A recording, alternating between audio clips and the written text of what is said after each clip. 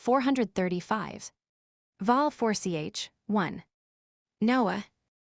Every technique in the asterisk 9 gates of hell involves using martial skills to strike the enemy, and the 9th gate was no exception.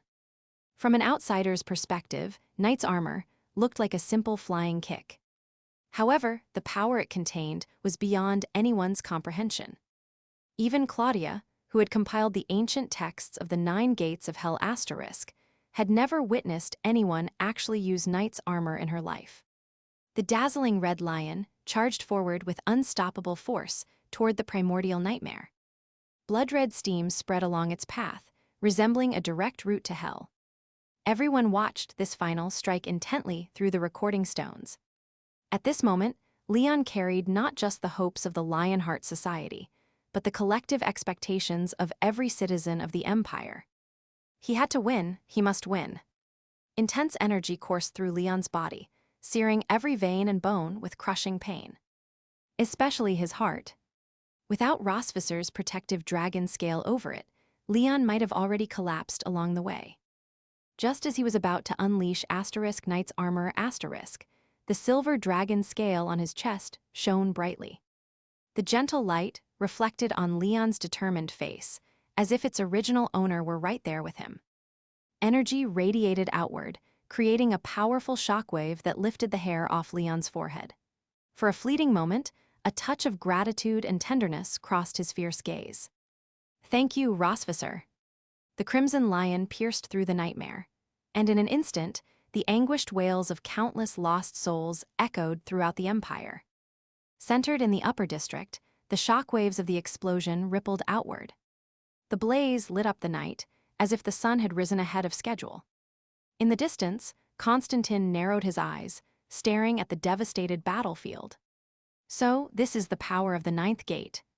Hearing this, Claudia seemed to recall something, turning to Constantin with a serious look.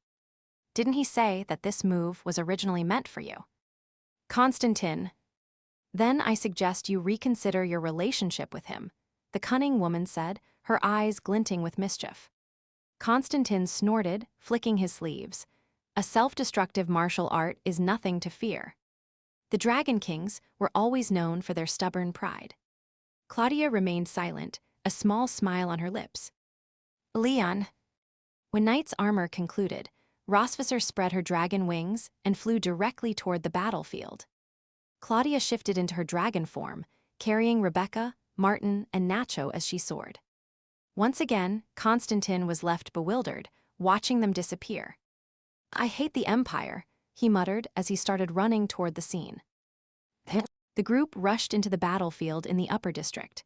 Rosvisser and Claudia flapped their wings, clearing the dust. "There," Rebecca shouted, pointing to a figure ahead. They ran over without delay. Leon stood there, tall and unwavering.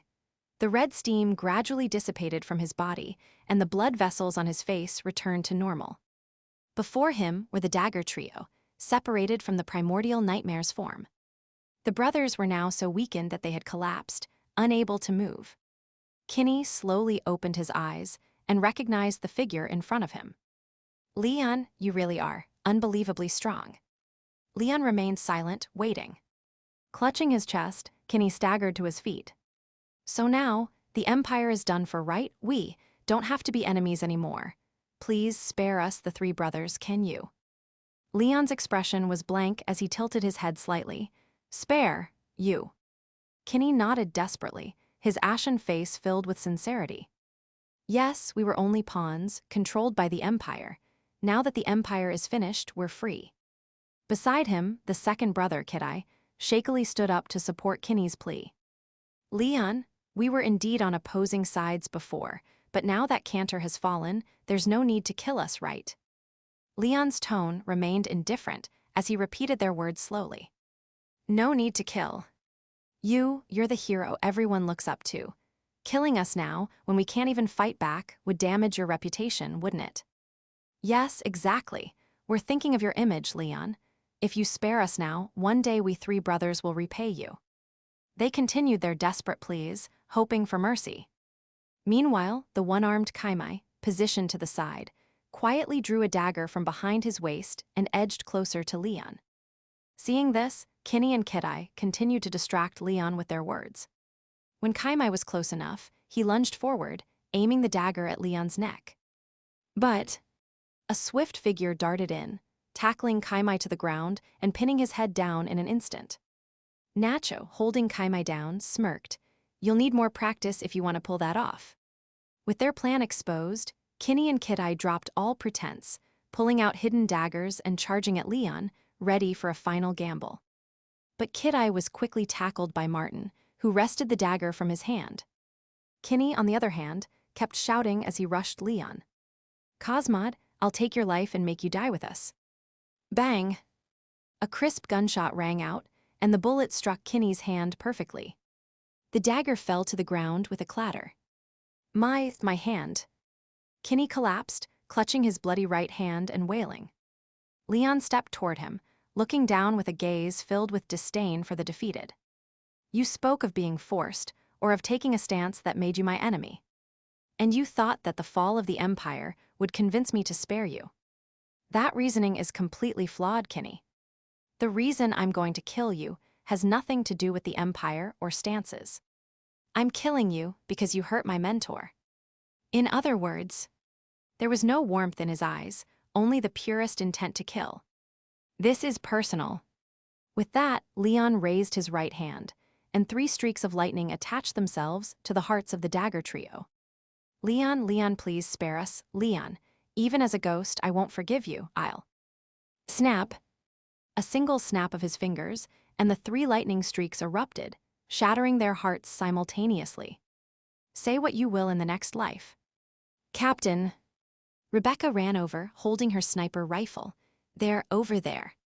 Leon followed her gaze to see a bloated, overweight figure crawling out of the rubble, trying to flee. "It's your turn," Leon said. Rebecca smirked. "Got it." She raised her sniper rifle, aimed, and pulled the trigger. The bullet fired straight, flying in a perfect line before piercing Cantor's knee. The Emperor stumbled and fell with a thud. "Why didn't you just kill that pig of an emperor with 1 shot?" Nacho asked, approaching. Rebecca put her rifle away, smiling. "The captain has his reasons." Leon walked toward the disheveled fallen king. Cantor lacked the cunning of the dagger trio, dropping to his knees immediately. "Leon, I'm sorry, I shouldn't have done those things to you. You're not a traitor, you're the Empire's hero. Save your breath, old man. Please, don't kill me, I beg you." "I'm not going to kill you." Cantor sighed in relief. But moments later, he heard the sound of approaching footsteps and the voices of the crowd. Cantor glanced over Leon's shoulder and saw the Empire's citizens closing in. "Your crimes should be judged by the people." With that, Leon turned and walked away. Cantor reached out, trying to stop him, but was soon surrounded by a swarm of men, women, and children. "Down with the tyrant, down with the Emperor, let's kick him to death. Strip him and parade him through the streets. Throw him to the sharks." The revolution was over. Leon, exhausted, limped to the edge of the battlefield. Many citizens and members of the Lionheart Society wanted to celebrate with him, but he politely declined. He was tired, so tired he wanted to sleep on the spot. But before he did, he needed to see someone. After a moment, he spotted a silver silhouette. Leon clenched his right leg, gritted his teeth, and looked up, showing a weary smile. "I won, Rossvisser." The queen lifted her gown, pushed through the crowd and the debris, and ran to her beloved. In front of thousands, they embraced and kissed amid waves of cheers. TL note, please don't skimp on the stars for the translation. I'd really like to see how far Leon goes and how far we can increase the number of chapters. Thanks, Tilda.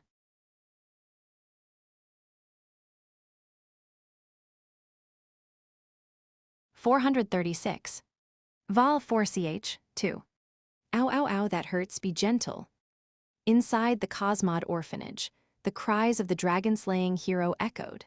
Just half an hour ago, this revolutionary who declared the fall of the old empire before a corrupt king, and who led the Lionheart Society to free the people from oppression, now sat in a wheelchair. The destructive power of the Ninth Gate was astounding, and Leon had survived thanks to Rossvisser's protective dragon scale, but that didn't mean there was no cost. His right leg, the one that had obliterated the primordial nightmare, was now encased in a cast. "It's been temporarily treated with healing magic, but you'll need to rest for a while," Rebecca said, squatting beside the wheelchair and tapping the cast on Leon's leg. She added with a playful smirk, "Tusk, tusk, tusk. After so many years of fighting, this is the first time I've seen you this badly hurt. Any thoughts on this new experience, Captain?" Leon shot her a sideways glance, exasperated. "Don't think that just because I'm in a wheelchair, I can't handle you." Rebecca's bright eyes blinked mischievously as she stood up and snuck behind his wheelchair. She grabbed a wooden stick and wedged it firmly between the wheels, immobilizing it. Then she returned to face him, hands on her hips, looking smug. "Well then, catch me if you can." Leon tried to move the wheelchair, but the stick held it tightly in place, preventing even the slightest movement. "Naya Tilda." Rebecca stuck out her tongue at him playfully. "Little girl, you'd better not get too cocky. Pain doesn't just disappear, it shifts. Guess who's next when I recover?" Rebecca huffed, crossing her arms. "I don't care. Carpe diem. It's not every day I get to bully you. I'm going to get Martin to join in." "Leon." Betrayal, pure betrayal. Amid their playful banter, Rossvisser and Claudia returned to the orphanage. "We didn't find Queen Elizabeth, but we captured all of her henchmen like Scott," Nacho reported. "They'll be thoroughly investigated and judged based on their actions over the years." During Cantor's reign, these corrupt royals had his protection, preventing even the most upright officials from challenging them. But with Cantor's fall, the investigation could proceed without restraint. Leon nodded, so they didn't give up Elizabeth's location. Elizabeth was Cantor's wife, and even a child wouldn't believe she wasn't involved in the Empire's oppression. Leon had intended for both of them to face the people's judgment, but only Cantor was captured, and Elizabeth had vanished. Nacho shook his head. "Nothing, it's like she vanished into thin air." Leon sighed. "When disaster strikes, people scatter. We'll continue to track her down." "Good, be safe." "Got it, we're heading out now. Come on, Rebecca. I'm not done bullying the captain." "Let's go."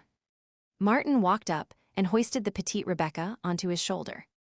"Martin, you don't know the terrifying things the future holds. We need to take advantage while he's in a wheelchair," Rebecca protested, kicking her legs as Martin carried her away. Her voice gradually faded into the distance. Leon chuckled, shaking his head. "That girl is something else." "Now that everything is settled, I should head back," Claudia said. "I've been away for a while, and the Sea Dragon clan needs me. Plus, I need to inform Charlotte and your mentor of what's happened. They must be worried sick." "Thank you. Please tell them I'll visit as soon as I wrap things up here," Leon said. "Of course." Claudia smiled. "Don't forget the promise you two made me." At that, Leon and Rossvisser exchanged a glance, nodding in unison. "We won't forget, Senior. Just bring Helena over when the time comes," Leon assured. Claudia nodded, satisfied. "See you both soon." "Safe travels, Senior." With their farewells exchanged, Claudia transformed into a blue-scaled dragon and soared into the night sky. Rossvisser watched her disappear into the distance before turning her gaze to the man in the wheelchair. Leon, sensing her eyes on him, slowly turned to meet her stare. The two exchanged looks until Rossvisser broke the silence. "So, now the whole world knows that the great dragon-slaying hero married a dragon wife." Leon knew she was referring to their public embrace and kiss witnessed by thousands. It was already a sensational revelation that a dragon slayer had married a dragon. And yet, he hadn't even told them that not only had he married a dragon, but they also had 3 children together. Leon smirked and put on a mock-serious face. "So what, you didn't object, did you?" Rossvisser paused, then playfully kicked one of the wheels on his chair. "Not objecting does mean I agreed." "Leon." "Ah, here we go, fighting again right after toppling an empire. The queen truly knew how to throw punches." Leon knew she was teasing in her usual tsundere way, so he played along. "Well, there was no helping it, Your Majesty. The atmosphere was perfect. It'd be wrong not to kiss you." Rossvisser's cheeks flushed as she turned away. "Idiot." As the couple bantered and exchanged sweet words, more injured people were brought into the orphanage's front yard. Although the battle hadn't resulted in any civilian deaths, many were still injured. The hospitals in several districts were at full capacity, but thankfully, the nuns at the orphanage had basic first aid knowledge and could handle minor injuries. Leon himself had arrived only recently. Among the injured, Leon spotted a familiar figure. Constantine entered the courtyard, his expression a mix of disdain as he muttered, "How do humans live in such rundown places?" He scanned the area, and when he spotted Leon, he strode over. "Leon." Constantine stopped before him, glancing at his cast-covered leg. "What, is it completely broken?" "It'll heal." "Good, I need to be the one to defeat you at full strength." "Ha, you dragon kings are always so humorous." "Enough jokes. When will you give me those primordial manuscripts you promised?" Leon scratched his head, eyes darting as he thought quickly. He replied with feigned seriousness. "I just wrapped up the Empire business. There's still a lot to do. I'll get them to you as soon as I finish." The promise was as vague as ever. Constantine narrowed his eyes, studying Leon. Leon met his gaze calmly. After a moment, Constantine said, "Fine, I'll wait. Oh, and..." "Leon." A cheerful voice interrupted their conversation. They turned to see Sister Sharon and Teacher Caroline approaching. "Sharon, Teacher Caroline," Leon greeted them with a smile. "Leon," Caroline said, smiling as she walked up, "you've worked hard." "It's nothing. The trouble's over now. No one will cut the orphanage's funding again." "Thank you so much for everything." "Don't mention it. I was just clearing my name and saving the people in the process."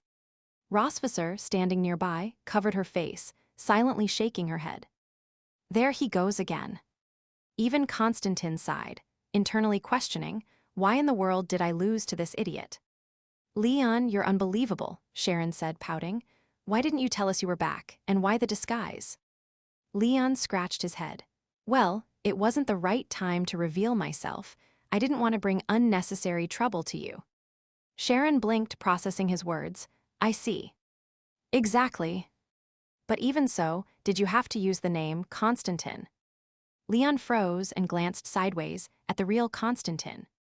The red flame Dragon King's face was expressionless, but his eyes held an unmistakable urge to crush Leon's wheelchair. "Constantine, what's wrong with that name? It's strong and mighty." To avoid further trouble, Leon decided to praise the name, even if insincerely. "It's not mighty at all. It's harsh and nowhere near as nice as yours, Leon." "Hey, human," Constantine finally spoke, his voice laced with Dragon King authority. "I am Constantine." "Sharon." Oops, that was awkward. In the dim pre-dawn light, Sharon hadn't noticed that the imposing figure behind Leon was indeed the real Constantine and not a member of the Lionheart Society. Constantine's tone was so commanding that it frightened Sharon a bit. Caroline quickly stepped in front of her to shield her from the Dragon King, fearing a sudden shift in his mood. Although the Dragon Kings had helped overthrow the Empire, the stereotype of dragons being violent and bloodthirsty was deeply ingrained in the minds of the Empire's citizens. Expecting them to change their views so soon was unrealistic. "Constantine, you're scaring my friends," Leon said. Constantine snorted, "These humans are tiresome." The red flame Dragon King wouldn't stoop to arguing with a young girl. With a flick of his sleeve, he turned and walked toward the entrance. Standing at the orphanage gate was a blue-haired man, Fail. Before leaving, Constantine glanced back, "Leon, until next time." With that, a massive iron-blue dragon appeared on the street, startling everyone in the yard. Fail spread his wings and took off into the night sky with Constantine. Caroline let out a sigh of relief. "I've never seen a dragon up close before." She looked at Leon. "So, what are your plans now?" Leon thought for a moment. "I'll stay in the Empire for a few days to help Rebecca and the others wrap things up, and then, I'll go home with my wife."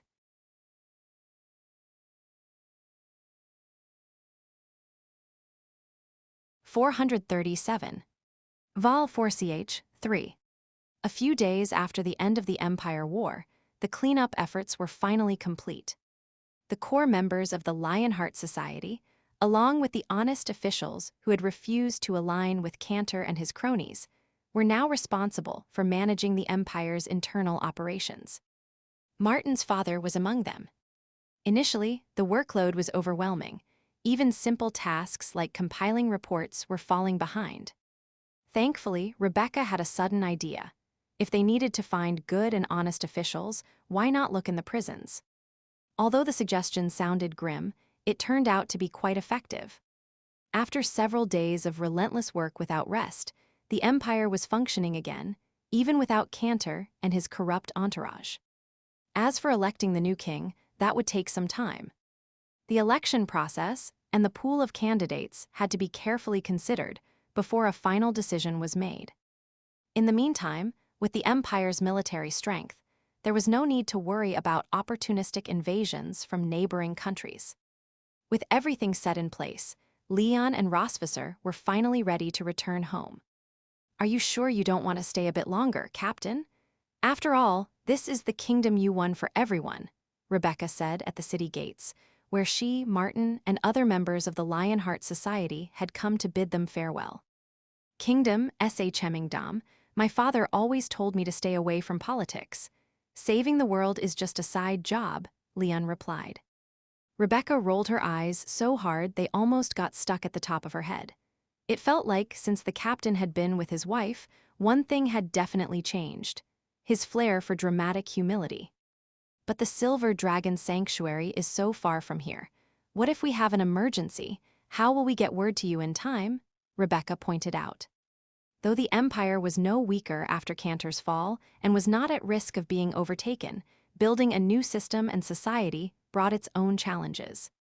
Internal issues were expected, but there were also concerns about external threats. As Rebecca said, the Empire was quite distant from the Silver Dragon Sanctuary. Even for Rosvisser, flying at full speed would take 5 to 6 hours. If something critical happened and they sent for Leon, by the time he arrived, it might be too late. "When I get home, I'll send a trained messenger dragon. If there's an emergency, use it to send a message to us," Rosvisser said.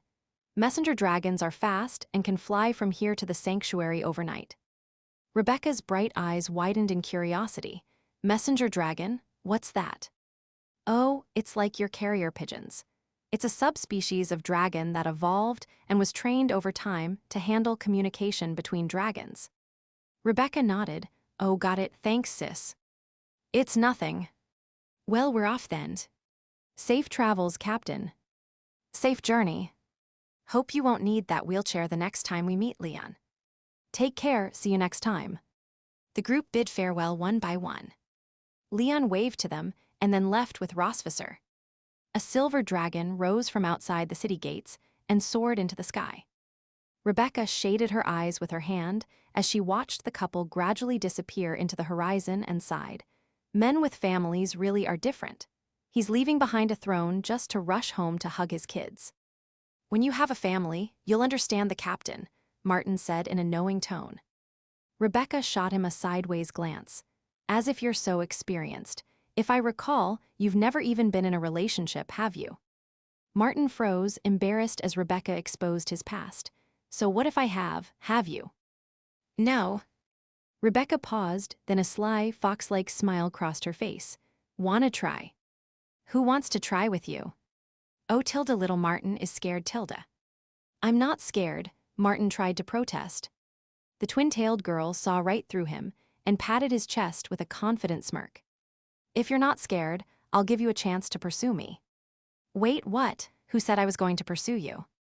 The boy and girl bantered and laughed as they walked back into the city. Nacho, following behind them, placed his hands on his hips and sighed in exasperation. "Hard to believe I staged a revolution with a bunch of kids. Unbelievable." Walker stepped forward and patted Nacho on the shoulder. "Come on, senior, we still have a lot of work to do."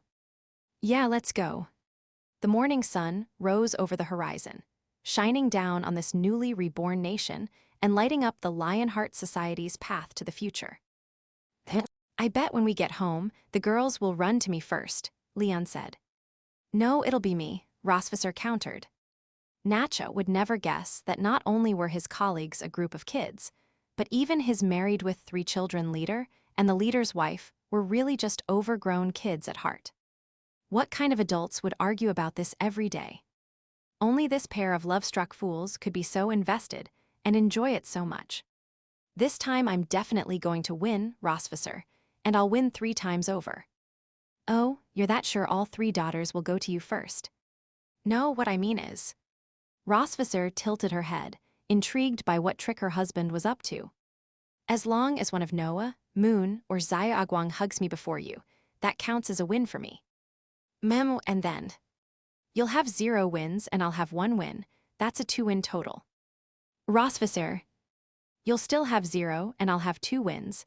That's 3 wins total. 3-0 Dragon Queen. How's that for a score? I'm thinking maybe I should let Cantor out of prison. The leader of the strongest revolution shouldn't be this much of a fool. Rosvisser was now seriously questioning if Leon had a second personality. At crucial moments, heroic entrances, turning the tide of battle, defending the country, he would switch to a serious, decisive, no-nonsense, king of strategy mode. But most of the time, his main personality, the one that was baffling and infuriating, was in control. Saying he was inconsistent wasn't quite right, as he'd been like this since the day they met. But to say he was consistent didn't fit either, because he was definitely bolder now. After analyzing, Rosvisser came to a conclusion. This annoying man had just gotten too comfortable with her. He no longer saw her as an outsider. 5 years of marriage had made someone forget his status as a captive. When they got home, the daughters could wait. First, she needed to remind him who was really in charge of this household. With that thought, Rosvisser flapped her wings and accelerated toward the sanctuary. By noon, the couple returned to the Silver Dragon sanctuary. Oddly, no maids came out to greet them. The entire front yard was empty. If Leon hadn't seen guards patrolling the borders earlier, he would have thought some dragon with a death wish had invaded their home. They stepped into the yard and looked around. No maids and no daughters. Where did everyone go? Rosvisser murmured. Leon blinked, and a realization hit him. Oh, I know where they are. Rosvisser looked at him in surprise. Know what? And how did you just get out of the wheelchair? No, I know where Noah and the maids are. Leon turned to Rosvisser, who met his gaze. The couple stared at each other for a moment before, in unison, exclaiming, "They're stealing offerings."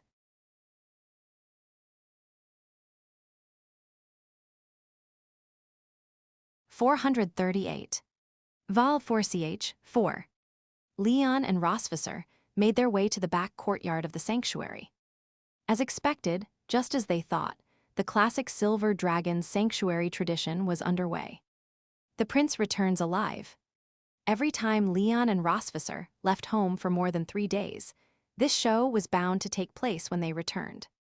This time, the main performers were their eldest, second, and for the first time, their youngest daughter. Naturally, the supporting cast wasn't to be outdone, with all the maids of the Silver Dragon sanctuary present and accounted for. Amidst the lively atmosphere, the ritual began. Veteran actress Moon took the lead, sitting on the grass with a plate of seared steak in her arms as she started to wail. To be honest, though, little Moon's crying wasn't very convincing. It was more like dry thunder without rain. Mom, Dad, how could you leave Moon like this? Boo-hoo Tilda. Moon missed you so much, Tilda. When will you come back to see Moon, Tilda? Boo-hoo-hoo Tilda, this steak is so delicious. Boo-hoo-hoo Tilda, big sister. Who do you think invented seared steak anyway? Boo-hoo Tilda. Over the years, Moon had mastered the art of crying while eating. Noah stood with her arms crossed, quietly watching Moon. Aurora stood obediently at Noah's side. Of course, that obedient look was just for show. In reality, the little pink-haired girl was utterly baffled. Earlier in the morning, her big sister had come to her saying that there was an important event and they had to gather in the back courtyard. So Aurora came. She thought this important event would be some sort of magic training. But instead, she found herself watching her second sister, crying for their parents while munching on steak. Aurora didn't get it, but she was deeply fascinated. Big sister, I'm 3 years old, but this is my first time seeing something like this. This isn't a traditional ritual of the Silver Dragon clan, is it? She asked. Noah nodded, her face serious as she explained. Honestly, this is more of a random occurrence. Their parents randomly disappeared for anywhere from 3 to 10 days, so Moon cries for Dad naturally became a random event as well. Aurora scratched her head and looked at her second sister. But second sister looks like she's enjoying that food. I want some too. Noah didn't answer immediately, and instead looked at one of the nearby maids. How much longer until your cue? Noah asked. The maid nodded respectfully. About 30 seconds, Your Highness. Noah turned back to Aurora. Hold on a bit, Mom and Dad are almost home. Aurora blinked, looking around without seeing any sign of their parents. How can you be so sure, big sister? They didn't say when they'd be back. Noah took a deep breath and replied seriously with just one word. Experience. Experience. Even in the strangest moments, the most cheerful spirit would find it hard to laugh. Aurora, who had lived in this household for 3 years, still struggled to keep up with her big sisters and parents' antics. Did this mean she really had to inherit her aunt's red dragon sanctuary one day? No way. If that happened, she'd have to rename it the Pink Dragon Sanctuary. And that didn't sound fierce at all. Aurora's mind began to wander, trying to distract herself from the bizarre atmosphere. But she wasn't the only one feeling puzzled and out of place. Funerals are solemn and serious events, symbolizing the mourning and remembrance of the deceased. They're a tradition for most races on the continent of Samuel. But what in the world are you all doing? I could maybe understand the maids laughing and chatting, but why is your sister eating the offerings? In her mind space, the ancestor's spirit was clearly shocked by the modern generation's antics. The long-dormant spirit of sarcasm roared to life. If she hadn't been asleep for so long, disconnected from modern society, and limited in vocabulary, Noah's ancestor would have been ranting nonstop. Calmly, Noah corrected her. She's not stealing. Then what is she doing? Eating openly. So what is this whole ceremony for anyway? Honoring your invincible father? He's only been gone a few days. It's not like he needs a funeral. No, not honoring, summoning. The ancestor was even more confused, but after a moment of thought, it made sense. It had been thousands of years since her era. Magic had certainly evolved through countless generations. So, a summoning ritual looking like a funeral wasn't entirely impossible. Such a large-scale summoning magic, it must be powerful, right? The ancestor's expression was serious. Noah scratched her nose. Well, in theory, it only takes one person. One person who? Princesses, filial piety moves the heavens. The prince has returned once again. Okay, they're back, talk later. With that, Noah disconnected from the mind space. When she opened her eyes again, the familiar figures of her parents stood before them. Well, only her mother was standing. Her father was in a wheelchair for some reason. Moon was the first to react. Dad, what happened to your leg? You always came back fine before. Why are you in a wheelchair this time? Little Moon ran to Leon's side. Although she had been fake crying earlier, now her big, shiny eyes were genuinely filled with concern. Is it because Moon ate your offerings that your leg got hurt? She asked, her logic both heartfelt and flawed. Leon chuckled, picking Moon up and placing her on his lap.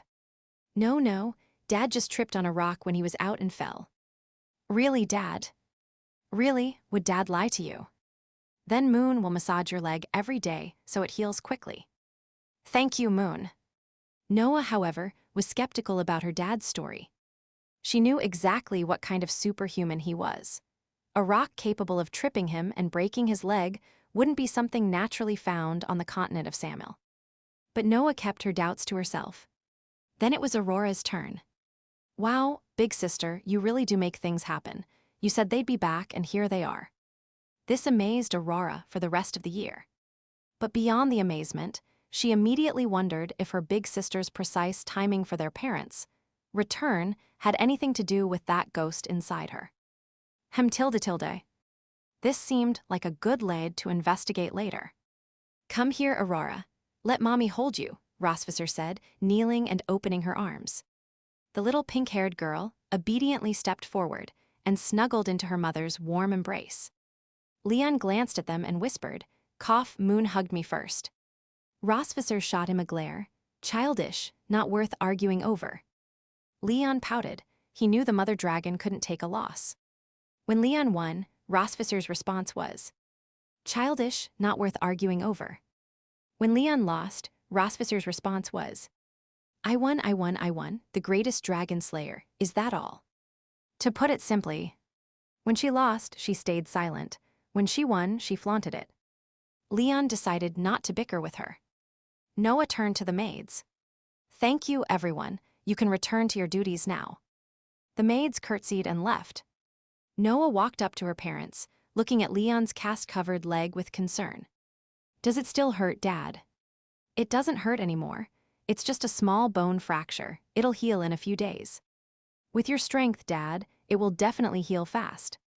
Though Noah had always been her father's biggest supporter, the ultimate Leon fan. Right now, Leon felt like saying, Sweetheart, your dad's race isn't like you dragons. We have a saying, 100 days for bone healing, and it's not about strength, it's just how it is. Tat. The family of 5 reunited after days apart, chatting on the grassy courtyard in the morning breeze about everything that had happened. When Noah asked what her parents had been doing during their absence, the couple tacitly decided to change the subject.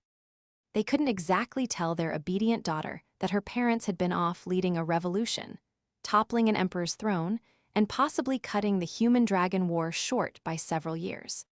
So, with seamless coordination, they shifted the conversation to Claudia and Helena. Leon used this as an opportunity to share the good news with Noah.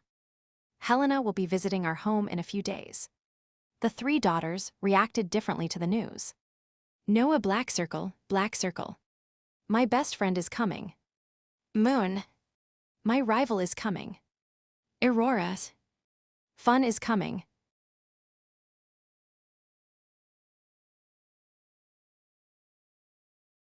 (439).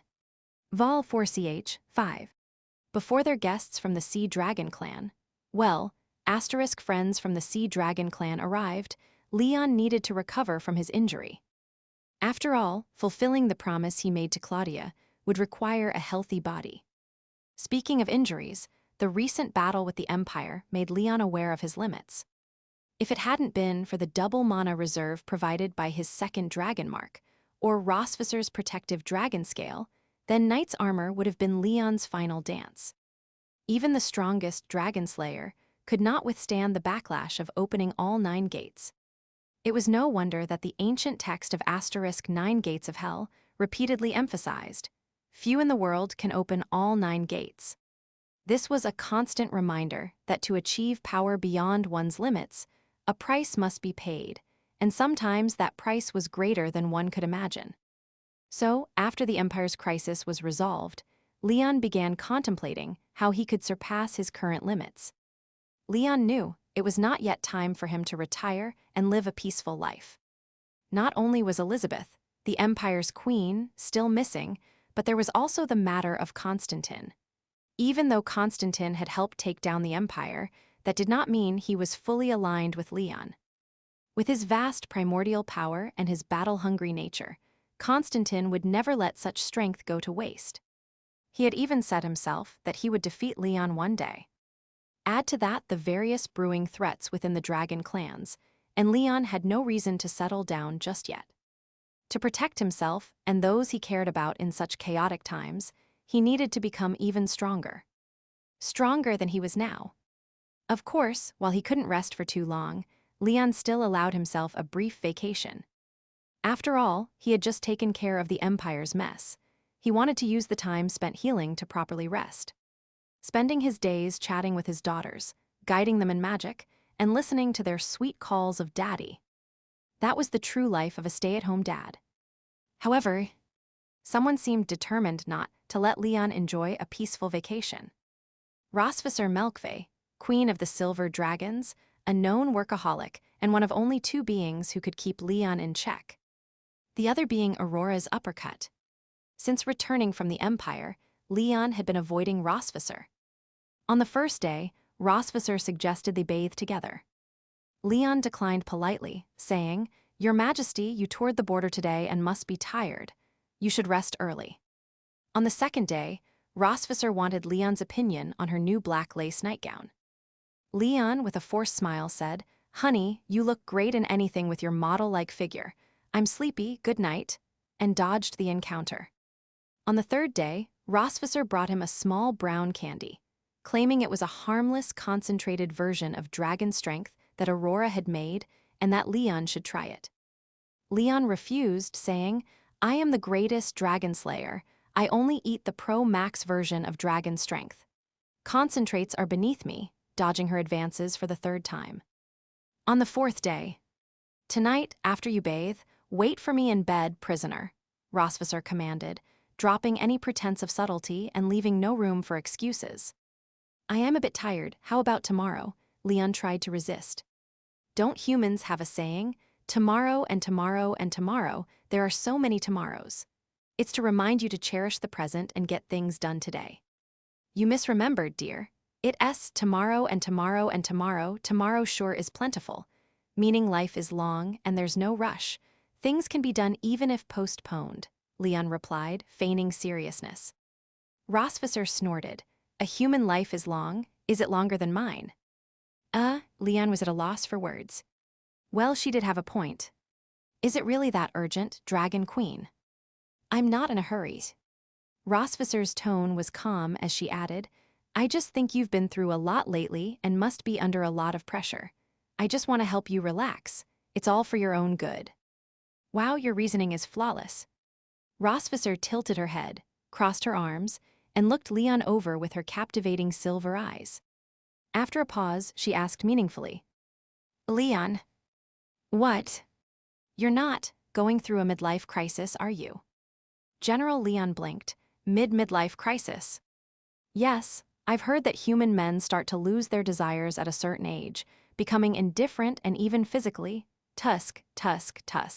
So that's why you've been refusing me, huh?" "Ridiculous, I'm only 25. I'm in perfect shape. There's no such thing as a midlife crisis." Hearing this, Rosvisser's face lit up with a victorious smile. For Leon, the age-old strategy of reverse psychology was simple but effective. "Then go take a bath."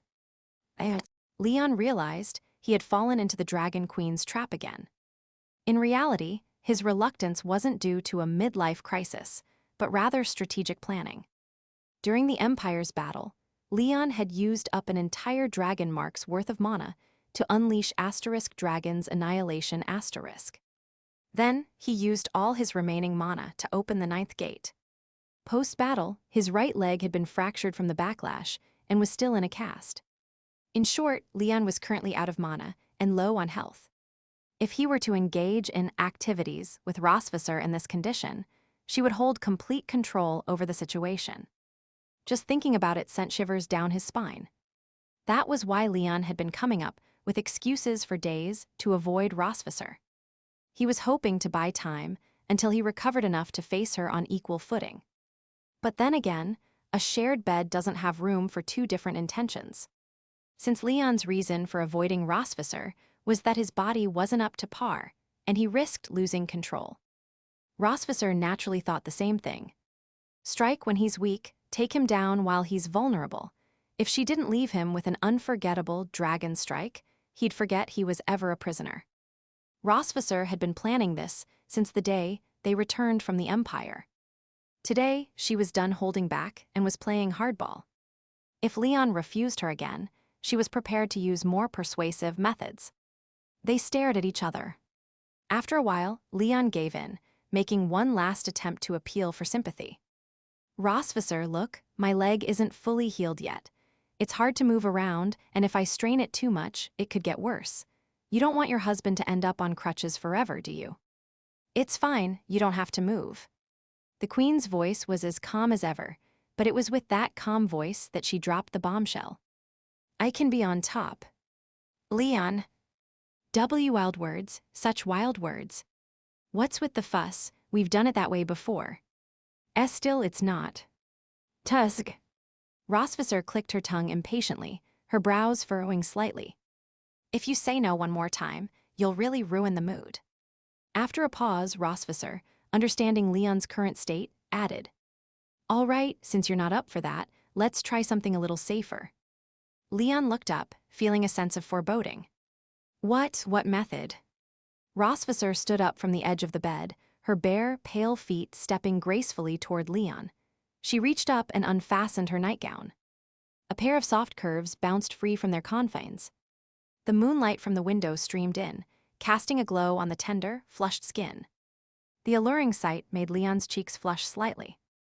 Rosvisser, it's my first time trying this too, so bear with me if I'm not good at it. Hi. Don't do this, Dragon Queen. Now I'm even more scared. New play hint. Oi.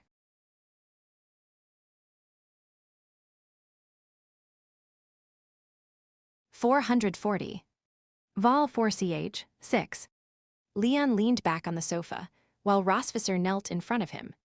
The purple glow of their dragon markings began to flicker softly, signaling that the couple was slowly entering the moment. Leon's face flushed as he tried this new method for the first time, feeling somewhat out of his depth. Rosvisser was no different. And since it was her first time using a technique like ear and circle, she was still unskilled, failing repeatedly to get it right after several attempts. Maybe we should try something else, Leon suggested. But Her Majesty was not one to give up halfway. Tonight, she was determined to master this new position. No, I can do it, Rosvisser said stubbornly, lifting her soft chest and trying again. But as expected, she failed. Weird, could it be that my chest is too small? The queen, with her E-cup figure, began doubting her assets. As Rosvisser pondered how to make it work, Leon asked curiously, by the way, where did you learn this move? Although they'd been married for 5 years, their intimate moments could generally be described as by the book. Even though their actions were intense and could last until dawn, most of the time, they stuck to traditional methods. There was a simple reason for this. They were each other's first love. Having no prior experience, they could only rely on biological instincts for their marital activities, which didn't leave much room for inventive approaches. At most, they dabbled in some costume play. So Rosvisser's sudden 2 giant buns squeezing cheese move was quite a shock to Leon. I read it in a book. Rosvisser said, all those late nights in the study, were you reading this kind of thing? And no way. Rosvisser protested, it was in some romance novels that had descriptions like this. Leon knew she had a habit of reading romance novels. But had romance novels really shifted from writing about sweet love stories to including such provocative content? But thinking about it, adding straightforward and popular elements to all those overly sentimental scenes might not be a bad thing. After all, if it's what the readers love, then it's good content. I feel like you've been reading romance novels more frequently than when I first met you, Leon suddenly said. Rosvisser was silent for a moment before nodding in agreement. Yes, I've definitely spent more time on novels than I did before I met you. Leon blinked, catching the key phrase in her response. Before I met you. So, Rosvisser's increased interest in romance novels began after she married Leon. She sat quietly, her silver tail resting naturally on the carpet. Looking at her cool, delicate face, Leon seemed to understand why. Just like their cautious approach to their intimate life, neither of them really knew how to act as a true husband or wife. Rosvisser must have read so many romance novels to better maintain her relationship with Leon. It was a childish, girlish approach, almost cute in its simplicity and unexpected from the Silver Dragon Queen herself. And it was probably the most discreet and low-key method she could think of. It wasn't like she could just go up to Queen Isha and ask, "Big sister, can you teach me how to be in love?" To which Isha would likely respond, "Sweet sister, I've been single for 500 or 600 years myself. I wouldn't know a thing." Leon's thoughts snapped back to the present. He reached out and gently stroked Rosvisser's silver hair. The queen looked up, her cheeks flushed, meeting Leon's dark eyes. For a moment, their gazes met, and the light of their dragon markings grew even more intimate. Then, it's standing up. Rosvisser let out a small exclamation before seizing the opportunity, lifting her chest and pressing it forward. Leon paused, then shook his head with a resigned smile. As expected, she was as determined as ever. This time, fortune favored the persistent. Her Majesty succeeded. When passion runs deep, everything becomes smooth and natural. Their earlier failures weren't because the dragon markings hadn't fully awakened or because they lacked passion for each other. It was probably just that, after many days without assignments, they were a little out of practice. But now, thanks to Rosvisser's tireless efforts, the little lion was finally roused. The current sensation was unfamiliar to both of them.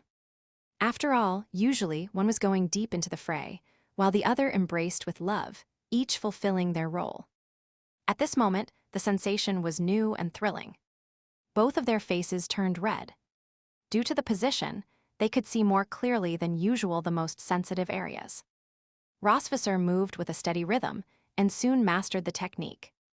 Leon, after the initial tension, began to relax.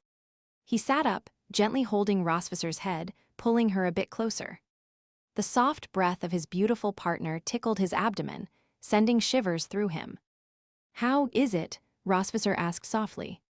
Leon's bangs fell over his eyes, obscuring them as he whispered, "Do you want it faster or slower?" "Anything's fine." "Then I'll go with my instincts." "All right."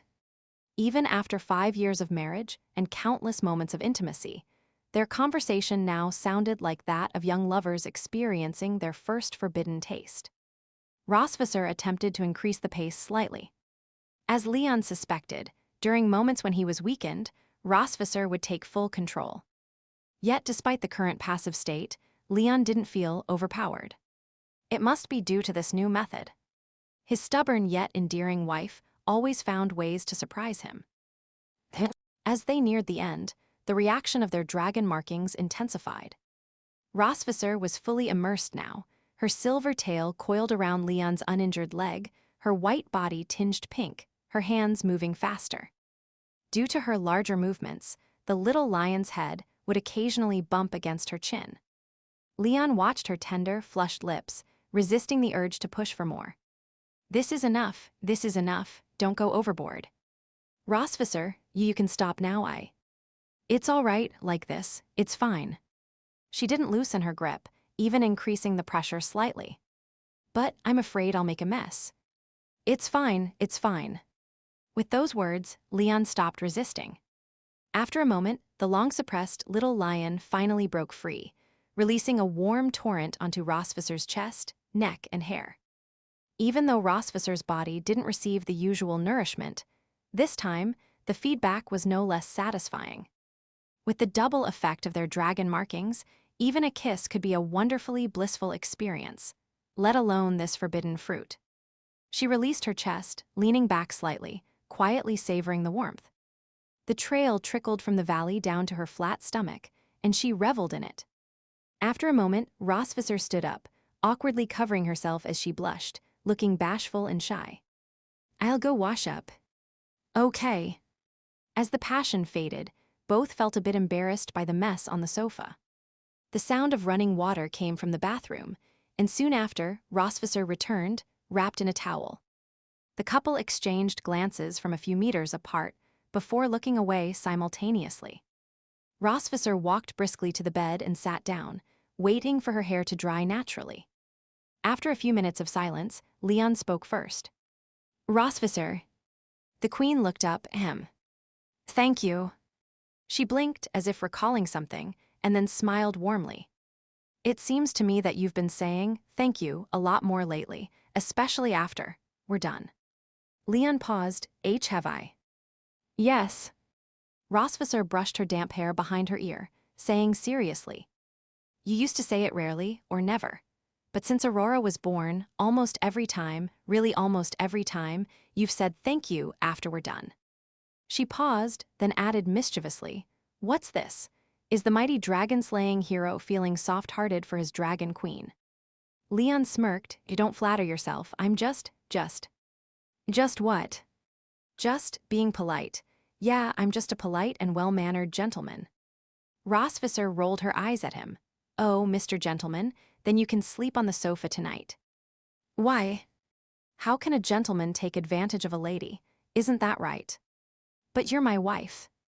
"Fake wives." A fake wife is still a wife. Leon couldn't take it anymore, and, balancing on one leg, hopped over to the bed. Rosvisser watched his clumsy move, like an angry penguin. But just as Leon was about to reach the bed, he lost balance and fell forward. Luckily, Rosvisser was quick and caught him. "I meant to do that," Leon said. "I know," she played along.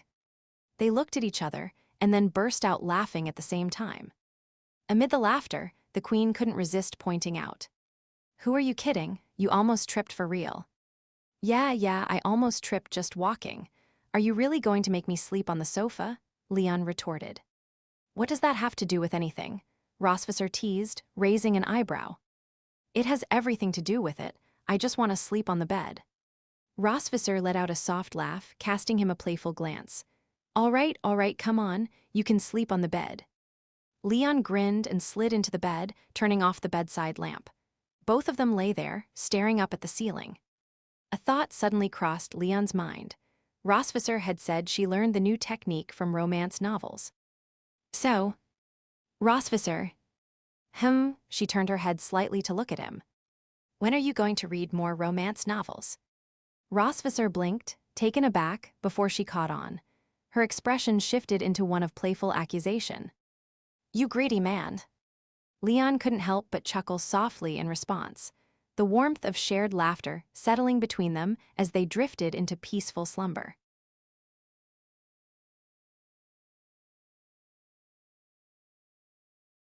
(441) Vol 4ch, 7. Noah had been feeling a bit troubled lately. The ancient ancestor in her mind kept complaining that her 5-year-old dragon body was accumulating primordial power too slowly. And he warned, "At this rate, by the time I've gathered enough primordial power to restore my strength, the ultimate terror will already be dancing madly on the ashes of the world." So, to avoid witnessing the ultimate terror performing an awkward dance in front of everyone, the ancestor had been urging Noah to grow up faster. "I think you need a refresher on basic modern biology." In the dark golden stream, Noah seriously started explaining to the ancestor. There are 2 types of young dragons, cocoon-born and womb-born. Cocoon-born young dragons inherit part of their mother's power at birth, so they grow and develop much faster. Womb-born young dragons are naturally born from their mother, lacking horns until adulthood, and are generally less powerful compared to cocoon-born dragons. This also includes slower physical development. Unfortunately for you, your host, me is a womb-born dragon. The massive white dragon lay quietly on the water's surface, its enormous eyes reflecting Noah's small figure. After listening to her explanation, the ancestor replied lazily, "I don't see any sign of less powerful than a cocoon-born in this womb-born dragon. With your skills, you could easily take on 3 cocoon-born dragons at once." Having spent so much time in Noah's consciousness, the ancestor had come to understand this little host very well. She was a girl of both talent and determination. Not only was she unmatched among her peers, but she was also outstanding even among young adult dragons. Skills don't equate to physical growth. Noah shrugged. "There's no way I can suddenly have a body like my dad or mom overnight, like you said." The ancestor understood this, of course. She sighed lightly and spoke slowly. "Since you've given me a biology lesson, I'll share a bit of history with you." Noah's small face remained expressionless, but she nodded, crossing her legs as she sat on the water's surface, listening intently. In the beginning, there was no concept of cocoon-born among dragons. All young dragons were naturally born from their mothers. But as internal conflicts among the dragons intensified, wars broke out, and the tribes found themselves lacking in soldiers. They had no choice but to send young dragons to the battlefield. Over time, they realized it still wasn't enough. Most young dragons ended up as cannon fodder, making no real impact on the war. So, a new method of nurturing was developed, one where the young dragons could inherit power directly from their mothers. These cocoon-born dragons grew rapidly and had exceptional learning abilities. This method didn't require traditional reproduction methods. A single dragon could achieve it alone. And this method of nurturing is what your generation calls cocoon-born. Noah listened quietly. Though her little face remained neutral, a small ripple of emotion stirred inside her. So long ago, dragons were also born from both parents. But they developed the cocoon-born method to gain an advantage in the Civil War. The conflict between womb-born and cocoon-born dragons had already been a part of Noah's life. When she first started at St. His Academy, she almost fell victim to bullying due to being womb-born. Thankfully, the Melkve family's female dragons were known for being able to take on 3 opponents at once. Noah taught those bullies a lesson and became the anti-bullying representative of the young dragon division. But just because Noah could defend herself against the cocoon-born didn't mean other womb-born dragons could. It didn't matter when this conflict began. What mattered was that it had affected generations of dragons. The identity conflict established at a young age could follow a dragon for life, sometimes persisting even a century later. Eventually, I ended the dragon civil war, but the cocoon-born method remained. The ancestor continued. Dragons liked this method of gaining powerful strength without the long and tedious process of growth. Noah. The old ruler lifted her gaze toward the giant dragon. What? If you could choose how you were born, would you choose to be cocoon-born or womb-born? Noah blinked thought for a moment, then answered. Womb-born.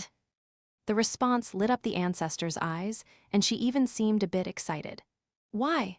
Cocoon-born dragons have many advantages from birth. Isn't all your hard work for the sake of gaining power?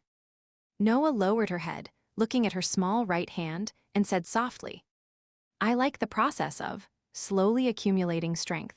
It lets me see and feel myself getting stronger bit by bit. Not just inheriting power directly from my mom. If I did, it would feel like something important was missing from my life. Hearing this answer, the ancestor thought that calling her ambitious might not be entirely fitting. Noah worked hard not only to gain power and her parents' approval, but also because she wanted a fuller, more vibrant life. Having such insight at the age of 5, the ancestor felt a slight twinge of admiration. What about you? Noah suddenly asked. Hi. If you could choose, would you pick to be cocoon-born or womb-born? This time, the ancestor didn't answer immediately. She just stared at Noah, then slowly shifted her gaze to the calm surface of the water. She seemed to be lost in memory, so Noah didn't rush her. After a long while, the ancestor finally spoke. Cocoon-born or womb-born? I would choose neither. Noah raised an eyebrow. Why? Because my birth was a mistake. In the grand hall, Rosvisser was tending to her duties for the day. Suddenly, she caught sight of a small figure sneaking peeks at her from behind a pillar out of the corner of her eye. The queen glanced over, then smiled subtly and pretended not to notice, continuing her work. Behind the pillar, Noah quickly pulled back her head. Why did you want me to come find Mom? I told you, your body is accumulating primordial power too slowly, and your mother can help us with that. What do you mean? Are you going to come clean to her? If you do, my parents will do whatever it takes to drag you out of my head. No, I meant the pendant she's wearing. It could help us. Hearing that, Noah cautiously peeked out again, looking at her mother on the throne. Due to her posture, the milky white pendant on her chest was hanging freely in the air. Noah remembered her mom saying that the pendant was a wedding gift from great-grandmother Veronica. It was made of rare material, but as far as Noah knew, it had nothing to do with primordial power. No, that's great-grandmother's wedding gift to Mom. Don't even think about it. Noah refused flatly, then paused and asked, Besides, how do you know that pendant can help accumulate primordial power faster? I can sense it, the ancestor said. That pendant is made from primordial crystal. I don't know how your mother got it, but the priority right now is using it to help us speed up your accumulation of primordial power. No way, I told you, it's my mom's wedding gift. It's very important to her. Noah wouldn't compromise on this. Her mom cherished her marriage with her dad and naturally valued her wedding gifts. There was no way Noah would agree to take her mom's pendant just to help the old ancestor speed things up. Ah, Tilda, you're such a stubborn little brat. I really can't deal with you sometimes. HMPH. Noah scoffed lightly, peeking out again to see if her mom had noticed her and planning to slip away. But when she looked towards the throne, her mom was no longer there.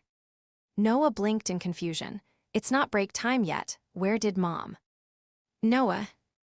A cool, gentle voice suddenly spoke from behind her, nearly scaring the ancestor out of Noah's mind. Noah's small tail shot up in fright. Mom, when did you get here? I heard some noise over here, so I came to check. Rosvisser said with a smile, leaning down slightly to look into Noah's eyes with a loving gaze. What are you doing here? Noah leaned back a bit, her eyes landing on the pendant hanging on her mother's chest. The pendant gleamed in the sunlight, clear and radiant. I was waiting for us. Before Noah could finish, a tuft of pink hair appeared between them. Moments later, Moon grabbed Noah's left hand, while Aurora took her right, and then they both looked up at Rosvisser. Mom, Big Sis was waiting for me and Second Sis just now, right, Big Sis?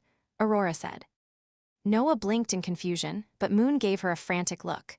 Noah quickly caught on. Oh, right, I was waiting for Aurora. We planned to play in the backyard. Moon scratched her head. Did we plan that? Yes, of course we did. Aurora interrupted, dragging her two sisters toward the back door. Mom, you keep working. We're going to play Tilda.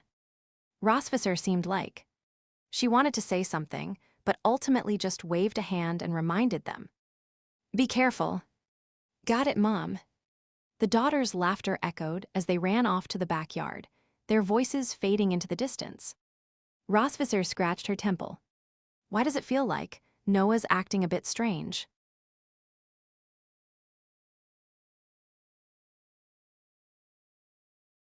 (442). Vol 4ch, 8. On the grass of the training grounds, the young dragon girls sat together. Noah and Aurora were staring at each other in silence, an air of seriousness between them that felt out of place for children. Moon looked at her older sister, then at her younger sister, blinking with curiosity. She wiggled the tuft of hair on top of her head and asked earnestly, Are we playing a game called Just Staring Without Talking today? Aurora raised a hand, cutting off her second sister's question while keeping her eyes on Noah. I just saved you, Aurora said, enunciating each word clearly. What do you mean, Aurora? I'm not talking to my big sister. I'm talking to the ghost hiding inside her. Ugh, Tilda, not ghosts again. Aurora, you even talk in your sleep about catching ghosts. Moon groaned, sprawling out lazily on the grass, her little tail spreading beneath her. Moon had developed a sort of PTSD from the word ghost. Every time, Aurora would drag her into ghost-hunting adventures that always turned out to be pointless. Over time, Moon had begun to suspect that her little sister had simply gone stir-crazy from boredom during summer break, unable to find enough fun and eventually losing her mind. Noah covered her face with a sigh. There are no ghosts, Aurora. You've been hunting them for a whole month. If you keep this up, summer break will be over. Why don't we use the time left to play some games or practice the magic we'll need for next semester? It wasn't scary that her little sister was a troublemaker. What was scary was that this troublemaker was smart and stubborn. Aurora only trusted what she saw, heard, or deduced herself. No matter what others said, she wouldn't change her mind unless there was definitive proof. If Noah inherited their dad's talent and determination, and Moon took after their mom's occasional silliness, then their little sister Aurora must have inherited both their parents' unyielding stubbornness. This trait was perfect for scientific research, but could she please not use it on her big sister? Aurora narrowed her eyes slightly, then waved her hand dismissively. HMPH, I don't know what you were trying to do while spying on Mom at work, but don't expect me to save you next time. Noah shook her head with a smile. So, were you saying that to me or to this so-called ghost? Suddenly, Aurora stood up, walked over to Noah, and cupped her sister's face with her small hands. Big sis, believe in me, I will save you. Okay, I'm sure that one was meant for me. Moon sat up and raised her hand. So what game are we playing today? What do you want to play? Noah asked. Moon rarely thought hard, only really doing so when choosing a game or deciding on dinner. But no matter how much she thought, she realized they'd already played every game that summer, and playing them again felt dull. So she gave up thinking. I don't know.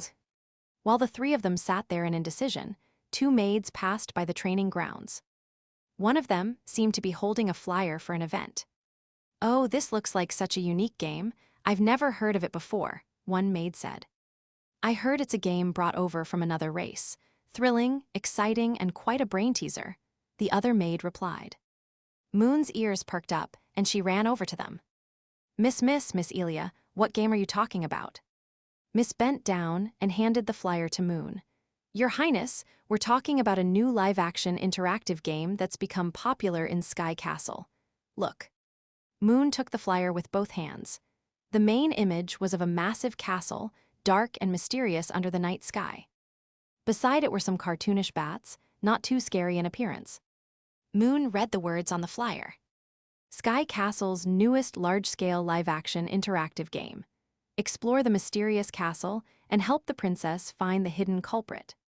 Yes, Your Highness. If you're interested, you could ask their majesties to take you, Elia added. Moon's eyes lit up. She hadn't heard of this game before, and just the flyer alone had sparked her excitement. Thank you, Miss Elia, Moon said politely.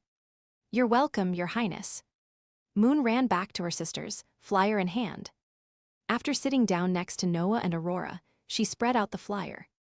Noah and Aurora leaned in to take a look. A live-action interactive game. Sounds fun, Aurora said, visibly interested. It was well known that when the words live-action and interactive were put together, it usually spelled fun and excitement. As the top mischief maker of the Silver Dragon clan, Aurora wouldn't want to miss such an opportunity. Right, Aurora wants to go. How about you, big sis? Moon asked excitedly. Noah kept reading the flyer. The game lasts at least 72 hours and is best for groups of friends or family. The recommended number of participants is 8. Noah quietly counted their relatives. Dad, Mom, Moon, Aurora, me. Even if we include Aunt Isha, that's only 6 people. We don't have enough Moon. Besides the keywords live action and interactive, this game also had the word large scale. Along with its 72-hour duration, it had a participant requirement. And knowing the Melkveh family's nature, they weren't likely to join up with others for a group game. Moon pouted and began to think hard again. Then, we could ask Sherry to come. Sherry's away on a mission and hasn't been home for a while. What about Milan and Aunt Anna? Milan's busy with work and can't make time. As for Aunt Anna, she doesn't seem to like this type of game. Feeling defeated, Moon flopped back onto the grass again. Aurora, too, looked disappointed, fiddling silently with the tip of her light pink tail. Noah's eyes fell on the flyer, where the winning mechanics and prize were noted at the top. Whether you're part of the good team or the wolf team, as long as you complete all the triggered tasks, you'll be the winner of the game. The winner will receive the ultimate hidden relic of the castle, the Black Sacred Stone. There was a small note in parentheses explaining the ultimate relic. The game item, Black Sacred Stone, is made of the safe material Night Spirit Crystal. Night Spirit Crystal, I remember our teacher saying it's not very common but not particularly useful. It's mostly used for decorative pieces. Most people probably joined the game for the novelty and fun, not caring much about the final prize. Little one, that's not just a useless material, said the ghost that had been silent until now. Drip. A drop of water fell from the dark golden ceiling into the water at Noah's feet, rippling out to the massive white dragon. What's Night Spirit Crystal? Noah asked. In ancient times, dragons used Night Spirit Crystal to enhance the magical circuits inside young warriors. This allowed them to cast more powerful magic without harming themselves. The ancestor explained patiently. Moreover, it also increases the efficiency of gathering magic. Noah raised an eyebrow. If it's so effective, why isn't it used anymore?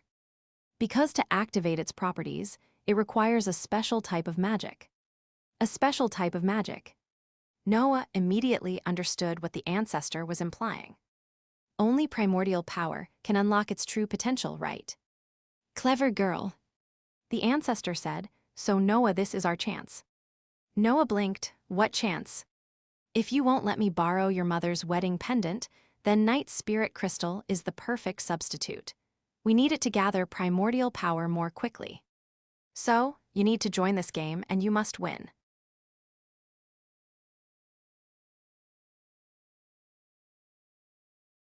(443). Vol 4ch, 9. But you heard it too. Even if we include Aunt Isha, we still don't have enough people to play this game, Noah said. Use that smart brain of yours to come up with a solution. Think about what your unbeatable father would do, the ancestor suggested. Hearing that, Noah thought for a moment and replied seriously. He would first figure out how to get out of the wheelchair. Her cheeky answer had a touch of dark humor, but it was the truth. Setting aside the issue of not having enough people, even if they managed to gather enough participants, her dad's limited mobility meant he couldn't join in an interactive game like this. The ancestor, despite her reluctance, had no other ideas either. The night spirit crystal, even when it wasn't driven by primordial power, was still valuable for crafting decorative items due to its rarity. It wasn't something that could be obtained easily. With that in mind, the ancestor sighed. All right, but if the opportunity arises, try to go for it. It was rare for the ancestor to speak in a negotiating tone, showing just how important the night spirit crystal was to her. Noah nodded. All right, I understand. Leaving her consciousness, Noah saw that Moon and Aurora were already preparing to play a game of blindfolded ghost chasing. The game was a bit old-fashioned, but still classic enough to be a go-to pastime for the young dragon girls. Come on, big sis, Moon called, waving at Noah. Coming, Noah responded, getting up and running to join her sisters in their game. For now, the matter of the live-action game would be put on hold. But 2 weeks later, just as the sisters were starting to forget about it, Helena and Claudia visited the Silver Dragon clan. Since Helena was the eldest princess of the Sea Dragon clan and the future Sea Dragon Queen, both Leon and Rosvisser personally welcomed them. Compared to their previous encounters, the elegant woman appeared more relaxed today, her blue hair flowing freely and her makeup light, enhancing her refined charm. When Noah heard that Helena had arrived, she excitedly ran out to the courtyard. Long time no see, Rosvisser, Helena greeted. Long time no see, Your Highness. Aunt Rosvisser, hello, little Helena greeted warmly. Rosvisser bent down slightly, her silver hair cascading down as she reached out to ruffle Helena's hair. Hello to you too, Helena. Hey Leon, it looks like your leg has almost healed, Helena remarked. Leon patted his knee and smiled. Yes, thanks to Rosvisser's Silver Dragon secret remedy, I recovered quickly. Secret remedy? What kind of remedy works so instantly? Even the well-informed Claudia was intrigued. But her question left the couple speechless. They exchanged glances, and Rosvisser's eyes held a touch of exasperation, as if to say, Idiot, why did you have to mention that? Leon shrugged innocently. Truth be told, the so-called secret remedy was indeed hard to talk about. It was the infamous Leon's not-so-good medicine, better known as dragon strength. Desperate to heal quickly and resume his training, Leon had tried various special remedies Rosvisser found for external injuries. None of them worked, until they discovered the hidden effects of asterisk dragon strength. Within 3 days of taking it, General Leon was out of his wheelchair, had thrown away his crutches, and was moving like the wind. Of course, the night before he regained full mobility, Rosvisser had experienced the effects of Leon's not-so-good medicine for the 3rd time.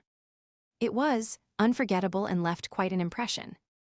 Rosvisser shook her head, dispelling those thoughts, and said, Nothing special, just an old recipe passed down through generations. Claudia nodded. If it's a secret recipe, I won't press for details.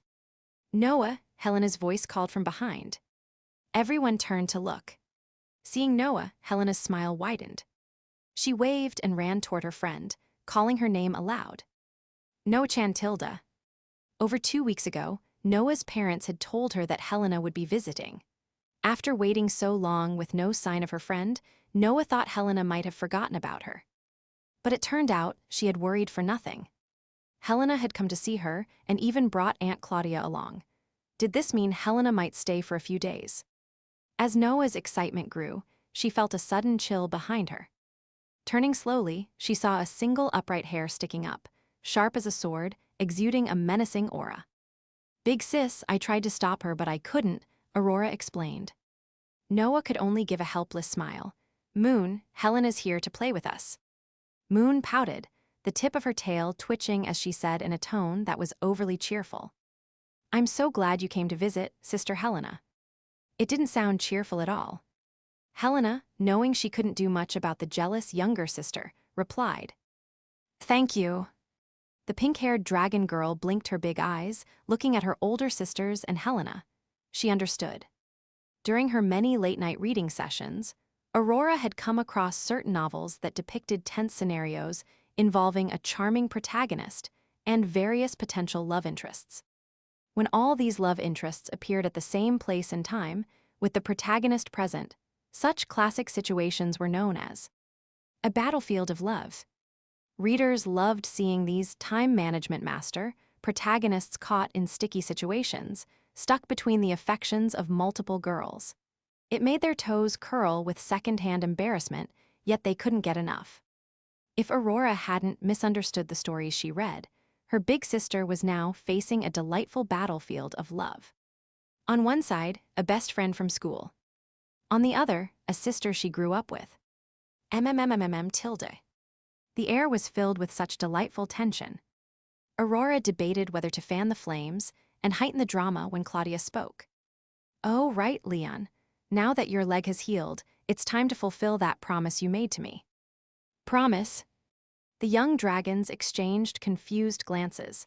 They had no idea what promise Claudia was talking about. "Of course, Your Highness," Leon replied. With that, the three adults turned to look at the four young dragon girls. Helena scratched her head, puzzled. "What is it, Mom?" "Remember how you told me you wanted to join Noah in that? What was it? Live-action game." Helena's eyes lit up. "The live-action interactive game." Claudia smiled and nodded. "Yes. Now that Noah and her sisters are all here, and her parents agreed to come with us, we have enough people, right?" "Interactive game?" Noah asked, joining the conversation. "Is it the castle exploration game that's popular in Sky Castle?" The young sea dragon princess nodded enthusiastically. "Yes, how did you know?" "I saw the flyer a few days ago and wanted to go, but we didn't have enough people," Noah said with a smile. "I didn't expect you and Aunt Claudia to plan on going too." Yes. I begged my mom for a long time before she agreed." Back when they were at the Imperial Library, Claudia had mentioned this as one of her conditions. At that time, Leon had been confused and asked why she was interested in such a game. Claudia explained that it was because Helena wanted to go. Attending a family-friendly game like that with their daughters was something Leon and Rosvisser were happy to agree to. Now, hearing that their daughters wanted to go too, it seemed perfect. "Moon, Aurora, didn't you both say you wanted to go play this game a few days ago?" Noah asked. Moon nodded. She had wanted to join ever since she saw the flyer, but they hadn't had enough people, so the plan had been shelved. Now, with Helena and Aunt Claudia joining, Moon was definitely going. Besides, there was no way she was letting her sister and Helena play an interactive game without her. So she had to join. But Aurora, who had been quiet until now, pointed out the one oversight in their excitement. "But we still don't have enough people. Dad, Mom, Big Sis, Moon, Helena, Aunt Claudia, and me, there are only 7 of us. The flyer said the game needed 8 people." Leon put his hands on his hips and said confidently, "Don't worry about that, Aurora. Your red dragon aunt who loves excitement won't miss this chance for anything."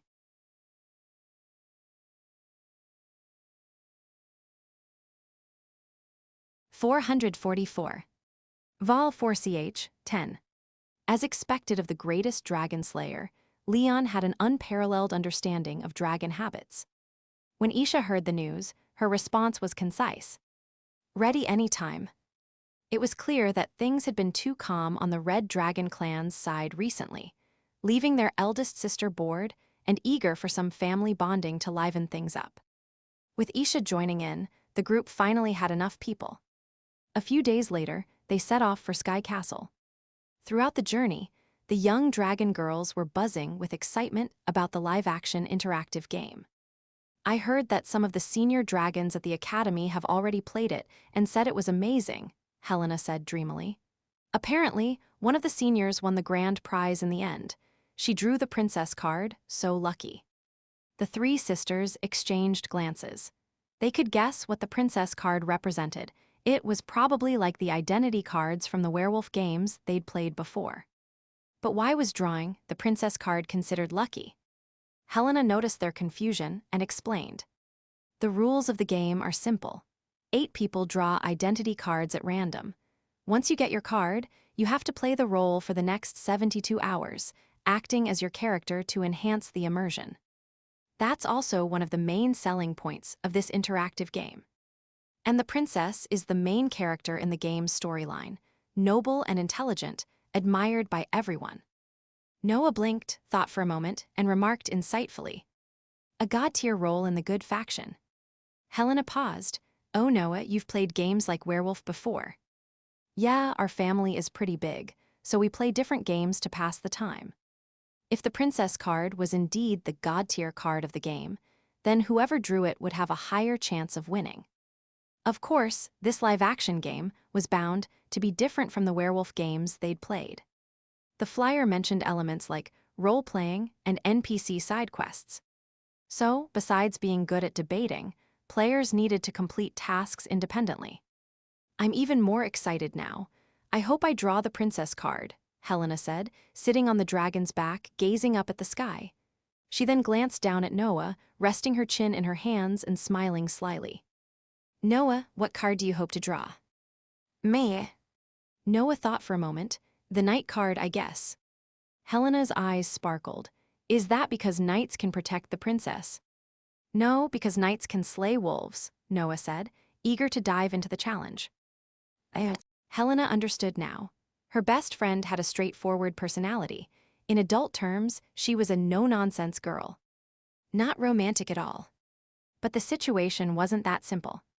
As the Silver Dragon clan's eldest princess, Noah had honed her skills by successfully ambushing many dragon kings. This required keen judgment and perfect timing. Helena's hints hadn't gone unnoticed by Noah. If she had said, I want to draw the knight card so I can protect you, Helena, then a dramatic scene with Moon might have played out before they even reached Sky Castle. So, Noah answered the way she did to avoid stirring up any storm of emotions. She glanced at Moon and saw that her little sister was calm, but her big blue eyes occasionally darted toward Helena, as if she feared she'd lose Noah to her friend at any moment.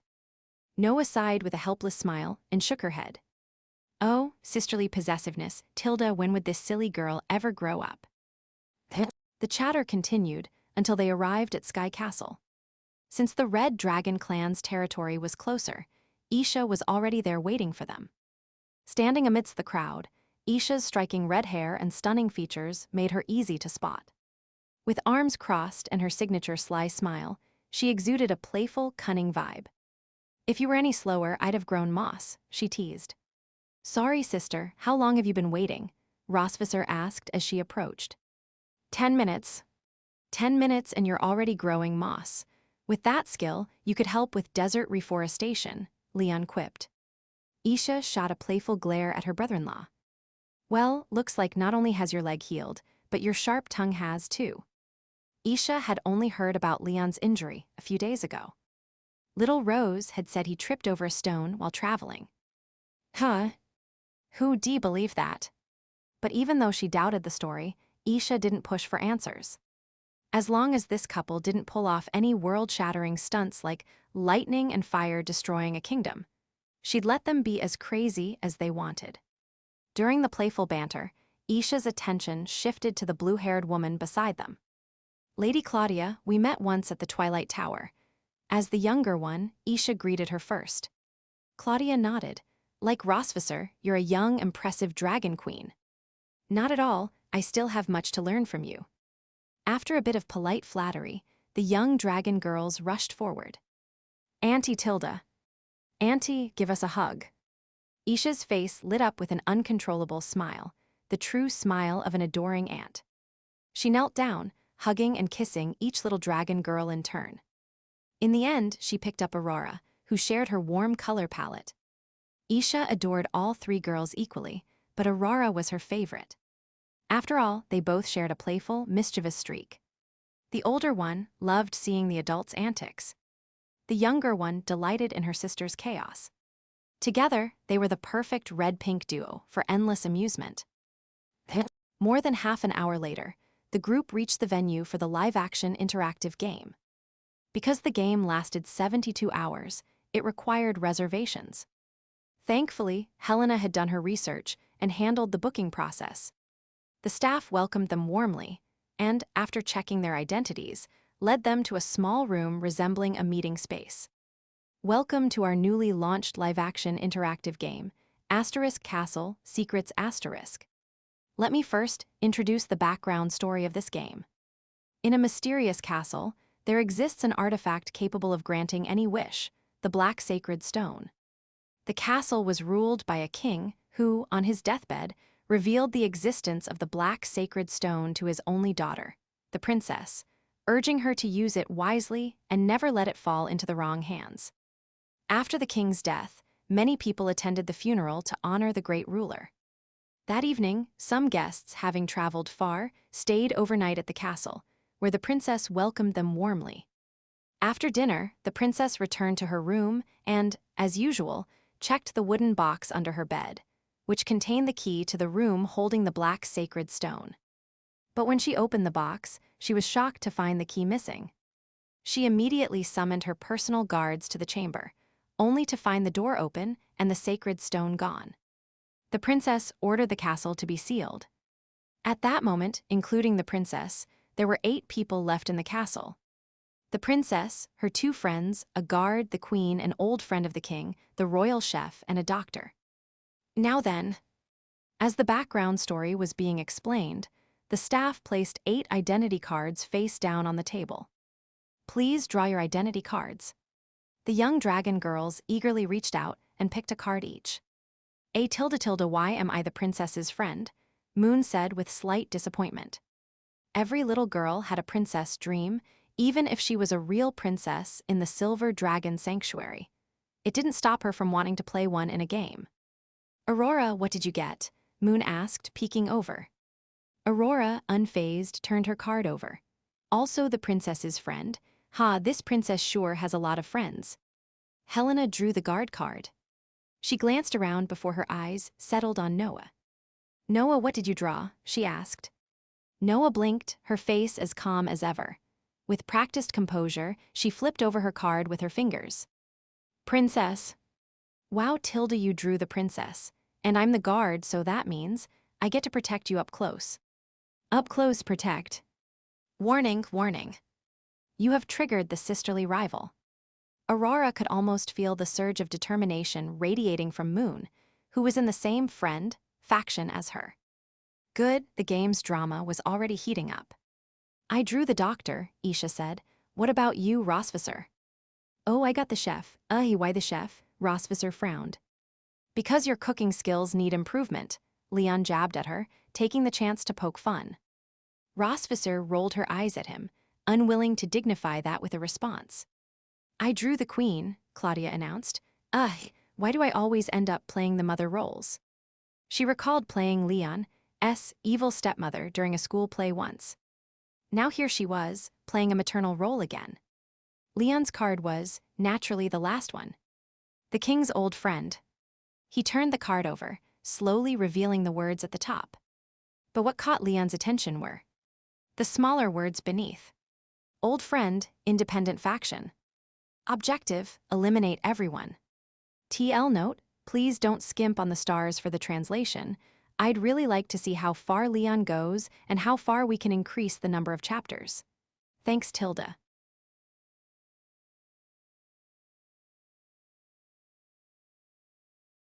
(445). Vol 4ch, 11.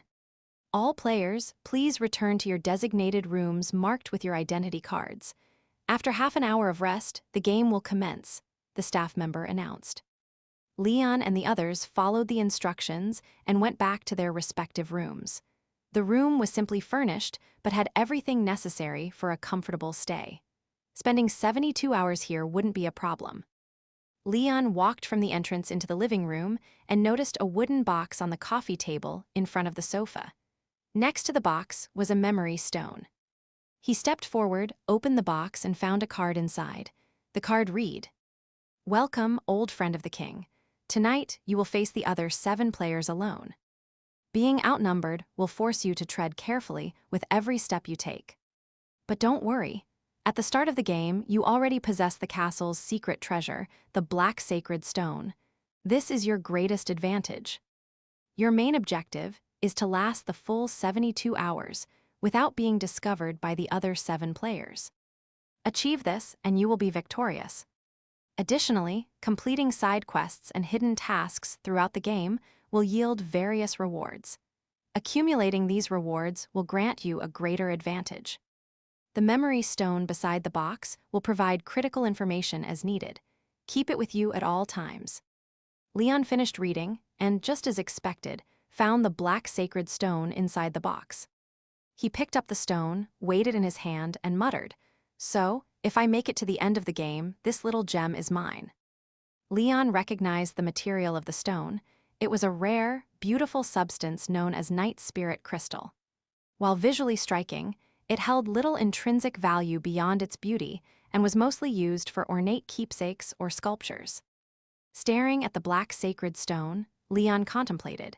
If the other players assume someone stole and hid this, a thorough room search could end the game quickly. So, I need to hide this somewhere else. Hiding things was one of Leon's specialties. After all, 3 of the 5 photo albums featuring Rosvisser in a bunny outfit had been traded for his master's letters, while the remaining 2 were still hidden from Rosvisser to this day. This demonstrated General Leon's exceptional skill at concealing items. He pocketed the Black Sacred Stone and picked up the memory stone, waiting patiently for the game to start. Half an hour later, Leon stepped out of his room. On the same floor was Isha, whose role was a doctor. Her room was diagonally across from Leon's, and they both opened their doors almost simultaneously. "Oh, brother-in-law, you're out right on time. Looks like you're pretty enthusiastic about this game," the red-haired beauty teased, arms crossed as she leaned against the doorframe with a smirk. "Mostly because of Rosvisser," Leon replied. Isha raised an eyebrow. "Why? Is your task to win with the chef and fly away with the Black Sacred Stone?" "No, sis, this isn't just a game, it's a contest," Leon said seriously. "And I intend to win every contest against Rosvisser." This was indeed another reason Leon participated so eagerly. Beyond fulfilling his promise to Claudia and accompanying his daughters for a family bonding event, he had a personal goal: to thoroughly outwit that silver-haired dragon queen. He needed to show her just how formidable Leon Cosmod was without a wheelchair. "Is this how your married life always is, constantly competing?" Isha asked. Leon blinked, recalling the countless times he and Rosvisser had engaged in playful sparring during their married life. "Yes," he replied. Isha scoffed, "Well then, do your best." With that, she stepped out and walked down the corridor. "Where are you going, sis?" Leon called after her. Isha waved a hand dismissively without turning back. "Obviously, to find clues and complete my task." The card in Leon's box had mentioned the rules about tasks, and from Isha's statement, it wasn't hard to deduce that each player had a different main task. Leon's main task was hide the Black Sacred Stone and survive for 3 days. Based on this, the main task for the other 7 players was likely: find the Black Sacred Stone within 3 days and catch the thief. Watching Isha's retreating figure, Leon muttered under his breath, "This might be harder than I thought." He knew firsthand how cunning his sister-in-law could be. When Rosvisser was pregnant with Aurora, Leon and Rosvisser had attended an event in Sky Castle where the prize was a rare calming dragon fruit for expectant mothers. Isha had secretly entered the contest and defeated Leon in the "I have, you don't" game segment. This time, with more complex rules, Leon had no doubt that the Red Dragon Queen would excel again. Shaking his head, Leon refocused and started searching for clues. In the castle setup, he wandered aimlessly until he reached what appeared to be a kitchen. Approaching, he realized someone was already inside. Leon walked over with his hands casually in his pockets. "Rosvisser."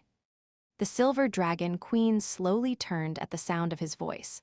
Upon seeing Leon, she habitually rolled her eyes before turning back to her task. "Hey, what's that look for?" Leon teased as he sauntered over to stand beside her.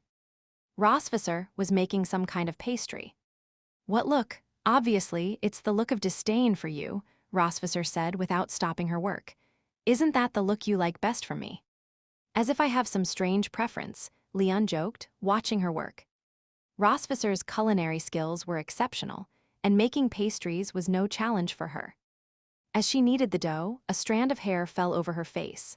Leon, as usual, stepped behind her and gently tucked her hair back. The king's old friend helping the royal chef tie her hair. "What, are you hoping for special treatment?" Rossvisser joked. "You're the one who wants special treatment, getting hungry just as the game starts," Leon retorted. "But isn't there already food in the rooms, fridges? Why are you here?" Leon paused, realization dawning on him. "Oh, Tilda, making pastries is your task, isn't it?" Rossvisser remained silent, continuing her work, which was confirmation enough. Seeing this, Leon's interest piqued. "So, did you get any clues? Share with me." "Not telling," Rossvisser said. "Why not? I'm the king's old friend, a bona fide good guy." "Since when does a wolf ever admit it's a wolf?" Rossvisser quipped. She played werewolf, with Leon and their daughters enough times to know that at the start of any game, trust was a rare commodity, even if the other player was her husband. With the pastries ready, Rossvisser placed them in the oven, then turned to Leon. "Aren't you going to look for your task? Why are you sticking to me?" Their current posture was intimate.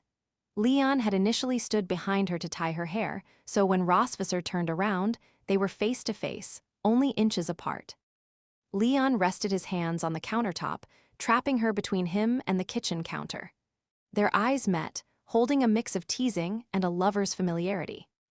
Instead of answering her question, Leon leaned in and pressed a gentle kiss to her lips. Rossvisser did not resist. It was a light kiss, more like a playful tasting of each other's lips. Oh, what scandal, the king's old friend and the royal chef having an affair. Not serious. Just as the kiss deepened, the oven timer rang, signaling that the pastries were done. Rossvisser gently pushed Leon away and turned to take the pastries out. "I'm hungry, Rossvisser," Leon whispered against her ear. "Then, come and eat me." Leon blinked, surprised. Whoa, whoa, whoa. He'd only intended to tease a bit and relax the tension of the game, but his wife. "Well, if that's how it is, I can't refuse." "Come eat what I made," she finished with a smirk. All right, they were still playing the game after all. Kissing was fine, but going further would be too much. Rossvisser took a small piece of cake, held it between her teeth, and brought it to Leon's mouth.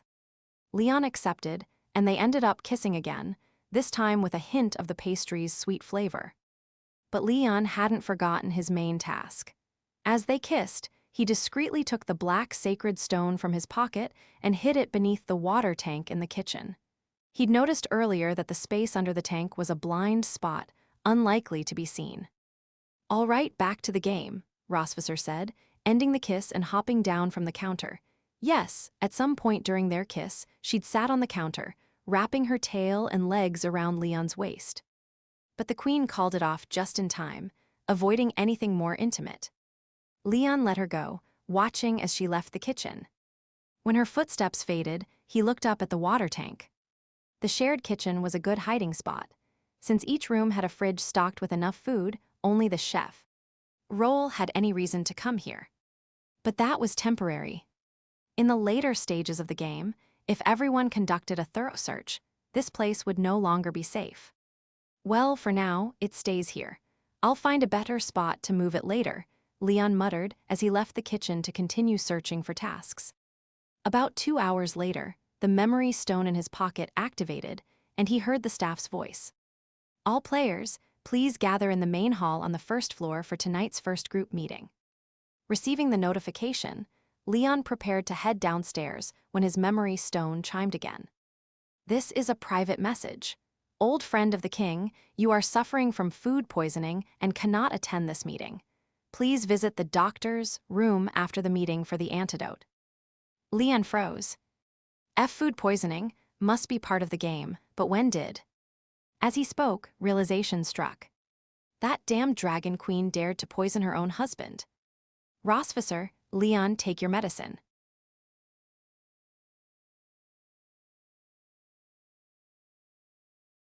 (446). Vol 4ch, 12. Although Leon couldn't attend the group meeting due to his food poisoning, he didn't waste the time. He wandered through the castle, hoping to trigger some special tasks exclusive to his lone wolf role.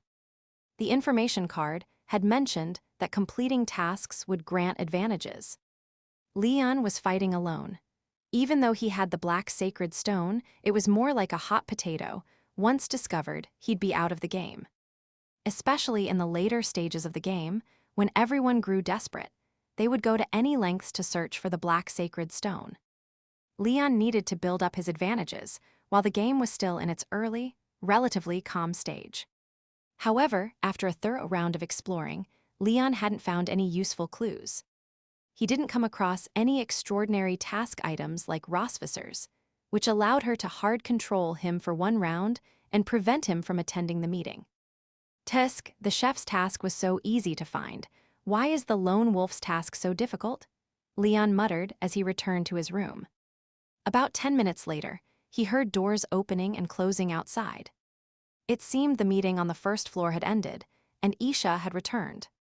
Please find the doctor, who has the antidote for food poisoning. That was what the memory stone had informed him earlier.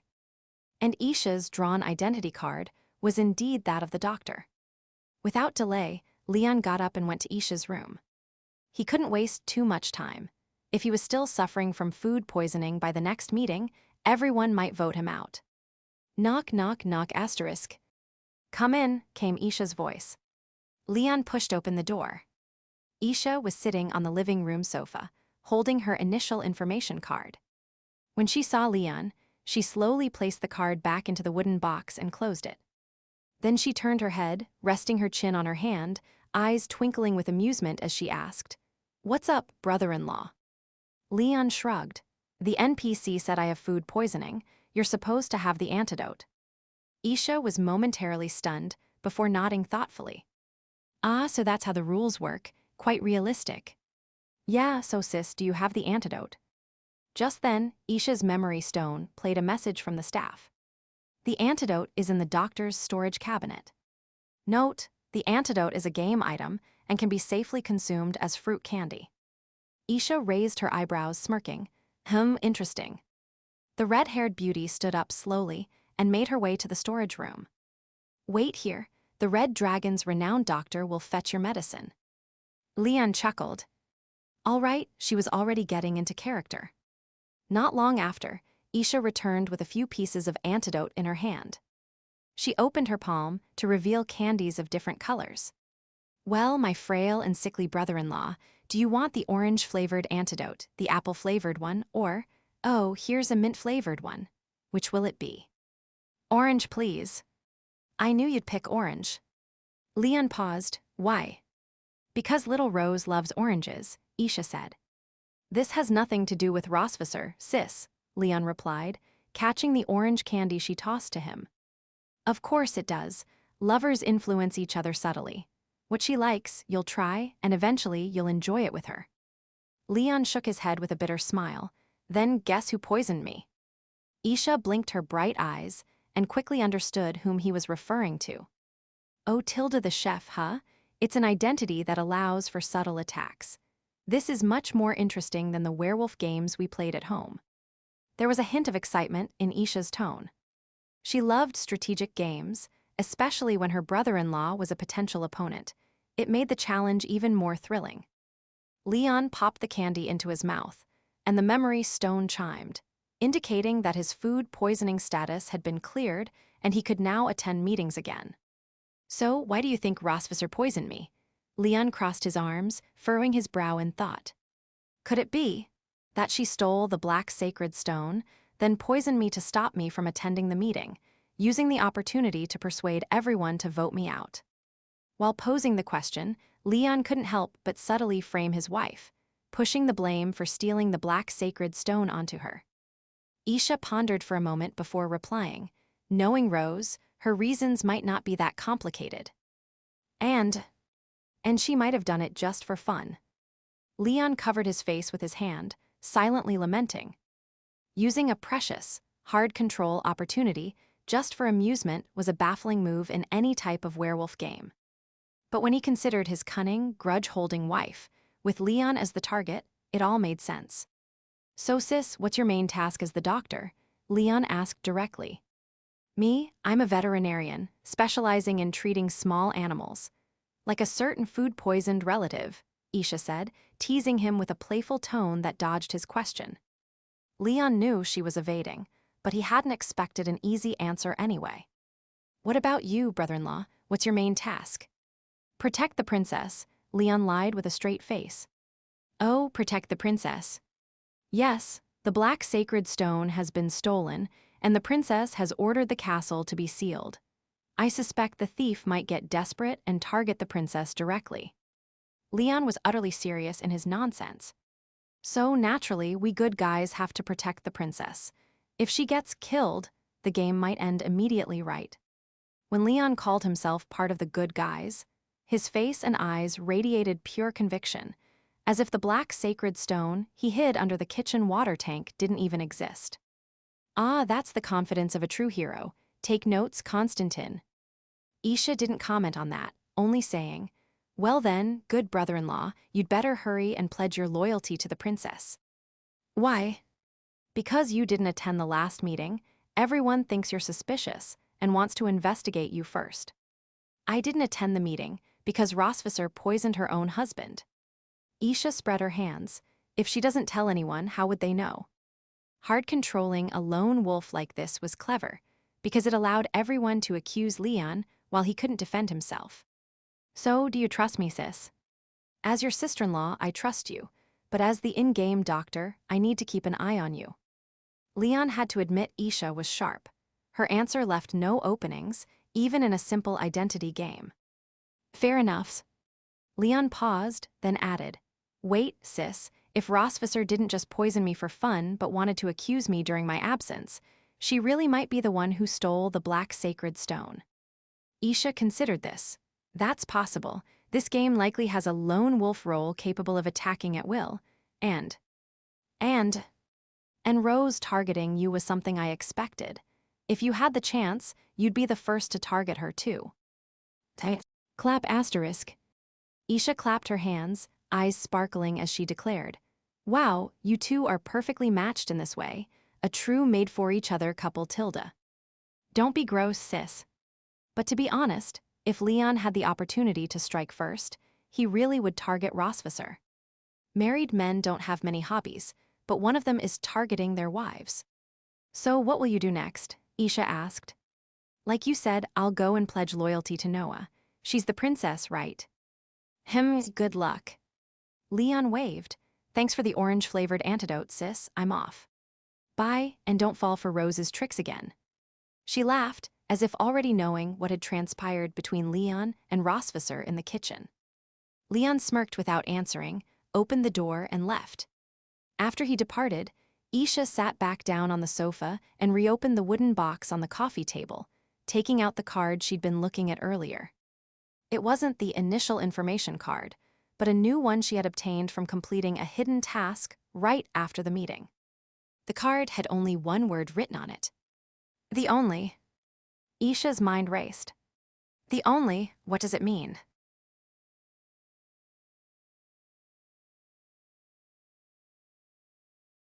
"447. Vol 4CH, 13. Around midnight, the memory stone delivered a message, announcing that the next meeting would start at 8:00 the following morning. Players were free to either rest or continue completing tasks until then. Leon lay on the bed in his room, one arm tucked behind his head, idly tossing the memory stone in his other hand. He couldn't sleep. The reason was simple. This was his first time participating in such an immersive and novel game, and even Leon couldn't help feeling a little excited. It was normal to be restless. However, he also didn't feel like venturing out to complete tasks in the middle of the night. With 72 hours allotted for the game, resting for 6 to 7 hours wouldn't be a problem. By tomorrow's 8 a.m. meeting, that Dragon Queen will definitely launch a full-scale attack to get everyone to vote me out, Leon thought. He knew Rosvisser well enough to be certain she was capable of such a move. As Isha had mentioned earlier, Rosvisser's motives likely weren't complex or strategic. She just enjoyed making life difficult for Leon. She would never pass up an opportunity to cause him trouble. If she managed to eliminate Leon early in the game, it would be a feat she could boast about for an entire year. Leon would spend the next year enduring her proud retelling of, I, Rosvisser Melkve, defeated the strongest dragon slayer at the start. How impressive is that? To avoid getting killed by Rosvisser right at the beginning, Leon needed to come up with a solid plan for tomorrow's meeting. Lost in thought, time passed until it was the early hours of the morning. Leon was still lying on the bed, staring at the ceiling and mentally rehearsing his speeches and strategies for the meeting. Suddenly, he heard the lock on the door turn. Leon tensed, lifting his head slightly to glance at the entrance. The door creaked open slowly, allowing a beam of light from the hallway to spill in and illuminate two small shadows. "Daddy, are you asleep? Moon couldn't sleep and wants to snuggle with you," said a familiar, soft voice. Hearing his precious daughter's voice, Leon almost responded immediately. But he stopped himself. When they had drawn their rolls, Moon had picked the card for the princess's friend, which meant Noah. With Moon's typically clingy attachment to her sister, it made more sense for her to go to Noah if she couldn't sleep. This was true whether considering their relationship outside the game or their in-game identities. Seeking Leon, the king's old friend, didn't quite fit. After a brief analysis, Leon decided to pretend to be asleep. "Daddy, Daddy," Moon whispered again, trying a few more times to rouse him. When there was still no answer, Moon turned to her companion and said, "Okay, Daddy's asleep. Let's go, Aurora." With that confirmation, the two small figures tiptoed into the room. Leon smirked to himself. Of course, these two weren't here because they couldn't sleep. They must have another reason. He continued his act, curious to see what they were up to. "Aurora, are you sure the information we found points to Daddy?" Moon whispered. Aurora glanced down at the clue card in her hand. On it was a single word. "The only one." Even if we can't be 100% sure, he's still suspicious. Plus, he didn't attend the first meeting, so we have to check him out, Aurora reasoned. Moon nodded. "All right, let's hurry before Daddy wakes up." "Yeah." As Leon listened to their conversation, he picked up on the key term. The only one. What could it mean? Was it a clue they had obtained from completing a task? Leon knew that as the lone wolf, this clue most likely referred to him. Given that he hadn't attended the first meeting, it was understandable for his daughters to suspect him. Leon kept his breathing even and continued listening. Moon and Aurora tiptoed around the room, carefully searching the sofa, coffee table, nightstand, bathroom, and refrigerator. But other than the initial starting box, they found nothing of interest. "Daddy doesn't have the black sacred stone here," Moon said, a bit disappointed. "If I were the one who stole it, I wouldn't hide it in my own room either," Aurora said thoughtfully. The girls exchanged ideas until they heard noises at the door. Immediately, they froze. "Is someone else here?" Moon asked nervously. Aurora's brows furrowed. She looked at the wardrobe beside them and whispered, "Hide first and see what's going on." "Okay." Whoosh asterisk. Both girls scrambled into the wardrobe, pressing themselves against the door as they listened intently. "Do you think Uncle Leon will wake up and catch us sneaking in?" Helena whispered, voice filled with concern. "No, I can charm him into staying calm if he does wake up," Noah assured her. The most competitive of the girls, Noah knew her father's weakness, his undying affection for his daughters. He might as well have asterisk, daughter-obsessed, asterisk tattooed on his forehead. Although Noah never really used this strategy to get her way, she mentioned it to put her friend Helena at ease, encouraging her to engage in a bit of mischief. After all, it wasn't the first time Noah had sneaked into her father's room, but Helena had likely never done such a thing before. "Oh, all right, let's hurry and search," Helena said, motivated. "Okay." Noah and Helena followed the same search pattern as Moon and Aurora had moments earlier. Inside the wardrobe, Moon and Aurora peeked through a small crack in the door, their eyes wide. "It's big, sis," Moon whispered excitedly. "And Helena." Japanese letter, Aurora's tone shifted from delight to suspicion smoothly, matching their mother's rapid change in expressions. "Should we go out and join them?" Moon asked. Aurora's eyes darted around as she shook her head. "Not yet. If they see us, they'll definitely ask what clues we found that led us to Daddy's room. But our role is the princess's friend, so sharing clues should be fine, right? Second, sis, our cards only say we're the princess's friends, not the guard's friends.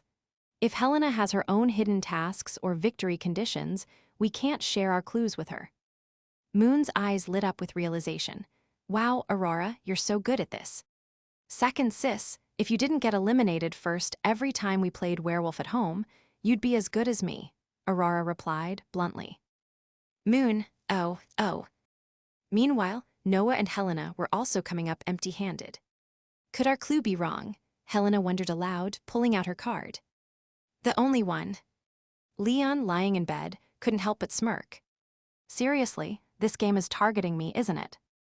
Why does everyone have this clue except me?" "Could it mean the only boy in the game?" Helena suggested. Noah thought for a moment and shook her head. "It's probably not that simple. This clue might refer to something more specific, not just boy versus girl." "Good point. We were thinking too simply." "Yeah, we'll need to gather more clues." Despite being the prime suspect in his daughter's minds, Leon felt a swell of pride. "Good job, girls. You've all learned to think independently and analyze situations. Dad is proud of you." So proud, in fact, that he resolved, "Once I eliminate your mother, I'll come for you all too. The Melkveh family tradition of fatherly affection can't be skipped." Just as he finished that thought, Leon heard the door open again. "What the more people?" Noah and Helena heard it too, and just like Moon and Aurora, dove into the wardrobe. Suddenly, Noah, Helena, Moon equals. Aurora, is this a battlefield? More like a battle wardrobe. Let the drama begin. "What are you doing here?" Noah whispered. Aurora blinked innocently. Night jogging." "You jogged into Daddy's room. Come on, at least make up a believable excuse." "Then why are you here?" Aurora shot back. "For a midnight snack," Noah said deadpan. "Sis, seriously, it's nearly 2:30 a.m. Who snacks at this hour?" "SHH, someone's coming," Noah hissed. The four girls fell silent. Now the crack in the wardrobe door lined up with four wide eyes, in descending order. "Who is it?" Aurora whispered. "By the shadow, it's someone tall," Helena answered. "Mama, Aunt Isha, and Aunt Claudia are all tall. They also have long hair." "Mama, Aunt Isha, and Aunt Claudia all have long hair. They have a great figure." "Mama." "All right, Aurora, we get it. They all have great figures," Noah interrupted. Aurora shook her head vigorously. No, I mean the person coming, it's Mama." The girls held their breath, eyes glued to the scene outside. The sound of heels softly clicked on the floor as a silver-haired figure approached Leon's bed. It was, indeed, Rosvisser. Leon kept his expression perfectly neutral, inwardly thinking, "Goodness, tonight really is a harvest. The little ones didn't leave, and now the big one's here. Did you get a clue about the only one too, my dear?" Rosvisser stood gracefully by the bed, looking down at Leon with a confident gleam in her eye. After a moment, she glanced at the clock on the wall. Exactly 2:30 a.m. The Queen's smile widened as she whispered, "Leon, let me ask you about the black sacred stone." But halfway through, she paused, the smile slipping from her face as she frowned slightly. Using 2:30 a.m. to extract information from him, it feels like taking too much advantage of out-of-game knowledge. Rosvisser scratched her temple, hesitated, then huffed softly. "I don't cheat. But I can't waste such a perfect chance either, so let me ask you this." Leon's thoughts raced. "Please don't ask anything weird. Don't ask anything weird. My daughters are right behind you." "Leon, do you plan?" Rosvisser bit her lower lip as the moonlight poured through the window, casting a soft glow on her slightly flushed face. Her silver eyes trembled as she finished. "To have another baby with me." "Leon." Noah, pro asterisk. Moon, Promax asterisk. Helena, Promax super asterisk. Aurora's. Could it be, I, Aurora, am getting a little sister?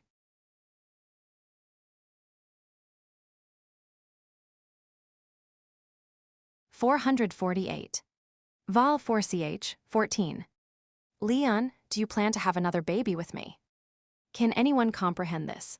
My gentle, considerate dragon queen wife snuck into my room in the dead of night just to ask this asterisk question. Couldn't she ask in private at another time? Couldn't she wait until the game was over? Even if I said yes, now, would she expect us to create a third child right here and now? Leon lay on the bed, appearing calm, but his mind was racing. He knew pretending to sleep wasn't an option anymore. He needed to respond to Rosvisser quickly, and his answer had to be one of two, either yes or no. There was no third option. Leon remembered Rosvisser telling him long ago about the significance of 2:30 a.m. At the time, Leon was shocked. How could a man as invincible as him have such an odd vulnerability? He had tried to overcome it, but failed each time. Still, Leon had nothing to hide, even if he always spoke the truth during that peculiar time. After all, he was the ideal husband with no secrets, except for those bunny girl photos. What Leon didn't know was that Rosvisser hadn't told him the full truth. She had only mentioned that he spoke honestly at 2:30 a.m., not that it was an absolute occurrence. Leon could have kept pretending to sleep, dismissing the situation as a failed, truth-telling trigger. Poor Leon was unknowingly caught in his wife's playful trap. After considering it, Leon spoke slowly. I have thought about it. The moment the words left his mouth, Leon sensed Rosvisser's breath catch. Saying he'd thought about having another baby was the safest choice. If he said he hadn't thought about it, Rosvisser would likely be disappointed given the hint of hope in her voice when she asked. And if their daughters hiding in the wardrobe heard that, they would probably feel a bit down too. Unintentionally, Rosvisser, unaware of her daughter's presence and Leon's pretending to sleep, cornered Leon into answering, yes. Before Rosvisser could react with joy, a sudden thud broke the silence behind her. Startled, she turned around. Clatter asterisk, the wardrobe doors burst open, and 4 tiny figures tumbled out onto the floor. Rosvisser blinked in shock at the sight of her daughters sprawled on the ground. After a moment, she asked, Noah, what are you all doing here? The girls scrambled to their feet and stood in a neat line, even their tails stiff and straight. Mama, we were just, Noah stammered, struggling to lie convincingly. Should she try to charm her way out of this? While their mother doted on them, she wasn't as easily swayed as their father, who melted at their slightest plea. Seeing Noah sweating nervously, Aurora jumped in. We were doing a task, she announced. Rosvisser raised an eyebrow, glanced at Leon's still, sleeping form, then back at the girls. You're doing a task, in someone else's room in the middle of the night. Aurora's eyes darted nervously, but she maintained her playful tone. Why yes, the castle has lots of hidden tasks. I see, then. They couldn't let their mother question them any further, or they'd be exposed. Aurora's mischievous mind raced, and before Rosvisser could continue, she blurted out, Mama, were you serious just now? Do you really want another baby? The tables had turned. Rosvisser's face, which had just begun to lose its blush, turned bright red again. Her tail curled slightly, and she nervously fiddled with her skirt. Staring at the 4 little dragon daughters with their eager expressions, Rosvisser hesitated. I was just asking, casually. I meant to ask something else, and besides, your father was only talking in his sleep. Sleep talking doesn't count. Helena, scratching her head, said, Auntie, you came to Uncle Leon's room in the middle of the night, asked an odd question, and he happened to respond. Doesn't seem like just a coincidence. Exactly, Mama. Daddy didn't sound like he was talking in his sleep. It was more like... Aurora's voice trailed off, searching for the right word. It felt like a game of truth or dare. Moon chimed in, hitting the nail on the head. Aurora's eyes lit up. Yes, that's exactly what it felt like. Rosvisser covered her face in exasperation. Kids these days were so hard to deal with. The queen momentarily thought, maybe we should hold off on the third child after all. She shook her head and regained her composure. Noah, Moon, and Aurora, I know you'd love to have another sibling, but it's not up to just you, or even just me. This is a decision for our whole family. Even though Daddy spoke just now, like I said, sleep talking doesn't count. So let's wait until the game is over and we can discuss this at home. Okay. Rosvisser's confidence returned. Despite being caught off guard by her daughter's impeccable timing, she quickly adapted. No matter how clever kids were, they couldn't outwit a 200-year-old dragon queen. The girls exchanged glances, realizing their mother had a point and chose not to press further. I'm sorry, Helena. Our family gets a bit chaotic, but we do respect each other. I hope it didn't scare you, Rosvisser said, turning to the sea dragon girl. Helena smiled. No, Auntie, I love your family's atmosphere. She meant it. The Melkve family's lively interactions would be the envy of any only child. Good, now let's leave your father's room before he wakes up and catches us, Rosvisser said. Yeah, the girls agreed, leaving the room one by one. Rosvisser stayed behind to ensure everyone else left first. She reached the door and paused, placing a hand on the frame. She glanced back into the room. Get up, I know you're pretending to sleep. Leon's voice came from the shadows. How did you know I was pretending? With all that noise, you didn't wake up. Obvious. Well, you should go rest, Leon said, sitting up and leaning against the headboard, his eyes meeting hers across the distance. But Rosvisser didn't move. She fidgeted with her skirt, bit her lip, and seemed on the verge of speaking. Leon sighed and broke the silence. You're wondering if what I just said was the truth, right? Rosvisser stayed silent, which for her was as good as confirmation. Leon took a deep breath, hesitated, then got out of bed and walked over to her. He leaned in close, whispering into her ear. 5 minutes later, Rosvisser left the room, her face flushed and tinged with satisfaction, having received the answer she'd longed for. Leon definitely stole the black sacred stone. Everyone, vote for him. Rosvisser is the thief. Trust me, vote for her. Do you have any proof? Do you? It was hard to believe that the two arguing passionately at the meeting table had been sharing tender moments the night before. Do they have a passive skill that regularly wipes their memory of sweet moments? At least let the morning warmth last past breakfast. The game's second meeting was coming to a close amid the couple's back-and-forth accusations. Claudia watched silently, refraining from interjecting. Her eyes drifted to Isha, who was busy scribbling on a piece of paper. What are you doing? Is it for a task? Claudia asked. Oh, nothing, Isha replied, tucking the paper and pen away and tucking a strand of hair behind her ear. She glanced at her still bickering sister and brother-in-law. They're still at it. Claudia shrugged. Is this how they usually are? Isha nodded enthusiastically. Almost every time we gather, it's like this. Claudia chuckled. Interesting. All right, let's move to the final vote. The truth will prevail, Leon declared.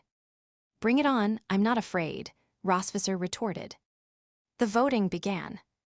Votes for Leon stealing the black sacred stone. Moon, Noah, and Helena. Votes for Rosvisser. Claudia. Only Aurora and Isha were left. Aunt and niece exchanged glances, both seeing the same word reflected in each other's eyes. Fun. Aurora leaned towards suspecting her dad, but if she voted for him now, he'd be out. And where was the fun in that? How could she and Isha keep watching their parents' rivalry unfold if he got eliminated? So, Aurora cast her vote for her mom. Isha followed suit to ensure a tie. Oh, it's a draw. The two candidates had, of course, voted for each other, so the result was a stalemate. HMPH. By the next meeting, I'll find the evidence to expose you as the thief, Rosvisser said, arms crossed, full of confidence. Leon rolled his eyes. Typical dragon, accusing first. With their parting words spoken, the couple left the room. The others trickled out after them. Claudia was the last to stand. Once the others had walked away, she reached into her pocket and pulled out a clue card. It read, Unbreakable 7-day lack of love. Effect, when used on 2 players, they must stay within 5 meters of each other and act together for 6 hours. It was a utility card, not game-changing, but if used on the right people, it could certainly lead to some interesting developments. Claudia looked down the hallway, where the couple was heading off in separate directions to gather dirt on each other. She smiled knowingly. Well, you two, enjoy each other's company for the next 6 hours.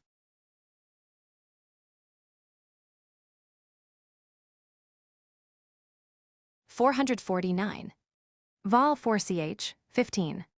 Promise me, Leon, don't let anyone else take you out before I do. HMPH, don't get cocky. I'm targeting you now, and you won't survive to see the next meeting. Oh really? Who was it that missed the very first meeting? Why didn't you show up, Leon? Did you not want to? That was me letting my guard down and falling for your trick. A simple roll advantage, not skill. Fine, fine. I'm looking forward to seeing what you'll do next. Stop wasting my time and move away. You're getting in the way of my clue hunt. Who's in whose way? You're the one coming closer. Like I'd want to be near you. Both spoke in unison, HMPH. Just as they were about to go their separate ways, one taking the high road, the other a narrow path, the memory stones in their pockets suddenly chimed with a synchronized NPC alert. The king's old friend and the royal chef, please be advised. The king's old friend and the royal chef, please be advised. You have been affected by the item card Unbreakable 7-Day Lock of Love. For the next 6 hours, you must act together and cannot be more than 5 meters apart. The couple froze, stunned. What was this Unbreakable 7-Day Lock of Love? What a nauseating name. After a moment of surprise, Leon and Rossvisser turned to look at each other.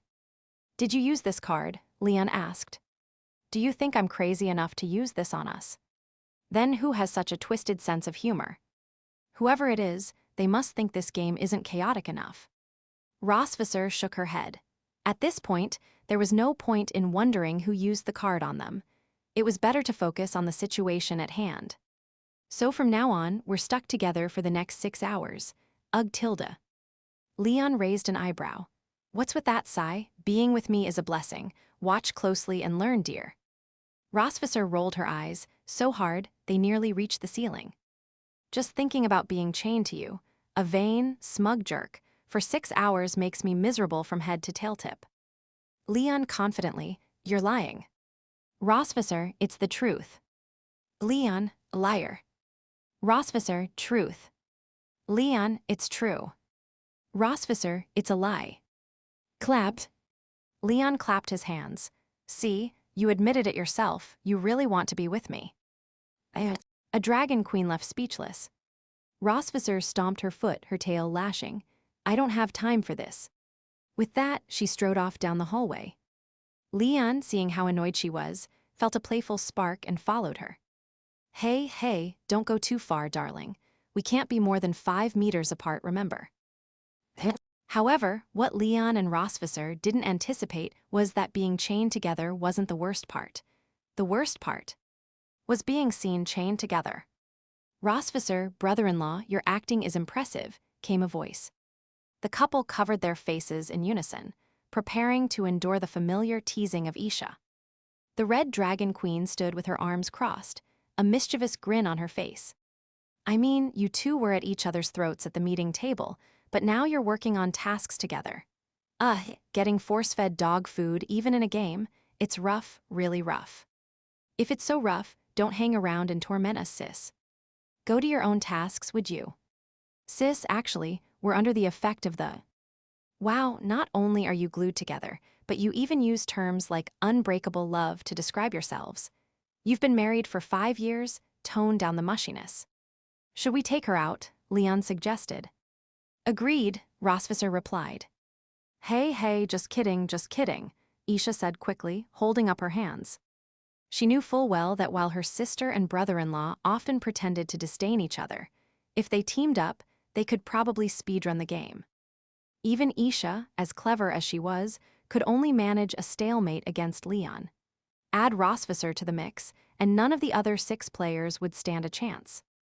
Unfortunately, the only reason they were together now was because of the item card someone had used on them. Cooperation between those two would only happen if absolutely necessary. So, did you find any useful clues? Isha shifted the topic. The couple shook their heads. I haven't found anything either. I'll continue with my tasks then.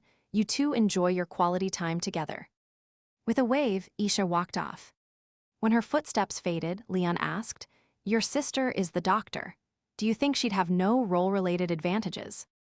"What do you mean?" Rosvisser asked. "Think about it. You're chef. Role lets you use in-game items to prevent players from attending meetings and likely has other abilities.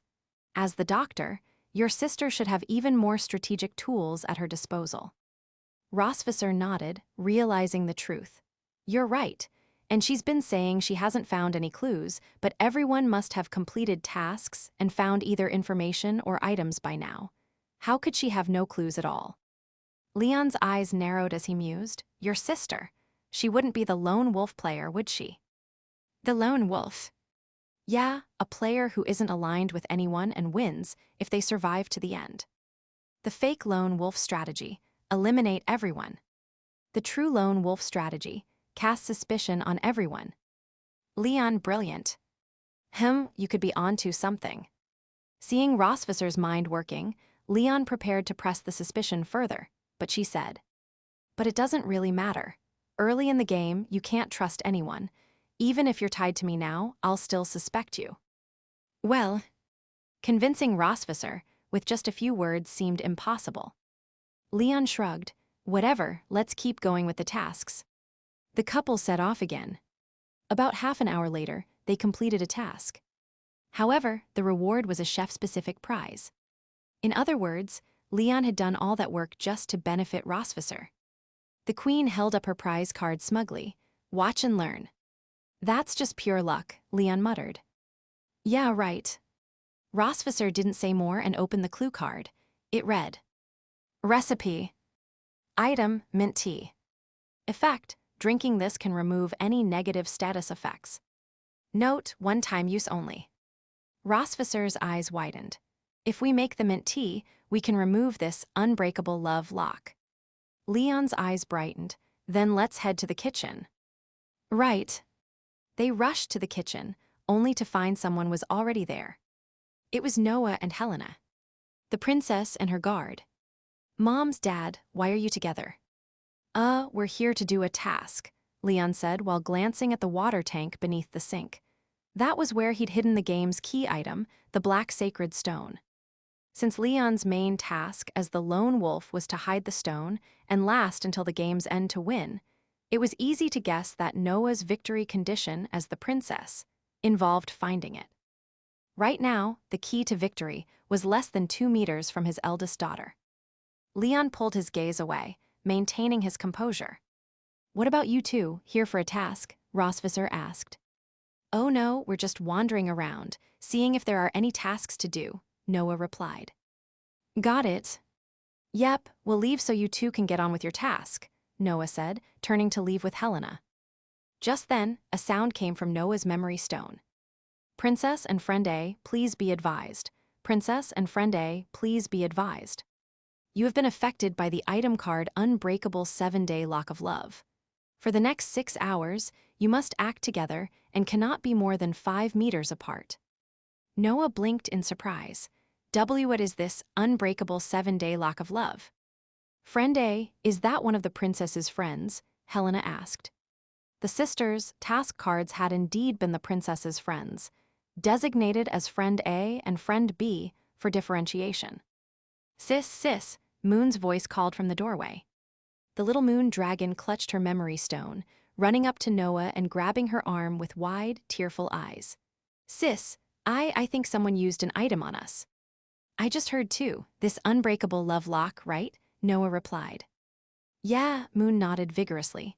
"For the next 6 hours, I can only stay with you. I woe. Be a bother, will I?" "Of course not." Noah pinched her sister's cheek, smiling fondly. "Yay, Tilda sis is the best Tilda. Do you know who used this card on us?" "Nope, Moon has no clue." "Well, let's go do some tasks then." Memo. Before leaving, Moon remembered to wave at her parents. "Bye, Mom, bye, Dad." Leon and Rosvisser waved back, watching the girls go. Once they were out of earshot, Leon turned to Rosvisser. "She totally used that card on herself, didn't she?" "Totally did." Rosvisser chuckled. "Well, that's how games like this should be played, makes it fun." Leon scratched his nose, suddenly acting casual.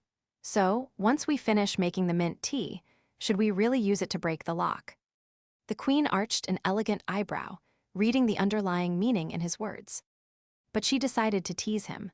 Of course, why wouldn't we? We don't want to waste it on such a minor effect. Leon panicked a little, rubbing his hands, trying to act indifferent. Well, you see, this isn't a major negative status. If we use the mint tea now and later get hit by a worse status card, what then? The tea only works once, right? It all boiled down to one thing. I want to stay tied to you. You make a valid point. Rosvisser did want to spend more time with her husband, especially since this was a family bonding game. When else would they get this chance? Their true feelings were clear, without needing further analysis. They were just waiting for the right moment to drop their pretenses. With their decision made, Rosvisser followed the recipe to make the mint tea, then handed it to Leon. For me, Leon asked, surprised. Yes, you're the one who likes wandering around. If you accidentally trigger a negative status, the mint tea can save you. Oh, protective, are we, Your Majesty? Don't push it. If you don't want it, give it back. I'll take it, why wouldn't I? Rosvisser gave him an exasperated smile. All right, hurry up and start the next task. Yes, let's go.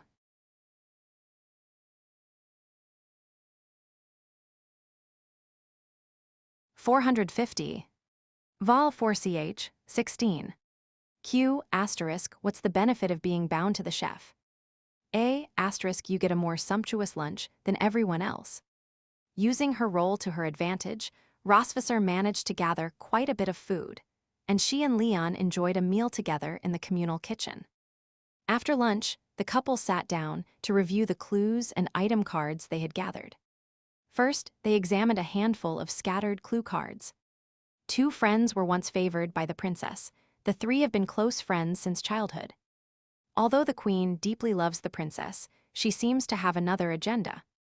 Among the 8 players, there are at least 2 lone wolves. They are isolated but possess unique advantages. There is a special scene within the castle. Completing a task within the scene will trigger a fate of all. So, Moon and Aurora's friends group should be part of the confirmed good side, Leon mused, his gaze slowly shifting to the clue card about the queen. But this card says that Claudia's queen identity has another purpose. If all players on the good side have the main task of protecting the princess and finding the black sacred stone, then what could the queen's other purpose be? He wondered. Rosvisser shook her head. So far, Claudia hasn't shown any signs. She barely speaks during meetings, so it's hard to deduce her main objective. Her observation was accurate. It had been hours since the game started, yet Claudia hadn't joined anyone in traveling around or contributed much during the meetings. With such scarce information, they couldn't deduce her intentions. No worries, the game's just begun. As more clues surface, we'll be able to piece together the answer, Leon reassured her. Next, they examined a clue card about the lone wolf. This was the card Leon found most intriguing. Before acquiring this task card, he hadn't realized there was another lone wolf in the game besides himself. Who could this other lone wolf be? Was it Rosvisser, the one bound to him right now? Or was it the mysterious queen, Claudia? Leon's thoughts drifted, but he had no clear answer. So there really are lone wolves in this game, and there are at least 2 of them, Rosvisser commented, flashing a playful look at Leon. Who do you think it is? Leon responded instantly, of course it's Claudia, who else could it be? The first skill a seasoned lone wolf must master, deflect blame at all times. The queen raised an eyebrow and continued, but didn't you just say my sister could be a lone wolf too? Your sister could be and Claudia could be. It says at least 2, right? You could be one too. Your Majesty, please spare me. I swear I'm a true good guy. Rosvisser chuckled, resting her delicate chin in her hand as she gazed at Leon with sparkling eyes, drawling, but I, like men who are a little bad. I'm a lone wolf, Your Majesty. Rosvisser playfully punched his arm. Oh, come on, who do you think you're fooling? Leon internally, you all saw it, right? I was honest, but she didn't believe me. The 2 shared a laugh and then turned to the last clue card. Special scene can trigger fate of all. Not sure what that means. There wasn't a rule like this in our family games, Rosvisser said. But from the looks of it means if one person completes a specific task, the effect will apply to everyone, right? Rosvisser nodded. Makes sense. They didn't dwell on this clue card, and instead laid out the item cards they had collected over the morning. There were 3 in total. Super Influence. Effect, asterisk upon using this item card, your vote count becomes 5. Asterisk note, asterisk can only be used once. A Detective.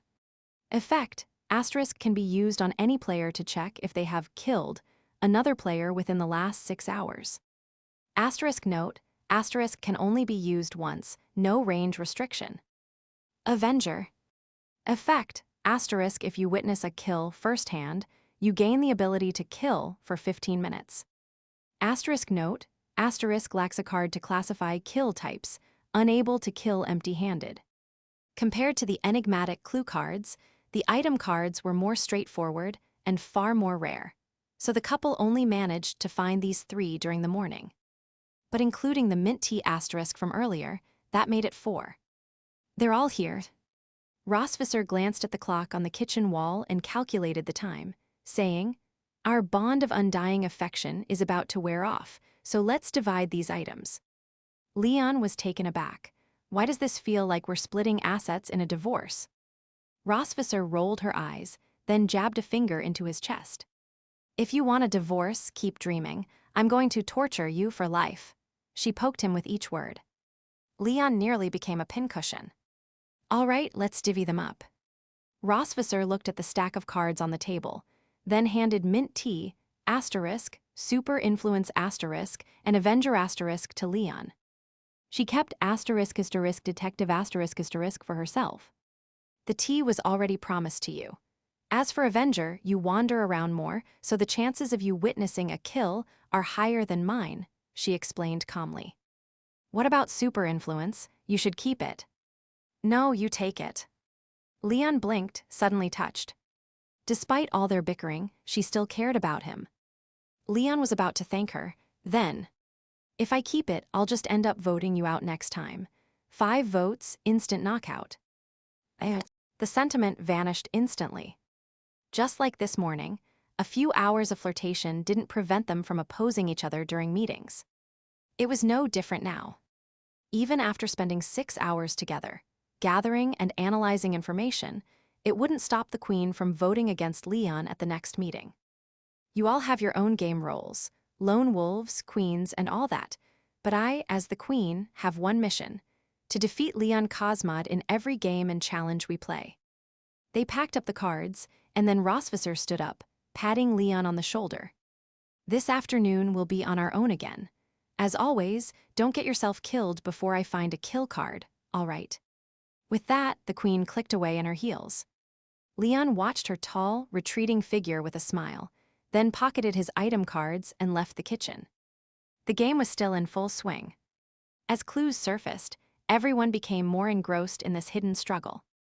Yet, only a third of the game had passed. The rest would be filled with even more unknowns and danger.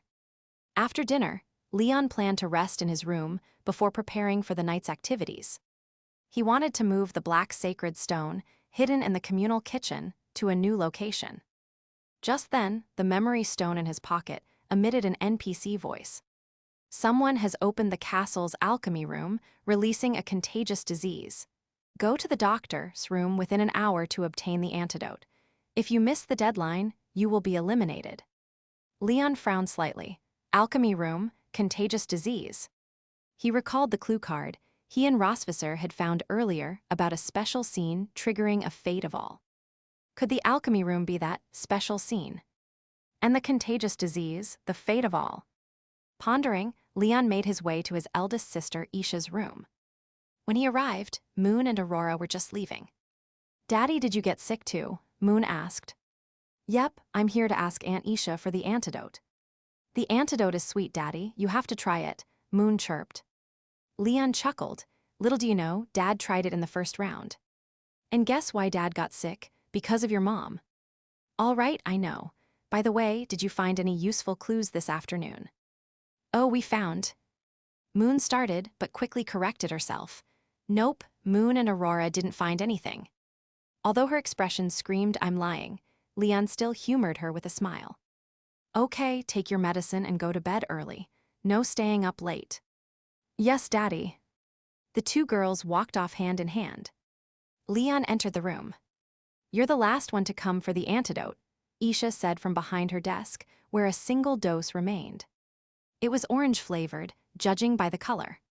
Leon approached the table, looking down at the candy, but didn't pick it up right away. Sis, you must have seen the memory stone's message, right? Someone opened the alchemy room, infecting us all. Isha muttered in frustration. That jerk. Why open the alchemy room out of nowhere, making me work overtime? Who do you think opened it? Leon asked, hoping his clever sister might offer some insight. But Isha shook her head. No idea, everyone's been here for. The antidote, even I, the doctor, had to take it or I'd be eliminated. So who opened the alchemy room, I have no clue. Leon pondered. So if we figure out who opened the alchemy room, we can find a wolf, right? Yes, I think so. Do you have any clues or intel about the wolf? Leon thought for a moment. There's some intel about the queen. It says she loves the princess, but has another agenda. So I suspect Claudia might be one of the wolf faction. That makes sense. We should question her closely at the next meeting. Got it. Now take the antidote. Don't let the time run out, Isha said, nodding at the candy by Leon's hand. Leon picked up the candy, hesitated briefly, then popped it into his mouth. Remember, the meeting is at 8, Isha reminded him. Leon nodded, then turned to leave Isha's room. Once the door closed, he hurried back to his room. He rushed to the bathroom, spit out the candy, and rinsed his mouth. Then he took out the asterisk mint tea Rossvisor had given him, opened the cap, and drank it all in one gulp.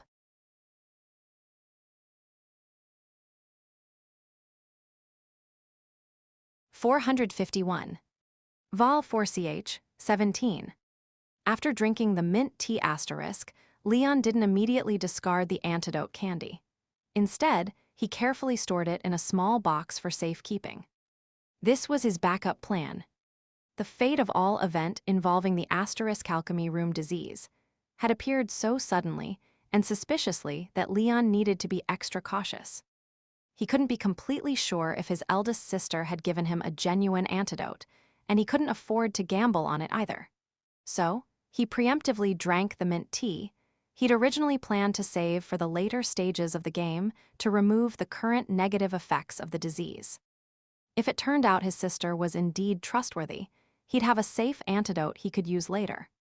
All in all, this was a cautious move on Leon's part. Of course, he owed this clever idea to Rossvisor. If she hadn't given him the mint tea asterisk, Leon would likely still be agonizing over whether or not to take the antidote. After a brief rest, Leon left his room again. He went to the communal kitchen, retrieved the black sacred stone he had hidden beneath the water tank, and then headed to the main hall on the first floor. After glancing around to ensure no one was around, Leon hid the black sacred stone in a suit of guard armor near the entrance of the conference room. This was something he had noted during the meeting that morning. The main hall on the first floor only had the conference room as a feature. There were no other task or fate-triggering scenes here. So, unlike the communal kitchen, this place was deserted outside meeting times, making it a relatively safe hiding spot. After securing the black sacred stone, Leon returned upstairs. Coincidentally, he ran into his daughters from the Friends group. Moon and Aurora, hand in hand, spotted Leon from the end of the hallway. Daddy! Moon's sweet voice called out as she tugged Aurora along, running over to him. Leon squatted down and asked with a smile, "What's up? Doing a task?" But it's a 3-person task, so we wanted to ask Daddy to join us," Moon explained.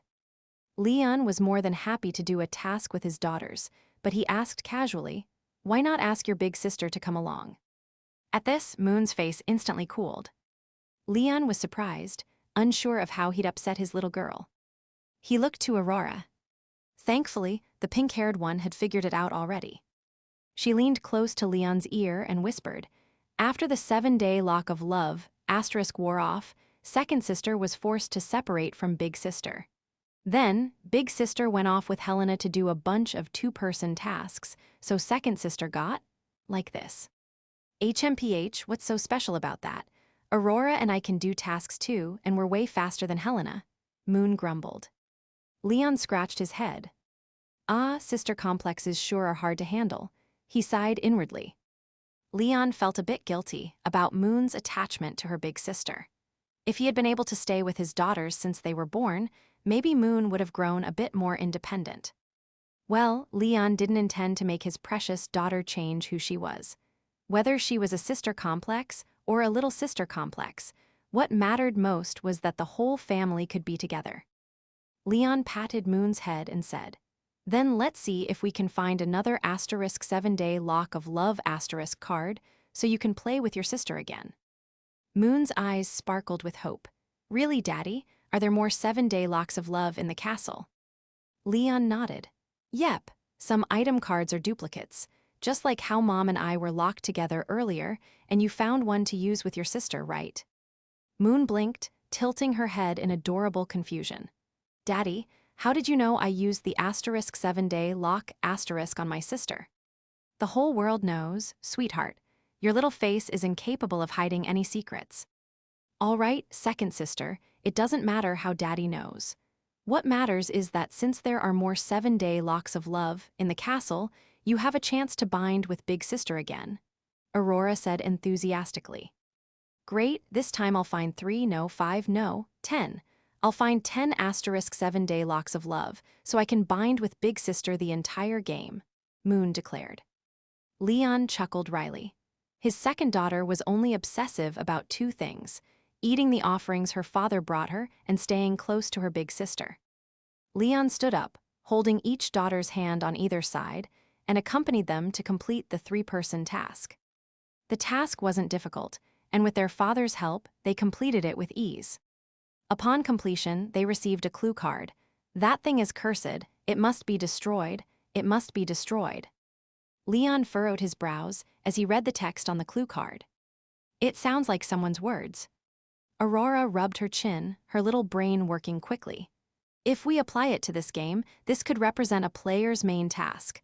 Their objective might be to destroy that thing. Moon looked back and forth between her dad and little sister, her mind churning for once. "Then this thing must be the black sacred stone, right?" "Yeah, that's what I'm thinking too," Leon murmured thoughtfully. But who could have said this? Earlier, when he was bound to Rossvisser, Leon had found a clue card stating there were at least 2 lone wolves in this game. Since Leon himself was a lone wolf, these words were likely spoken by the other lone wolf. His main task was to hide the black sacred stone until the game ended. If the other lone wolf's objective was to destroy the black sacred stone, then the situation was clear. The 2 lone wolves were destined for a showdown. As the 3 of them pondered this, Aurora's memory stone suddenly activated with a voice message. "Friend B, you have been killed. Friend B, you have been killed." Killed? A brief notification left them all stunned. "What happened? Aurora, how did you get killed out of nowhere?" Leon asked, baffled. I don't know, Daddy," Aurora stammered, equally shocked. She instinctively patted herself down, checking if she had any strange items on her. But nothing seemed amiss. She glanced back toward the room where they had just completed the task, and still, there was nothing unusual. Just like that, she was killed. Fear quickly spread among them. Even Leon was unnerved by this mysterious attack method. How Leon imagined the attack would be. The killer silently sneaks up, ending the target's life in an instant. How the actual attack happened. The killer strikes from miles away, manipulating the situation from afar.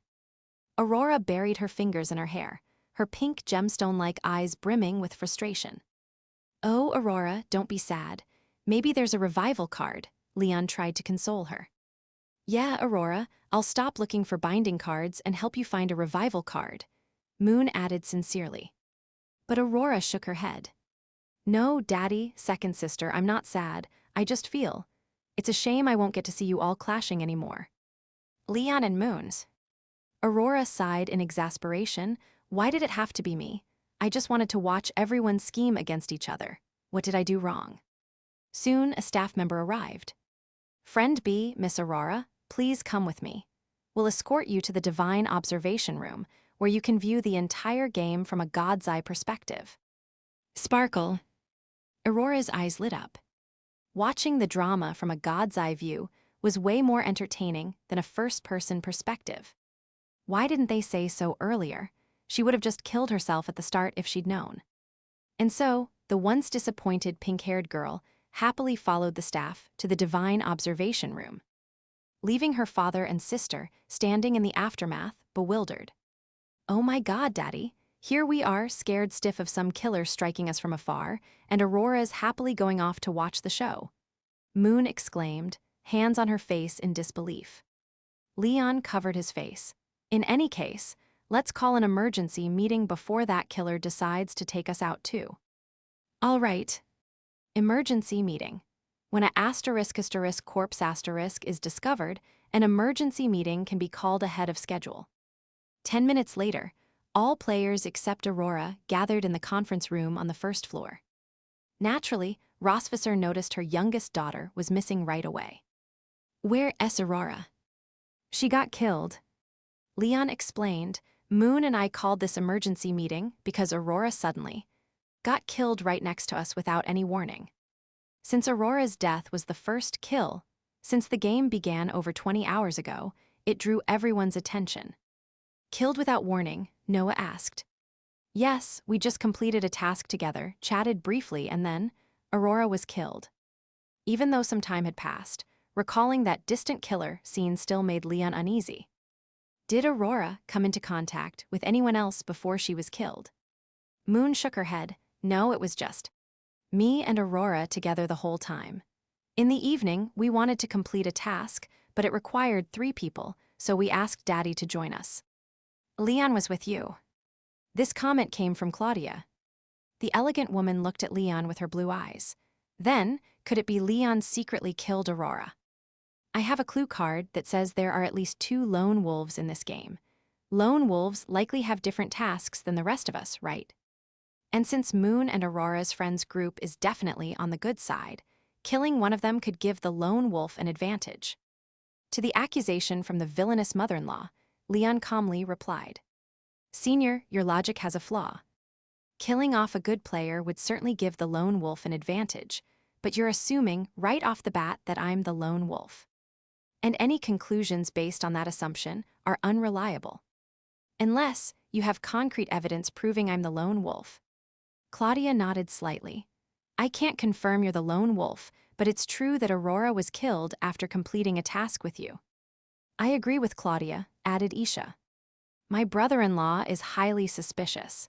This emergency meeting could be his self-inflicted move to create the illusion that the wolf can kill from afar. This way, if he kills again, we'll keep suspecting a distant attack and won't suspect him. But if Daddy killed Aurora, why didn't he take me out too? Moon asked. Finally, Helena spoke up to answer. The game rules say only players with kill-type item cards can kill others.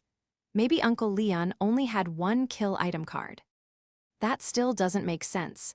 If I had only 1 kill card, I wouldn't have used it immediately, Leon argued. If a wolf tried to kill me and I happened to have a kill card, I could counterkill. On the other hand, if I were really a wolf, I would wait until I had multiple kill cards before starting to kill. I wouldn't pick them off one by one. That would give the good side time to react. Rossvisser looked at Leon. Let's not assume you're the wolf. We want to hear your thoughts. Leave it to his wife to give him some breathing room. Leon gathered his thoughts and said, First, my conclusion. I believe this wolf has the ability to kill from afar. But there's a catch. They can only kill 1 person at a time or within a certain period. In other words, they have a cooldown before they can kill again. If they didn't, a long-range kill would be too powerful and impossible to counter. After hearing Leon's reasoning, everyone murmured in low voices. After a moment, Isha spoke up again. Your logic makes sense, brother-in-law, but it doesn't clear you of suspicion. Seriously. Why are my sister-in-law and mother-in-law both so adamant that it's me? Leon thought, grumbling to himself. If he couldn't prove his innocence soon, he'd likely be voted out in this round. Though his true role was indeed the lone wolf, He had no intention of taking the blame for the other lone wolf. But proving one's innocence is always a challenge. Leon racked his brain, unsure how to prove he hadn't killed Aurora. It seemed like a dead end. I have a detective card that can verify whether a player killed someone within the past 6 hours, Rossvisser said.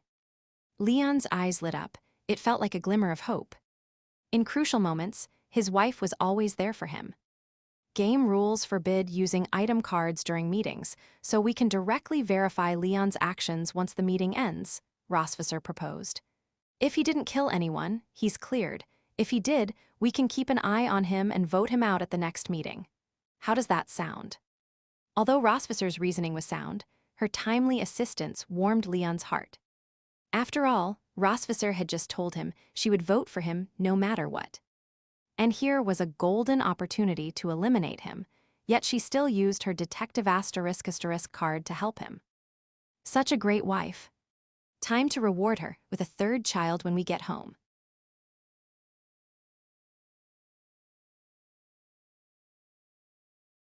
(452). Vol 4ch, 18. Everyone agreed with Rossvisser's suggestion. After the emergency meeting ended, the group gathered in the main hall on the first floor, where Rossvisser used the detective card on Leon. Shortly, a line of text appeared on her memory stone. The king's old friend has not killed any players in the past 6 hours. Though Leon had known he was innocent, he finally felt a sense of relief wash over him upon seeing this confirmation. Turning to the others, he shrugged. "See, I didn't kill Aurora." "If it wasn't you, then the situation is even worse," Claudia remarked. "As you mentioned in the meeting, if the wolf who killed Aurora isn't you, then it's someone else among us, someone with a long-range attack. We have no way to guard against that. The most troubling thing is..." Isha picked up where Claudia left off. With her arms crossed and her cool red dragon eyes scanning the group slowly, she added, "The wolf capable of a long-range attack is one of us. It could be Claudia, little Rossvisser, or even myself." Isha then looked at Leon. "So, how do we go about finding this wolf?" Leon thought for a moment and replied, "Let's keep completing tasks.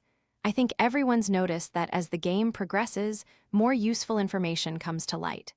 Only by quickly gathering clues about the lone wolves can we help the princess retrieve the black sacred stone. Should we pair up? That way the wolf wouldn't dare kill anyone so easily," Helena suggested. If someone in a pair was killed, the other person in the pair would become the prime suspect. But if this lone wolf truly has long-range attack capabilities, pairing up would only allow the wolf to eliminate us one by one, making it harder to pinpoint them, Noah pointed out. Helena nodded in understanding. "That makes sense. Let's just carry on as usual. If the wolf really has long-range capabilities, there's no hiding from them," Leon said. "And as I mentioned before, such a powerful ability is likely limited for game balance, probably with a cooldown between uses. So let's not be overly worried. As long as we stay calm, complete tasks, and gather clues, we'll eventually catch this wolf." Leon's morale-boosting speech didn't sound much like a king's old friend. It sounded more like a princess's loyal hound asterisk. But he had no choice. If his fellow lone wolf had a killing ability that he lacked, he needed to stick close to the good side for support in case things went south. "All right, let's keep it that way for now. Everyone should be cautious, especially when pairing up," Isha said. "If there's no emergency meeting, the next meeting is scheduled for 8 p.m. "Got it, everyone stay safe." With that, everyone dispersed. Leon returned to his floor, with Isha walking just ahead of him. They opened their respective room doors at nearly the same time. But neither entered right away. After a few seconds of standing off, Isha turned to look back at Leon. With a faint smile on her lips, she asked softly, "Do you have any clues about the lone wolves, dear brother-in-law?" Leon shrugged. "None, do you, sis?" "None here either." Looks like we'll have a busy night ahead. We're halfway through the game, and we haven't found a single wolf, let alone retrieved the black sacred stone." Isha nodded. "Yes, let's get to work." After this brief exchange, Isha pushed her door open. Just as she took a step inside, she paused as Leon spoke unexpectedly behind her. "Sis, you seem to remember the meeting times quite well." Isha paused. "Is there a problem with that?" "Not at all, I just admire your memory. With so many meetings in a day, it's impressive that you remember the next one so well," Leon replied sincerely. Isha gave a modest smile. "It's not much. I remembered the schedule after glancing at the rules twice." Emma. They nodded politely to each other before entering their rooms. With Aurora eliminated, Moon was left without a teammate and reluctantly sought help from Noah. Initially, she had considered going to her parents. But Moon worried about intruding on her parents' time together. That's what Aurora had told her previously. Despite how her parents seemed to constantly bicker, they would stick together and get cozy at every opportunity. So, Moon chose to team up with her big sister instead. Noah was delighted to have Moon join her. Moon's tail and her little tuft of hair on top of her head wiggled happily. When Aurora was still around, she had no legitimate reason to find Noah, relying solely on the *7-day lock of love to bind her to her sister. But now, with Aurora out, she had a very, very, very legitimate reason to team up with her sister. If you do the math, 1 Aurora equals 10 7-day lock of love item cards. Superhero Aurora sacrificing herself for Moon. Although she had sacrificed Aurora, the chance to stick close to her sister made Moon feel like her game experience was practically perfect. With Moon joining, the 3 little dragon girls sped through their tasks at a much faster pace. After searching a bit, they entered a room. In the center was a table with several empty cups and a bucket of water. The 3 of them approached the table, and Noah picked up a card that explained the rules of the game. Use your mouth to hold the cup, transferring the water to the next person.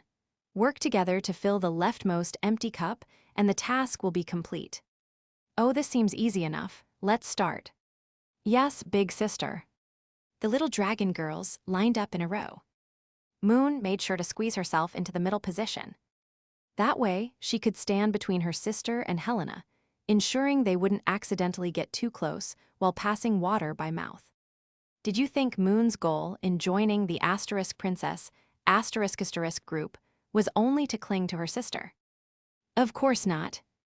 Little Moon also wanted to keep a close watch, ensuring that sneaky sea dragon Helena didn't take her sister away. After positioning themselves, they started the water-passing game. Noah, standing on the right, filled her cup with water, carefully gripped the edge of the cup with her mouth, and slowly turned to face Moon.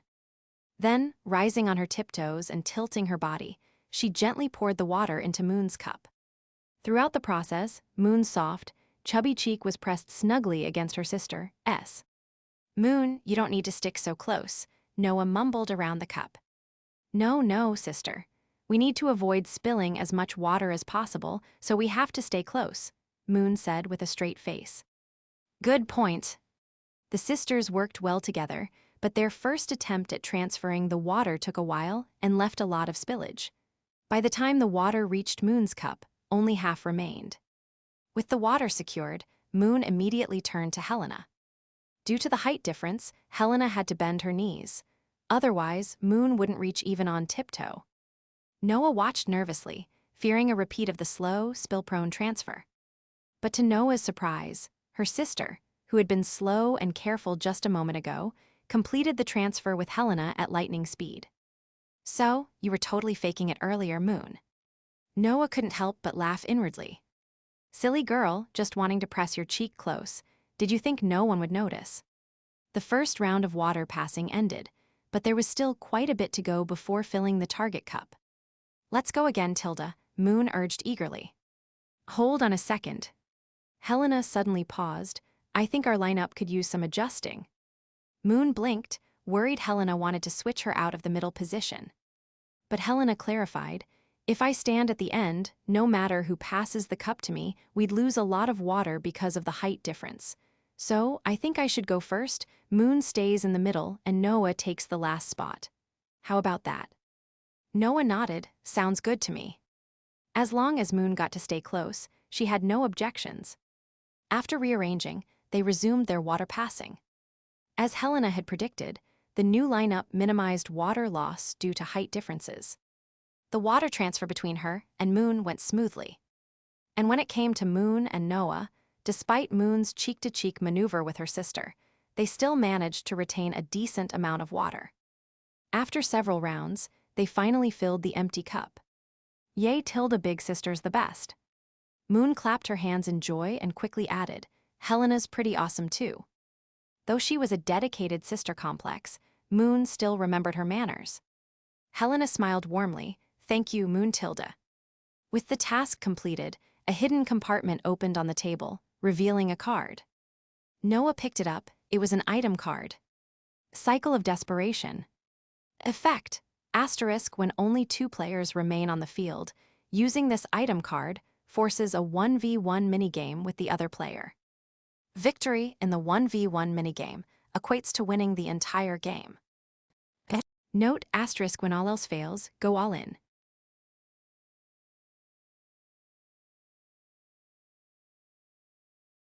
$453. Vol 4CH, 19. It seems like a card that offers a last-ditch chance, Noah remarked. In most cases, if only one wolf and one good player remain, the wolf would win automatically. But with this card, there's a glimmer of hope for a comeback. In the family games of werewolf that Noah had played, the good side could only eliminate wolves through voting or by utilizing special roles, abilities. So, most of the time, if one wolf and one good player were left, the wolf could easily win. However, this interactive game differed from traditional werewolf. With so many clue cards and item cards available, the game encouraged strategic maneuvering, making it more immersive and suspenseful for the players. Then, Noah, you should keep this card, Helena suggested. As the asterisk princess asterisk, your role is crucial. Our tasks revolve around protecting you, so you must survive until the end. And if a wolf remains in the end, you can use this card to try to turn the tables. Exactly, big sister, you should hold on to it, Moon agreed. Noah nodded and stored the asterisk cycle of desperation asterisk card safely. All right, let's keep searching for more clues. Okay. The 3 young dragon girls set off once more. The next few tasks they completed yielded relatively insignificant clues, mostly filling in background details about each character's role. The hints were vague, like thin strands that, even when grasped, didn't lead to any substantial insights. They spent the entire evening moving from task to task. With 2 hours left until the 8 p.m. meeting, Noah suggested they return to their rooms for a quick meal before continuing. Moon and Helena agreed without hesitation. But as the little dragons were preparing to return, a sudden NPC announcement sounded from Helena's memory stone. Guards, you have been killed. Guard, you have been killed. The voice from the memory stone echoed through the corridor, like the chime of a death knell resonating again and again. One moment, the Milkvey sisters had been cheerfully discussing what to eat for dinner. The next, they were frozen in shock. Though Moon wasn't new to witnessing crime scenes, she instinctively hid behind Noah the moment the chilling kill notification sounded. Noah's pupils dilated as she stared at her friend in disbelief. Helena, equally stunned, seemed unable to process what had just happened. I've been killed. But how could this be? We've spent the entire afternoon completing tasks without seeing anyone else. How could you have been killed? Noah rarely got frightened, especially in a game. But for Helena to be killed, right after Aurora had been, and under such mysterious circumstances. It felt as though a ghostly wolf lurked, unseen, lurking behind any one of them at any moment. Moments later, a staff member arrived. Miss Helena, you have been eliminated. Please follow me to the Divine Observation Room for a break. Obeying the game rules, Helena left with the staff. As she reached the corridor's end, Helena paused, looking back at Noah. Forgive me, Your Highness, I can't protect you any longer. Noah gave her a bittersweet smile. Your duty is complete, my guard. Helena smiled, nodding and waving goodbye before disappearing around the corner. After Helena left, Moon tugged on Noah's sleeve. Noah took her little sister's hand. Big sister, what do we do now? It feels like that wolf could kill us at any moment. Noah frowned, biting her lip in thought. After a brief pause, she said, "Let's call an emergency meeting. We can't wait until 8 p.m. or someone else might be killed." Okay. 10 minutes later, everyone gathered in the conference room once again. So, Helena was the latest to be killed. Claudia immediately noticed her daughter's absence from the meeting. Noah nodded. "Yes, I called the emergency meeting. All afternoon, Helena, Moon, and I were completing tasks together without encountering anyone else. But just now, Helena, like Aurora, was inexplicably killed. As I suspected, the wolf does indeed have long-range kill capabilities," Leon commented. Claudia rested her chin on her hand, pondering. But since both Aurora and Helena were killed with Moon present, is it possible that... "It wasn't me, Aunt Claudia. I was doing my tasks diligently the whole time," Moon protested sincerely, though her words lacked persuasive weight. But she was just a kid, and the game was meant to be fun. No one intended to interrogate her relentlessly. Leon eventually stepped in to explain for his beloved daughter. Moon is part of the Asterisk Friends group, and a member of the good side, so she couldn't have killed Aurora or Helena. Claudia nodded, "True." Isha's gaze swept over the group before she spoke. "So, we can be sure now that this wolf has the ability to kill from a distance. We have no way to counter it, nor do we have any concrete leads on their identity, right?" The remaining little dragons shook their heads in silent agreement. Claudia's silence also served as an answer. Leon and Rosvisser exchanged a glance, seeming to communicate through a private team language. Isha noticed their little exchange. Her red dragon eyes narrowed slightly, but moved on without lingering. "Actually, Rosvisser and I previously found a clue regarding the Asterisk Queen." Leon began. "Me?" Claudia's tone was neutral. "Yes, that clue card mentioned that while the Queen loves her daughter, she seems to have an ulterior motive," Leon explained calmly. "Then, after completing a 3-person task with Moon and Aurora, we obtained another clue card that said, 'That thing is a curse. It must be destroyed.' That thing most likely refers to the Black Sacred Stone. And according to the game's background story, besides the deceased king and the princess, the one most familiar with the Black Sacred Stone would be the Queen. So this line about 'must be destroyed' is likely something the Queen would say. Given that the clue card also mentions the Asterisk Queen, having an ulterior motive, I have reason to suspect, Claudia, that you may be aligned with the wolves." Leon didn't directly accuse Claudia of being a wolf, as this was just speculation based on the clue cards and background story. There was no concrete evidence, but it was the most promising lead they had. With 2 good players already dead, if they didn't share clues and discuss them, the wolf with long-range kill abilities might continue to dominate the game. After Leon finished explaining, everyone turned to look at Claudia. The beautiful woman remained calm. After a moment of thought, she replied in a measured tone. "If this wolf indeed has a long-range kill ability, then I no longer need to be so cautious. First of all, I am not a wolf, but I'm also not strictly aligned with the good side. Leon, the clue card you and Rosvisser found mentioned that the Queen has an ulterior motive, but don't overlook the first part. It also states that the Queen deeply loves the princess. I am indeed on the princess's side, helping her retrieve the Black Sacred Stone. However, once we find it, I have a hidden task of my own, to destroy the Black Sacred Stone. To the Asterisk Queen, in this game, the Black Sacred Stone is a generational curse. It stirs conflict, and countless lives have been lost over it. Even her beloved princess may one day be endangered by the Black Sacred Stone. So, once the Asterisk Queen finds the Black Sacred Stone, she intends to destroy it. My task card specifies this. If I succeed in helping the Asterisk Princess, find the Black Sacred Stone, all members of the good side, including the Asterisk Queen, win, and the Queen receives a reward. But if the Asterisk Queen finds it first and uses an item card to destroy it, the Queen becomes the sole victor and earns the ultimate game reward: a Black Sacred Stone crafted from dark spirit crystal. Once the Destroy the Black Sacred Stone ending is triggered, not only does the Queen win, but the princess's side is also considered victorious, earning their own rewards. Claudia sighed softly, her gaze turning to Leon with a faint smile. In other words, I do indeed have my own objective or hidden task, but I can choose not to complete it. As long as Noah wins, I'll receive a reward as well.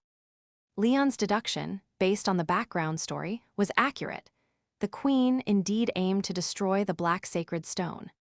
But due to information gaps between roles, he couldn't have known Claudia's alternate victory path.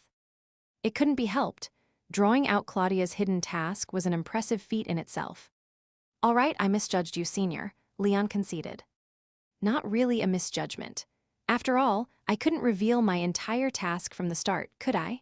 Claudia replied with a lazy smile, crossing her long legs as she looked at Noah. Well, my dear princess, you know my hidden task and win conditions now. Are you going to vote me out? Noah gazed into those ocean blue eyes. She could tell that Aunt Claudia wasn't trying to sway her decision, but wanted Noah to choose for herself. After a brief pause, Noah said, I won't vote you out, Aunt Claudia.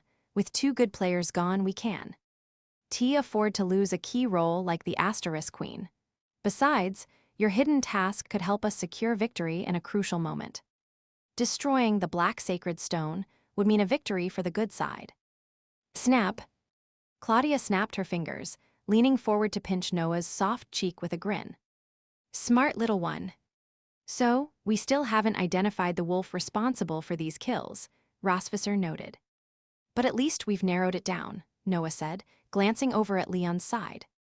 If it's not Moon, and it's not Aunt Claudia, then the 2 lone wolves must be among Dad, Mom, and Aunt Isha. 3 choices for 2 wolves shouldn't be too hard, right? It's not hard, Noah, but don't blindly trust everything Aunt Claudia says, Leon cautioned. Noah blinked thoughtfully, understood Dad. Well, having a smaller suspect pool is progress. It's better than wandering around aimlessly like before, Isha said with a smile as she stood. For now, we'll leave it at that. If another player gets killed, we'll call an emergency meeting to narrow it down further. Leon noted his sister-in-law's expression and tone as she spoke. Why did it feel like Isha was eager for meetings? Could it be that, as a leader, she just liked calling meetings out of habit? All right then. The others got up and gradually left the meeting room. With 2 good players eliminated by long-range attacks, the remaining players were forced to become more vigilant. Though they knew vigilance wouldn't help much. If the wolf planned to keep killing, they had no way to predict or prevent it. But as Leon had mentioned, such an overpowered skill was bound to have limitations. Now, Leon's goal was to discover those limitations. Only by knowing the wolf's weaknesses could they counter them. And Leon was the last to leave the meeting room, hands in his pockets, standing alone in the vast hall. He slowly looked up at the large clock on the wall. 6:30, less than 2 hours until the next full meeting. We need to find that wolf before then.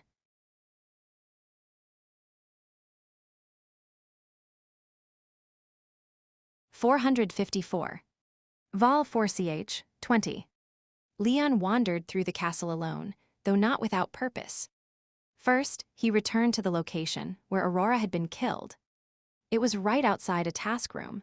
He and his 2 daughters had just completed a group task, and before they could even celebrate, Aurora had been taken out of the game. Now, there was a chalk outline on the floor where Aurora had fallen, courtesy of the game staff. In the center of the outline was written, Friend B***. This was how the game marked bodies. Leon stood at the crime scene, gazing down at the outline on the floor as he silently tallied the remaining players. Noah, Moon, and Senior Claudia should all be aligned with the good side. The only 2 left whose roles are uncertain are Rosvisser and my sister-in-law Isha. One of them has to be the other lone wolf. He continued thinking, piecing together all the evidence. Rosvisser had spent nearly half the game so far bound to him, so he knew almost all the items she had acquired. But there were still stretches when they'd been apart. Could she have had time to pull off these long-range kills during those intervals? And then there was Isha. She was the only one with no clues whatsoever pointing to her. That alone was suspicious. Has she used some kind of item to hide information about herself? Or are we just missing those clues entirely? His investigation was narrowing, just as Noah had pointed out during the last meeting. Having a range of suspects made all the difference compared to running around aimlessly. Still, Leon couldn't ignore his own theory regarding the so-called long-range killer. Technically, it wasn't a theory as much as it was an instinctual feeling, one that any dragon slayer would develop when dealing with dragons. But since there was no hard proof yet, Leon had kept it to himself. As he wandered, Leon found himself approaching another marked location. Another chalk outline lay on the floor here. "Guard." "It's little Helena's body," Leon muttered, moving forward with his thoughts. He completed a solo task along the way, receiving an unexpectedly useful reward. Another detective *** card, which could verify if a player had killed someone within the past 6 hours. The detective *** card he and Rosvisser had used earlier had cleared his own name. But at this stage of the game, having another investigation card was critical. With fewer players left, any information from an investigation card would be much more valuable. Leon pocketed the detective *** card and continued roaming the castle. After about 10 minutes, he noticed a staff member in the distance, crouched down and drawing something on the floor. Frowning, Leon walked briskly toward him. By the time he arrived, the staff member had just left. Leon's eyes followed the departing staffer for a moment before he looked down at where they'd been working. And then he froze, taking a half step back in shock. It was another chalk outline, smaller than the others. In the middle was writ. "Friend A. Moon had been killed." For a moment, Leon couldn't fully grasp what had happened. When and how had Moon been killed? A deep, cold dread began to creep through him. Who would have thought a simple family bonding game could become a source of psychological horror? Taking a steadying breath, Leon crouched, his fingers tracing the outline labeled **friend A**. A bittersweet smile tugged at his lips. "Little Moon, you didn't even get a chance to eat Daddy's offerings this time, huh?" With a sigh, Leon straightened, clapping his hands together as his gaze grew more determined. Even in a game, never underestimate the wrath of a doting father out for revenge. In the communal kitchen, Rosvisser had just prepared a small cake, cradling it in her hands. "Hope this helps somehow." "Helps with what?" A familiar voice came from the doorway. Luckily, by now, the queen had gotten used to such surprises and didn't startle easily. Turning around, she found Leon leaning against the doorframe with his arms crossed. "What are you doing here?" Rosvisser asked. "Moon was killed." She froze, her expression faltering. In this immersive game with a role-playing element, there was room for personal emotions to blend into the experience. For instance, the Friends group wasn't directly connected to the **royal chef* role. But the charm of the game lay in how the two little girls from the *Friends group were actually the daughters of the *royal chef* outside the game. So with both of them now killed, it was only natural for Rosvisser to feel a pang of emotion. It wasn't a negative emotion, but was enough to alter the game's tone and rhythm. "Do you know who did it?" Rosvisser asked in a hushed tone. "No." "Why was Noah with Moon? And why didn't you call an ** emergency meeting?" Leon closed his eyes, taking a deep breath as though making a difficult decision. After a moment, he pulled the detective ** card from his pocket. "Before answering, would you mind if I used an investigation card on you?" Rosvisser shrugged. "Go ahead." Leon used the detective ** card. The result read: "Player Royal Chef has not killed any players in the past 6 hours." Rosvisser let out a relieved sigh. "You just wasted a valuable investigation card, you know." Leon shook his head slowly. "No, it wasn't wasted. I think I finally understand the mechanics behind the long-range kills."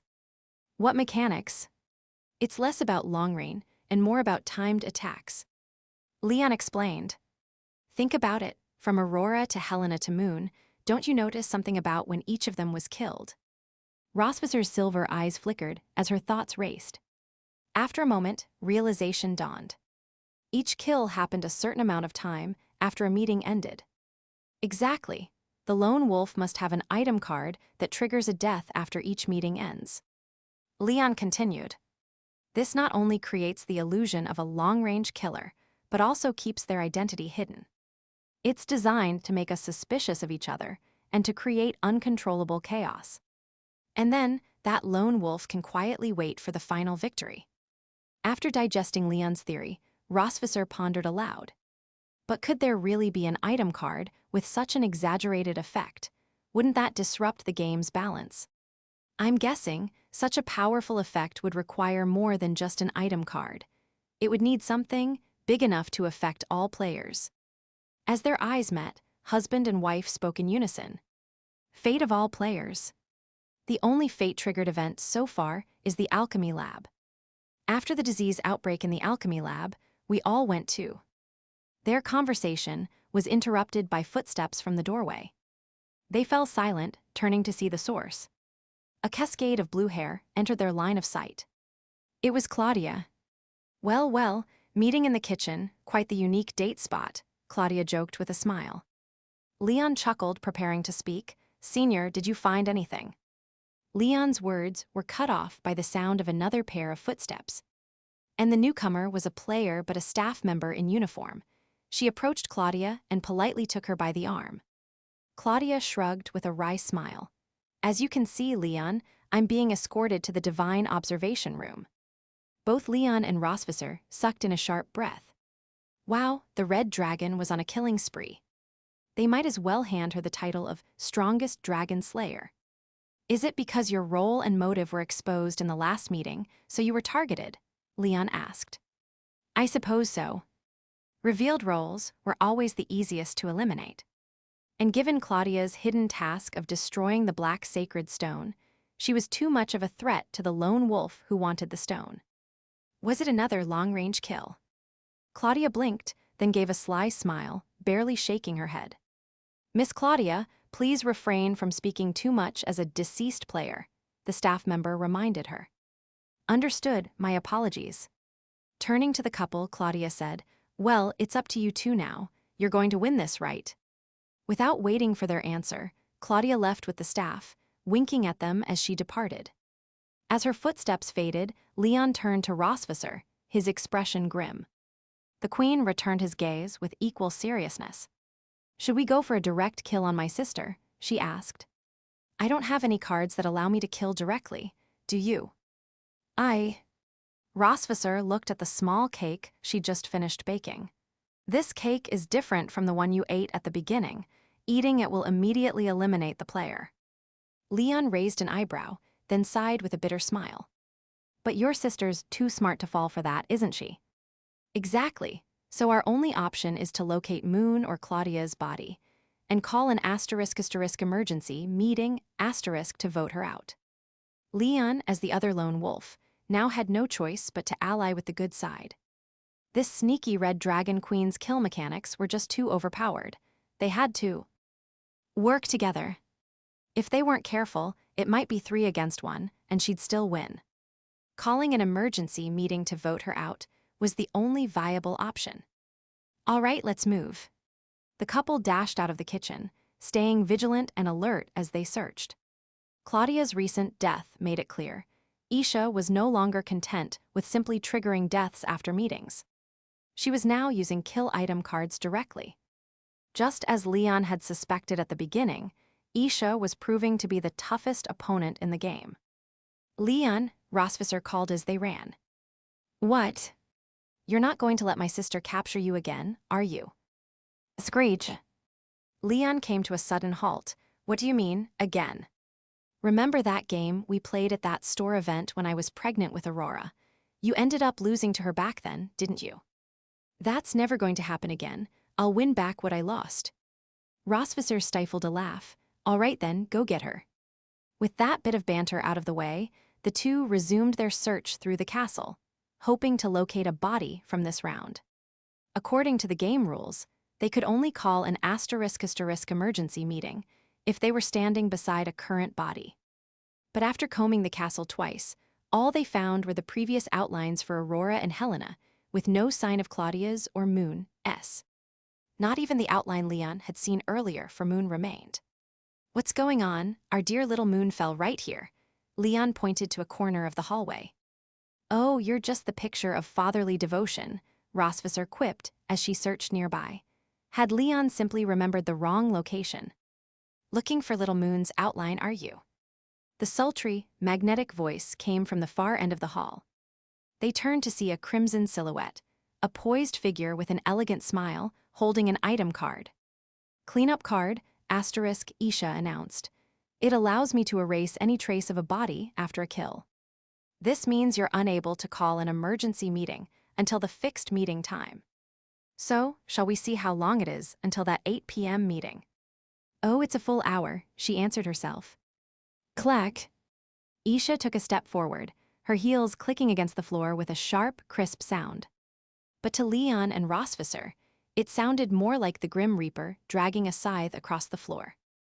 Conveniently, I have 3 kill item cards left, so all 3 of you will have a turn. An exposed lone wolf, ready to go all out, meant she would kill every remaining player before the final meeting. 1 hour would be more than enough. Leon kept his gaze locked on Isha, taking a slow step back as he subtly grabbed Rosvisser's hand. Are you planning to run with my sister, Rosvisser?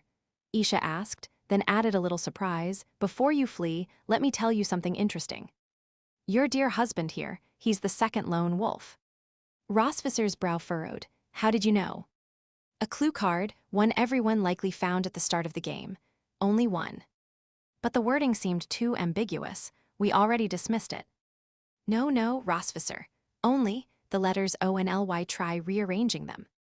O and Ly, Rosvisser muttered. Lyon's Leon. The Red Dragon Queen smiled in satisfaction. Exactly.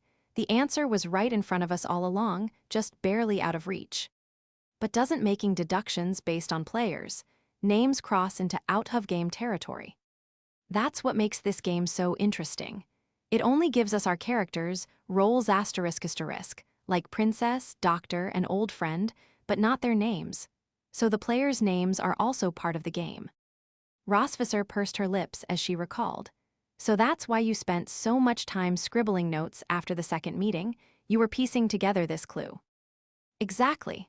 I avoided targeting Leon too early, just to see how you two would fare working together. A glimmer of smug satisfaction shone in Isha's crimson eyes as she continued. Though it's a pity, really, you two didn't live up to my expectations. Well then, let's end this game quickly. Once I finish off the 2 of you, I'll move on to my dear little niece, ensuring a lovely family reunion. Run, Rosvisser, run. Leon finally made his choice, pulling Rosvisser with him as they sprinted down the opposite hallway. Watching the couple's retreating figures, Isha didn't even flinch. No rush, I'll go take care of the Princess asterisk first.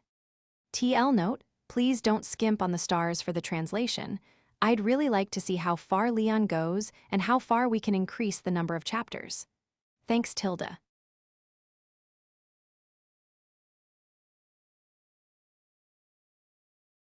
.455.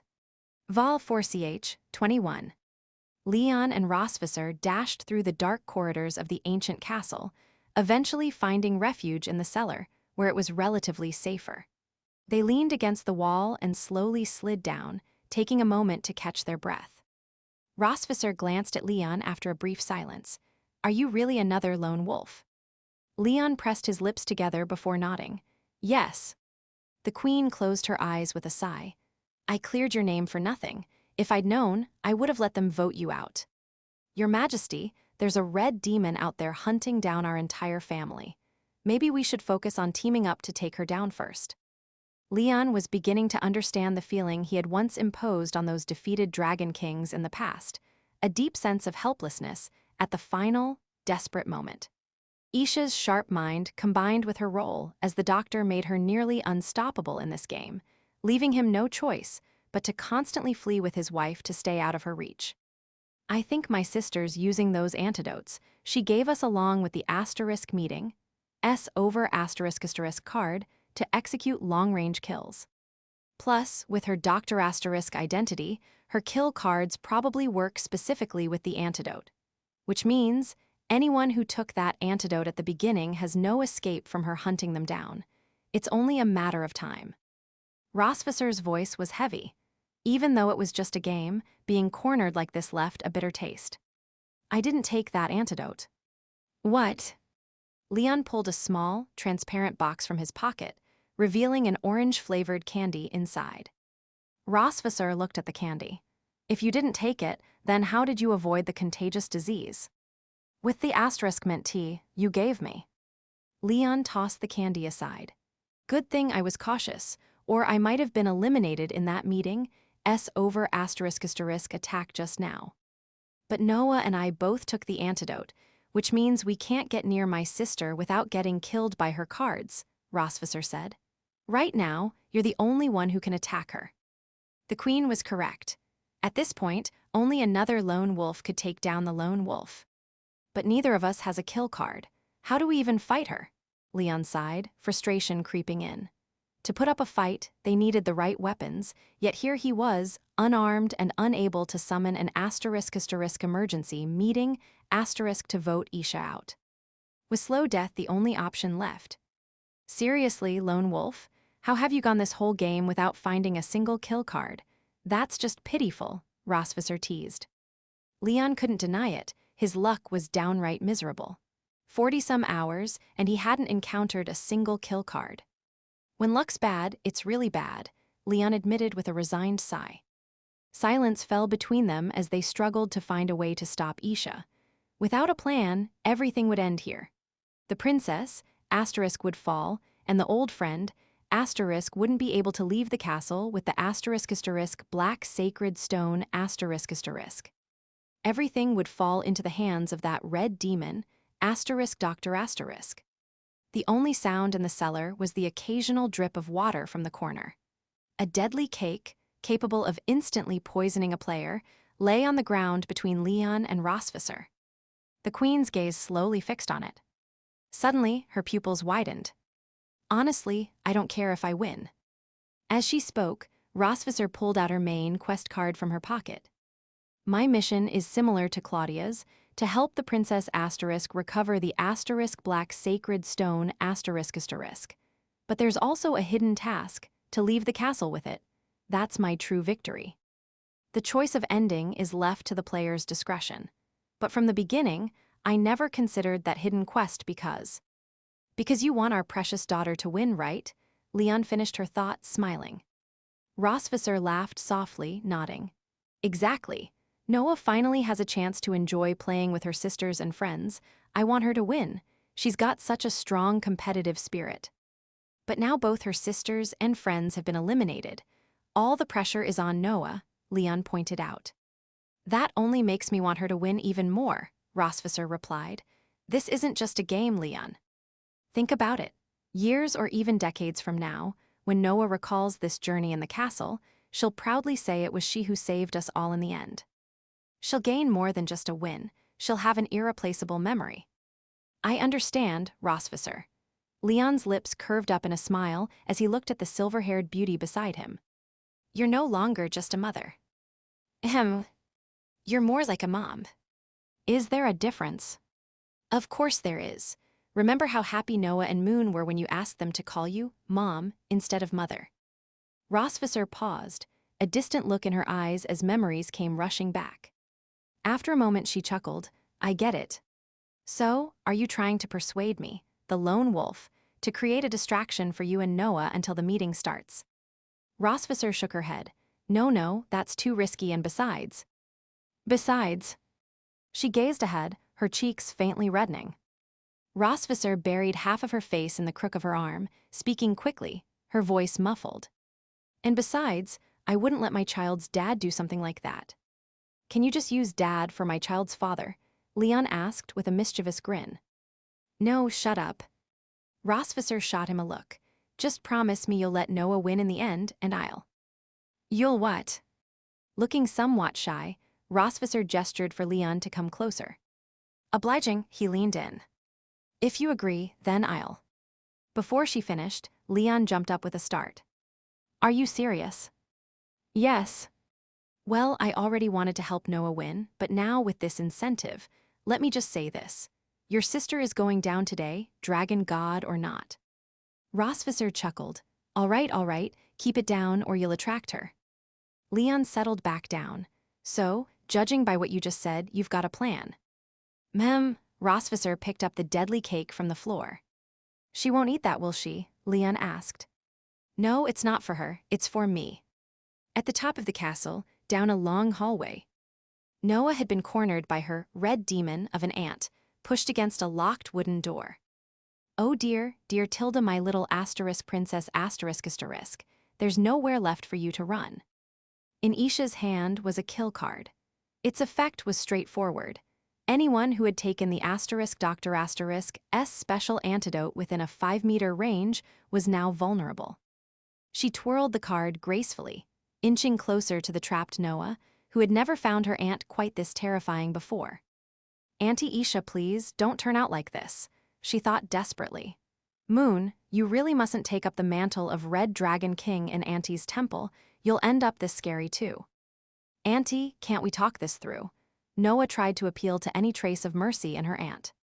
Oh, sweet Noah, let's save our little chat for after the game, Now, be a good girl and come here so Auntie doesn't have to work too hard.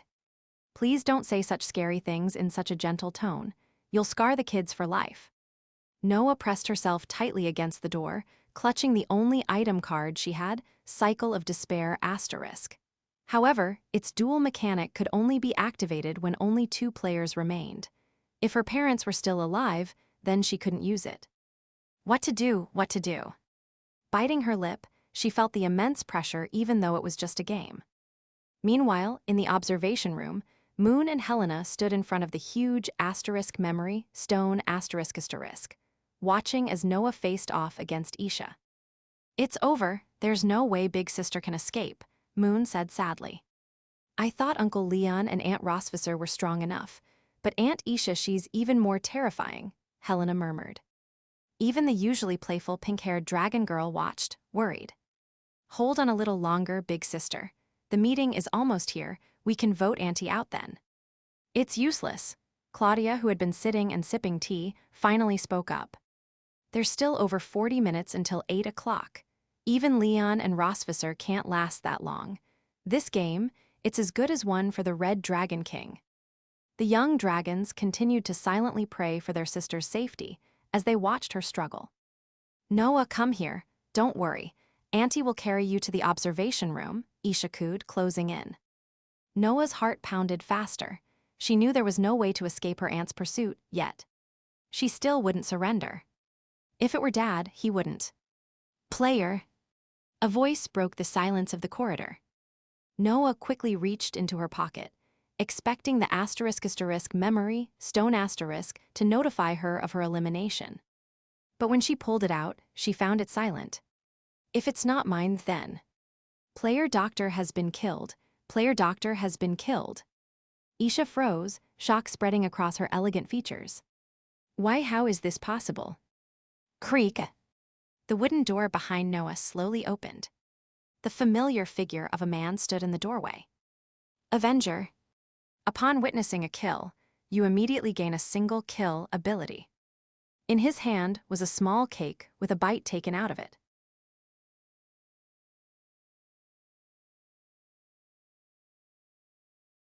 $456.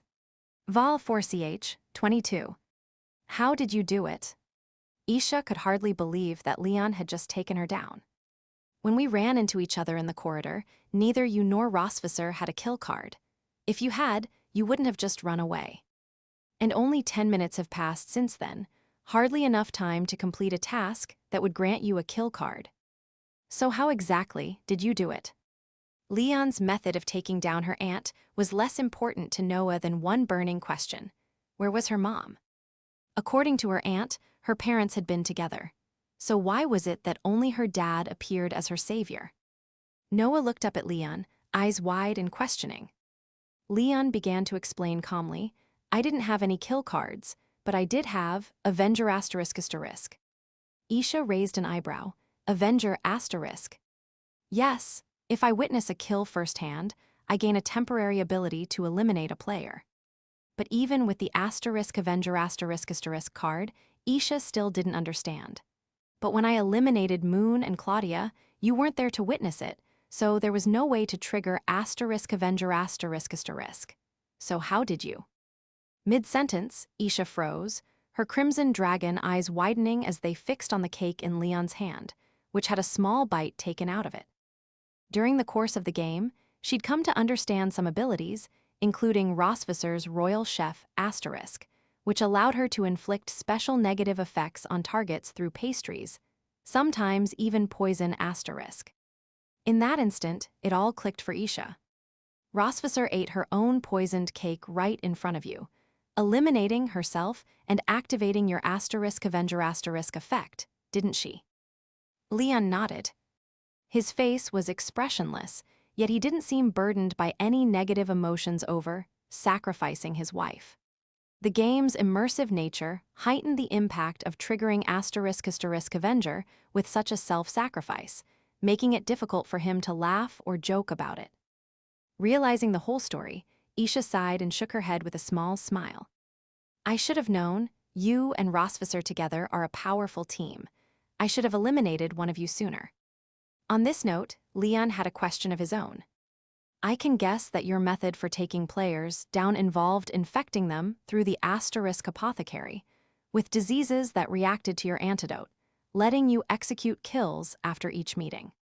But even if you wanted to save Rosvisser and me for last, why did you kill Little Light first? If it were up to me, I would have eliminated Claudia immediately. She would have been a much bigger threat in the later stages. Hearing this, Isha helplessly spread her hands. I couldn't choose a specific target. You could. Nope. Anyone who consumed my antidote was vulnerable to elimination at the end of each meeting, but the victim was chosen at random. I had no control over it. Isha added, to put it in the words of the asterisk item card asterisk, everyone has different resistance levels to poison, so the timing of its effect varies. I see. But you're very clever, Leon, figuring out my method of elimination under all that pressure. Isha offered sincere praise to her brother-in-law. Even when you were clearing your name, you mentioned saving up kill cards until you had enough to start taking people out. That's what inspired me to try ending the game this round. Oh, and your luck is truly impressive. You managed to survive my random kills. Had Leon been randomly eliminated after one of those meetings, Isha would have already claimed victory. I was never going to die to your random eliminations, Leon said confidently. Intrigued, Isha raised an eyebrow. Why not? Because I never took your antidote to counteract the contagious disease. I used Rosvisser's mint tea instead. Oh, so you were that cautious from the start. Well, I accept my defeat graciously. Isha smiled. Congratulations, brother-in-law, you managed to turn the tables on me. Leon looked down at the cake in his hand, which still bore a faint lipstick mark left by Rosvisser. After a moment, he murmured, almost to himself, if I'd noticed earlier, maybe Rosvisser wouldn't have had to use that method. Isha tilted her head, her curiosity piqued. Brother-in-law, I have one last question. Go ahead. When Rosvisser ate that poisoned cake in front of you, her body should have been right there. You could have easily called an asterisk emergency meeting and, with Noah's help, voted me out. Why did you use Avenger instead? By this point, Noah had pieced together the clues, recognizing her aunt's true identity through the game.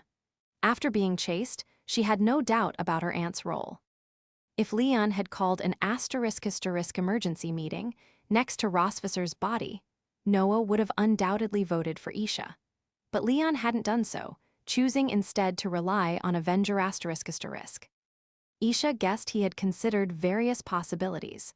Perhaps fearing she held a card to deflect or nullify a vote, or maybe he was unsure if Noah would hesitate since he wasn't aware she had been chased by Isha. So, what was the real reason her clever brother-in-law hadn't called an asterisk emergency meeting asterisk? The answer was, because it looked cool. Isha. Noah, yeah, that's my dad for you. I even suspect he was hiding behind the door for a while just to time his entrance for the last second. Isha shook her head with a rueful smile, thinking that people who share a bed really do think alike. If Leon had fallen, Rosvisser probably would have done the same thing, skipping the meeting and going straight for Isha. After the recap, the staff came forward to escort Isha out. Isha looked back at Leon and Noah. Well, you've defeated me. Now it's down to you two. I'll head to the observation room and enjoy the show, Tilda. Aurora Moon, Auntie's coming, Tilda. With that, the staff led Isha away. In the castle's upper hallway, only Leon and Noah remained. Noah eyed her dad warily for a few seconds before carefully taking a few steps back. Leon paused, smiling. What's wrong? If you were on the good side, the game would have declared the end after Auntie Isha was eliminated. Unless you're the last wolf. At this stage in the game, there was no point in Leon hiding it anymore. That's right, but I don't have any kill cards left. However, Leon did have a super influence card, which could increase his vote count from 1 to 5. With only him and his daughter left in the game, he could, in theory, call an emergency meeting next to Isha's body and win by an overwhelming 5-1 vote. But he'd promised Rosvisser he'd let Noah win. There was no way he'd use that super influence card. But Leon also knew his daughter's nature. She wouldn't want to accept a victory handed to her. So, Leon was curious to see how his beloved eldest daughter would handle this final showdown. Finally, Dad, it's just you and me. Noah's tone was serious. Yet beneath the seriousness, there was a spark of excitement. What? That tone, that look, was she challenging him? Wait, what? Fight Noah. Come on, I can't even beat Little Light. How am I supposed to take on Noah? Leon thought in silent despair. Noah slowly pulled an item card from her pocket. Cycle of Despair *. When only 2 players remain, you can initiate a 1v1 minigame. The winner of that game becomes the victor of this entire game. So, Dad, let's duel, just you and me.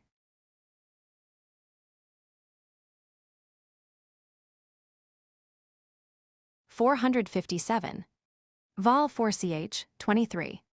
In the first floor hall, all the previously eliminated players gathered to watch the final showdown between father and daughter. Go Noah, go Dad. Cheer up, Noah-chan. Moon and Helena took on the role of the cheer squad, enthusiastically encouraging both sides. Aurora was held in Isha's arms, her small tail twitching with excitement. Over these past hours of gameplay, Aurora had enjoyed plenty of amusement, but it had always felt like something was holding back the true excitement. Now, with her big sister facing off against her dad in the ultimate showdown, this was a rare treat. Unlike other fleeting sources of fun, a good father-daughter duel would age like fine wine, getting better over time. Aurora even considered asking the staff for a memory stone or 2 to record this epic battle, so she could replay it endlessly once they were home. And she wasn't the only one eagerly watching. She could feel her aunt's anticipation too. Auntie, who do you think will win, big sis or Dad? Aurora asked. Objectively speaking, even 100 of your big sister wouldn't stand a chance. Isha gave a factual analysis but added, though, who knows, your dad might hold back. Aurora's big eyes blinked, sparkling with mischief. But Auntie, even if Dad let the whole of Samya flood with his holding back, big sis still wouldn't stand a chance, right? Isha laughed and gently tapped Aurora's nose. Just keep watching. I'm as curious as you to see how this ultimate duel will unfold. Meanwhile, Rosvisser watched quietly from the side. She knew that Leon would hold back enough to let their daughter win. But the problem was, Noah wasn't a fool. Knowing Noah as well as she did, Rosvisser was sure her daughter was aware of how outmatched she was against her father. This meant Leon's acting skills would be put to the test. He would have to appear completely serious while holding back subtly enough that Noah wouldn't notice.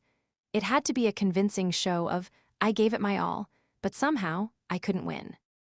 Only by showing a natural moment of unintentional carelessness could Noah accept the outcome of this match. Of course, Leon and Rosvisser had already discussed this thoroughly in the cellar. They both wanted Noah to win but didn't want it to feel forced. If it was too obvious that he was holding back, it would only upset Noah. In that case, it would be better to play seriously. For Leon, perfectly losing was much harder than easily winning. I have to take this more seriously than when I fought those Dragon Kings, Leon thought to himself. In the center of the hall, father and daughter stood ready for their ultimate duel. Their game was Bell Snatch *. The rules were simple. Each wore a small bell on their waist, and whoever snatched the other's bell first would win. Standing across from each other, both had bells fastened around their waists and were poised to begin. "Hey, kid," an elder voice in the dark golden waterway of Noah's consciousness suddenly addressed her. "Yes." Since the time flow in the mind space differed from reality, Noah had enough time for a quick chat. "You realize that in a physical contest like this, against your father, you don't stand a chance, right?" "Yes, I know." Noah's tone was calm as she spread her hands, speaking slowly. "But what am I supposed to do? Surrender and ask Dad to just hand over the prize, the black sacred stone?" "That sounds efficient," the elder laughed, "but I know you won't do that. I never expected this game to end this way, so the Knight's Spirit Crystal Asterisk might not be something I can." "If you want to win, stop saying defeatist things," the elder replied, unusually stern. The elder's white dragon eyes reflected Noah's small form, and she continued. "Although your opponent's strength is overwhelmingly superior, preparation is still necessary.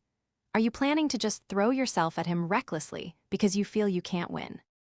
Noah's expression shifted briefly, a trace of emotion flickering across her calm face before vanishing. Taking a deep breath, she thought for a moment, then replied, "Aside from the difference in strength, Dad's combat experience is much greater. Everything I know, he or the academy taught me. It's all very predictable." "Exactly, so keep it flexible. Don't rely solely on what you learned at school, adapt and think on your feet." Noah nodded, understood. Finally, a bit of encouragement is always in order. The elder looked at Noah, her small figure almost mirroring the elder's own past self. Long ago, countless people had advised the elder not to attempt to be the savior of the dragon race, but she'd chosen that path regardless. And now, in this little girl, she saw the same determination, the courage to keep going, no matter the odds. "Though it's just a simple asterisk bell snatch, asterisk game, I'm pleased to see your resolve to keep going, little one.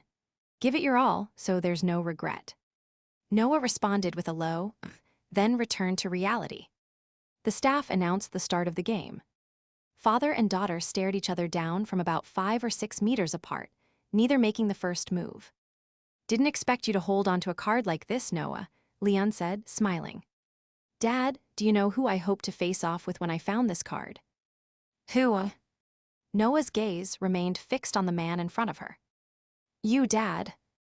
Leon raised an eyebrow, intrigued. "I thought you might have chosen Mom or Helena, but me." "Of course it's you. It's always been you." Noah bent slightly, crouching low in a stance that signaled she was about to pounce. "I've always wanted to truly go up against you, Dad. So, even if it's just a game of asterisk bell snatch, I'll give it everything I've got." Leon couldn't help but smile, though he wasn't entirely sure why his daughter was so set on facing him head-on. Still, her courage and determination to challenge him despite knowing their strength gap delighted him. Once, when he was young, he'd done the same thing, facing off against his master despite being outmatched, only to end up getting pummeled. Well, he certainly wouldn't go as hard as his master had on him. "I'm coming, Dad." "All right." At her word, Noah shot forward, making a direct move for the bell at Leon's waist. But a straightforward attack like this was child's play for Leon. A simple sidestep was enough for him to avoid her strike. As he sidestepped, he reached for the bell at Noah's waist. His movement was quick, but not as fast as it could be. He had to keep it just slow enough that Noah wouldn't catch on to his helpful oversight. Noah's response was equally swift. Missing her first strike, she immediately shifted her center of gravity and spun to shield her bell. Leon's hand grazed air. Landing on her feet, Noah pressed her toes to the ground, quickly launching a more aggressive attack. Due to her shorter stature, she had to jump to reach the bell on Leon's waist. However, any jump revealed weaknesses midway through the action. Noah realized this flaw after her first failed attempt. So for her second attack, Noah refrained from jumping and focused on disrupting Leon's balance. With her lower height, she could force her dad to bend defensively. Leon quickly spotted her tactic and smirked, turning a disadvantage into an advantage. "Not bad, Noah." "A very good teacher told me," Noah said, her hands never pausing in their assault. Don't rely too much on routines, keep thinking. In the depths of her mind, the excellent teacher gave a proud little humph. Well then, try this. Leon reached out, taking advantage of his height and long arms to grab Noah by the back of her collar, lifting her off the ground. This was the gap in their abilities. With even a bit of his strength, any tactic Noah tried could be countered effortlessly. Well, I'll be taking your bell now, he said, stretching his hand toward the bell on her waist. Noah wriggled, realizing she couldn't use her legs for leverage while dangling in the air. In this critical moment, she bit her lip, then swung her hips, using her body's momentum to sway slightly. With precise timing, she hooked her tail around her dad's arm, shifting her body away from his reach. Leon blinked in surprise. Wow, you're really flexible, huh? There's more where that came from, she quipped. Using his arm as a pivot, Noah leveraged her tail to pry herself upward, doing an impressive pull-up on Leon's forearm until she managed to swing herself onto his shoulders. Now seated on his shoulders, she clung tightly, just like when they'd play Dragon Knight games with Moon. But sitting up there, how will you reach my bell? Leon asked, gripping her ankles lightly, worried she might lose balance. Noah giggled, oh, like this. She suddenly leaned backward, her legs hooking under his arms to secure her position. Bah! Ending her body into an elegant arch, Noah's head dangled upside down, her hair streaming down as she stretched her arm, fingers brushing the bell on Leon's waist. I've got it. A gleam sparked in her eye as her hand inched closer to his bell. But Leon was still a step ahead. Gripping her ankles tightly, he spun around in place, dizzying her. With her target now spinning, Noah's assault faltered, and she had to relent. After a few spins, Leon gradually stopped, setting her down gently. You've improved a lot since I last noticed, Leon praised her sincerely. I told you, Dad, I'm giving it my all. After a brief pause to catch their breath, Noah charged forward once more, and Leon readied his defense. They both knew this would likely be the final round, as they had figured out each other's tactics. This third attempt would decide who claimed the bell. Noah darted around, attacking from various angles, her quick maneuvers dazzling the onlookers. Your daughter is really only 5. Even Claudia, who'd seen much, was astounded by Noah's natural talent. She'll be 6 this fall, Rosvisser replied. Mommy, Moon will be 6 soon too. Rosvisser patted Moon's head lovingly. Yes, sweetheart, you will be 6 soon. When I was Noah's age, I couldn't come close to attacking and defending with such fluidity, Helena marveled. I always knew she was strong for her age, but I didn't realize she could match up to Leon like this. Pride filled Rosvisser's heart as she listened to the admiration for her daughter. Yet, as Noah's mother, she also knew the deeper truth, that her daughter's skill didn't just come from talent. It came from unseen hours of hard work and countless efforts in silence.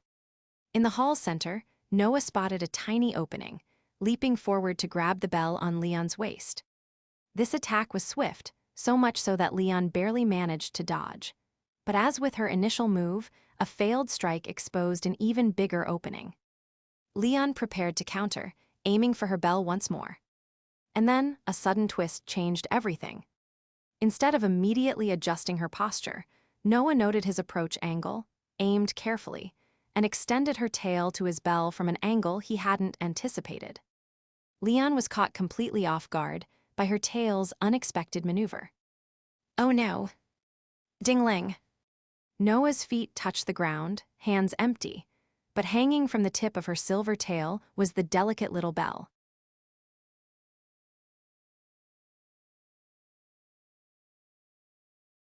.458. Vol 4ch, 24. You did it, sis. Moon ran over excitedly, throwing herself into Noah's arms. Helena and Aurora joined them, each offering their own congratulations. The little dragons gathered around their asterisk princess, asterisk, joyfully celebrating her victory. But amid the happiness, a brief flash of confusion crossed Noah's face before she quickly composed herself, joining hands with her sisters and friend as they danced in a circle. Well done, brother-in-law. Surviving 3 rounds against the fierce attacks of my genius niece, I hereby declare you the 3rd strongest in the Silver Dragon clan. Leon just chuckled at his sister-in-law's teasing. But as he mentally counted, something seemed off. I get the second strongest, Noah beat me, but why third? The second is your wife. Got it. Family rank -1. After poking fun at Leon, Isha joined the little dragons in their celebration. Rosvisser approached Leon and whispered, "We did agree you'd hold back and let Noah win, but I didn't expect you to lose so quickly." Leon chuckled, letting out a soft sigh. "There's plenty you didn't expect." The queen raised an eyebrow. "What do you mean?" "Actually, I hadn't intended to lose during Noah's third attack." Leon touched his waist, where his bell had been tied. He replayed the scene in his mind before explaining. Her third approach was similar to her first, so it was easy to counter. I planned to block it and say something like, "That move only works on Dad once." Rosvisser covered her mouth, chuckling as she listened intently. And then Noah switched tactics in a way I didn't anticipate, using her tail. But it wasn't just that. The angle of her tail's surprise attack was really hard to predict. Rosvisser considered his explanation thoughtfully, eventually summarizing. "In simple terms, our daughter genuinely captured you, didn't she?" Leon's mouth twitched. "I said all that to downplay it, and you just had to point it out." Though in truth, it wasn't entirely accurate. Before Noah's successful attack, Leon had several chances to take her bell. He just hadn't done it, and her tail maneuver really had caught him off guard. Guess I should have guarded against Noah's tail. If you'd listened to me 5 years ago, you would have let me attach a fake tail for practice.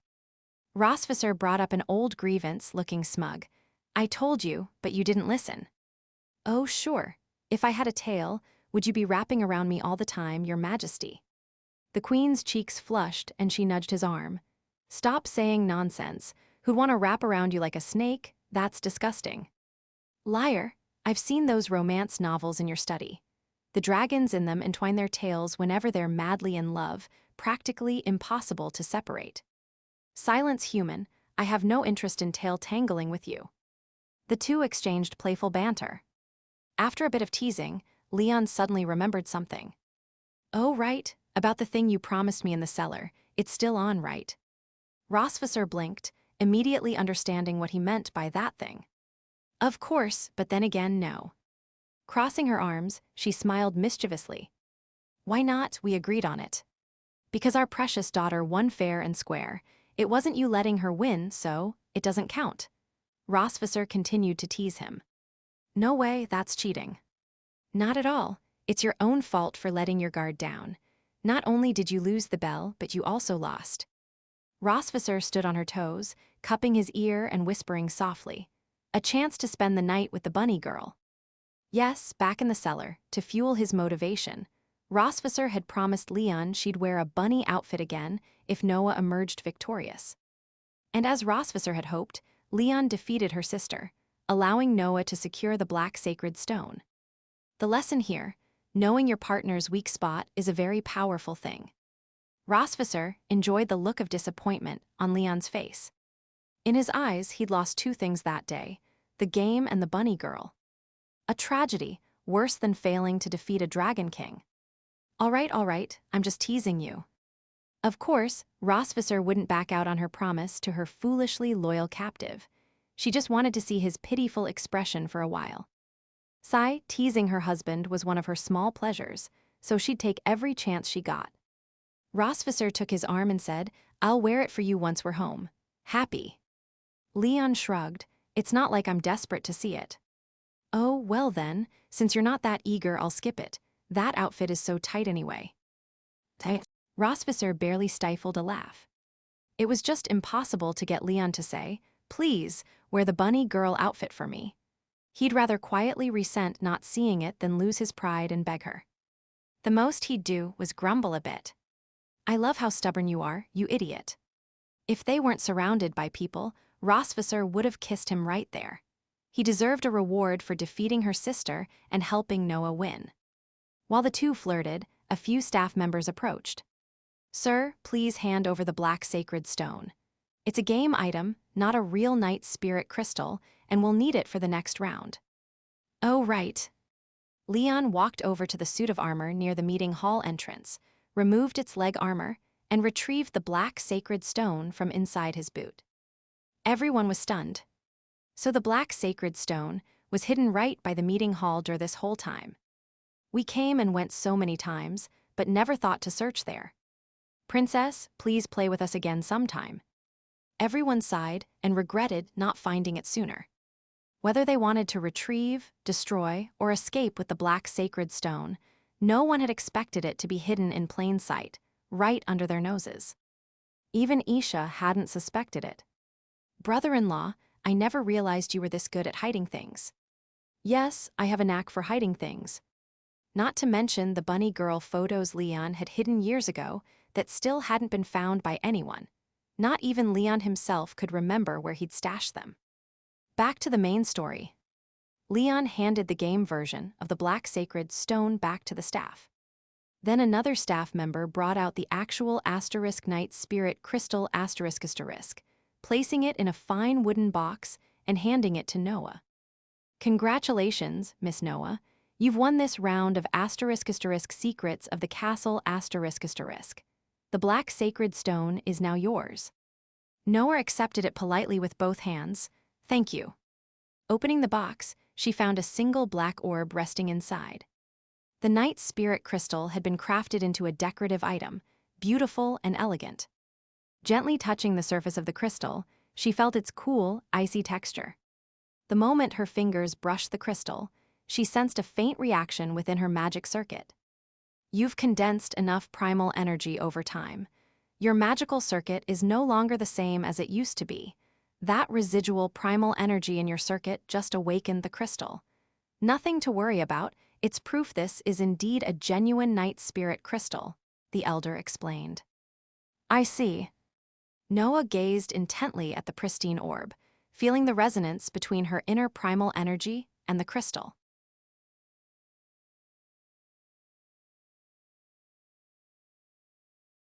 *459. Vol 4ch, 25.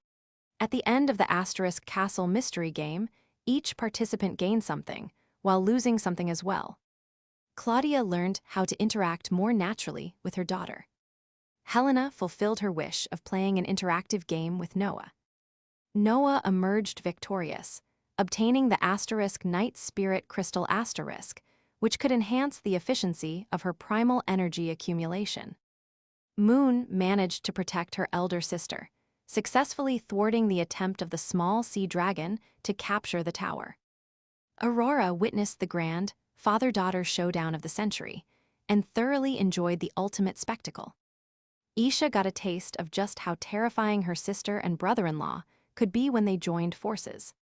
Meanwhile, Leon, despite losing the game with absolute abandon, won himself a bunny girl experience card for the night.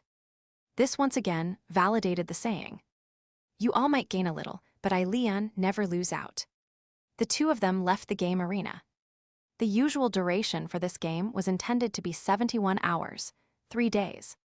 But who would have thought that Aunt Isha would go insane during the game, practically transforming into an honorary dragon slayer, while Leon and Rosvisser even raised their dragon-slaying swords, ending the match outright. With the combined might of the * AI family *, it seemed no game would ever last until its scheduled end. Further family bonding. However, since it was a rare chance for the family to go on an outing together, they couldn't just head home after one game, so they decided to continue enjoying the day. Aurora's mother expressed a stubborn desire to visit * Sky City *, and the adults naturally agreed. As always, Isha attracted the children like a magnet, the little ones pulling her along as they darted through the streets and alleys. Leon trailed a short distance behind them. Your sister really seems to love children, Claudia remarked. Rosvisser nodded in agreement. Although my sister is committed to a life without marriage, she absolutely adores kids. Claudia, slightly pensive, shifted the topic, asking, "Then, does she know about you and Leon?" "What?" Rosvisser's gaze followed her sister's silhouette, her beautiful face showing hints of worry and hesitation. After the Imperial showdown concluded, Leon and I did discuss whether or not we should tell her the truth. And the result? Leon chimed in with his own thoughts, hands tucked in his pockets, squinting slightly as he, too, watched Isha and the kids from afar. For the past 3 years, though she hasn't noticed anything, secrets can't stay hidden forever. Sooner or later, either will have to come clean for some reason, or she'll discover it herself. After the uproar we caused at last night's banquet, it's unlikely she hasn't caught wind of something. That's why I sometimes wonder if it's better to approach her first, rather than waiting for things to come out awkwardly. After listening to Leon, Claudia paused thoughtfully, then spoke. That does make sense, but what if Isha can't accept that her sister married a human? Leon and Rosvisser halted in their tracks at this question. What are you saying? Leon sighed. Big Sis is an incredible person. She's not like the other dragons, savage or violent, so I can't imagine her being on opposing sides. If she truly can't accept it, then perhaps I'll just have to lose her. Claudia raised an eyebrow and asked, Leave, where would you go? Back to the Empire, to lead the Asterisk Lionheart Society in strengthening the new nation, Leon replied, his tone grave. This is also why I believe now is the best time to come clean. The Empire has changed. Without Klet's rule, I can return to my roots. No matter what, that place is my home. Without much hesitation, he took Rosvisser's hand in his, fingers interlacing with hers. And I can't allow my presence to ruin the bond between Rosvisser and her sister. If Big Sis can't accept me, staying there would only destroy the family Rosvisser, and I have worked so hard to build. Our beginning may have been a mistake, but the ending must not be. The best choice would be for us to leave the Silver Dragon clan, and from time to time, let Rosvisser visit. Claudia slowed her steps, contemplating. After a moment, she spoke softly. Why are you so focused on the beginning and the end? What do you really mean? You may have started on the wrong foot, but that mistake led to a beautiful future, Claudia remarked, with a gentle smile, glancing at the couple. Her ocean blue eyes held a warm gaze. I've seen so much with you all these years. This journey has been more thrilling than my centuries of life. Why only focus on the beginning and the end? During these past 5 beautiful years, hasn't Isha been there too, witnessing and joining in? Leon and Rosvisser exchanged glances, a silent understanding passing between them. They were forced to reveal that Rosvisser was now expecting their second child. When Aurora was born, her first words were Aunt Isha. The whole family gathered in Sky City when grandmother returned. A truly rare, joyous day in the history of the Melkve family. Even during Constantine's resurrection attack, Leon, Rosvisser, and Isha had joined forces to fend him off. In that string of memories, Leon realized he had occasionally overlooked the contributions of another presence. Asterisk, the Red Dragon Queen, Isha asterisk. After a brief silence, Claudia continued. I agree, now is the best time to come clean. But it seems, even if the timing is ready, the two of you might not be. Rosvisser pressed her lips together and nodded slightly. Do you know how I felt when I found out Leon chose a human to be with? Claudia asked, her face showing a flicker of complex emotion. I was confused. I didn't understand why my sister would fall for a human. But what could I do? Leon is his own person with his own life and choices. If she doesn't have the freedom to love as she wishes in her long life, what's the point? In the end, I accepted Leon not because of society's expectations. She looked over at Leon. But because I knew my sister married the man who loved her the most. As her sister, all that matters is her happiness.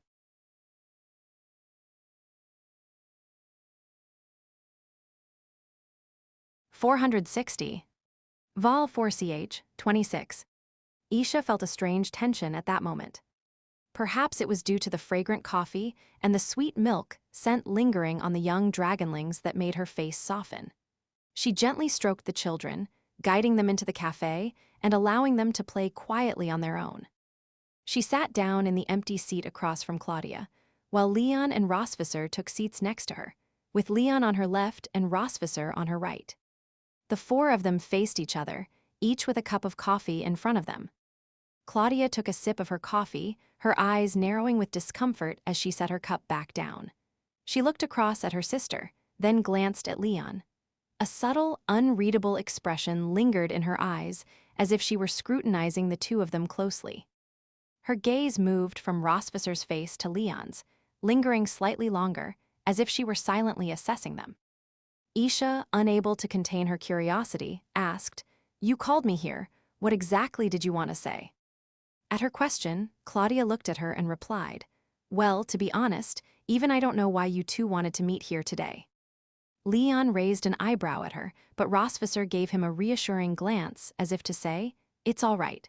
Let's just get this over with." After a brief pause, Isha finally broke the silence. "If it's not urgent, then why do I feel like something big is going on?" Leon exchanged a glance with Rosvicer. Her eyes showed a bit of hesitation, but she nodded, urging him to go ahead and say what they'd both been thinking. Leon finally broke the silence. "Isha, we need to tell you something important." Without waiting for her response, Leon continued, "This might come as a shock to you, but I'm sure you've suspected something." At his words, Rosvicer, too, gave Isha a look that conveyed her unease, suggesting that she had also been wrestling with this moment for some time. Isha's eyes widened slightly, and she couldn't help but glance between the two of them, a sense of nervous anticipation beginning to settle in her stomach. Leon hesitated, as if mentally preparing himself. "Isha, don't be scared, all right." She gave him an uncertain look. "Why would I be scared?" At that, Leon took a deep breath, seemingly gathering his courage. Sitting next to him, Claudia looked just as tense, as if she was about to witness something serious unfold. Isha leaned forward, a faint smile tugging at her lips. "It's fine, go ahead and say whatever you need to say. I'm not going anywhere." Leon relaxed a bit. "Good, because this isn't easy to talk about, but we need to be honest with you." Rosvicer gave Leon a reassuring nod. "Yes, it's best we tell you now." Leon glanced at Rosvicer, and she nodded back, urging him to continue. Finally, he turned to Isha. "Isha, the truth is, we need to prepare you for what's to come." Isha's expression was calm, but there was a faint hint of curiosity and suspicion. "And what exactly do I need to prepare for?" Leon and Rosvicer shared a brief, tense look. Leon spoke up. "Isha, I know this might seem unexpected, but we believe it's time you knew the truth about our family." Isha's gaze sharpened, her eyes narrowing slightly. "The truth? You're making it sound like there's some big secret." "Not exactly a secret, but we just want to make sure you're fully aware of what's at stake," Leon said, his voice cautious. Rosvicer interjected, "It's about Little Light. We feel it's time to discuss her future, particularly concerning her talents and the Red Dragon Queen's legacy." Leon looked at Isha, his gaze softening. "I know you've always had faith in Little Light's abilities and you trust her completely, but..." Isha's expression became guarded. "But what?" Leon cleared his throat, clearly uncomfortable. "It's just that her future might not be as simple as it seems." Isha's patience seemed to waver. She sighed and muttered, "If you're going to drag it out, maybe it's better to just tell me plainly." Leon exchanged a glance with Rosvicer, then spoke in a firmer tone. "If you plan to fully embrace her potential, then you need to be prepared for the difficulties that come with it." Watching her sister's reaction, Isha looked both confused and intrigued, a little caught off guard. "You're speaking as if she's destined to be royalty," Isha scoffed. "What, are you planning to crown her or something?" Leon let out a nervous laugh. "Not exactly, but we want to make sure she's equipped for whatever may come." "Are you really going to destroy the family over this? How far are you planning to go?" Hearing Isha's words, Leon's expression grew uncertain. He hesitated for a moment before replying, "Rosvicer and I, we haven't given up. There's no way we'd separate, especially now when we're already planning for our next child. We wouldn't throw away everything so easily." Rosvicer gently tightened her grip on his hand. "That's right. What we're talking about here isn't just about us or our relationship. It's also about you, sister." Isha's eyes softened slightly, touching the tip of her nose with her finger in a moment of rare vulnerability. She quietly asked, "Me?" "Yes, you." Rosvicer smiled softly, lifting her chin with a dignified air as she looked at her sister. "We wouldn't be able to face you if we walked away. No matter what happens, we're family." Leon, noticing the determination in Rosvicer's gaze, couldn't help but nod in agreement. She looked at him with a hint of amusement, and he responded by subtly squeezing her hand. "All right then," Isha said with a small, resigned smile. "Since you two are so committed, who am I to argue?" "Well, now that that's settled, let's get back on track. After all, the dragons of the continent, who else would be bold enough to step up?" At the mention of the dragon kings of the continent, Isha's mind filled with both pride and an awareness of her own responsibilities. It was rare for her to be in such a flustered state, yet she quickly composed herself. "All right, let's not get distracted," she said, now fully focused on the task at hand, as she reached for her cup to take a sip of her cooling coffee. Afterward, she looked at the two of them and let out a deep breath, her expression much more composed. "Sister, actually, my union with Rosvisser was completely unexpected." "Unexpected?" Isha looked puzzled. "What do you mean?" "It all started like this."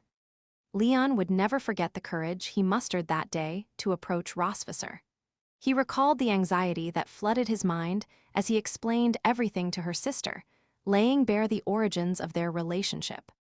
For nearly 15 minutes, he maintained a composed and calm expression, even as he felt a bead of cold sweat trickle down his forehead.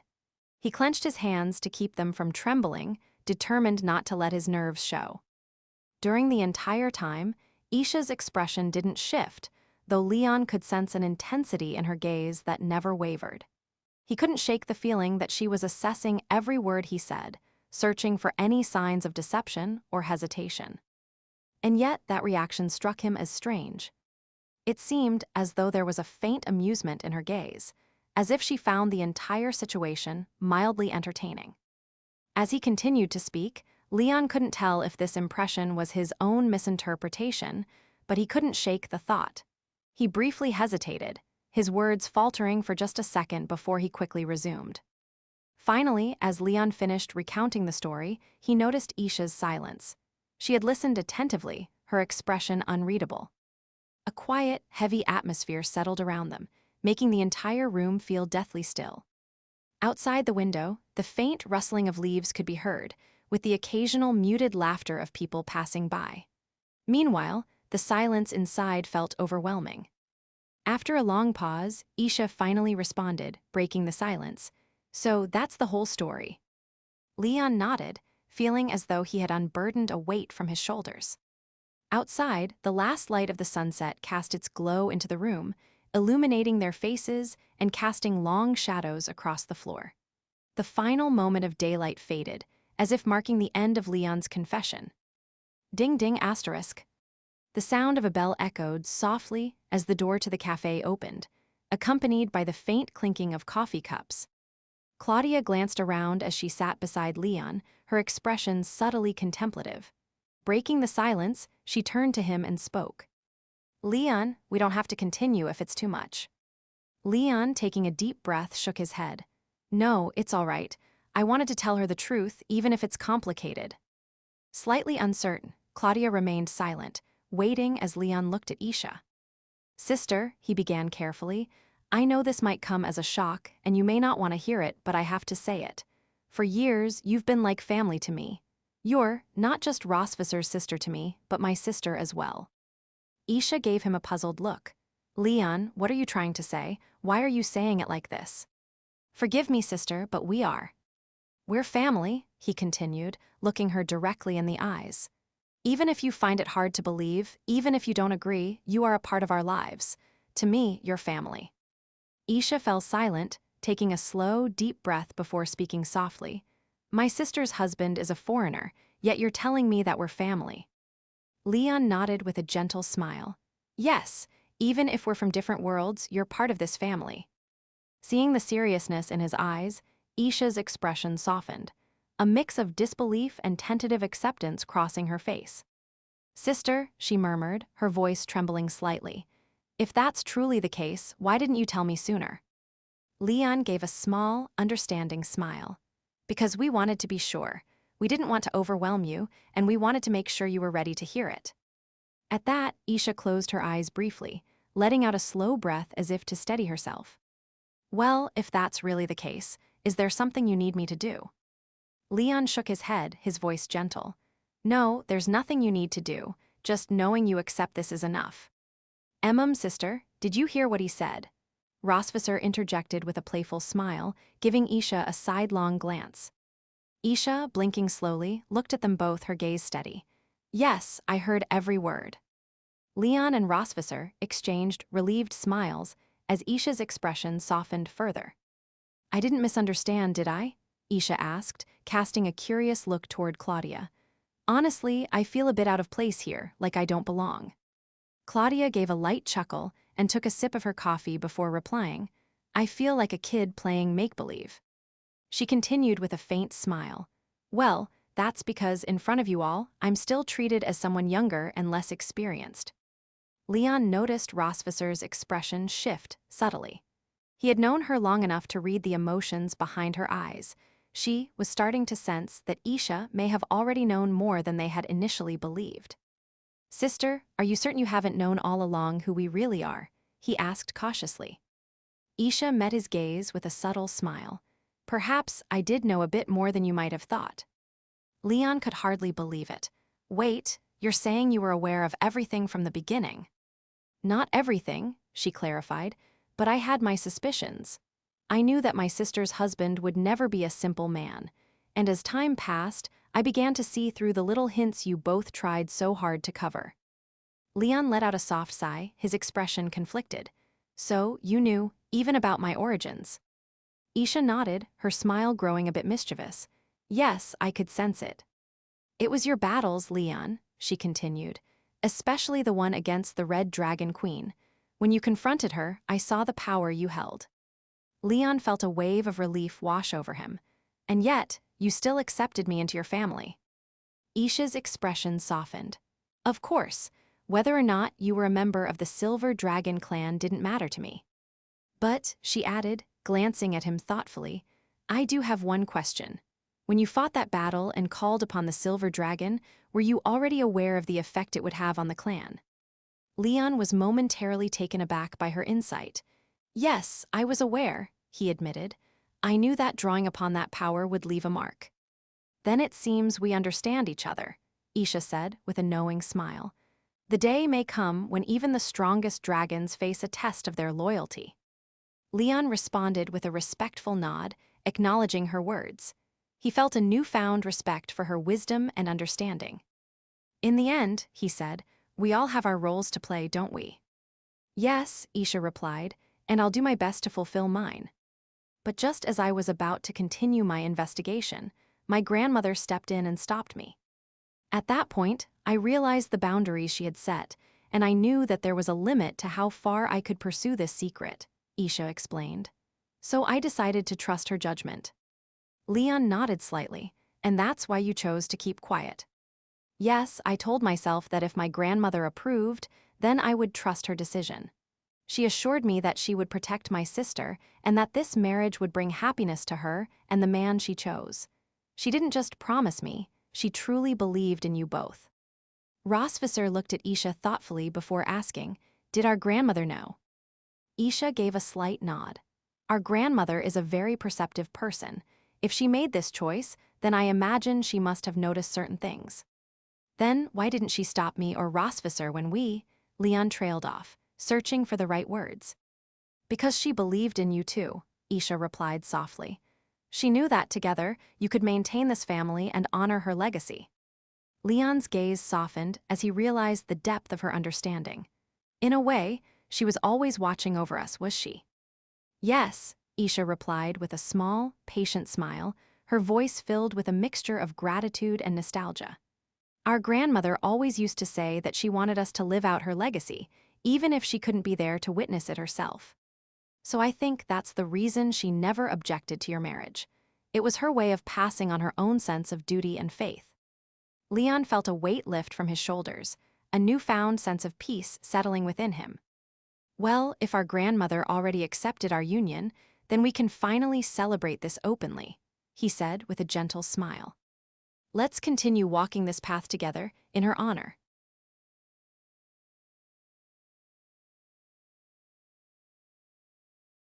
(461) Vol 4ch, 27. Isha quickly noticed the issue with Leon's identity, which was surprising enough for the younger generation. But what was even more unexpected was that their grandmother Veronica seemed to have subtly picked up on it too. It turned out that Rosvisser had been harboring a hidden concern.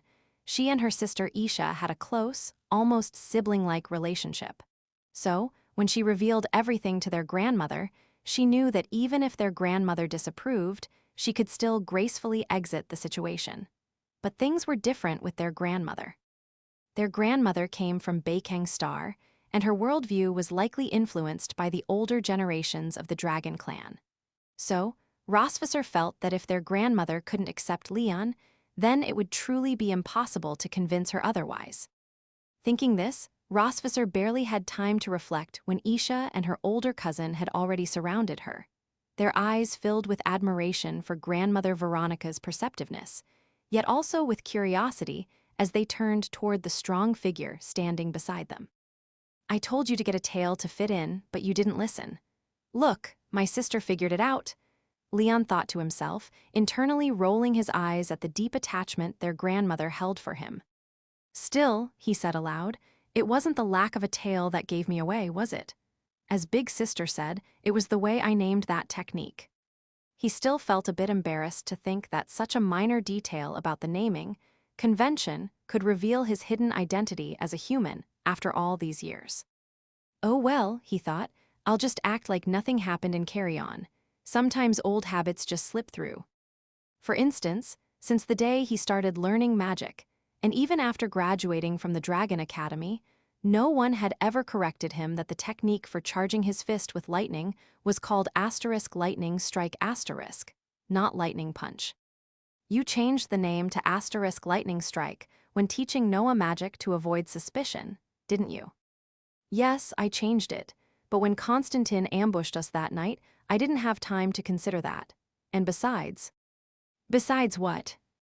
"Besides, only you dragons could come up with such a basic name like lightning strike." "Rosvisser, Isha, Claudia, brother-in-law, who are you pretending to be?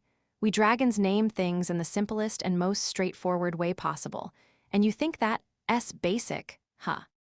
If you think the Dragon Clan's names are so plain, you can use those plain names on your Fox Clan's techniques too, if that suits you. Speaking of which, if grandmother is dissatisfied with the names of the Dragon Clan, then in the future, any complaints or criticism you have about the Dragon Clan, you should share them with me privately." Leon, even though everyone had accepted his identity as a human, why did it still feel like he was taking a beating? Isha opened her mouth, about to say something, when she suddenly realized something and turned to look at the blue-haired beauty next to her. "Elder, judging by your words, it sounds like you knew my brother-in-law's little secret before I did." Claudia lowered her blue eyes, a faint smile playing on her lips. She didn't answer, but her silence was as good as an admission. "So, Elder, how did you find out?" Isha asked. "How I found out? Well, that's a story for another day," Claudia replied with a light smile. "Today, you've had enough to digest already. I'll tell you about it when the time is right." "There's more to digest." Isha's expression grew complex. "Does it involve my brother-in-law and sister, or perhaps the Cayenne bird clan?" Claudia nodded, indicating that it concerned a situation related to the Sea Dragon clan. Isha, always quick-witted, sensed the direction of the conversation, and realizing that Claudia didn't intend to go into detail, didn't press further. The group continued discussing events from the past few years, inevitably circling back to the Empire and Leon's involvement in its upheaval. "Just a couple of days ago, I sent a message to the Silver Dragon clan, and the reply I received said that you and your Silver Dragon Prince were out on patrol and wouldn't be back for at least 7 days. Coincidentally, during the Empire's regime change, you all happened to be away from home as well. Not to be paranoid, but were the ones who turned the human empire upside down, you three." Rosvisser quickly lowered her head, saying nothing. Meanwhile, General Lay proudly puffed out his chest. "Yes, we were." The young man's enthusiasm was so evident that even Claudia couldn't help but laugh softly at his spirited demeanor. "Don't underestimate the Silver Dragons, and of course, don't forget about Leon," Claudia said, glancing at him with a hint of fondness in her smile. "Yes, I took part. It was quite fun." Isha raised an eyebrow. So, Elder, you joined him? Yes, I did. So the three of you single-handedly took down the Empire. Oh well, it was my Lionheart Society that I founded and organized, Leon clarified with a slight stammer. And Claudia, the red-haired beauty, raised her head slightly. And Leon scratched his forehead awkwardly, hesitating before he finally mumbled, and Constantine. Isha took a sharp breath, nearly fainting. You even brought in the Red Flame Dragon King?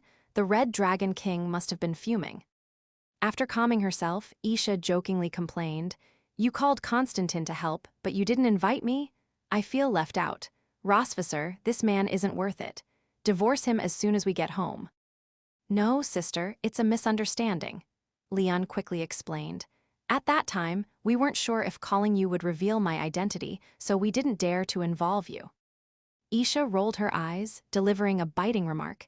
It's just like you and your proud sister, always hiding things from each other. Such proud dragons. But Constantine did help us take down the Empire, Isha noted.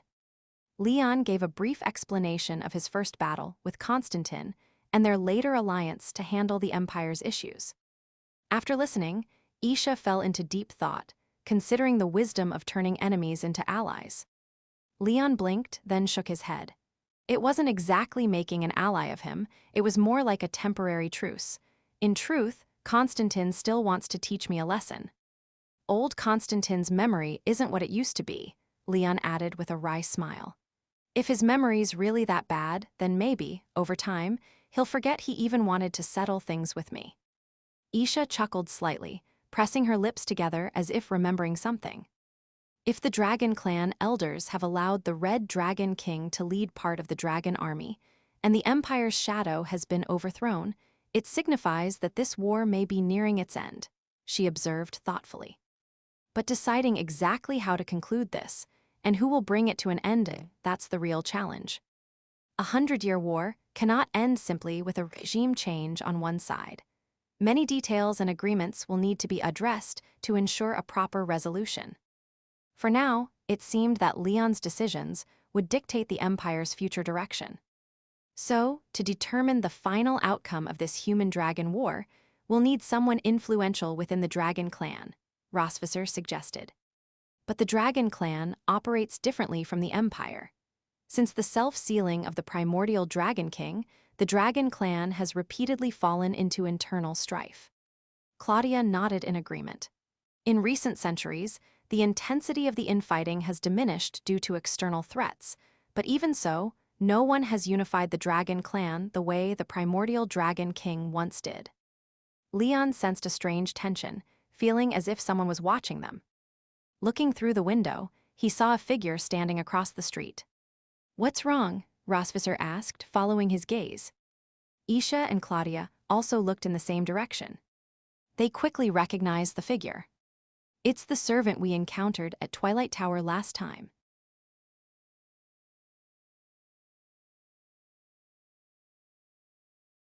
"462. Vol 4CH, 28. Leon looked around, noticing an unusual sense of calm settling over the area. He's been standing there for a while now, someone remarked, breaking the silence. Do you think he can hear us, or maybe he caught on to what we just discussed? Are we talking trouble here? Brother-in-law, are you considering taking down the Twilight Tower Master's servant? Leon scoffed, shaking his head. No, just keeping my guard up. If you all don't handle it, I could. After all, it's my line of work. Enough jokes, he's coming over.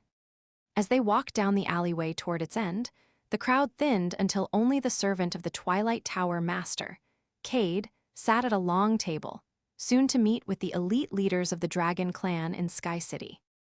Cade stood to greet them. Welcome, I am Cade, the personal attendant to the Twilight Tower Master. It's a pleasure to finally meet the esteemed leaders of the Dragon Clan in Sky City. The gathering comprised Rosvisser, Isha, Isu, Claudia, and Leon, who received a subtle but pointed look from Cade, who raised a brow, remarking, I'm afraid none of you seem fluent in lip reading. Seems some guesses were off. Hello, Cade, Isha greeted. Might I ask why the Twilight Tower Master has sent you? Knowing the Master of the Twilight Tower, it was unlikely he'd dispatch his personal attendant without a critical purpose. Perhaps another royal decree for the Dragon King was in the works. As if confirming her thoughts, Cade inclined his head slightly, responding, "I wonder if any of you have heard about the recent upheaval in the human empire." Leon and Rosvisser exchanged glances. She narrowed her eyes, shooting him a pointed look. "Of course, we've heard, and you just couldn't resist being involved, could you?" Leon shrugged slightly, his expression saying, "What did you expect me to do?" After this brief exchange, Cade continued, "Since you seem aware of the Empire's upheaval, we anticipate that certain shifts in royal power among humans will provoke reactions throughout the Dragon Clan. Recent intelligence from the Dragon Clan warned that such changes would inevitably affect both the brighter and darker factions within the clan over the next 4 decades." Cade went on, "This development involves certain Dragon Kings. Mishandling it could lead to greater hostilities among our already fragile factions. The Master has thus called for a Dragon King Council meeting.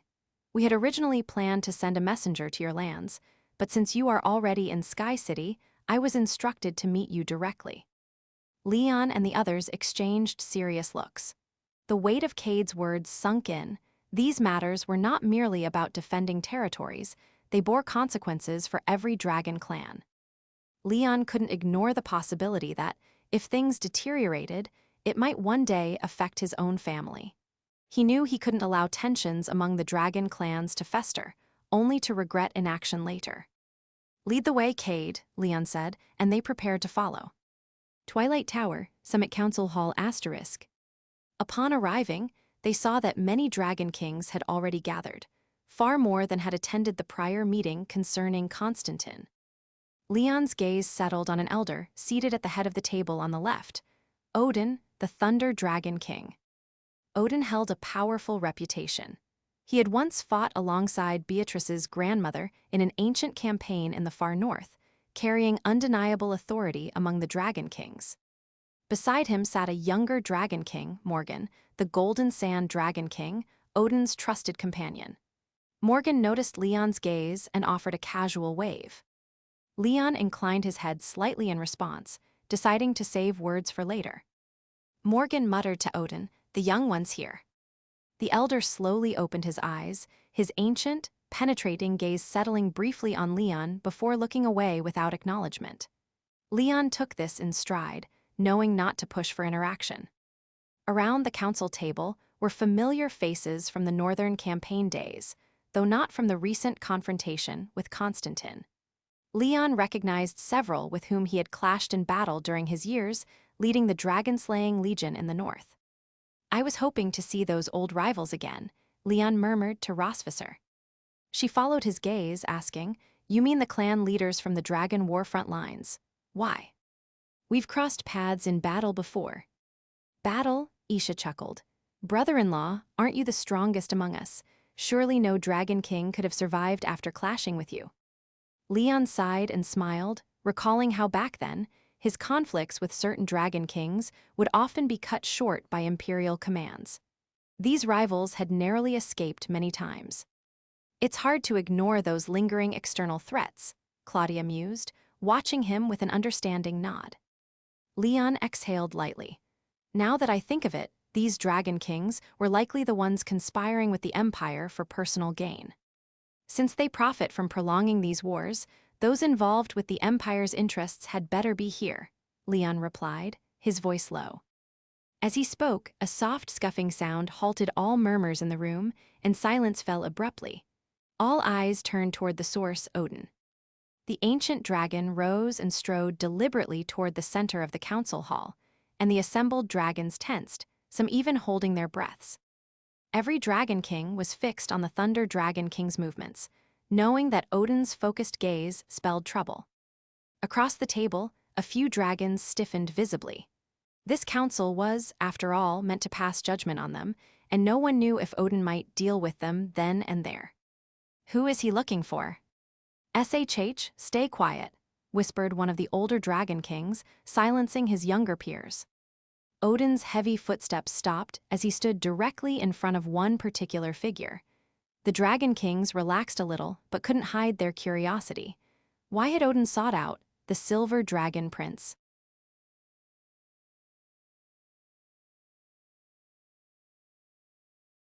(463).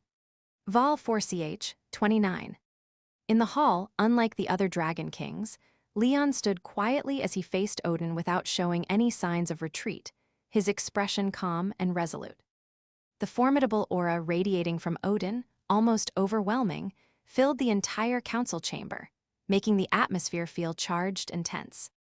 Leon could feel Odin's intense gaze as it bore into him, and while he wasn't intimidated, he was fully aware of the power in that look. "How do you plan to explain yourself?" Odin finally broke the silence, his voice as imposing as his presence. Even though he didn't seem angry, everyone could tell Odin's expectations were high. "I suppose there's something you'd like to address with me?" Leon replied steadily, his gaze meeting Odin's without flinching. Odin gestured slightly, indicating he wanted Leon to follow him. "I'd like to have a word with you in private, Silver Dragon King," he said in a measured tone. Leon nodded slightly, indicating his agreement. Odin made a small gesture, and the others in the hall nodded in acknowledgement. One by one, the council members and attendants filed out of the chamber, closing the door behind them. The intense pressure that had pervaded the hall gradually eased. As the two Dragon Kings stood alone, Odin took his time to observe Leon carefully, as if gauging his strengths and weaknesses. "They seem quite familiar with each other, don't they?" Someone murmured outside. "You didn't hear. Constantine once joined forces with him in a remote corner of the northern region." Another Dragon King whispered, "I think Odin even saved his daughter once." Then this summit could also be a chance for him to settle some debts with people. He might not let this opportunity go. Who knows, maybe he's just here for some personal dealings.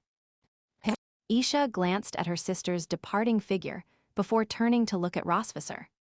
"Do you think he might cause trouble for Rosvisser?" Rosvisser shook her head. "No, I don't think so. He's likely here to see how this council will handle these matters." The reason she was certain Odin wouldn't bother Rosvisser was twofold. First, Rosvisser and Leon have no old grudges or unresolved issues with anyone here. They have no conflicts or disputes that would require confrontation. Second, in the last council meeting against Constantine, the Twilight Tower Master privately discussed her and Leon's matters, stating that Odin's opinion of Leon was actually quite positive. Given that, he wouldn't stir up any trouble. This calmed Rosvisser's mind, and she didn't believe Odin had any unfavorable intentions toward Leon at this time. "What do you think? If Odin wanted to talk, would Rosvisser have any interest in joining the discussion?" Someone nearby asked. "That depends. If they're discussing power dynamics or strategy, then maybe she would find it intriguing," Rosvisser responded, her gaze sharpening with interest. At the same time, the hallway outside the council room quieted as Rosvisser and Odin stood by the window, gazing out at the vast cityscape of Sky City. "Silver Dragon King, you should know that this Dragon Clan Council is meant to discuss internal matters, right?" Leon nodded. "Yes, I understand." "Then, I'll also listen to your opinion." The other dragon's gaze fixed on Leon, patiently waiting for his response.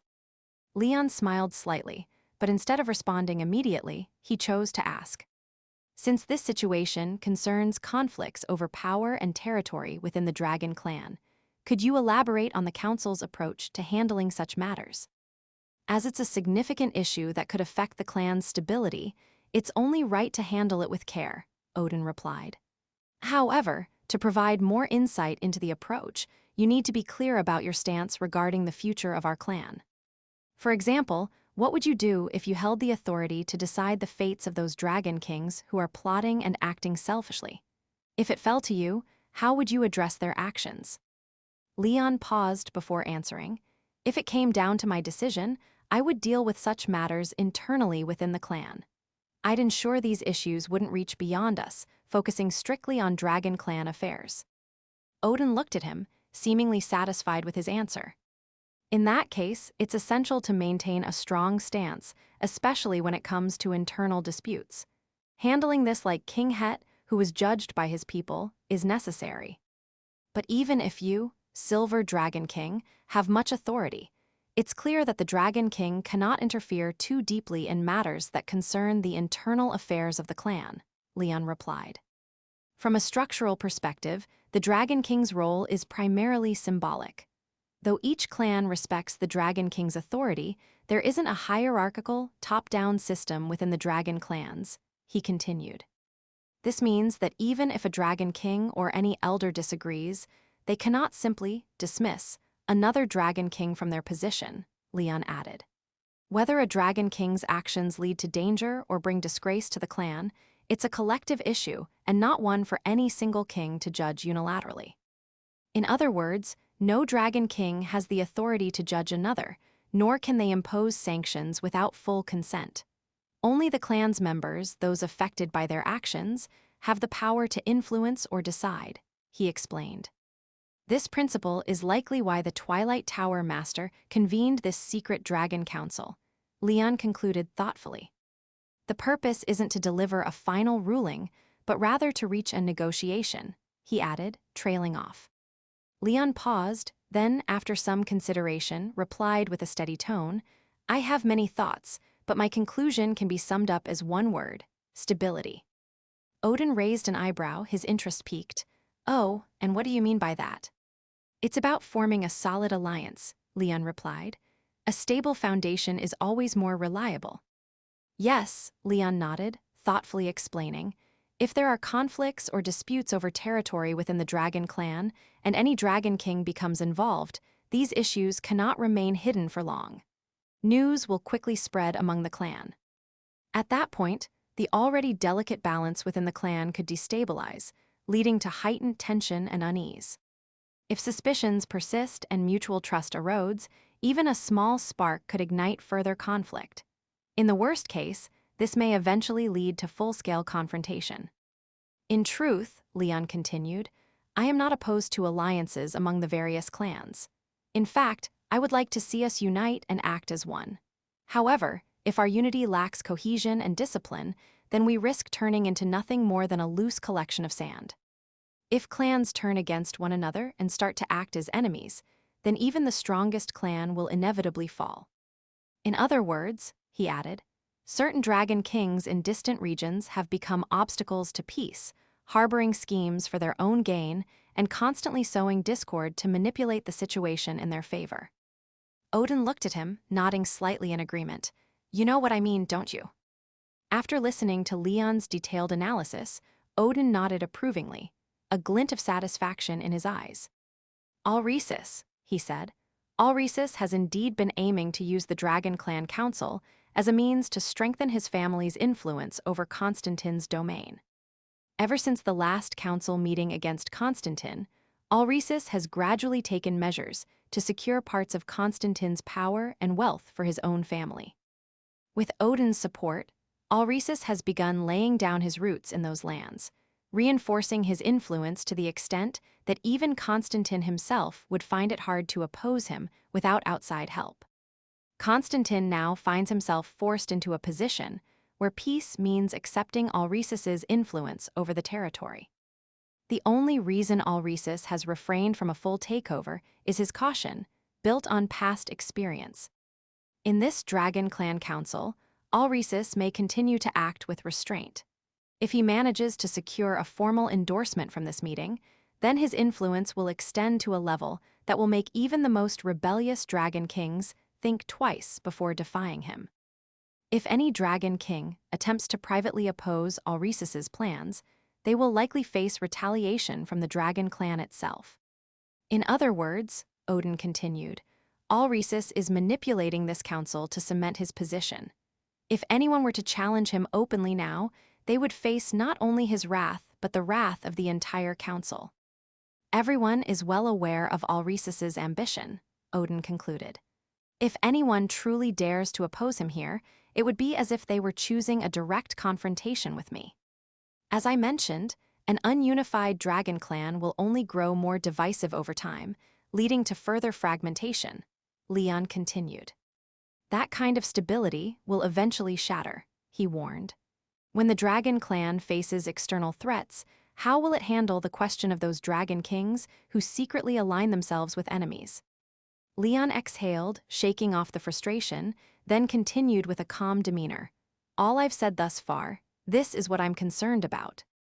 Listening to Leon's thoughts, Odin nodded in understanding. Your ideas are very astute, Leon. You've accurately identified Alresis's underlying motives, as well as the subtle influence these dragon kings have over others. You've precisely analyzed the hidden ambitions of Alresis. I also want to commend you on one specific phrase, Odin added.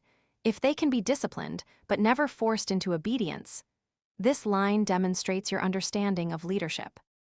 Such an insight proves you are more than someone focused on small matters.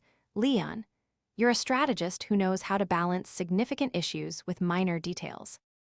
Nodding in approval, Odin concluded his evaluation of Leon with a satisfied smile. In my view, you have undoubtedly led a fascinating and successful life, Leon, he said. Leon responded humbly, "Thank you for the compliment, Odin." So, Leon inquired, what are your thoughts moving forward? To be honest, I don't care about alliances or covert strategies, nor about war and conflict, Leon said calmly. Odin, watching him with a softened gaze, replied, Our dragon clan rarely interferes in external conflicts, and we are wary of involving ourselves in affairs of the Empire or those aligned with human forces. Therefore, I have neither gained nor lost anything by being here.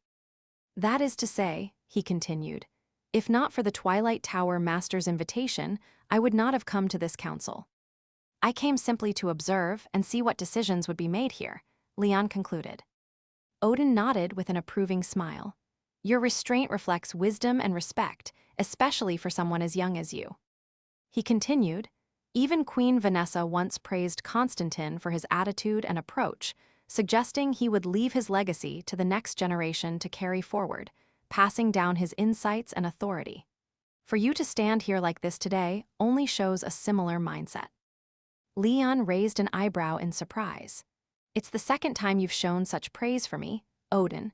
You truly believe I would have done the same for someone else's child? Odin nodded, replying earnestly, Yes, I believe that's exactly the kind of person you are. Not simply because you saved your own daughter, but because I know the Silver Dragon King well enough to know he would do it for someone else. Leon shrugged, a bit amused. Well, I don't know where you get that idea, but if you believe I saved your daughter purely out of altruism, you might want to reconsider. This wasn't something I would have done for just anyone. Leon replied, I don't do it just out of kindness. There's another part of it, perhaps because your natural magic is, like mine, derived from the element of origin and void. Odin laughed. Indeed, I can see the potential in you. Within the dragon clan, only a very few individuals are born with the qualities of the origin and void elements. Only those blessed with powerful attributes like your phoenix scales can display this level of strength. Leon shrugged. Elder, if you're suggesting there's a chance for me, I don't believe it. I might only be a young dragon who happened to gain a little strength. Odin chuckled. Oh, you dragons truly enjoy downplaying yourselves, don't you? Rosvisser had no interest in participating in their banter. She waited quietly, only listening in while she pondered matters of her own. After a moment, a red-bearded elder, his voice rough and deep, said eagerly, The dragon clan battle fierce and thrilling. All right, the meeting is about to start, Odin said as he took his seat. Leon, I'll be supporting your views.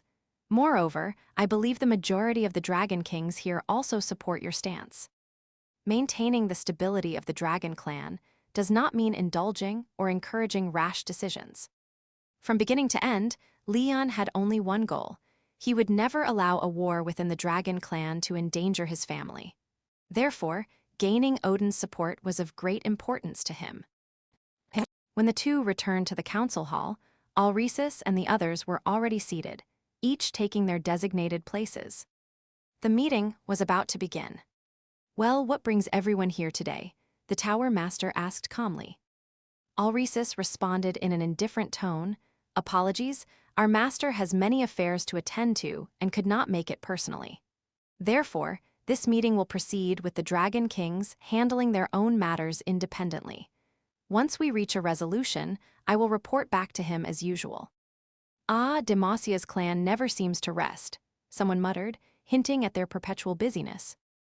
Alresis waved his hand, gesturing toward a side of the council table, where several dragon kings had already taken their seats. They are the primary players in this dragon clan council, he said. However, I'm curious. As the dragon clan confronts various struggles, are any of you here truly working together with the Empire in secret, for the sake of expanding your territories and resources? As the council continued, Alresis appeared to be sizing up those around him, as though assessing who might be working against the best interests of the clan. His words hinted at a deeper suspicion towards those who might secretly align with the Empire for personal gain. Alresis continued, "You should consider the entirety of the Dragon Clan. Acting purely out of self-interest doesn't benefit the clan as a whole. But if you closely examine your actions," Alresis said with a slight smirk, "you'll see that you've all been aligning with the Empire purely for personal gain." The Dragon Kings, sensing his accusatory tone, reacted with visible discomfort. Leon's calm response broke the tension. "Alresis, when both sides stand to gain nothing, it only confirms your idea that unity is paramount for the Dragon Clan's survival." Leon's statement was met with a mixture of nods and subtle frowns, as his suggestion for compromise reflected his cautious approach. The discussion continued for hours, with Alresis taking a central role in debating each topic. Finally, after what seemed like an endless session, he concluded with one last statement. "You must surrender any territories and resources gained through conflict in this struggle." The room erupted in protest, voices overlapping as Dragon Kings argued, "Why should we? Those territories were hard-won and secured through our efforts." Alresis countered, "Letting go of certain gains is essential for peace with the Empire." One Dragon King, irritated, retorted, "But it's been too long to distinguish which lands were taken through imperial cooperation and which were rightfully ours." Alresis's voice grew colder. "Have you forgotten your duties as dragons? You're acting like traitors to the clan if you can't set aside personal interests for the sake of unity." The tension in the room peaked, as accusations of betrayal and selfishness were thrown around, leaving the council hall in heated debate.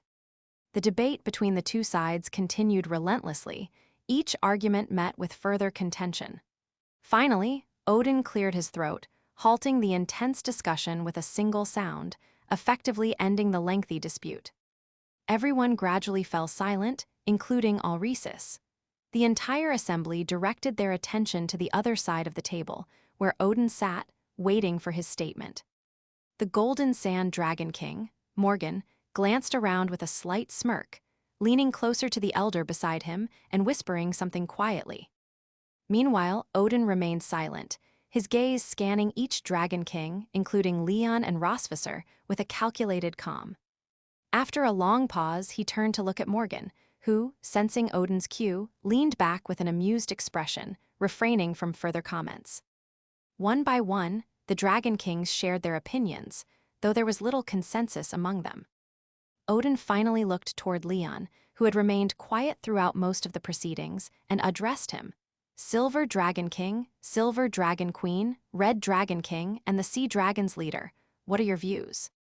After a moment of reflection, Leon rose to share his thoughts, knowing his words carried weight with the others.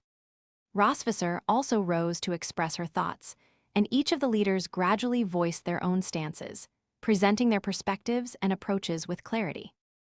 Leon finished explaining his views, which directly contradicted Alresis's stance. Before Alresis could respond, Odin interrupted him. "Patience is necessary, Alresis. No need to be so hasty." "You," Alresis fumed, but he controlled his reaction, waiting for Odin's explanation. "As the Dragon King just mentioned, considerable time has passed since these lands and resources were acquired, and the original owners lost them when they joined forces with the Empire to seek them through war," Odin said calmly. "Therefore, regarding the specifics of ceding control, I think we need further and more deliberate discussion," he concluded. Odin looked at Alresis, his gaze hinting at a more professional, fair team dynamic, and asked, "Don't you agree, Alresis?" With a sigh, Alresis grudgingly acknowledged Odin's wisdom, muttering, "You're really something, Odin. I see your point, Elder. Odin's intervention led the elder dragon kings to support a more balanced approach, and the matter was thus settled with most agreeing.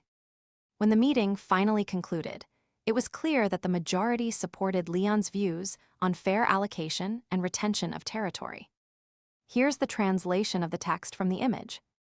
It seemed that the Dragon Kings had generally reached an agreement, and the room had settled into a more stable atmosphere, with everyone's expressions reflecting a cautious optimism. Alresis, realizing he would have to accept this outcome, left reluctantly after the vote concluded. "Thank you all for participating in this Dragon Clan Council meeting," the Silver Dragon King announced. "We are grateful for the decisions made by the Silver Dragon Queen and others. With that, this meeting is adjourned." "Wait," someone interrupted. Cade stepped forward and addressed the assembly. "There's one more matter that needs clarification. Odin requested this be added. In light of the recent political changes in the Empire, should the Dragon Clan find itself at odds with these shifts in governance, we may need to engage in a formal negotiation with the Empire's leadership." Negotiation. "Indeed," Cade affirmed. "And regarding who will represent us in these negotiations with the humans, I have a recommendation." Odin spoke up, slapping his hand on Leon's shoulder with a weighty gesture, as though endorsing him. "Ahem," Leon cleared his throat in surprise. "Of course," Odin continued with a hint of humor, "we all know that Leon's sister would be an excellent choice. Any objections?" The Red Dragon King glanced at Leon, grinning mischievously. "It seems your sister has quite the responsibility now, doesn't she?" Leon stammered, "No objections, I was simply just considering the matter." Letting Leon go represent the clan in negotiations with the humans, while Rosvisser wasn't entirely opposed, she couldn't help but stifle a laugh. She lightly poked her elder brother's shoulder, whispering to remind him, "Smile when you get home, smile when you get home." At this point, Leon's mind was already filled with a whirlwind of thoughts about representing the entire Dragon Clan in talks with humanity. Result: he couldn't make sense of anything. His mind was completely scrambled.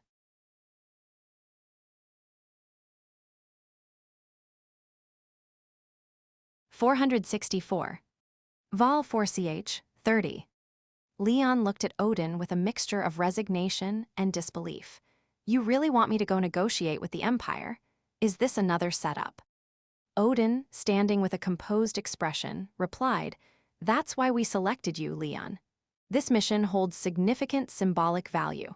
The Empire needs to understand the strength of the Dragon Clan." Rosvisser smirked, standing next to Leon, and remarked, "So you're truly letting him go?" There was a playful, yet slightly mocking tone in her voice. Isha, Rosvisser's elder sister, joined in with a smirk of her own. "Don't worry, Leon. You'll be fine. It's not as if they'll actually allow any harm to come to you." Leon sighed, but before he could respond, a message arrived from the Twilight Tower Master. Claudia, a respected figure in the Sea Dragon clan, shared the news. "Even so, it's still a rare occurrence for the Silver Dragon Queen herself to endorse a decision like this," she said with a tone of awe. Noah and Moon, Leon and Rosvisser's daughters, had been listening in quietly, their expressions filled with curiosity. Noah, mature for her age, commented, "The council kept the details of the meeting brief, but the atmosphere was intense." Moon, always full of energy, chimed in, "Entrusting Dad with this big responsibility really shows how much they believe in him. He's like a hero for the Dragon Clan." Helena, the young Sea Dragon Clan princess, added with excitement, "Yes, the great North Star of the Dragon Clan, the Silver Dragon King." Leon rubbed his temples, feeling the weight of the expectations placed on him. "I get that you all have high hopes for me, but do you really think this is the right decision?" He looked around, trying to gauge the seriousness of the situation. Just then, Aurora, the youngest, tugged at her mother Rosvisser's sleeve. "Mom, why does Dad look like he wants to cry but is holding it back?" Rosvisser chuckled and explained to her youngest daughter, "This expression has a special term, Aurora. It's called the crying but holding back tears look." Leon, overhearing, muttered, "Ah, I see how it is." Aurora, always one to understand the mood, responded cheerfully, "Okay, Mom, let's go find Sister and play. Dad and Mom have serious things to talk about." Aurora ran up with her tiny steps, climbing onto Leon's knee, wagging her little tail as she leaned back, watching her two older sisters practicing in the training arena. Helena looked on with admiration as Noah and Moon gracefully leaped and spun, each movement filled with energy. "Those two are really putting in their all, aren't they?" she remarked, smiling gently. Leon's eyes drifted to the scene with a faint smile, taking in the way his daughters were growing strong and capable. Rosvisser, standing beside him, looked proud as well. Her hand gently pressed against his back, as though grounding him in the moment. Rosvisser turned to Leon, her expression calm yet serious. "I believe Odin's support in having you act as the Dragon Clan's negotiation representative is no small endorsement. So, are you prepared to go?" she asked, arching a brow. Leon let out a frustrated sigh, crossing his arms. "Since when did I ever have a choice? Odin practically dumped this assignment on me without asking," he muttered, visibly irritated. Isha chuckled at Leon's reluctance. "If Odin thought anyone else could handle it, he wouldn't have chosen you," she teased, her tone light. Leon, feeling slightly helpless, scratched his head, saying, "The moment I received this news, I was already resigned to my fate." Rosvisser nodded in agreement, showing her understanding with a gentle nod. "This role is important, Leon, and you are the one best suited to represent the Dragon Clan's interests in the negotiations," she reassured him. Leon, sighing deeply, accepted her words. "Fine, I'll go, but I don't have to like it," he replied, resignation clear in his voice. Rosvisser's expression softened slightly, and she whispered to him, "Remember, Leon, this isn't just about our clan. The outcome of these negotiations could ensure peace for both sides after centuries of conflict and mistrust." Leon knew she was right. The Dragon Clan had suffered through centuries of brutal wars, and now they finally had a chance at peace. Letting doubt undermine this process would not serve anyone well. After a brief moment, Leon nodded, understanding the gravity of his mission. "All right, Rosvisser, I'll go and do what's needed," he finally conceded, accepting the role placed upon him. Rosvisser, hearing his reluctant acceptance, leaned closer, her voice lowering to a softer, more private tone. "I know you'll do well, Leon. Just keep in mind that everyone here trusts in your abilities." A slight warmth flickered in Leon's eyes as he looked at Rosvisser, appreciating her encouragement. "With you beside me, how could I ever fail?" he murmured, a faint smirk appearing on his face. Rosvisser smiled, touching his shoulder gently, reminding him of the strength they shared. "Then make sure the outcome of these talks brings benefit to both sides. After all, you possess certain charms that may be essential to securing a favorable agreement." Leon chuckled softly at her words, but he took her advice seriously. "All right, if it's a matter of charm, then I suppose there's no one better suited than me," he replied confidently, his usual playful spirit returning. Leon took a deep breath, gazing thoughtfully into the distance. "To think that things have developed to this point. Me, representing the entire Dragon Clan, I never imagined it would come to this." Rosvisser smiled softly at him, her eyes filled with affection. "Yet, here we are. You'll be our representative to the humans, and after that, you'll come back and tell me all about it." Leon shook his head, sighing. "You really think sending me, a dragon, to negotiate with humans won't be seen as symbolic? It feels more like a gamble." Rosvisser laughed, a light, teasing smile on her lips. "If we'd left it to someone else, do you think it would have turned out any better? Besides, I know you. You can handle this." She placed a gentle hand on his shoulder, her fingers lingering warmly. Leon reached up, covering her hand with his, savoring the closeness between them. "Well, if you believe in me that much, I suppose I have no choice but to succeed." He leaned in, brushing his lips lightly against her neck, and then straightened, his expression resolute. As they watched, Aurora skipped over to where her older sisters, Noah and Moon, were playing in the training arena. She giggled, joining them as they ran about, pretending to ride dragons. Rosvisser's eyes softened at the sight. She turned to Leon, murmuring, "Sometimes, I wonder if peace really does come at a price. If the fighting stops, it might mean they'll have to stop playing knights and dragons. Wouldn't that be a shame?" Leon looked at her, an amused grin on his face. "You're right. It wouldn't suit them at all if they had to give up their favorite game. As the children continued their game, Rosvisser slowly stood up, brushing herself off. She glanced down at Leon, a gentle look in her eyes. If things go well, Leon, your name will be remembered in the history of the Dragon Clan. Leon gave her a knowing look, his voice lowering. And I'll make sure that when that history is written, it remembers that the Silver Dragon Queen was by my side every step of the way. Rosvisser's smile deepened, her hand resting lightly on his shoulder. Then, let's hope the path we've chosen leads us to a future where dragons and humans can stand side by side without fear. Leon nodded, his determination renewed. With you here, I believe we can make that future a reality. Rosvisser leaned into Leon slightly, her voice soft yet firm. Your life might undergo some monumental changes after this, she whispered, her fingers lightly trailing across his arm as though seeking reassurance. Leon exhaled, gazing at the horizon with a calm expression. As long as you're here with me, whatever happens, I'll take it on, he murmured, his voice deep and steady. Rosvisser smiled faintly, her tone lightening as she teased, history will be written about this, you know.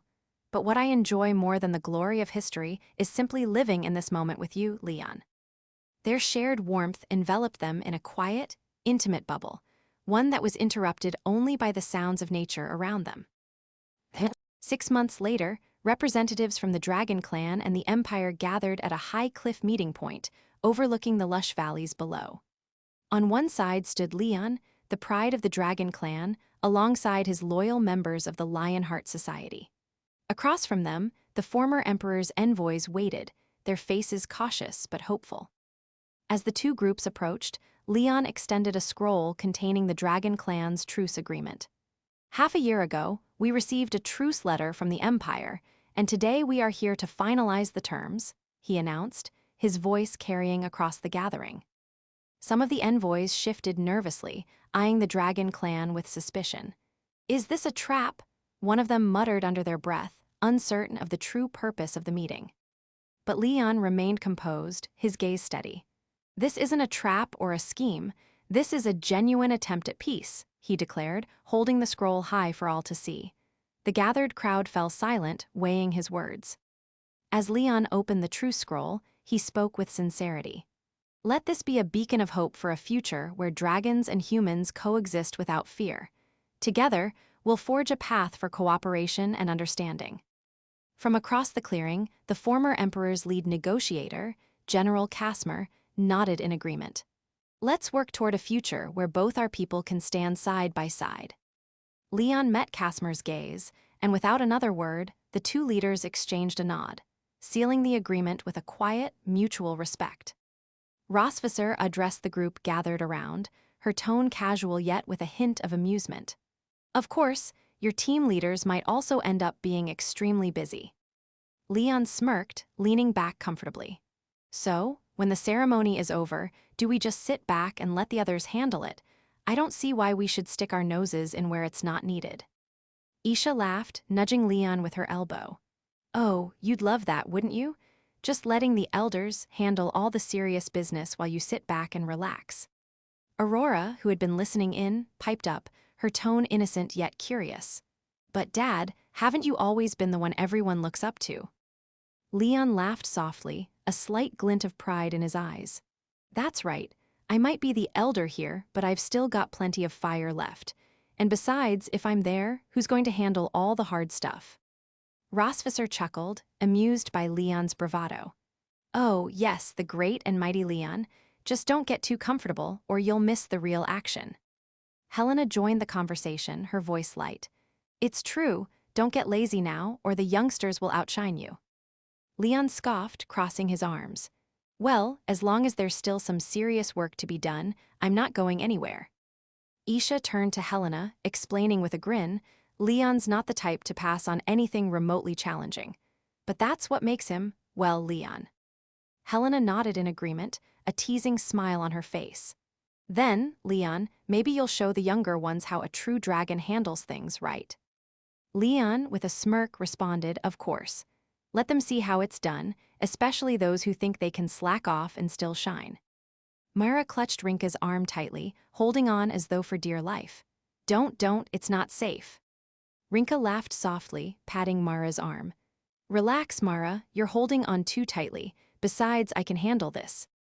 Mara let out a shy laugh, but her eyes were wide as she glanced up at Rinka's chest, noticing the closeness. You sure are playful, aren't you? Nea, observing from a distance, watched with an amused expression as the Dragon Clan's soldiers drew closer. Slowly, she let out a quiet breath, waiting to see what would happen next. In the absence of a prominent leader, they all wondered who would eventually be sent as the representative. Why you? Why does it have to be you? Ares's voice was filled with frustration as he looked at Lyra. Lyra took a deep breath, her face remaining calm. Because, in the absence of a strong leader, I am the one chosen to bear this responsibility, she replied, her tone steady. Ares couldn't hide his exasperation. But seriously, what are they thinking? Using a random human as a representative for the Dragon Clan is absurd. Lyra smiled slightly, addressing his concerns. Listen to me, Ares, don't worry, I know exactly what I'm doing. TL note, please don't skimp on the stars for the translation. I'd really like to see how far Leon goes and how far we can increase the number of chapters. Thanks, Tilda.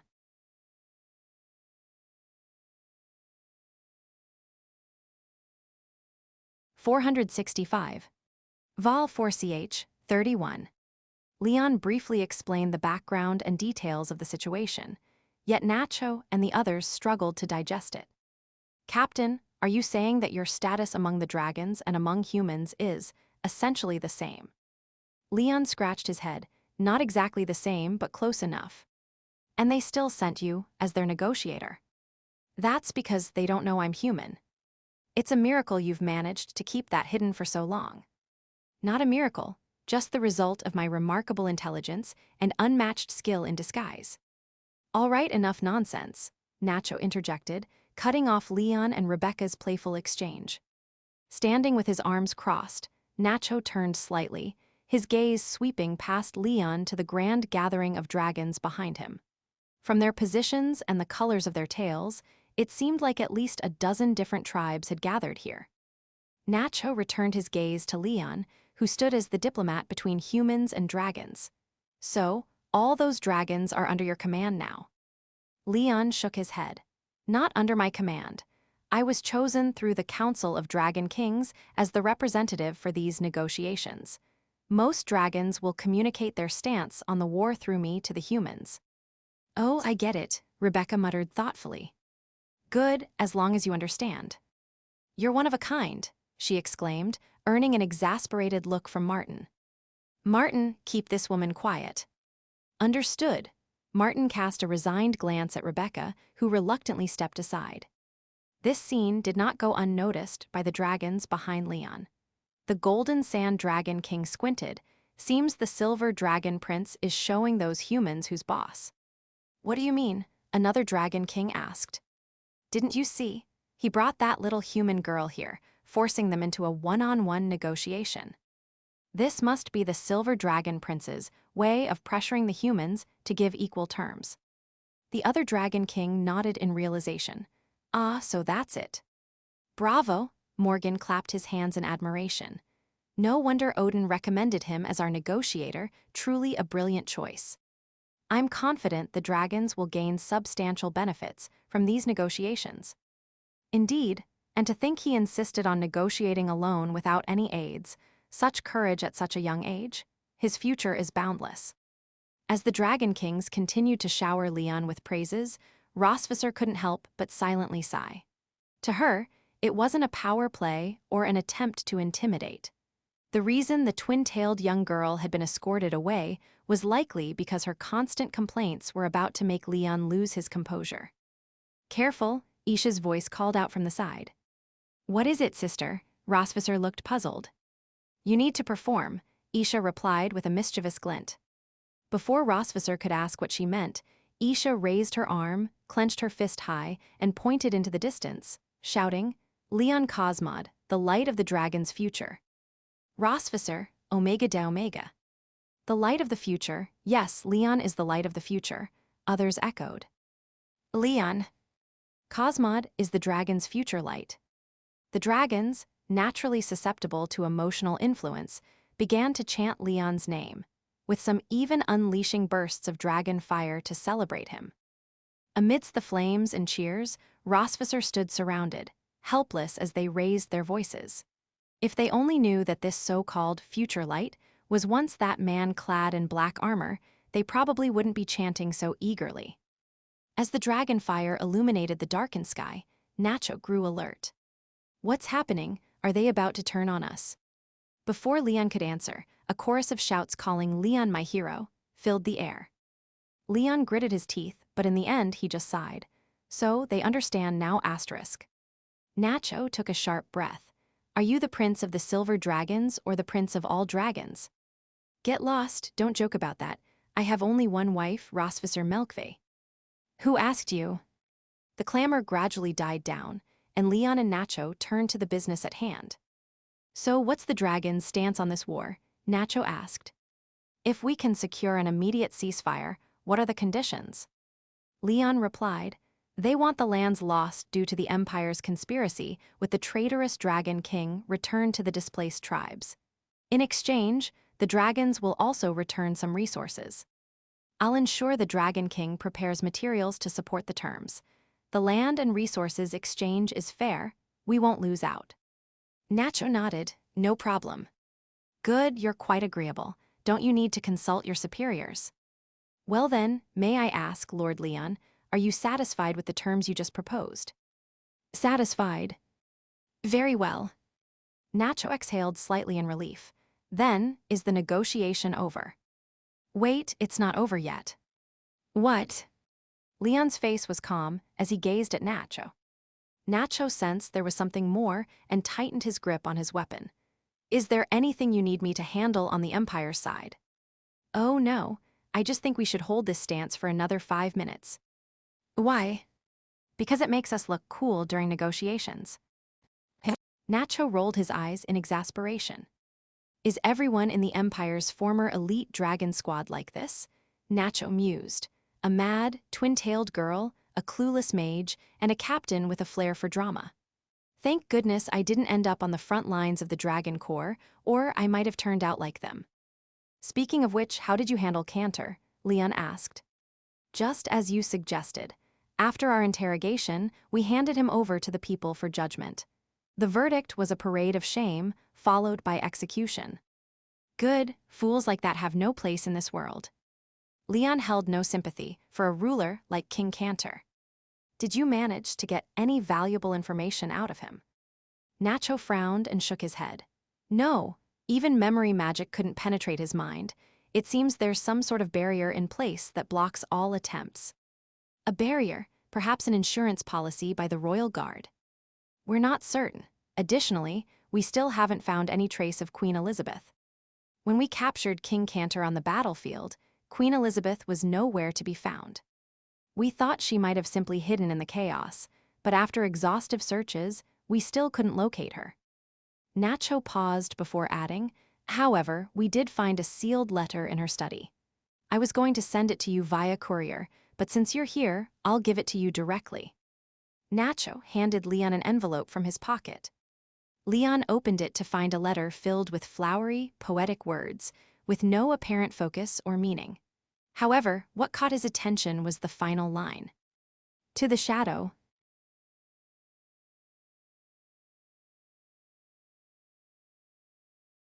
(466). Vol 4ch, 32. What is this, a love letter? Leon flipped the envelope over, examining the contents. Besides cryptic poetry and clumsy phrasing, there didn't seem to be anything particularly significant. We initially thought it was a love letter from the Queen to this shadow figure, that perhaps Cantor was unknowingly cuckolded by his own wife, Nacho said. But what's strange is that we scoured the entire Empire and questioned every information minister. We even used memory scrying magic, yet no one knew anything about a shadow. It's like he appeared out of thin air. Leon pocketed the mysterious letter. But there's no way the Queen would write this kind of letter to someone who just appeared out of thin air. Exactly, I think Queen Elizabeth's disappearance is likely related to this shadow character. Our next investigations will focus on him. Thank you for your efforts. I'll also keep an eye out for any information about Shadow within the Dragon clan. This is Leon's first time hearing about this Shadow, Nacho commented. No, it's not a name, Leon clarified.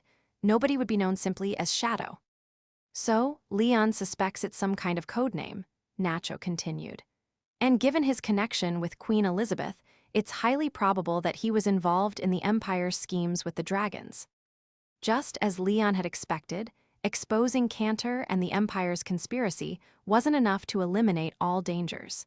To maintain a foothold in this chaotic world, vigilance must be constant. Leon and Nacho discussed Shadow a bit further, but with so little information, they couldn't get to the heart of the matter. And soon they returned to the more concrete issues of the negotiation. Nacho glanced at his watch. Just a couple more minutes and we can wrap this up. Leon nodded with a slight smile. Right. Seeing that Leon had finished the serious talk, Rebecca approached again. By the way, Captain, how are Old Man and Aunt Charlotte? They're doing well, recovering nicely. After attending a secret meeting in the Holy City a few days ago, Leon had traveled with Claudia to visit the Sea Dragon clan, where his master and his wife were staying. Both looked quite well. Especially his master, who, after having the protective dragon scale implanted, no longer suffered from aches, pains, or cramps. However, similar to Leon's own situation, his master was currently unable to use magic, as the protective scale needed a continuous supply of magical energy to sustain the healing. But Leon never expected his master and mistress to carry around dragon scales for energy storage as he and Rosvisser did. Given the delicate state of his master's body, it would be too much for him to handle. That's good to hear. So, has Old Man said when he'll come back to see us? Rebecca's tone softened, or maybe he won't return at all. To Rebecca, who had lost her parents at a young age, Old Man Tage was like a second father. He had led her onto a path she might never have found otherwise. Without him, she'd likely still be in some stinking alley, fighting with lowlifes over scraps. So, of course, she missed him dearly. Of course he'll come back, Leon assured her. Rebecca's eyes lit up. Really? Yes, once he and Aunt Charlotte are better, they'll come to visit you all. Leon wasn't just making this up. The old man had indeed expressed his eagerness to return to the Empire, though he'd need more time to recover before that could happen. Rebecca cheered, while Leon glanced back at the dragons and prepared to leave. Time's up, I have to go. The next phase will be handled by someone you can trust. Understood. If anything comes up, contact me through the messenger dragon. Got it. After their exchange, Leon turned and walked back toward the dragons. Nacho watched his figure retreat, hands in his pockets, and murmured, Your captain always finds a way to surprise me. Just when I think I understand him. When will we see him again, I wonder? Rebecca asked, a touch of sadness in her voice. Nacho gently patted her shoulder. I have a feeling this Shadow will bring us trouble that's no less than what Cantor caused. As Leon, hailed as the light of the dragon's future, returned to the gathering, the dragons watched him with admiration and respect. The negotiations went smoothly. They agreed to return some lands to the dragons and accepted our offer of resource compensation. The Silver Dragon Marshal nodded approvingly. In just a few minutes, you managed to settle such a crucial matter with the humans. I must say, Leon of the Silver Dragons, not only are you valiant in battle, but you're also skilled in diplomacy, a true blend of both mind and might, Morgan remarked. Leon smirked. Well, it's easy when I'm negotiating with myself. How much time could that possibly take? Morgan chuckled, raising his thumb in admiration. Nearby, the other Dragon Kings joined in praising Leon, each trying to outdo the last in their compliments. After Leon had taken down the legendary Oskani, the mad sorcerer, in a single strike, and even stabilized the Silver Dragon clan against territorial breaches, his reputation had soared. Now, even the older Dragon Kings had started to take him seriously, making the praise and attempts to curry favor inevitable. Leon, who wasn't fond of excessive praise, held a polite smile but internally wished he could escape this attention. Fortunately, Rosvisser came to his rescue. Everyone, thank you for your kindness. My husband has been preparing for today's negotiations for days without rest, and he's truly exhausted. We appreciate your support, but please allow him to get some well-deserved rest. She linked her arm with Leon's, smiling gracefully at the Dragon Kings. They took the hint and began to disperse. Odin, standing at the forefront, had been observing Leon in silence all along. "Thank you, Lord Odin, for recommending my husband as the representative in these negotiations," Rosvisser added. "No thanks needed. One with such abilities deserves recognition." Odin turned to leave but paused to look at Leon. "Don't forget our deal, Silver Dragon Prince." Leon nodded. "I won't forget." "Very well, until we meet again." With those parting words, Odin spread his wings, transforming into a massive, dark blue dragon, and led his clan away. The other tribes soon followed suit, saying their farewells before taking flight. Rosvisser turned to Leon with a puzzled look. "You made a deal with Odin." "Yes, I promised him that we'd have a sparring match sometime." "And what do you gain from that?" Leon paused, looked down at his right hand, and narrowed his eyes thoughtfully. "Nothing in particular, but there's one thing I can rely on with the Red Flame Dragon King." He spread his fingers, then slowly clenched them into a fist. "The thrill of battle is exhilarating."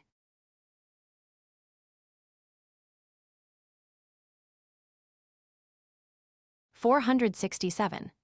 Vol 4ch, 33. Not long after the negotiation between humans and dragons, the centuries-long war finally came to an official end. Though Leon still had lingering thoughts about the mysterious shadow, he decided to cherish and enjoy the peaceful days that had come, however brief they might be. For now, he chose to set aside all worries, conspiracies, and chaos. After all, the general was now back to his forced retirement as a stay-at-home father. Not that he chose retirement, he mused to himself, it's more like being forcibly laid off. Once the Empire's most formidable dragon slayer, he was now technically unemployed, since the Empire was gone and the war was over. What could be more important? While he couldn't exactly relax, as the Prince of the Silver Dragons, Leon still found himself locked in daily battles, but this time with Rosvisser instead of dragons. The legendary war between humans and dragons, as most saw it. Fierce, unyielding battles, with both sides locked in brutal combat for over 100 years, finally ending after extensive losses on both sides. The real human-dragon war, as Leon saw it. "You'd better get your homework done twice tonight, or you won't be getting any sleep," Rosvisser had ordered.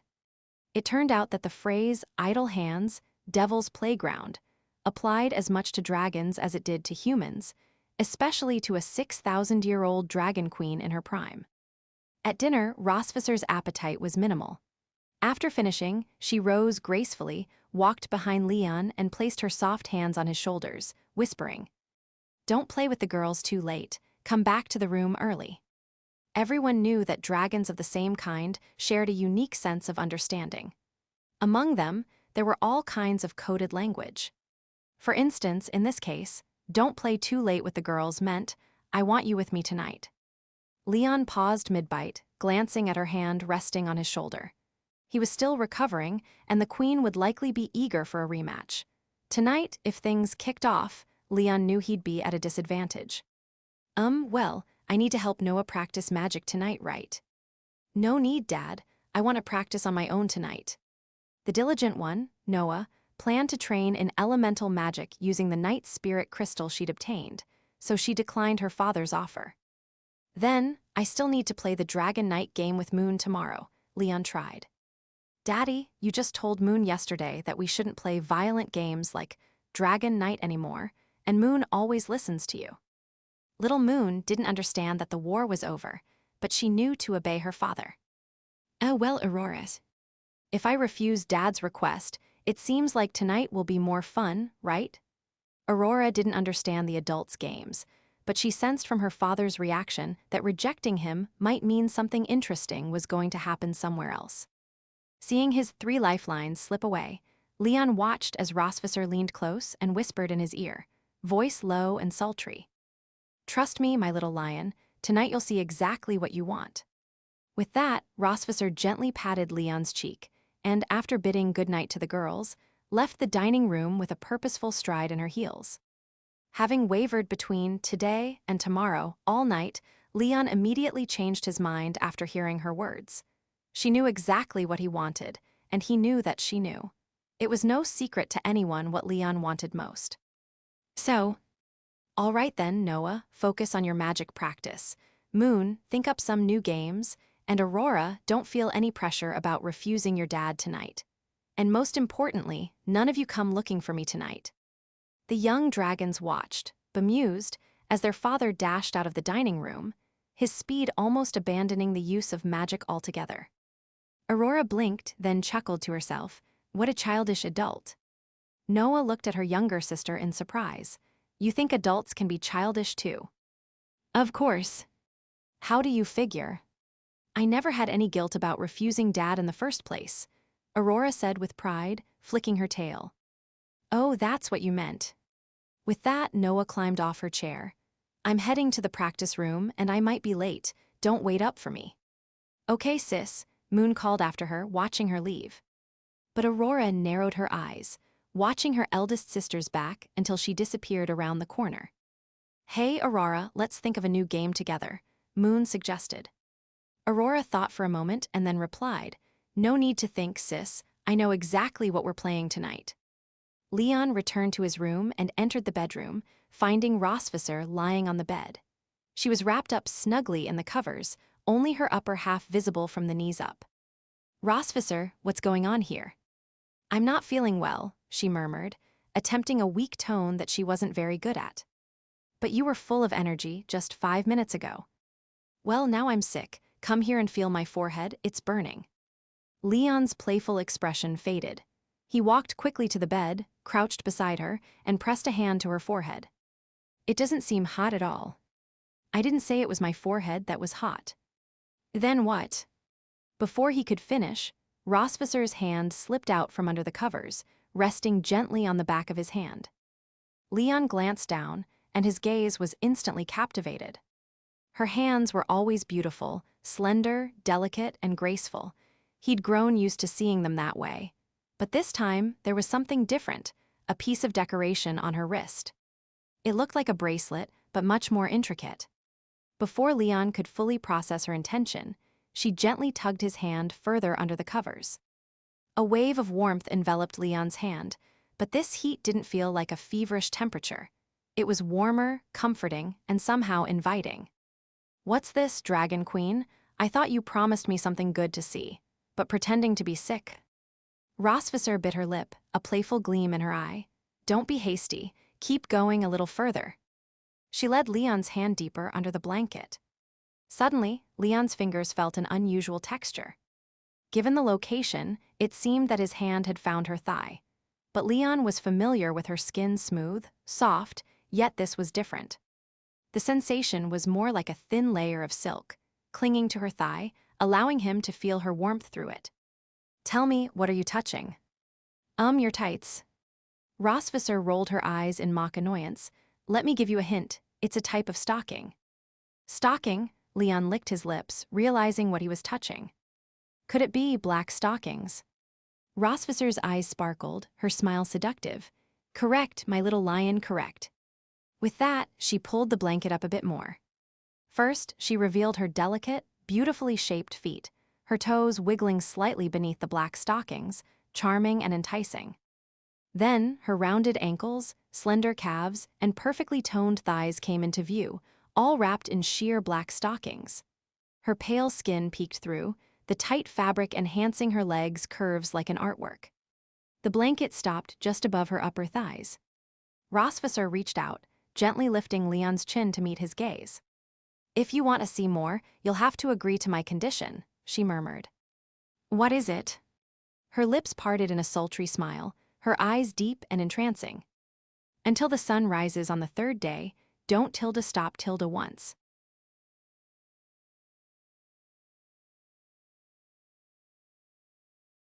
(468). Vol 4ch, 34. Leon found himself glancing up at the clock on the wall. Given the location of the Silver Dragon Sanctuary, the sun would rise around 4 a.m., maybe closer to 5. And now, having just finished dinner, it was only 8 p.m. A long night lay ahead, until dawn. Somehow, contemplating this simple calculation made his head ache. Swallowing hard, Leon shifted his gaze back to the captivating beauty draped in black silk on the bed. Her upper body was wrapped in that enticing, dark fabric, but Leon could already imagine the enticing sight beneath the sheets. Yet the price of this view would mean an all-night battle for him, 9 hours of continuous effort. Reflecting on their initial encounter, an exchange of fiery glances, a rivalry that left them exhausted and silent for a full day, he realized that the defiance he once held toward Rosvisser, the Black Silk Queen, had long faded. For a dragon, after all, conviction was paramount. And 6 years of marriage had smoothed his once sharp edges. She had worn him down completely. Now he was faced with a difficult choice: leave the tantalizing vision before him or commit to an all-night struggle.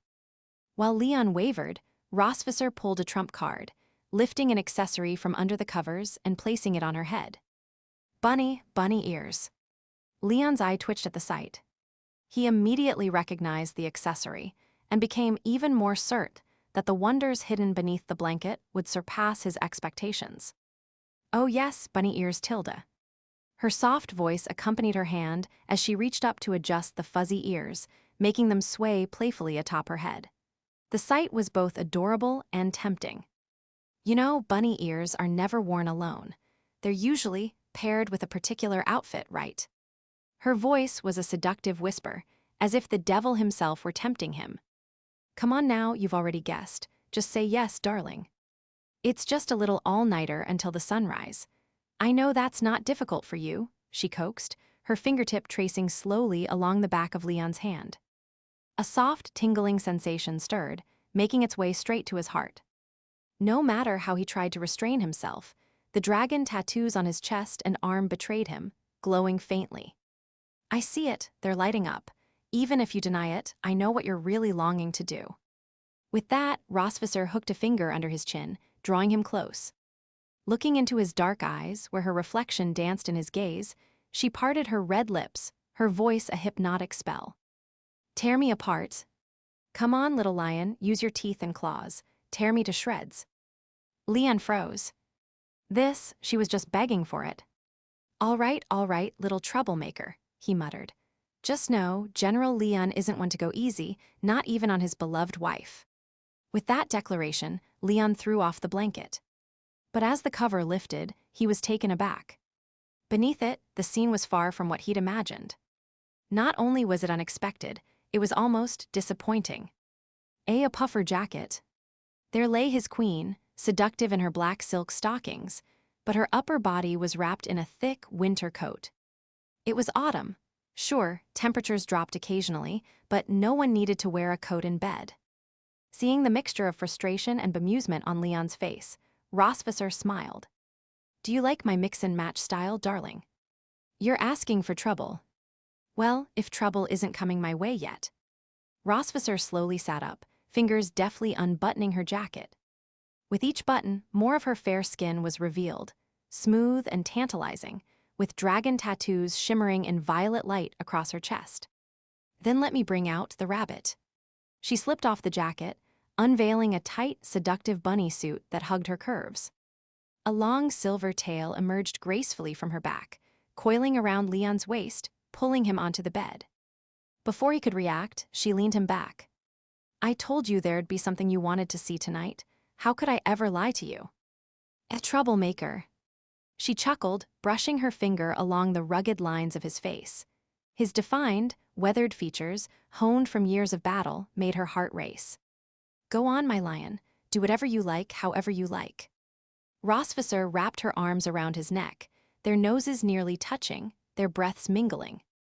"I only have one condition, which you already know: don't stop until sunrise." Gazing deeply into her eyes, Leon nodded silently, his broad hands lifting to cradle her delicate waist. That waist, just the perfect fit for his hands, was a source of strength and support. The glow of their dragon tattoos intensified. They kissed deeply in the cool autumn night, their heated skin brushing, the faint rustle of fabric filling the silence. As his rough hands slid along her soft skin, the sensation was intoxicating. This night had been a long time coming. They'd been weighed down by their duties, leaving little room for indulgence. Their recent encounters, though passionate, had been rushed. But now, with the burdens lifted and peace, however brief, finally within reach, she wanted nothing more than to share this long-awaited love until dawn. A gentle dragon's purr escaped her as waves of pleasure rippled through her, her silver eyes clouded with desire. She clung to him, feeling his powerful movements, just as he seemed to fulfill her earlier command, determined to tear her apart. His strength was nearly overwhelming, even for her dragon body. But Rosvisser, still smiling, wasn't satisfied yet. Not enough, Leon, is that all you've got? Tear me to pieces. Her challenge was met with a renewed surge of intensity, each movement deeper and more intense. Her body sank into the soft bed, held, pressed, moving in rhythm with his. Every inch, every brush, she savored it, her body craving, absorbing each touch. Her silver eyes rolled back as her awareness began to fade, flushed cheeks resembling the evening sky, punctuated by her soft dragon murmurs. The addition of the bunny suit tonight had given Leon an unexpected attack boost, provoking the lion within him. This, in turn, left her utterly defenseless. But that was exactly what she wanted. To be conquered by the strongest man. In her hazy thoughts, she vaguely heard Leon's voice. What's wrong? Say my name. Her mind, fogged by lack of oxygen, couldn't quite process. What do you mean? I want you to say my name when you reach your peak. His command was as cold as a king's decree, as he continued to relish the softness beneath him. Leon. A wave of desire swept over her, eroding her last scraps of reason. Leon's Leon. The dam was breaking, the tide overwhelming. Leon's Leon. With a final, breathless cry, the floodgates burst, impossible to contain.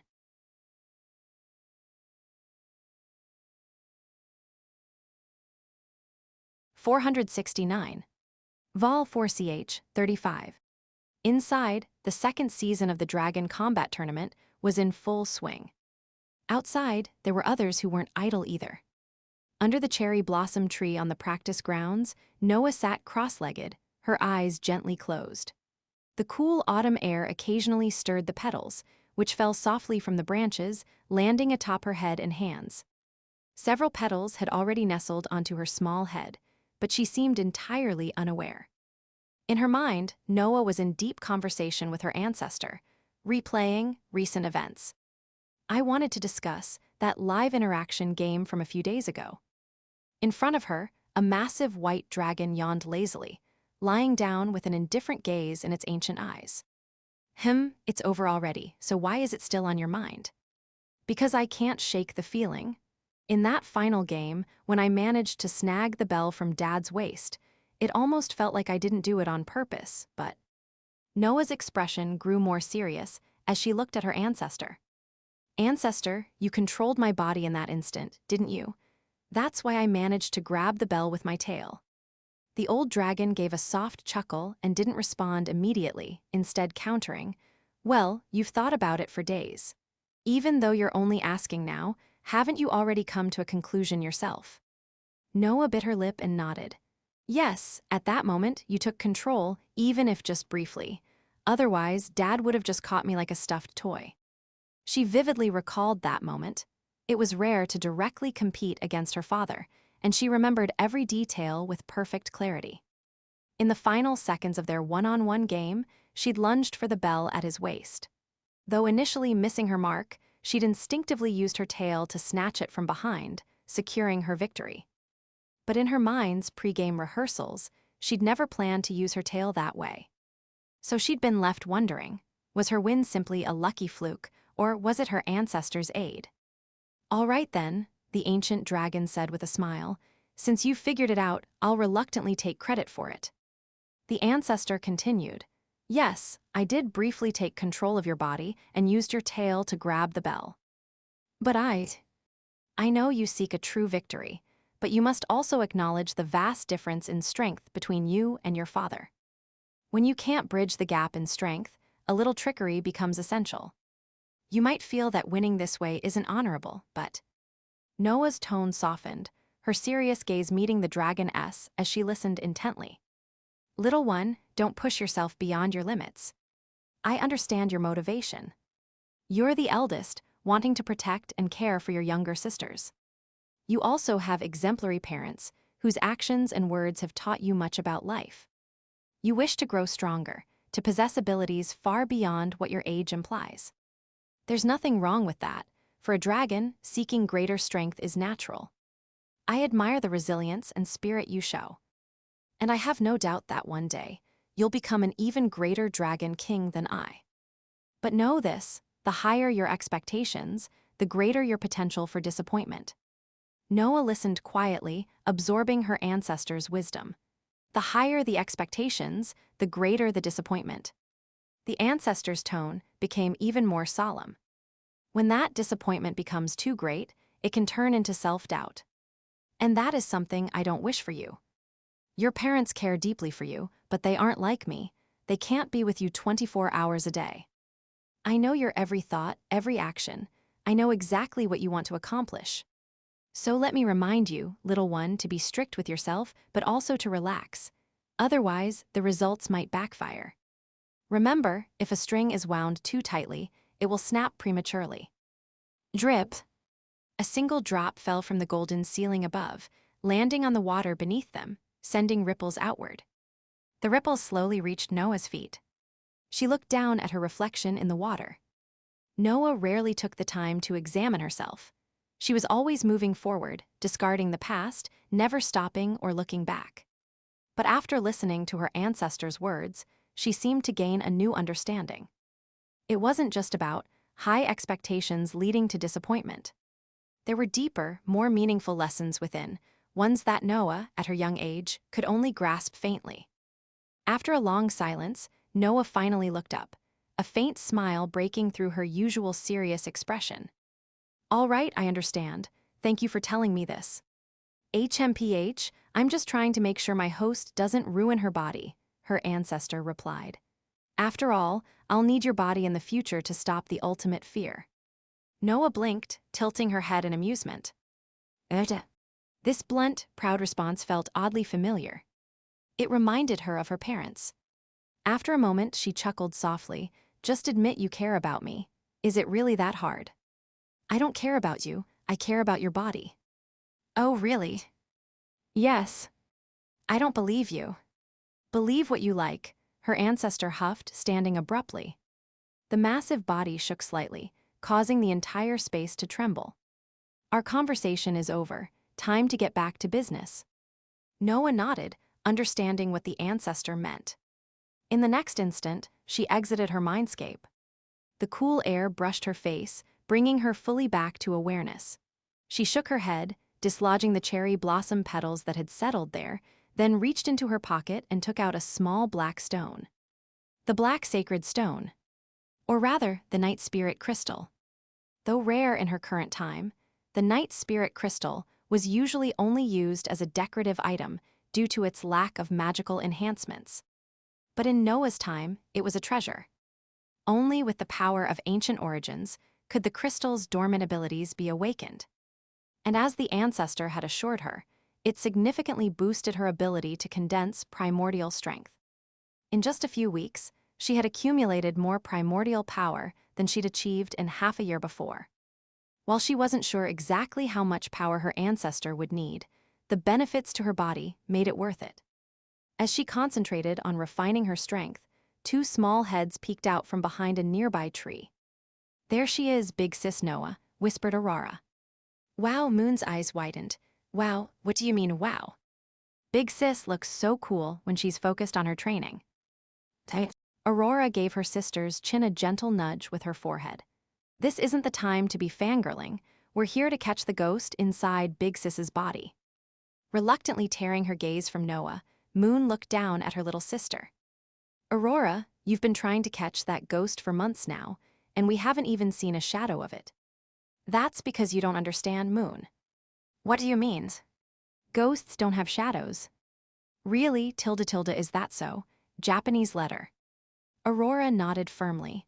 "Absolutely, but I have a feeling that tonight we're going to make a major discovery."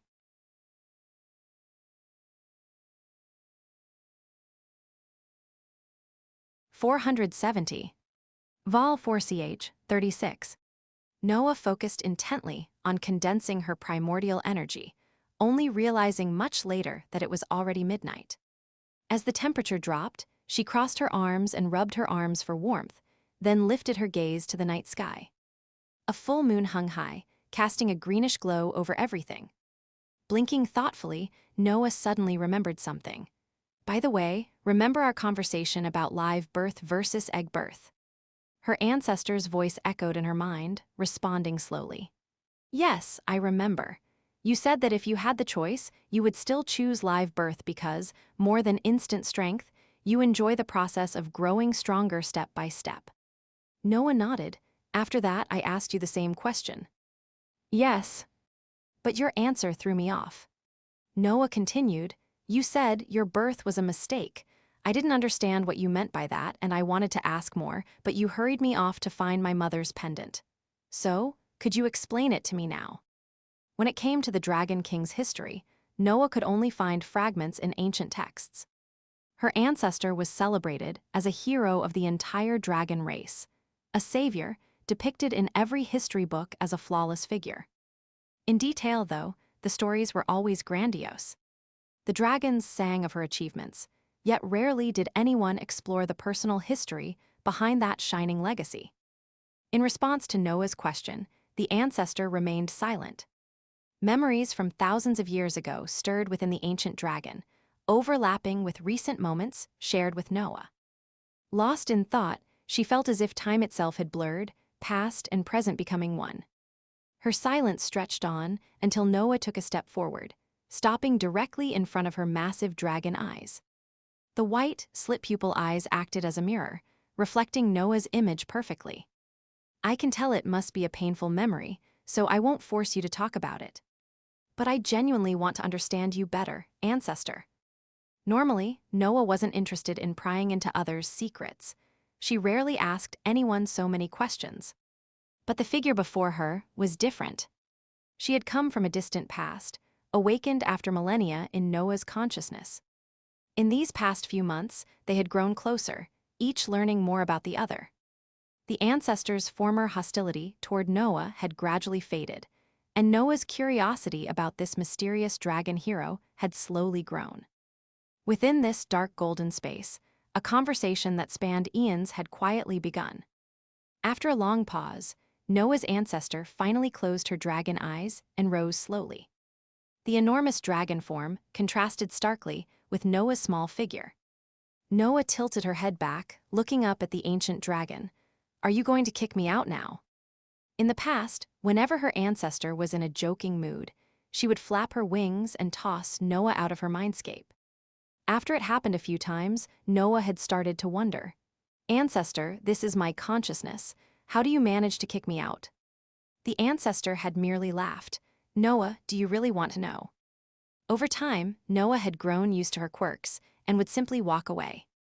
But now, as her ancestor stayed silent, Noah sensed that she would likely be thrown out again rather than get an answer. With a resigned sigh, Noah turned, giving a small wave. I said I wouldn't force you to answer, so you don't need to send me out. I'll go myself. Plap plap. Her small shoes tapped softly against the water's surface as she began to walk toward the exit of the mindscape. She had barely taken a few steps when she felt a faint energy ripple behind her. Looking down, she noticed the water at her feet was rippling, waves spreading from behind her.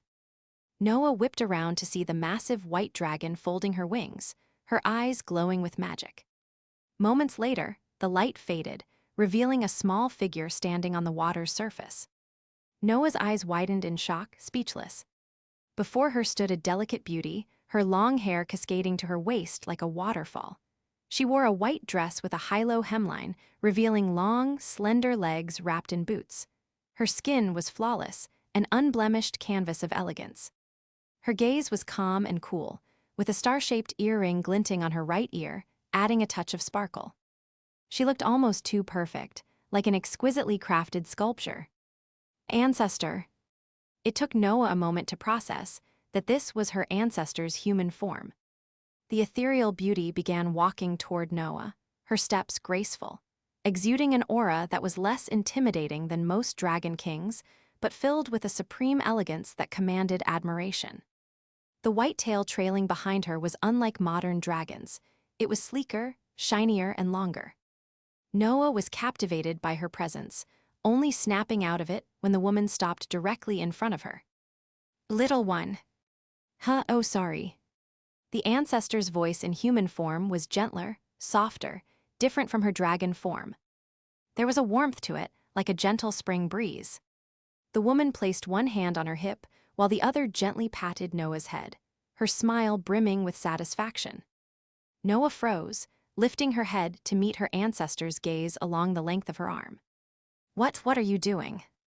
"I've wanted to do this for a long time. Your head is so soft and fun to pat." "Right." Turns out, even in human form, she's still the same eccentric ancestor. "So, you avoided doing it before because you were afraid you'd accidentally squish me." "Exactly, you're quite perceptive." "Ha, well, thank you for that." Noah shook her head, wriggling free from the ancestor's hand. "So, why did you only choose to show me your human form now?" "Because until now, we hadn't gathered enough primordial energy for me to transform. But with the Night Spirit Crystal, our power accumulation has sped up, giving me enough magic to take this form." Noah nodded in understanding. "Oh, right, aside from patting your head, there's something else I've been wanting to do." "What? Hey, don't hug me, let go." Before Noah could react, her ancestor pulled her into a bear hug, holding her tightly. The soft, warm breath tickled Noah's face, and she tried to wriggle free, clearly uncomfortable with the close contact. Though she'd grown accustomed to her family's embraces, Noah was still unused to physical closeness with anyone else. She kicked her feet slightly, her little tail twitching in protest. You old creature, you're acting just like Aunt Isha." Noah tried to push away the soft face nuzzling against her cheek, but the stubborn white dragon clung to her like she was a beloved plush toy. After a couple of half-hearted struggles, Noah gave up. She let her ancestor hug, pat, and nuzzle her to her heart's content. Why are adults so childish? Once again, Noah found herself questioning the curious behavior of adults. Tilda, so soft, so nice. Tilda, is this what a young dragon's body feels like? Amazing, and to think one day this body will be all mine, it makes me even happier." "Can you please stop saying weird things like that? You sound like a creepy aunt." Finally satisfied, the ancestor released Noah. After adjusting her clothes, Noah looked up and asked, "So now that you're in human form, are you ready to tell me about your past?" The creepy aunt nodded, her expression growing serious as she looked down at the little dragon girl. "My story begins with the dragon goddess, Tiamat."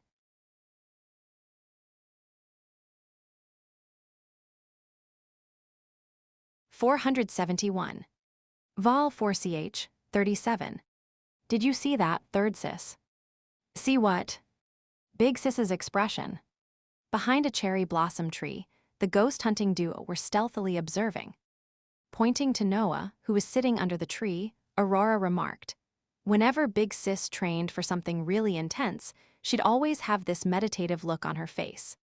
But look at her now, sometimes she's smiling, sometimes she's serious, and other times she just looks lost." Moon blinked her large, puzzled eyes. So."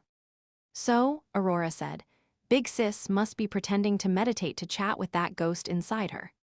Aurora's face lit up with enthusiasm.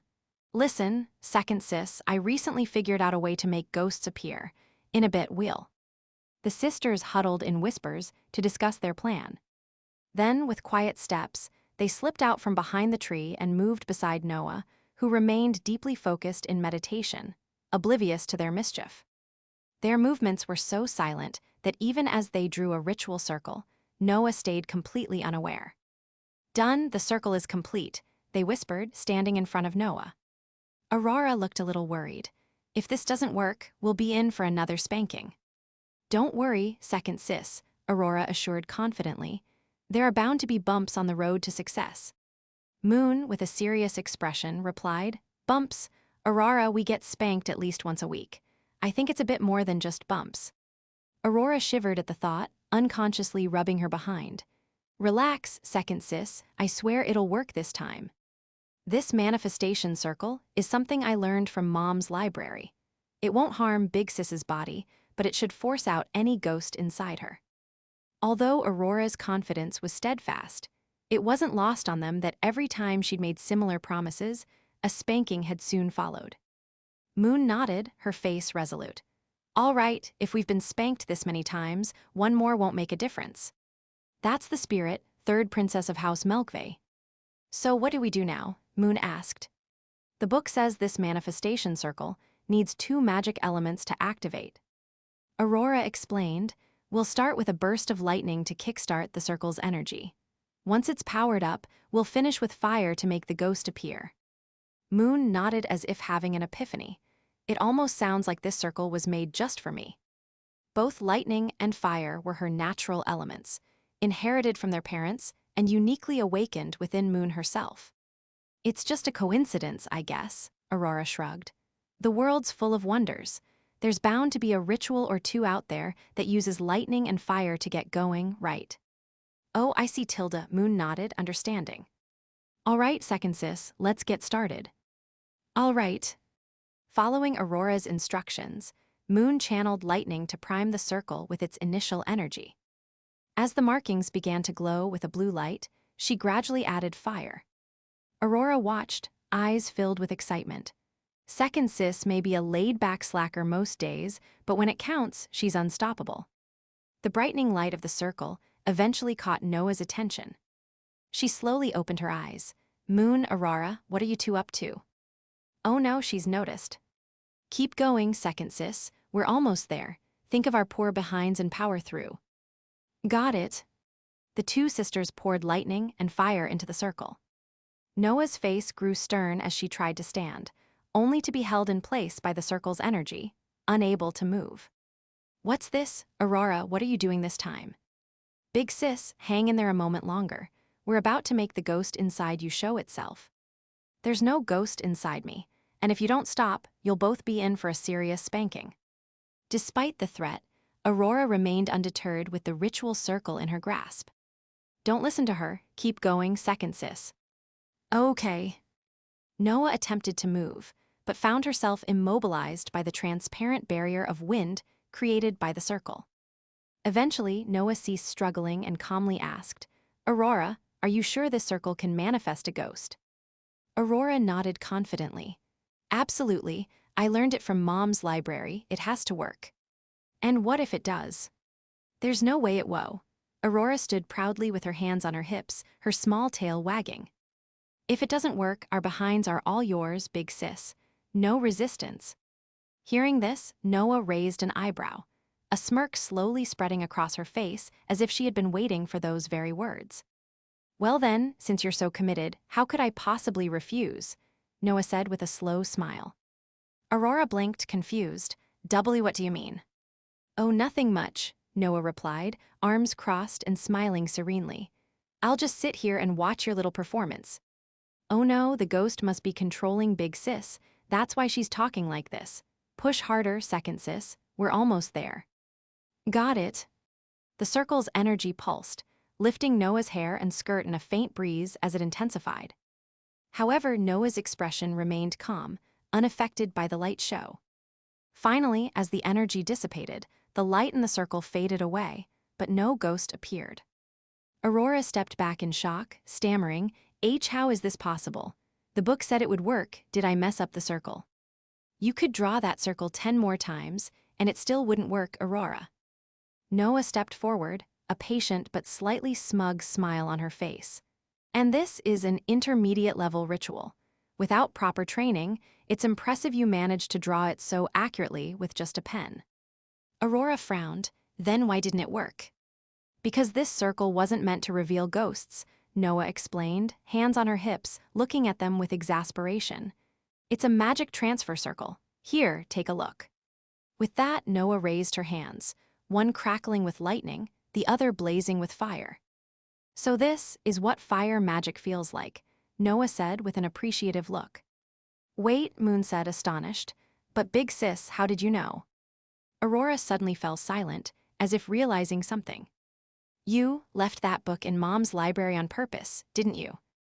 Noah smiled slyly, her eyes narrowing. That's right. Why else would a ghost manifestation circle require lightning and fire? It doesn't even make sense. Big sis, you're despicable. Noah shrugged. All I did was leave a random book in Mom's library. I didn't tell you to follow what it said, so how am I despicable? Aurora felt a shiver run down her spine. This was Big Sis's real strategy. You're just like Mom, you're full of clever tricks. And remember, Aurora, Noah said with a mischievous glint, didn't you just say something about your behinds being mine if the ritual didn't work? Run, third sis, run. Big sis, go easy on us, please.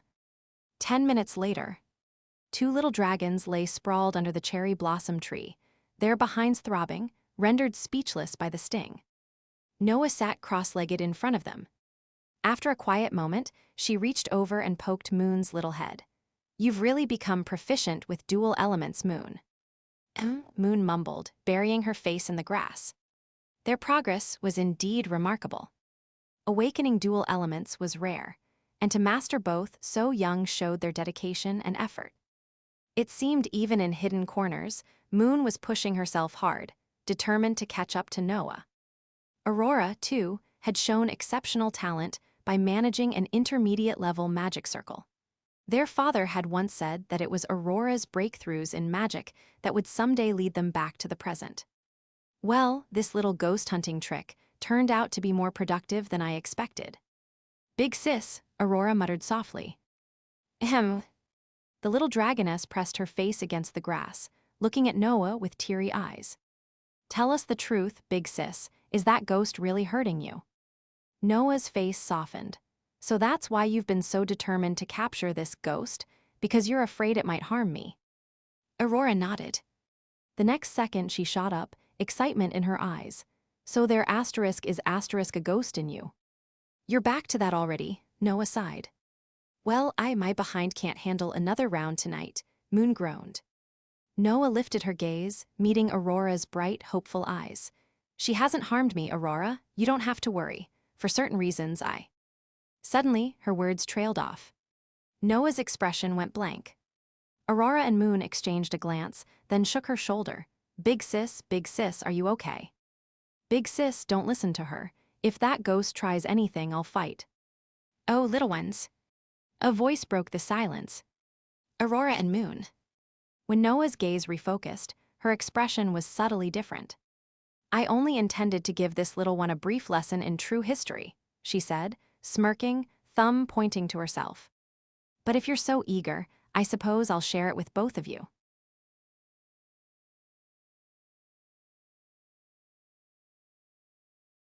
(472). Vol 4ch, 38. In the realm of her consciousness, Noah found herself puzzled by her ancestors' actions.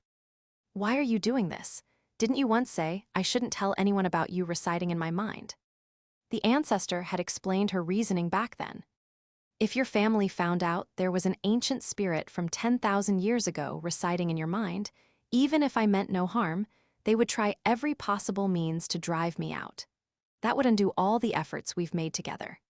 Furthermore, I worried that such knowledge might attract remnants of the dark sect. Among them, there are extremists who, upon learning of my existence, would go to any lengths to eliminate you, hoping to aid their master's return. And so, for all this time, both Noah and her ancestor had acted in secrecy, keeping their connection hidden from everyone. But now, with her ancestor openly revealing herself to her two younger sisters, Noah naturally felt curious. The efficiency of gathering primordial power has been slow lately. Beyond your physical limitations and the lack of support from the Night Spirit Crystal, there's another reason. Do you know what it is? The ancestor asked. Noah thought for a moment, then shook her head. External distractions. The ancestor explained, over these past few months, we've been gathering primordial power every night after your training, which requires absolute focus. But we've had to remain vigilant, careful not to alert others to what we were doing. This division of attention inevitably reduces the efficiency. You understand, the others, I'm referring to are mostly your two younger sisters. I wouldn't be so concerned about Moon, she's gentle and harmless. But that pink-haired one, she causes more trouble than the entire dragon clan civil war. Listening to her ancestors' complaints, Noah scratched her head. Is it really that exaggerated?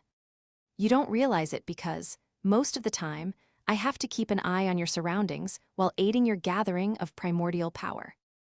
The ancestor sighed.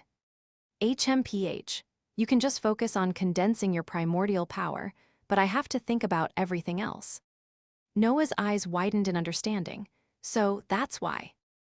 Moreover, yes, even if those two are mischievous, they trust you deeply and depend on you.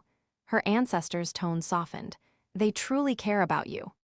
Noah blinked, recalling the brief moment she'd frozen when her ancestor took control earlier. It had been long enough for Moon and Aurora to almost catch on to her secret. The ancestor sighed. If it were up to me, I would have handled it alone and stopped these interruptions. But even with a small fragment of power, I wouldn't want them to lose the chance to support us if needed. Besides, they're resourceful and might even serve as cover if necessary, the ancestor added. Remember the time they secretly watched your mother while I possessed you in the temple hall? Are you using this chance to vent at me? The white-haired beauty smiled slightly. Not at all. Noah sighed softly. You're right, though. They're clever and they truly care. Noah couldn't help but smile proudly, feeling honored to be someone her sisters could depend on. Now, listen closely to what I'm about to say. Noah nodded seriously. I'm listening. She exited her consciousness. The three dragon sisters sat together once again. Aurora's gaze still held suspicion, while Moon seemed a bit nervous. After months of ghost hunting, they had finally caught something, yet it felt like they hadn't fully grasped it. Moon nervously leaned closer and asked cautiously, This spirit has been with Big Sis for so long, is it dangerous? All right, Ghost, what do you have to say for yourself? Aurora demanded, crossing her arms. First, I'm not a ghost. Got it, Ghost. You could think of me as a soul. That's still a ghost, isn't it? Under the cherry blossom tree, the ancient soul was momentarily left speechless by a 3-year-old dragon. Kids these days, Noah thought with irritation. Listen to what she has to say, Aurora, Moon interjected. Fine, go on. Noah explained why her ancestor was reciting within her mind, emphasizing, My presence poses no harm to your sister's body or mind. Quite the opposite, I help her gather stronger power. To demonstrate, Noah opened her palm and summoned a soft, milky white glow, forming it into a small energy sphere that floated above her hand. Both Moon and Aurora, familiar with magic, could sense the unique mystery within this energy. After the demonstration, Noah dismissed the primordial energy and continued. Now onto the main point. I'm here for a specific purpose, and it's also why I awoke after all these millennia. Aurora, Moon, and the little consciousness king within Noah's mind held their breaths, hanging on her every word. This was a story buried in the folds of time, one absent from any historical text. Only this living, fossil, Noah could reveal the truth hidden in history's depths. You might have learned in school about the origins of Mare continent. In brief, at the dawn of creation, the world was shrouded in chaos, and the ancestor of our dragon clan, the dragon goddess Tiamat, shattered the chaos with her primordial magic, achieving the Great Opening. This part of history is written in ancient texts and schoolbooks alike. But no book mentions how the dragon goddess Tiamat acquired the power to dispel the chaos. Primordial magic is powerful, yes, but under the influence of chaos, it becomes impure. The dragon goddess realized this and tried various ways to purge the chaos within her. Yet, after millennia, the corruption continued, gnawing away at her primordial power. The dragon goddess felt that if this went on, she would inevitably fall into the abyss of chaos, forever deprived of light. So, she made a daring decision. If chaos had rooted itself within her and could not be expelled by normal means, then she would. Split herself. Hearing this, even well-read Aurora looked confused. Split herself, how? Her body, personality, thoughts, virtues, shadows, order, and chaos, all were divided into two distinct beings.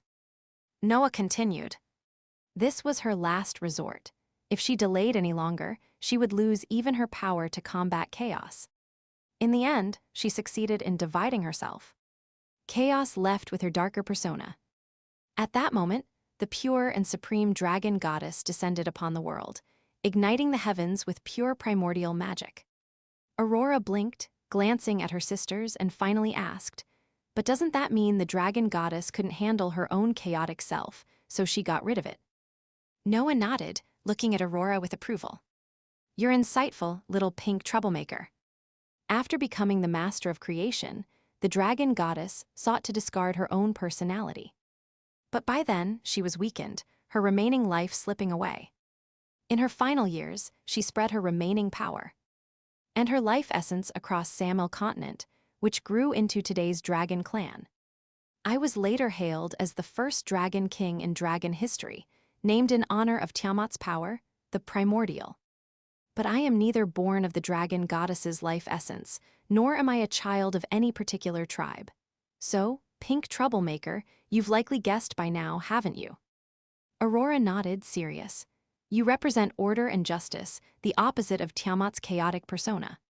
Precisely. When the dragon goddess cast out her darker side, I was born into this world as her opposite. Noah looked skyward, her eyes softened with a touch of sorrow, as if her thoughts drifted to the past. I had hoped to continue her mission of creation, but back then, I was too weak to achieve such a feat. So I could only watch as my creator exhausted her strength, her life ending among the mountains and seas of this world. In her final moments, the dragon goddess entrusted me with one mission: to protect the dragon clan to the end, as they were the extension of her life. As long as the dragon's flame remains, Tiamat's spirit will never vanish. In her consciousness, Noah's expression softened, her lips tightening. She hesitated slightly, then asked in a quiet voice, "Since you appeared alongside the dragon goddess's chaotic persona, do you feel your birth was a mistake?" "Yes," her ancestor sighed deeply, choosing not to dwell on this. Instead, her face turned solemn as she continued. "Moreover, the dragon goddess gave me one more mission." Noah, her expression serious, repeated her ancestor's words. "To fulfill this mission. To find the chaotic persona that Tiamat cast out." The ancestor nodded. "I traveled across Samel continent and clashed with it several times. With each battle, it grew stronger. Until one day, it began feeding on the negative emotions of all living beings, eventually evolving into the ultimate fear. Our final battle lasted for months, shrouding the world in darkness, leaving the sun and moon without light. In the end, we both sustained heavy injuries, neither able to kill the other. But I couldn't betray the dragon goddess's wishes, so I used my last strength to seal the ultimate fear. Afterward, I slept for a year. When I awoke, my power had recovered a bit, but a civil war had already broken out within the dragon clan." Moon raised her hand tentatively. "I get it now. The ultimate fear feeds on negative emotions, and the dragon clan's civil war would become its fuel, giving it endless power.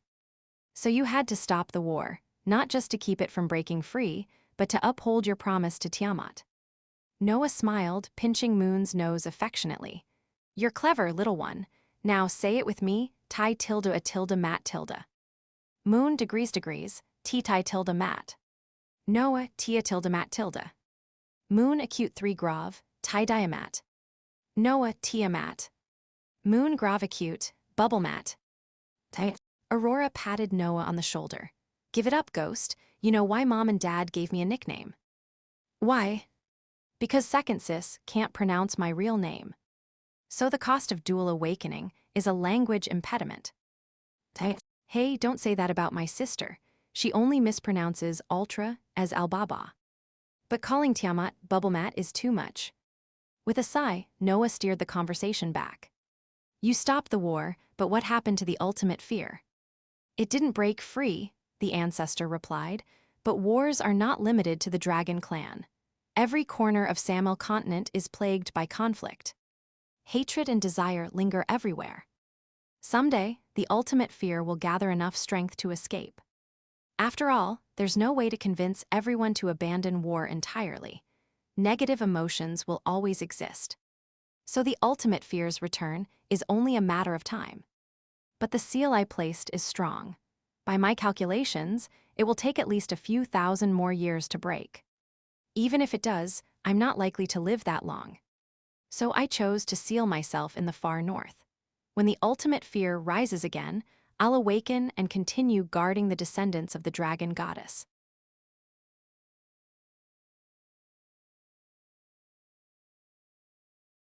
(473). Vol 4ch, 39. Thus ended the story of the first dragon king, Noah. Her birth, her struggles, and the decisions that molded her into the greatest hero in dragon history. Now, having awakened after thousands of years, she resides in the mind of her young namesake, bound by her ancient promise to the dragon goddess Tiamat. Fortunately, Noah considered herself lucky. Her host was brave and noble, and her sisters were clever and bright. In all her centuries, Noah had encountered countless individuals, but few were like the Melkve sisters. They lacked the ferocity of the dragon clan, but possessed a rare kindness at their core, a kindness that might represent the best hope for the future of their kin. It was this spirit that made Noah realize how truly fortunate she was. Had her spirit ended up in the mind of a crazed fire dragon rather than this young girl, things would undoubtedly be much different. That's all I wanted to say, she concluded, looking at Aurora. So, do you still think I'm some sneaky ghost hiding in your sister's body? Aurora slowly shook her head, somewhat bashfully. Good. As she spoke, Noah stood up, brushing leaves and dust from her dress. Now that you've heard the story, take your time to digest it. Ah, almost forgot. Before I return your sister's body, I still have one more thing to do. Moon blinked her large, curious eyes. What huh? Before she could finish, Noah bent down and scooped both Moon and Aurora into a big hug, pressing her cheeks against their soft little faces, radiating happiness. To be able to snuggle with 3 little dragonlings in one night, what bliss! A king could sleep 1,000 years for this kind of happiness. Moon was still in a daze, too surprised to react, like a beautiful doll nestled in Noah's embrace. But for Moon, things felt different. Despite knowing this was Noah's ancestor using her sister's body, the warmth and softness were all her sister's, reminding her of the comforting hugs she used to share before her sister started school. So even though she knew it wasn't really her sister. Big Sis's cheek, so soft and warm. Oh, and about the ultimate fear, Noah continued, don't worry too much. Thousands of years ago, the high priest made a prophecy. The prophecy said, when the heavens fall and the world of illusions collapses, the end of all things will arrive, and fear will once again descend upon this land. Then, a child of thunder will arise to save all. I don't know who this child of thunder will be, but they will defeat the ultimate fear, as the prophecy foretold. However, that doesn't mean we can be complacent. Do you understand, little ones? Aurora nodded in her dazed state, while Moon, not fully understanding the prophecy or the child of thunder, simply decided to follow her sister's lead. All right then, time to return your sister's body to her. Goodbye, little ones. With those words, Noah's ancestor passed control back to her. The sudden shift made Noah feel slightly dizzy, but she quickly steadied herself, accustomed to the sensation by now. As she regained control, Noah shook her head lightly and looked at Moon, who was still clutching her arm. Smiling, Noah gently pinched her sister's round cheek. Moon then glanced at Aurora, who was still lost in thought, processing the incredible story. It wasn't surprising that Aurora was overwhelmed. Even Noah herself needed time to fully understand and absorb everything her ancestor had shared.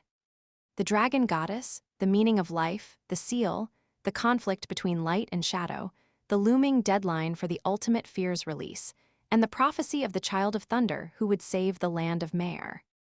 These concepts were far more complex than anything they'd learned in school. Moon, Aurora, I'd like to ask you both a favor. What is it, Big Sis? Aurora snapped out of her thoughts and looked at Noah. Please keep the story of the Dragon Clan hero a secret from Mom and Dad for now. First, it would only make them worry. And second, Noah's powers haven't fully recovered. If this leaks, the ultimate fear might act sooner than expected. The 2 younger sisters nodded obediently.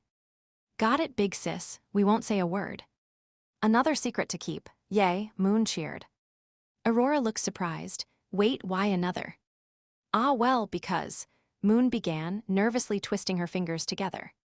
She once accidentally ruined one of Mom's dresses, and I promised to keep it a secret for her, Noah explained. You just told her, Moon exclaimed. Oh, sorry. Aurora, you won't tell, will you? Moon pleaded. You wouldn't want Mom to find out about the dress, would you? Noah added.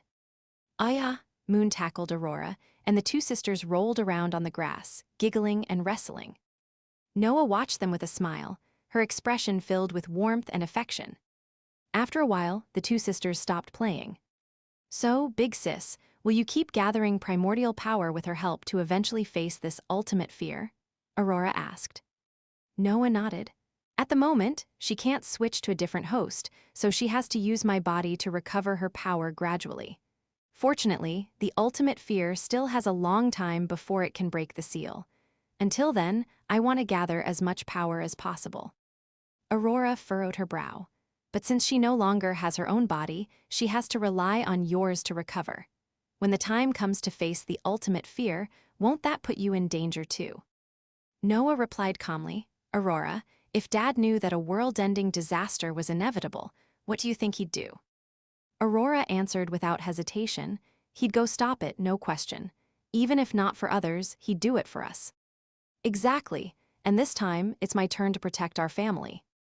Noah's tone was steady, filled with the quiet determination of someone who had embraced her role. I won't complain about anything that's happened. In fact, I'm grateful Noah chose me. She's given me the chance to play a real part in protecting our family, rather than just watching from the sidelines, trying to help Mom and Dad with minor tricks. So this is a precious opportunity, one I don't want to waste. You both understand, don't you? The two sisters, who knew Noah's sense of duty well, nodded without hesitation. It was natural to them that Noah would take on this responsibility, just like Dad, always putting the family first. And like Mom, she was cautious and strategic, understanding that she must protect herself to protect others. I understand, big sis. Even if I don't get everything you're saying, I'll always be by your side, big sis, Moon chimed in. Noah smiled, reaching out to ruffle both of her sisters' hair. Thank you, Moon Aurora. The night air was growing cooler. After chatting a little longer, the three sisters decided to head back to bed. As they passed their parents' room, Aurora noticed a light glowing beneath the door. She frowned, rubbing her forehead. It's so late and they're still up. Noah stopped, glancing toward the door. They're probably working. Mom working, sure, but why would Dad be working too? Noah shrugged. Adult stuff, who knows? As they walked toward their own room, Moon looked up at Noah. Big sis, how late do you think they'll be working? I'm not sure, but I doubt they'll be up until sunrise. Yeah, that would exhaust them, Moon said thoughtfully. Oh, big sis, isn't next term your last in the Young Dragon division? Yup, and there's an assessment at the end. Good luck, big sis. I know, Tilda.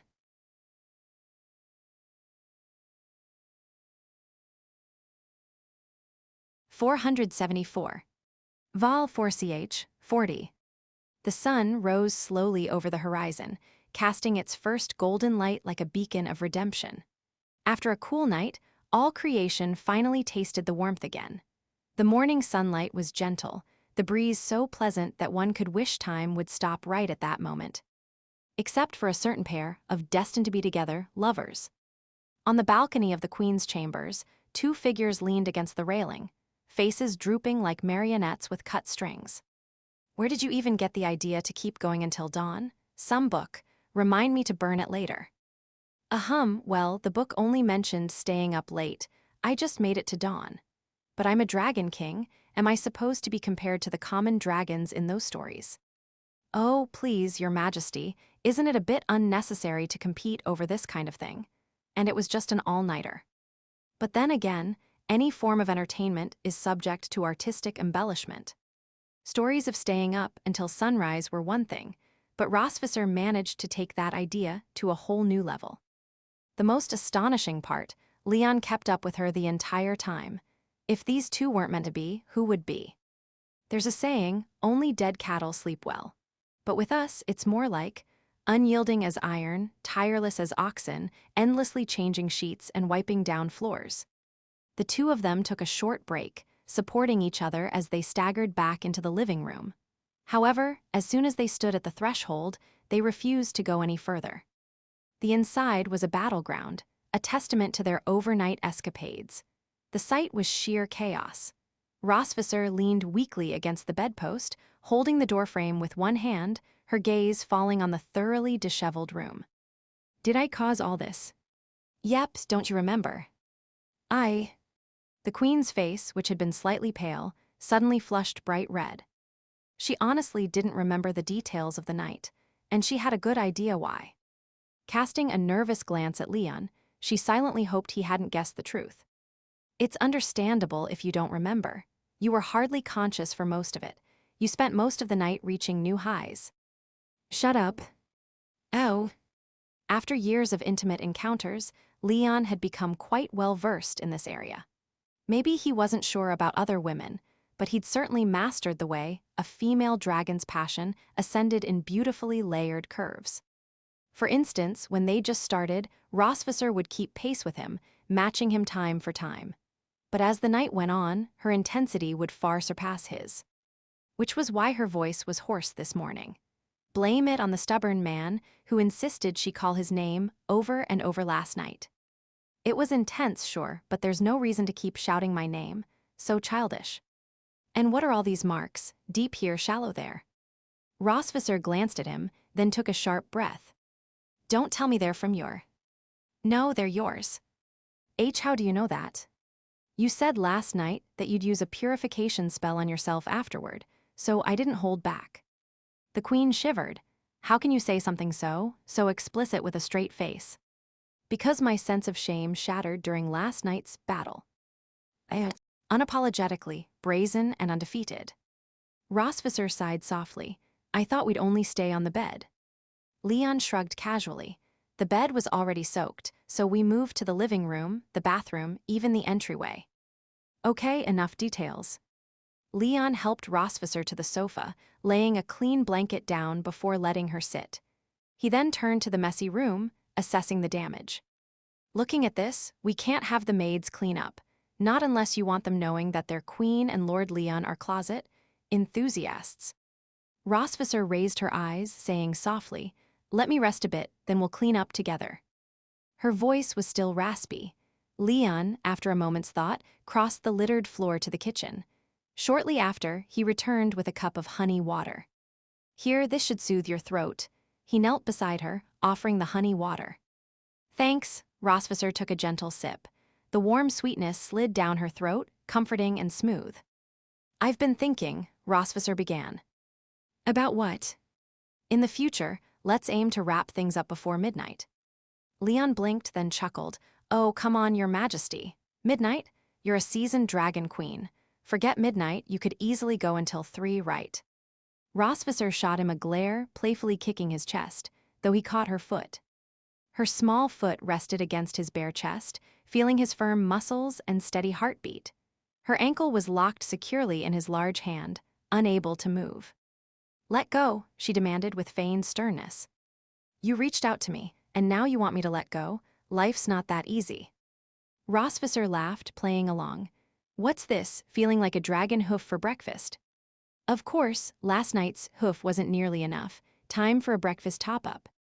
Idiot, Rosvisser wriggled free, her face softening. She stretched her legs out on the sofa, opened her arms, and made a come-here gesture. Leon knew exactly what she meant. Standing, he moved closer. Finally, Rosvisser could relax completely, leaning into his shoulder, feeling entirely at ease. He was bare-chested, and she rested her hand on his abs, her slender fingers tracing the muscles down to his waist. You did well, she murmured. It's nothing, not hard at all. I wasn't talking to you. Rosvisser poked Leon's waist. I was talking to it. Leon started to reply, but then thought of something even better. If you're going to thank it, shouldn't I get a thank you too? For what? Without waiting, Leon moved as if to pull his pants off. Stop right there. Rosvisser grabbed his wrist, playfully scolding as she lightly punched his chest. "Thank you, all of you, Leon. Happy now." Grinning proudly, Leon stood and gave a little shake of his leg, clearly pleased with himself. He might not be an official dragon slayer anymore, but his skills hadn't diminished one bit. The two cuddled on the sofa, waiting for their energy to return before tackling the cleanup. Then Leon's gaze fell upon a piece of old paper poking out from under the coffee table. The drawer of the coffee table was slightly ajar, probably bumped open during last night's excitement. Curious, Leon picked up the paper. Rosvisser leaned in, noticing it was covered with names. "What's that?" she asked, seeing the names written in neat rows. "These are Dragon King names," Leon replied. The couple exchanged a glance, memories surfacing. It was from long ago when they infiltrated the Red Flame Dragon clan to investigate secret dealings with the Empire. They obtained this list from the one who was supposed to succeed Constantine as the next Red Flame Dragon King. "This list contains all the Dragon Kings who colluded with the Empire," Rosvisser murmured. "Either you took them down, or they faced divine punishment at the Dragon King Tribunal not long ago." Ahem. Leon studied the list for a moment before his gaze settled on the last name. "But despite all of this, there's one name here who hasn't yet betrayed us." Following Leon's line of sight, Rosvisser read the name aloud, murmuring to herself. "Warhammer Dragon King, Adam." TL note, please don't skimp on the stars for the translation. I'd really like to see how far Leon goes and how far we can increase the number of chapters. Thanks, Tilda.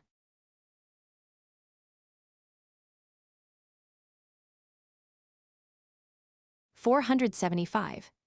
Vol 4ch, 41. Rosvisser lightly tapped her head, sighing in frustration. How could I forget about him?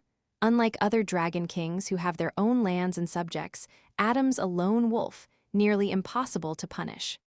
Leon nodded. The recent victories and unexpected developments made us overlook this particular dragon king, who's much harder to handle. The way dragons live and form, their society revolves around the Dragon King's tribal system. Typically, each Dragon King leads a specific tribe. There's a general understanding not to interfere with one another, though some form alliances. In simpler terms, everyone keeps to their own territories. But out of all the Dragon Kings, Warhammer Dragon King Adam is the exception. He has no territory, no tribe, no subjects. As Rosvisser explained, Adam was a true solitary dragon. A single dragon was his whole tribe. So he couldn't care less about the hidden meetings of Dragon Kings or the punishments handed out to those who conspired with the Empire. What would territorial concessions or fines mean to someone like him? The man had nothing to lose. If they wanted him, they'd have to kill him. He was the definition of a dragon with nothing to fear. And he's remained out of sight this entire time. Now that the Empire has fallen, he's probably back to his old line of work as a mercenary, isn't he? When Rosvisser referred to him as a mercenary, she was talking about Adam's past profession. Being unbound by land or kin, he had no fears or obligations. He wasn't worried about enemies, even though he had plenty. Because of this, as long as the payment was right, Adam would take on any job for his employer. More often than not, these jobs involved shady dealings, assassinations, arson, espionage. Leon mused over this for a moment, then shook his head slightly. "Remember the Lady of Shadows I mentioned to you after that meeting with Nacho and the others?" "Yes," Rosvisser replied, quickly following his train of thought. "You think Adam might be connected to this Lady of Shadows?" "Exactly. Nacho and his team never found the runaway Queen Elizabeth, and I'm willing to bet she took refuge with this so-called Lady of Shadows." Leon continued, "Whoever could offer refuge to a queen of a fallen empire at her most desperate moment must be far more powerful and cunning than Cantor, that puppet king. So, we suspect that this Lady of Shadows is actually the one manipulating the Empire's relationship with the Dragon Kings behind the scenes, using them to stir up the Dragon Wars. And if she's working towards some hidden goal, then she would definitely continue her activities in the shadows. And Adam, who's never revealed himself before, is likely just one of her pawns." Rosvisser had mentioned to Leon before that, as a lone dragon king, Adam's true strength was difficult to gauge. Being in the mercenary trade, without substantial skill, he would have been long dead at the hands of his enemies. If this Lady of Shadows was indeed orchestrating the human and dragon conflicts for some deeper purpose, then even with the Empire's collapse and Cantor's disappearance, she would continue playing her cards to complete her mission. And one of those hidden cards could very well be Warhammer Dragon King Adam. Leon took the worn piece of paper covered in names and looked at it carefully. When I met with Nacho, we agreed to split our investigation into the Lady of Shadows across both dragon and human territories. We need to get moving. Leon gave a small, confident smile and pulled Rosvisser into his embrace. Do you know what kind of enemy is the most terrifying? She remained silent, recognizing this as one of Leon's rhetorical questions, allowing him to continue. The scariest enemy isn't someone whose motives you understand. It's the one whose goals you can't even guess, yet you know whatever they're planning can't be anything good. Leon's fingertips grazed her soft cheek and brushed through her hair as he spoke. With an enemy like that, we can't afford to remain passive. Rosvisser pondered his words. She understood Leon and his urgency to uncover the truth behind the Lady of Shadows. During their silent war with the Empire, they had found themselves in several perilous situations due to being too reactive, putting herself and their daughters at risk. There was the time Cantor launched his second assault on the Silver Dragon Sanctuary and the battle with the spatial rift. Even Leon's master had been gravely injured. If not for Mistress Zayatu using her protective dragon scale, his master might not have survived. Rosvisser fully understood Leon's determination. Previously, the Empire's Dragon King throne used covert alliances to extend the war's duration, profiting from the chaos. Rosvisser said, "But I still feel that there's a cloud hanging over this entire matter. After we defeated the primordial abyss, overthrew the Empire, and punished the Dragon Kings who betrayed us. Doesn't something feel off to you, like an ominous cloud?" Of course. Leon felt it too. Though they had ultimately achieved victory, Leon had not failed his master, the Lionheart Society, or the people of the Empire. Yet, deep down, he sensed a hidden current of danger, quietly slipping away amidst the triumph. Now, thinking back, he realized that the unsettling feeling he and Rosvisser shared was likely caused by the Lady of Shadows. So, since you've decided to act, go boldly and do what you need to do.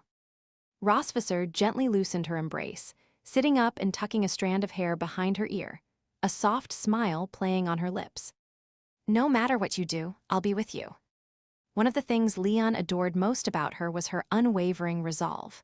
Where others might say, "I trust you," or "do what you need to do," she would look him in the eye and say, "I'll go with you." Just as they'd promised each other, they would protect their family together. So how could she be content, just waiting to be protected each time? She wanted to stand with him in battle, no matter the risks. Leon paused, smiling warmly.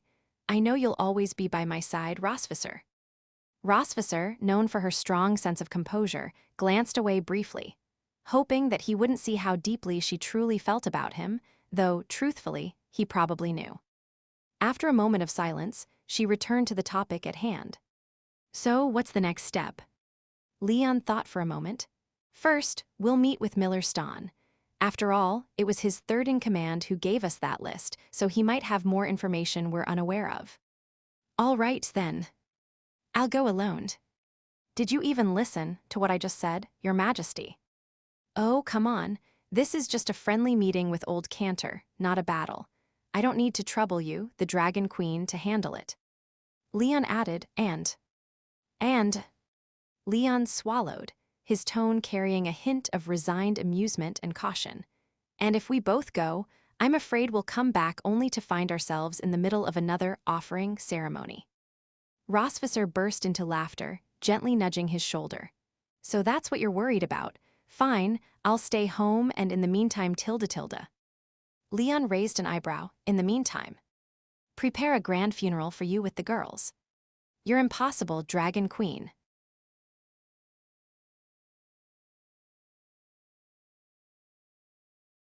476. Vol 4CH 42.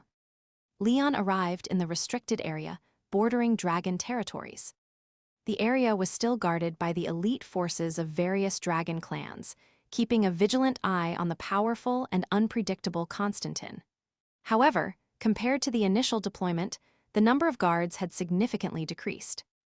Leon approached the sector watched over by the Silver Dragon clan, blending in discreetly, thanks to his status as a Silver Dragon, to reach Constantine once again.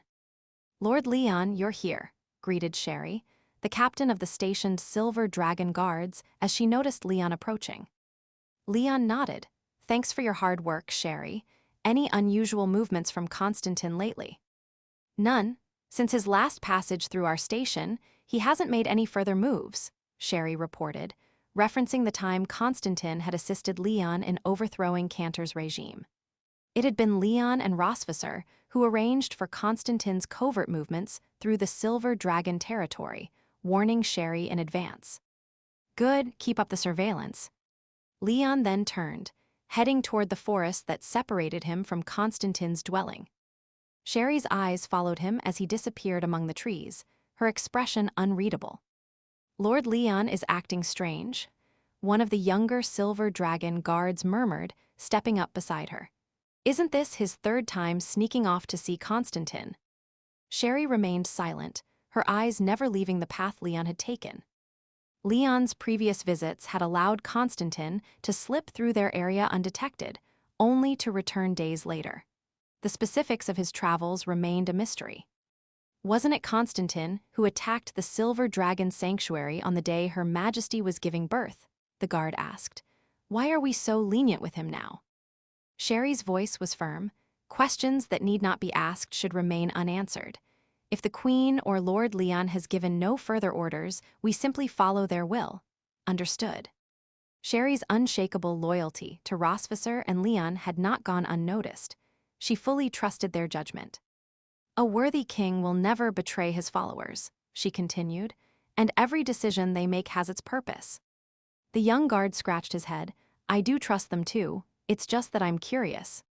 Curiosity was natural, and Sherry understood. She too felt the same. "If you really want to know the answer, I'll give you some advice." "What advice, Captain?" "Wait for the results." The young guard blinked. "Wait for the results." "A king's mind works in ways we might not understand, shaped by strategy and foresight. Each of us only glimpses a fragment of the greater plan," Sherry explained. "So instead of obsessing over countless questions, store them away, keep your curiosity contained. And when the time is right, perhaps you'll witness the full picture." The young guard nodded, enlightened by her words. "Understood, Captain." "You're welcome, now back to your post." Leon moved swiftly through the forest, taking nearly an hour to reach the perimeter, where he encountered several red dragon patrols. Recognizing him, the dragon guards opened a path, letting him pass without interference. One of the younger guards hesitated. "Captain, isn't he technically trespassing? Shouldn't we stop him?" "Stop him?" the captain chuckled. "Even if we wanted to, what chance do you think we'd have?" "Really, he doesn't look all that special to me." "Trust me, if you knew, he'd redefine the meaning of ordinary for you." Leon continued on, hands in his pockets, his expression calm, as he walked toward the gate of Constantine's sanctuary, nodding to the bewildered guards who watched him go inside.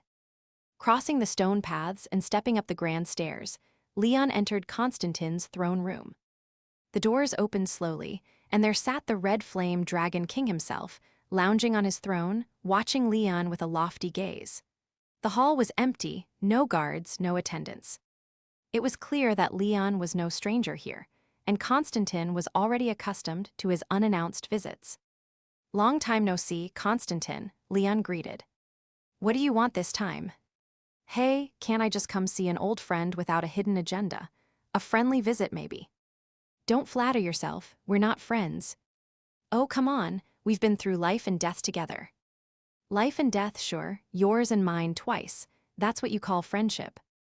"Relax," Leon laughed, but Constantine raised a hand, cutting him off. "I don't have time for your nonsense. Out with it, what brings you here?"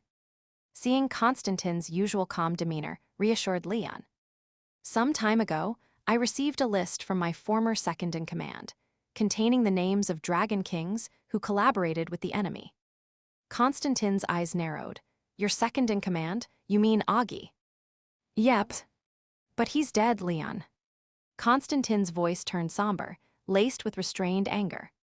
Leon shrugged, spreading his hands. He handed over the list and chose to self-destruct afterward. Augie had finished writing the list, spat out a few Cosma Dragon Clan will get you yet insults, and then ended it all in a deadly explosion, decimating his surroundings and ensuring his clan's defeat. With no one left to lead them, the clan dissolved soon after. Constantine closed his eyes, a slow sigh escaping him. Augie was loyal, a skilled second. I've never fully come to terms with his death, but there's no use in dredging up old grievances between us. It would settle nothing. That much was true. Their history had been full of battles and betrayals. Augie attacking the Silver Dragon Sanctuary, Leon retaliating, then Augie being turned into a zombified creature by the Empire, only to attack Isha's Red Dragon territory, with Leon forced to defeat him once again. Revisiting these old conflicts would lead nowhere. They'd be better off just fighting it out. Constantine, however, knew the importance of a reliable ally in these times of shifting power, so any final reckoning with Leon could wait. I half expected you to come down here ready to fight, Leon joked. Constantine snorted, enough banter, you got the list, what then? Not long ago, the dragons and humans reached a truce. The negotiations went smoothly, and those dragon kings who'd betrayed us were appropriately punished. Yes, I heard, and I also heard you represented the dragons in those negotiations, didn't you? Leon smiled. Indeed, I did. No wonder it went smoothly. I'd be more surprised if it hadn't. Leon returned to the point. While going over history and comparing it with Augie's list, I realized that out of all the dragon kings who sided with the enemy, only Adam remains unpunished. At the mention of this name, Constantine's expression darkened, his brows furrowing. Who?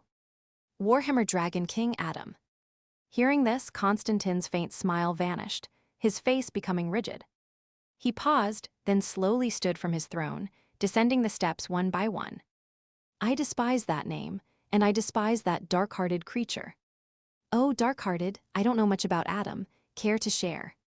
In my generation of Dragon Kings, Adam's reputation is infamous. Given your sheltered Silver Dragon upbringing, it's no surprise you haven't heard much. Constantine reached the foot of the steps, stopping just in front of Leon. My sources only know he has no tribe and works as a mercenary, taking on any job that pays well, Leon said. That's right, Constantine replied. But Adam is ruthless in pursuit of his goals, using vile, despicable methods without a second thought. After a pause, Constantine's voice grew colder, practically dripping with disdain. The Fallen Dragon King, that's his title. Leon knew that for Constantine, a dragon king with a deep respect for honor, the title of Fallen Dragon King carried the utmost disgrace. Just as Constantine had once refused to use Noah as leverage in a personal feud with Leon, so too did he hold his honor high, never dragging others into his conflicts. This was why Leon trusted Constantine, knowing he wouldn't betray him. You must really despise Adam, huh? Leon commented. Trust me, Leon, if you ever cross paths with him, you'll understand why. All right, if I get the chance, I'll make sure to teach him a lesson on your behalf. Constantine scoffed. So, is that what you came here for? To ask where that scoundrel might be hiding? Leon grinned. If I knew where he was, I'd be the first to take him down. A hint of curiosity stirred in Leon's mind. Just what had Adam done to earn such deep-seated hatred? Leon watched as Constantine hesitated, seeming to weigh his words carefully. Finally, he broke the silence. Follow me. Constantine led Leon down the hall, turning into a secluded passage behind the throne room. They passed towering columns, crossed a corridor, and descended a set of stone stairs into a hidden chamber. After about 5 minutes, they arrived at a heavy stone door. Constantine pressed his hand to a recessed part in the center, infusing it with his magic. With a low rumble, the door opened. Come in. Leon stepped inside, his gaze sweeping over the room. There was nothing remarkable at first glance, until Constantine moved aside, allowing Leon to see an ice bed at the center. Mist rose gently from the ice bed, and suspended above it was a crystal. Inside the crystal was a small, crimson-tailed dragon hatchling. The tiny creature lay curled up, fists clenched, eyes lightly closed, her small body still, as though she were simply sleeping. Leon's eyes widened in surprise. He quickly approached, noting her young, fragile form, barely older than a newborn. The crystal, protecting her in this suspended state, reminded Leon of the one that had once kept Rosvisser safe when she'd nearly exhausted herself in the harsh future. Veronica, her grandmother, had sealed her within a similar crystal to save her. But this little dragon, why was she? 13 years ago, Adam accepted a task from a dragon king, seeking to steal magical resources from me. To do that, he used her as leverage, Constantine said, his voice trembling with barely contained fury as he looked at the tiny dragon. But he failed his mission, leaving her injured. Leon's heart sank. So this child is. Her name is Leify Constantine. She is my daughter. Constantine gazed at his daughter, his face softening with the smallest trace of a smile. But then his voice turned sharp, laced with bitterness and a chilling resolve. The only reason I ever cooperated with the Empire was because Adam was among their ranks. Every day, I prayed for the chance to find him. To tear him apart, piece by piece.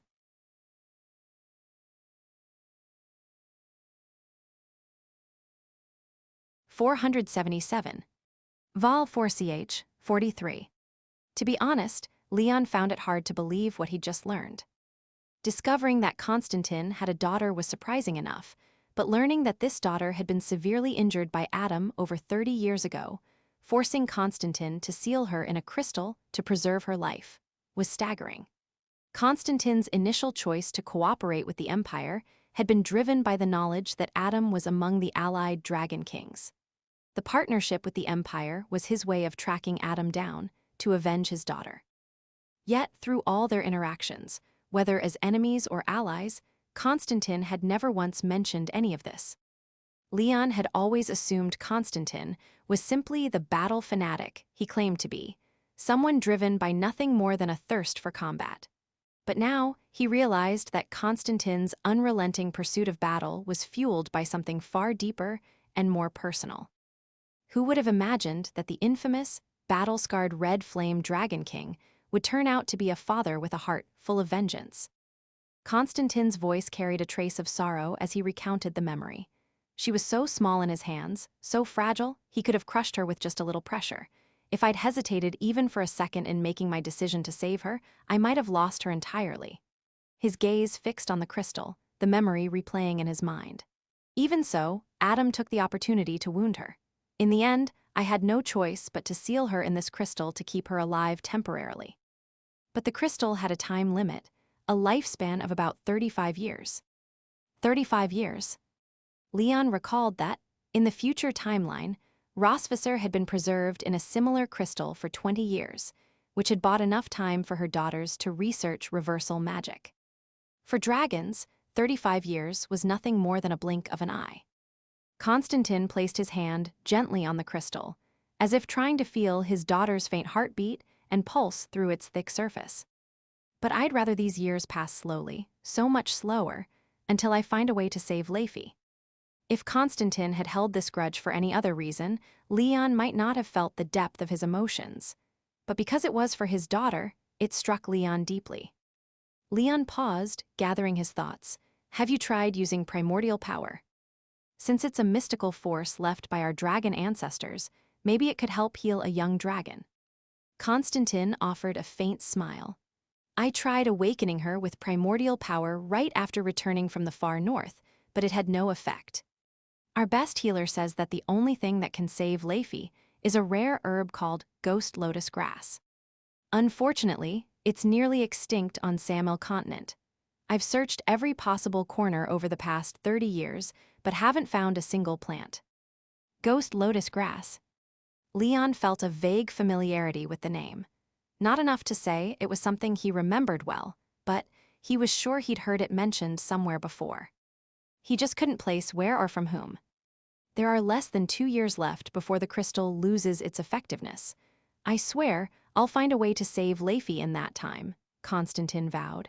And if you find that bastard Adam, I'm going to cut off his head and preserve it. Leon didn't doubt for a moment that Constantine meant every word of it. In some strange way, their goals aligned once again. They had both wanted to bring down the Empire, and now they both wanted to find Adam. In both cases, Leon sought answers, while Constantine pursued vengeance. They were like a dragon and human version of the headstrong and dissatisfied duo. Constantine took a deep breath, regaining his composure as the resolute and solemn Red Flame Dragon King. Let's head back. All right. The two exited the underground chamber and returned to the throne room. If you do find a lead on Adam, let me know immediately, Constantine instructed.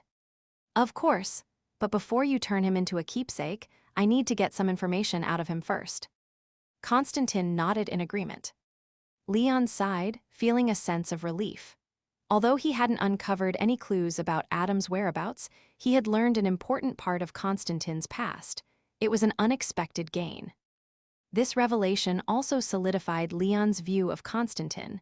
Beneath the crazed exterior was a dragon with principles, someone who could be trusted. After all, how far could a daughter-obsessed Dragon King go wrong? Constantine settled back onto his throne, and as Leon prepared to leave, the Dragon King spoke up. Oh, there's one more thing. What is it? When are you planning to deliver that roomful of primordial power tomes you owe me? An awkward silence filled the room. Leon could almost hear the sound of a crow cawing over his head. Damn it, in his hurry to get on Adam's trail, he'd completely forgotten about those tomes. Leon wiped his brow and stammered, gathering that many ancient tomes takes time. I still need to verify and catalog them. Constantine raised an eyebrow. Verify and catalog, these are ancient tomes, not. Oh, well, even ancient scholars made mistakes in their writings. My wife and I are just double-checking for errors. Once we're done, I'll bring them over. That excuse was so flimsy that even Leon didn't believe it. He silently prayed that Constantine would let it slide. This time, however, Constantine wasn't so easily fooled. He leaned back against his throne, his left arm propping up his head, his crimson dragon eyes studying Leon with a skeptical gleam. After a pause, Constantine spoke with cold certainty. You don't have any tomes, do you? Of course I do. No, you don't, Constantine was firm. Caught red-handed, Leon could only admit, fine, I don't. HMPH. Constantine scoffed, clearly expecting this. He seemed more annoyed than anything. Leon, realizing that he'd asked for Constantine's help with nothing but empty promises, felt a twinge of guilt. True, Constantine had his own reasons for opposing the Empire, but he had still been instrumental in their shared efforts. Sure, Leon liked to joke, but he didn't want Constantine to think he was all talk and no action. A little goodwill could go a long way in future collaborations. I exaggerated a bit with the roomful of tomes line, but I can definitely get you something worthwhile. You're not just making empty promises again, are you? I'll do my best, and if I can't, I'll find another way to repay you for your help. Leon silently hoped that Claudia still had some reserves he could tap into. Fine, I'll wait for your news, Cosmod. Leon blinked, quickly changing the subject. Speaking of good news, I noticed the guards keeping an eye on you have scaled back. Did you know? Constantine nodded. After the war ended, the external garrisons gradually withdrew. By now, only a couple of small squads remain.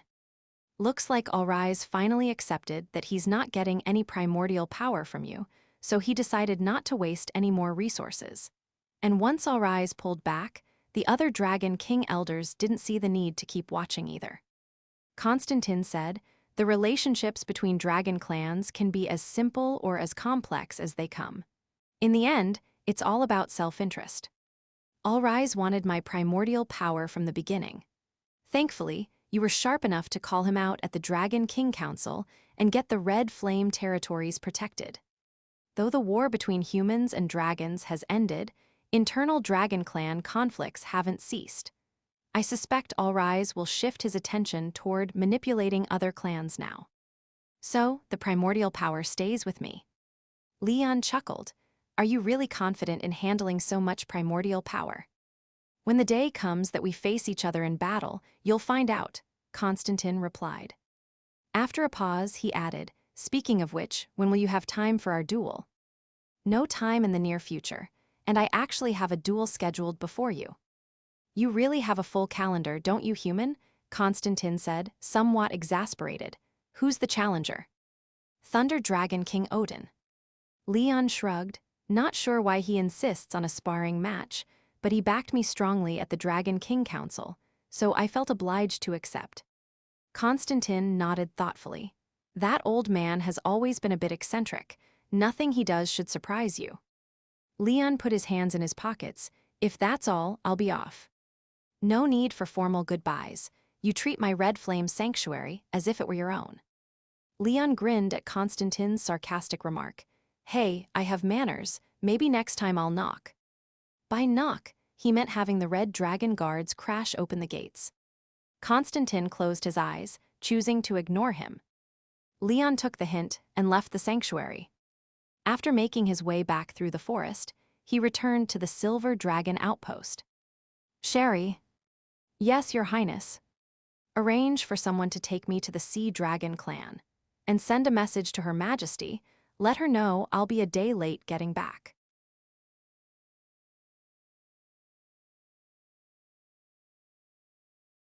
(478). Vol 4ch, 44. If you asked who among humans was best liked by the dragons, it would undoubtedly be General Leon. With his wife and children in the Silver Dragon clan, he essentially had a home base there. In the Red Flame clan, he came and went freely, and even Constantine couldn't really stop him. As for the Sea Dragon clan, Leon had an in with Claudia due to his relationship with his master and mistress. During his last visit, Claudia had even told him he was welcome anytime, without the need for formalities. Of course, this arrangement wasn't exactly official. If it were public, it would look like an alliance between the Sea Dragon and Silver Dragon clans, with Ambassador Leon Cosmod as the bridge of goodwill uniting humans and dragons. Reflecting on this as he made his way, Leon finally arrived at the outer limits of the Sea Dragon territory after a few hours of travel. As he waited on a small island that served as a landing point, a blue dragon broke through the water and greeted him. Prince of the Silver Dragons, welcome to Atlantis. The Sea Dragon territory, known as Atlantis, was one of the few dragon lands with a specific name. Yes, I'd like to see Princess Claudia, Leon said. Very well, Your Highness, please follow me. To reach the underwater sanctuary of Atlantis, one had to descend through the dragon lands. Without the dragon's protection, any creature attempting the journey would be crushed by the immense pressure of the deep sea within moments.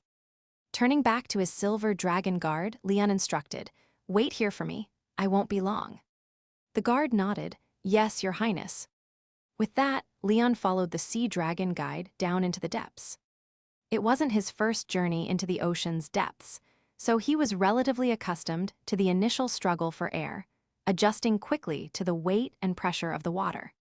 After about 30 minutes, they reached the entrance of the Sea Dragon clan's sanctuary. I've already notified the attendants inside. Someone will meet you shortly, the Sea Dragon guard said. Thank you for the assistance. The guard bowed slightly, then departed. Moments later, the sanctuary doors opened, and a Sea Dragon attendant arrived to escort Leon into the sanctuary. Upon entering, Leon looked around and noticed Claudia seated at her desk, immersed in a stack of documents. She appeared focused and determined, very much like his wife, Rosvisser, when she worked. Excuse me, ma'am, Leon greeted. Claudia set her work aside, stretched, and brushed a few stray hairs behind her ear as she looked up at him. Here to see your master and mistress. Leon nodded. Yes, and I also have a favor to ask. Claudia raised an eyebrow, chuckling softly. I knew you wouldn't visit without a reason. Rising from her seat, she smoothed her dress and walked down the steps to stand before him. We'll discuss it later. First, let's go see them. Of course. The two left the sanctuary and made their way to the resting quarters. Leon pushed open the door to his master's room, preparing to greet him, but stopped at the sight before him. There was his master, shirtless, down on the floor, his body still muscular despite his age. Meanwhile, his mistress, Charlotte, was sitting nervously on his back, eyes fixed on the back of his head. The old man, it seemed, wasn't as worn out as Leon had thought. Despite having recently returned from the netherworld, here he was doing push-ups with his wife on his back. And if Leon remembered correctly, a dragon's bones were significantly denser than a human's, meaning that his mistress, who appeared petite and light, actually weighed quite a bit more. Sweat dripped from his master's chin, hitting the floor with soft splashes. 98th, 99. Just as he was about to reach 100 push-ups, Leon's shoes came into view. Leon squatted down with a smirk, keeping in shape, master. Charlotte looked up in concern, frowning at Leon. Leon, you should stop him. He insisted on doing this as part of his recovery training and made me join him. Leon chuckled. Mistress, you've been married to this stubborn old man for how many years now? You know he won't stop until he hits his target. Master, how many push-ups are you aiming for today? 500, his master wheezed. Leon helped his master up and guided him to the bed, where he sank down, breathing heavily and dripping with sweat. Charlotte handed him a towel, which he gratefully took, wiping his forehead. What brings you here, kid? His master asked between breaths. I figured if I didn't check in, you'd throw out your back. Dragons might have protective scales for their hearts, but I doubt you have the same for your spine. The old man rolled his eyes, muttering, always running that mouth of yours. Now tell me, what do you need? As the two chatted, Charlotte brought over 2 cups of tea before joining Claudia in the corner for some sisterly conversation. Well, master, the recent conflict with the Empire has intensified, Leon began, and there's one dragon king who's been in hiding, someone who once colluded with the Empire. I have yet to locate him. Leon shared his suspicions regarding Adam and the figure known as Shadow with his master, hoping for any insight or advice. His master listened, stroking his chin thoughtfully. Shadow, so you think he's the true mastermind behind the Empire? Leon scratched his head. Elizabeth sought refuge with this shadow figure when she had no other options, which suggests a close connection to the Empire. But it's as if he never existed, there's no trace of him. Remember, kid, I once told you that under Cantor's rule, there wasn't much change from the Empire's previous king. Leon nodded, recalling the detail from an earlier intel exchange. In most cases, a new ruler would subtly shift the administration to assert their authority and secure their position. Yet, during Cantor's 30-year reign, the Empire hadn't changed significantly. What's more, when the previous king and other high-ranking officials died, there had been no public display or even photographs of their bodies, which was highly unusual. This peculiarity had only come up briefly in their discussions before, but now that Shadow's influence was emerging, it seemed like a crucial clue. Here's a theory, his master suggested. What if the Empire's continuity in leadership style over the past 30 years indicates that Cantor was merely a puppet and that the previous king had been pulling the strings all along? Leon nodded thoughtfully. It would explain a lot, but here's the issue. If Shadow is indeed the former king, how has he lived so long? The former king had reportedly died in his 70s. If he were still alive, he'd be well over 100 by now. Could a man that old really orchestrate something this complex? The old man considered this, then replied, I suspect he might be using a forbidden magic or some other dark art to extend his life. But such forced life extension techniques are risky, he continued. They can affect one's soul or even lead to premature exposure. There's the stasis crystal technique, which suspends the target's bodily functions, leaving them alive but immobile, able only to hear the world around them. And then there's life extension magic, which forcibly prolongs life.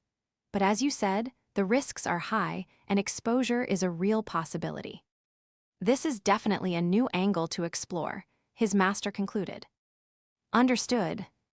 Leon wasn't going to let any potential lead slip through his grasp. After chatting with his master for a while longer, Leon stood up. Charlotte approached him with a gentle smile. How have you been, Leon? Leon returned her smile. I've been well, mistress. Good, when you have a chance, bring your wife along sometime. The last few times you visited, Things were so rushed that I haven't had the opportunity to sit down with her properly. Ah, it seemed like his mother-in-law wanted some quality time with her daughter-in-law. Perfectly reasonable. Of course, mistress. Once Rosvisser is free, we'll come to visit. Good. All right, family time is over, Claudia said with a smile, leaning against the doorframe with her arms crossed. Now that you've seen them, perhaps you can tell me what favor you're here to ask.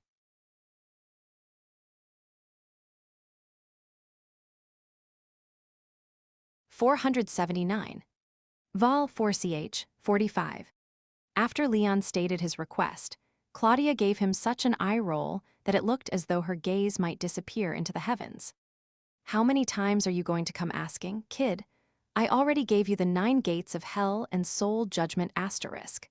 That should be more than enough for you and Rosvisser for a lifetime, and yet here you are again.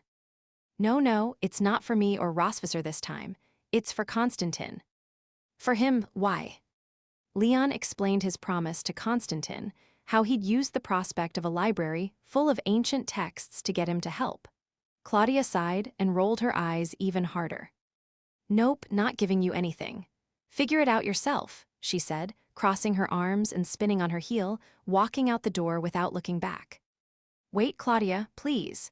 But the door shut with a loud asterisk thud, leaving Leon feeling deflated and at a loss.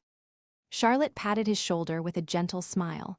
Don't worry, Leon. My sister has a tough exterior but a soft heart. She'll come around. Leon scratched his head.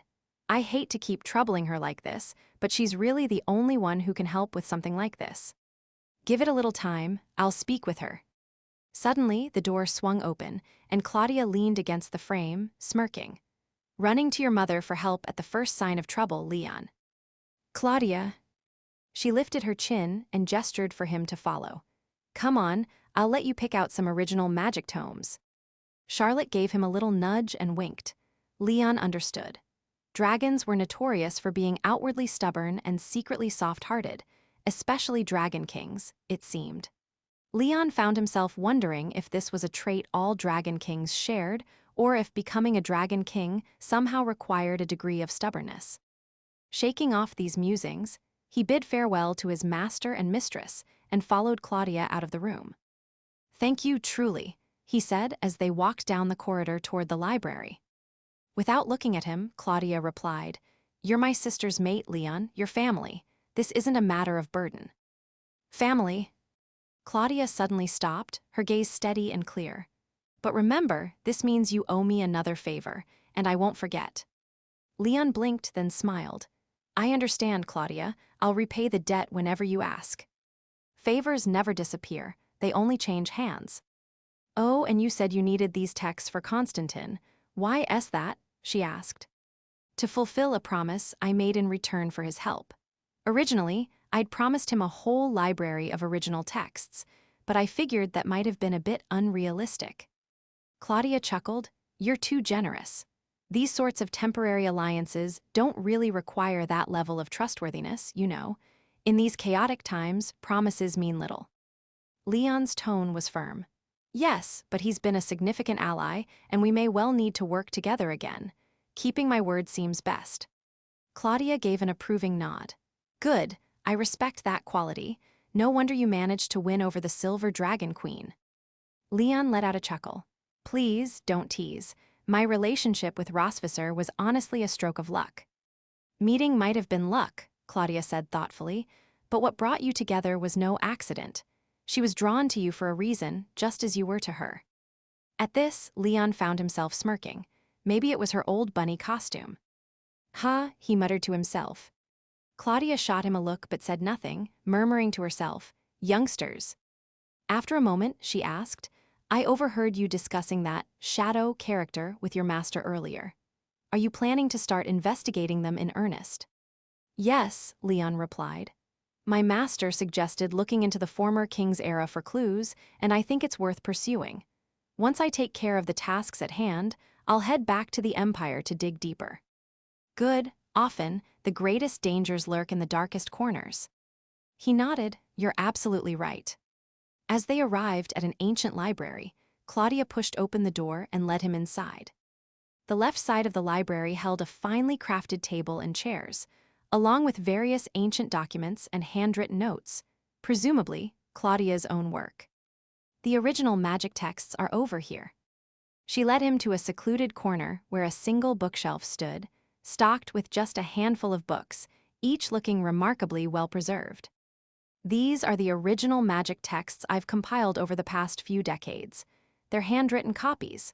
I've secured the originals in a safer location, Claudia explained, a note of reluctance in her voice. Seeing this, Leon grinned. Well, it's not such a bad deal if it means Constantine now owes you a favor too, right? Claudia scoffed. These are rare treasures, you know, and in the chaotic times we live in, they may prove essential to the right people. With a discerning eye, Claudia selected 2 books from the shelf and handed them to Leon. These should suit Constantine, Inferno and Heart of Fire. Leon accepted the books. What's so special about these?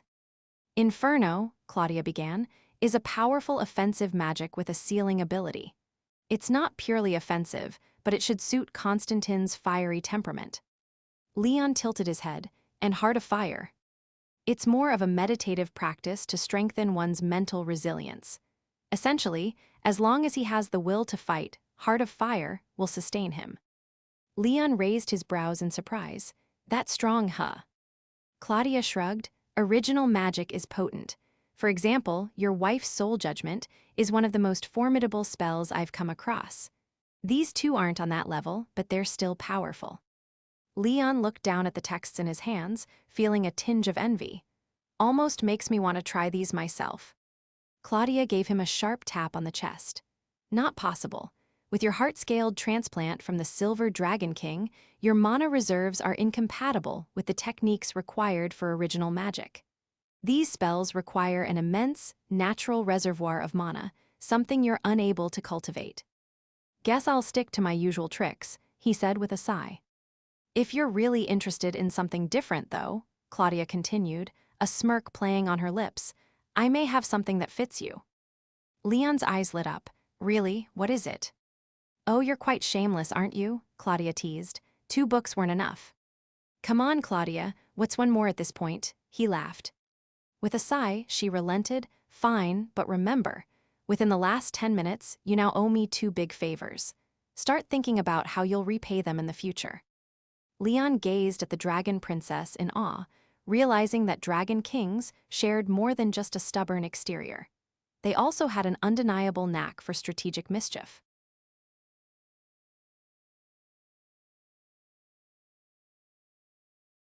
"480. Vol 4ch, 46. Claudia led Leon to another bookshelf. This one was more densely packed compared to where the original magic books were stored, with several volumes arranged in neat rows. Is this also original magic? Leon asked. I already told you, did I? Your current constitution isn't suitable for using original magic. It's more trouble than it's worth. What I'm giving you is this. As she spoke, Claudia reached out, pulling an ancient book from the shelf and handing it to Leon. Leon took it with both hands, looking down at the cover. The book's design was simple, a black cover with a plain title embossed in gold, Super Sensory. Leon scratched his head and flipped through the book, but besides the title and the peculiar cover, there was no other information. Not even a label indicating the type of magic, like *9 Hell's Gate, which was marked as body art on its cover. Is it some kind of sensory magic? Leon asked. It is. Back at the Academy of Elements, sensory magic was taught to cadets in the Dragon Corps. While there's a dedicated reconnaissance unit, knowing some sensory spells can be handy on the battlefield. Leon, however, had never specialized in such support-oriented magic. Usually, if I encounter an enemy, I just eliminate them right away. By the time I detect them, General Lai would already be sitting on the Dragon King's corpse sipping tea. This isn't sensory magic, Claudia corrected him, her tone serious. Supersensory is considered a form of body art. Leon blinked in surprise, a bit of disappointment creeping into his voice. Body art again. His disappointment stemmed from the fact that he was no longer the weakling he used to be. Now possessing the physique of a dragon warrior, his magic reserves were even greater than at his peak. giving him the freedom to fight like a soaring dragon. The body art technique 9 Hell's Gate was merely another tool for Leon, but with sufficient magical reserves, he could unleash powerful spells without it. However, 9 Hell's Gate placed a tremendous strain on his body. If he ever reached the 9th gate, even with the heart-shielding dragon scales Rosvisser had implanted in him, his heart would likely be shattered by the sheer backlash of power. "Don't be so quick to get disappointed," Claudia said with a slight smile. "While supersensory is classified as body art, it enhances more than just your physical strength." Leon raised an eyebrow. "Oh, tell me more, please." "Let me ask you, Leon. In a typical fight, when an enemy attacks, your eyes see the movement first, which is then transmitted through your nerves to your brain. The brain then reacts and sends a command to your body to either defend or evade, right?" Leon thought for a moment before nodding. "Yes, that's correct. The faster a person can react, the better they can make the right decision in a critical moment and choose the optimal counterattack." Claudia continued, "And you do this quite well. You not only wield powerful close combat magic, but also analyze the battlefield in real time and adapt your moves to the environment. But," she paused, ensuring she had Leon's full attention, "you will get tired." Leon was caught off guard. Tired? Yes, no matter how strong you are, your stamina has limits. This isn't just for you, it applies to every being on Samil continent. No one has unlimited stamina. If a battle drags on, your body will fatigue, and your reaction time will slow down accordingly. And supersensory was created by the ancestors precisely to overcome this limitation. Leon took a deep breath. "So, supersensory can help me surpass my physical limits." "That would be too boring. I wouldn't give you a skill so dull," she said with a confident smile. "Supersensory will allow your body to reach a completely new state." A new state. Have you ever had an experience where, say, you accidentally knocked over a glass with your left hand while eating? Before you even consciously noticed it, your left hand instinctively moved to catch the glass, preventing it from shattering. Leon blinked, then nodded. "Yes, I've had moments like that." "Good, supersensory turns that kind of reflex into a skill for combat." After the example, Claudia formally introduced the effects of supersensory asterisk. As you train further, your senses will become sharper. And once you fully master asterisk supersensory, your body will respond to enemy attacks instinctively without waiting for commands from your brain. Leon's eyes widened. Is it really that powerful? Compared to the mysterious allure of original magic, supersensory might not sound like much. But keep in mind, only someone skilled in combat will get the most out of asterisk supersensory asterisk. Think about it. Imagine an enemy meticulously planning an ambush, only for you to dodge effortlessly as if you saw it coming. Frustrating, isn't it? So the scene might go like this. General Lai walks into a trap. General Lai unknowingly approaches danger. General Lai is seemingly on a path to destruction. General Lai triumphs and declares victory. Enemy, damn, this guy's got hacks on. Training asterisk supersensory is much harder than asterisk 9 Hell's Gate, but once mastered, it becomes second nature, like muscle memory, and will activate automatically. You know me, Claudia, I never shy away from a challenge. That much is true. Leon hadn't achieved his current skill level just from talent alone, but through hard work, overcoming a hellish past, and the teachings of his master. "So why did you say supersensory suits me?" Leon asked. "A reckless fighter with maxed out dodge skills, just think about it. It's terrifying, right?" "Oh, so you think I'm a reckless fighter?" "That's right, you're very perceptive." "Yeah, I guess I am a bit of a thick-headed fighter myself," Leon replied, chuckling. Claudia laughed softly. "Well then, you've gained another skill from me. Just remember to repay the favor someday." "I won't forget, Claudia." She nodded. "All right, let's go see your master." "All right."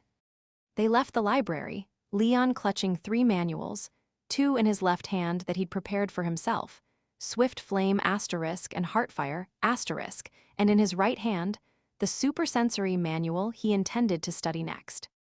If General Lai's hands weren't shaking from excitement, he might even have picked up another ability for his wife.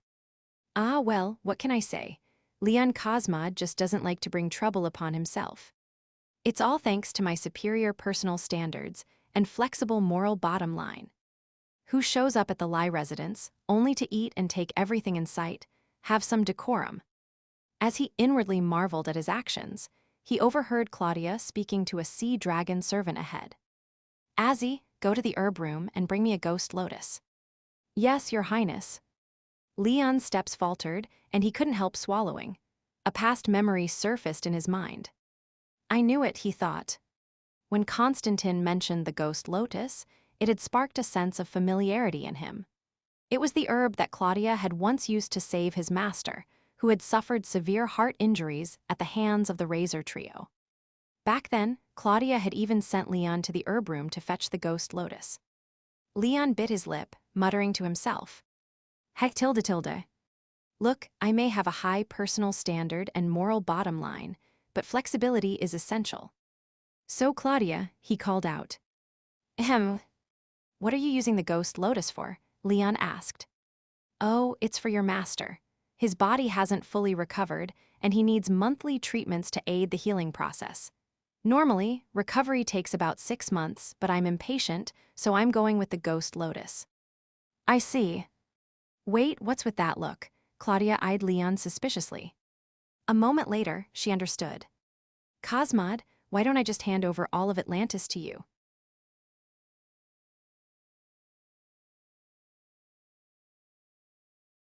(481). Vol 4ch, 47. That's how yesterday went, what do you think? Productive, right? In the Silver Dragon Palace, Leon and Rosvisser sat together in the garden pavilion, sharing tea and conversation. Indeed, quite productive, Rosvisser nodded, then paused, asking, but with all the things you took from the Sea Dragon clan, even if you promised to return the favor to Claudia, didn't she say anything about it? No, not really, Leon replied with a casual shrug. I even told her I couldn't possibly accept it, insisting it was too much, but the princess just wouldn't take no for an answer. So, what could I do? I had to reluctantly accept all those good things. As he said this, Leon discreetly rubbed his sore backside. The left side was sore from a hit Claudia had given him. The right side was courtesy of his master, Witch Lady, who had kicked him. The Sea Dragon Princess, despite her generosity, had made it clear that a simple, I owe you, wasn't enough to justify taking so many valuable items. So, rightfully, a kick or two was in order. Witch Lady, knowing her apprentice's cheeky nature, wanted to give the Sea Dragon clan a good impression, so she had laid into him 3 times. In exchange, Leon walked away with more than a fair share of treasures. He thought back on it with a hint of pride. Though he'd gotten 3 kicks, the rewards were certainly worth it. Claudia's expression might have been one of courtesy, but Leon could see the underlying pride and value the Sea Dragon clan placed on their resources, especially with the ancient relics he'd been entrusted with. Constantine, however, was another story. He was furious over the recent developments, and with his immense power, he could be deeply unpredictable. But for Leon, gaining a powerful ally in such uncertain times was a fair exchange. Oh, I don't believe you, Rosvisser interjected, her tone skeptical. You probably went over there, ate, drank, and took whatever you could get. They must have been too embarrassed to refuse. Leon coughed to hide his embarrassment. Some things were better left unsaid. So, where's the ghost lotus? She asked, getting to the heart of the matter. Oh, on my way back, I stopped by Constantine S. and gave him both the secret medicine and the ghost lotus. Rosvisser raised an eyebrow, her bright eyes narrowing slightly. And that's it. That's it. And he didn't thank you. He did thank me, but he was a bit subtle about it. Her curiosity piqued, she leaned forward with an intrigued smile. Subtle, how exactly did he thank you? Clearing his throat, Leon straightened up, lowering his voice to mimic Constantine's haughty tone.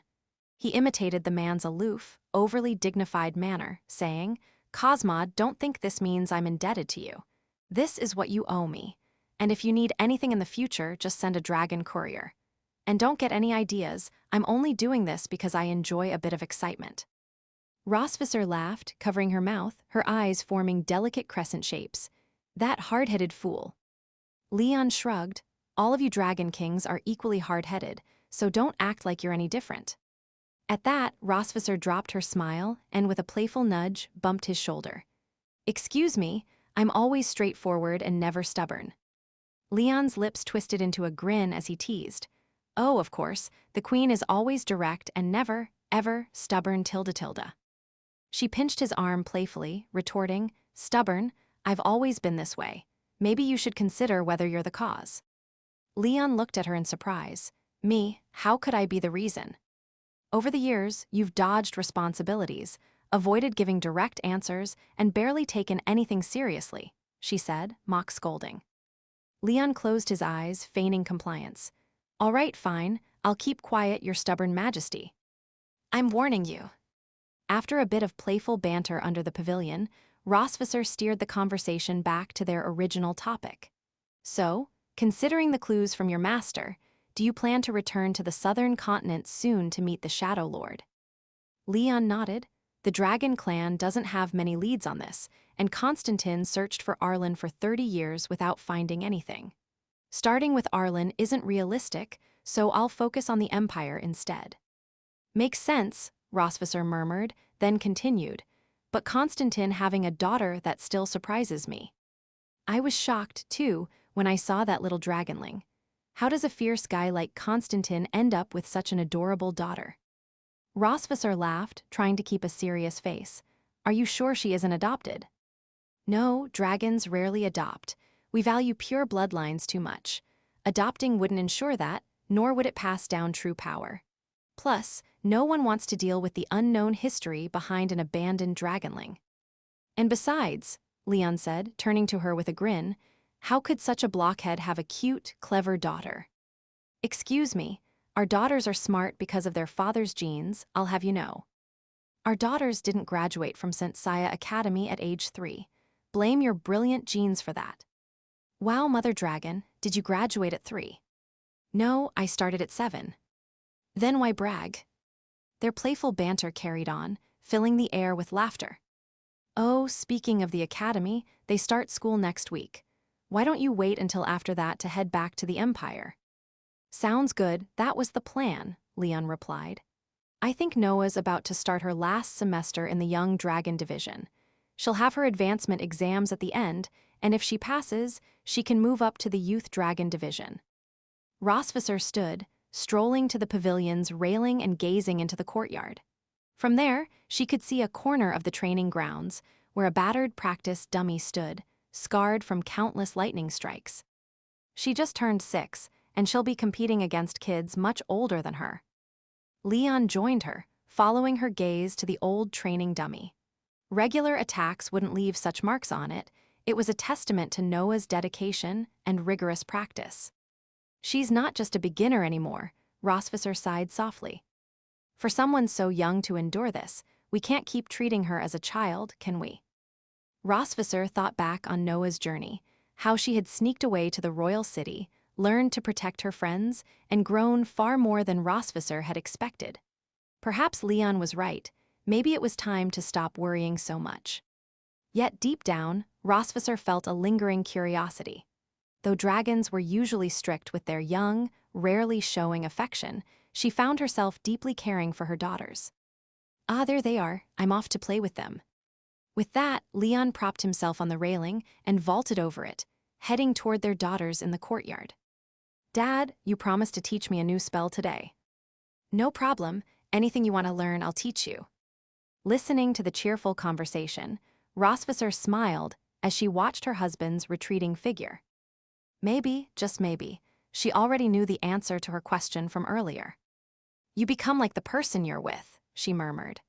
The warmth, dedication, and responsibility that radiated from Leon had drawn Rosvisser in, shaping her into who she was now. Stubborn Cosmod, she whispered with a smile, you stole my heart and changed my life. With a graceful yet determined stride, she lifted her skirts, hopping over the railing as Leon had, and ran toward her husband and daughters. In the quiet corner, the old training dummy stood witness, as it always had, to the past, present, and future of the Melkve family.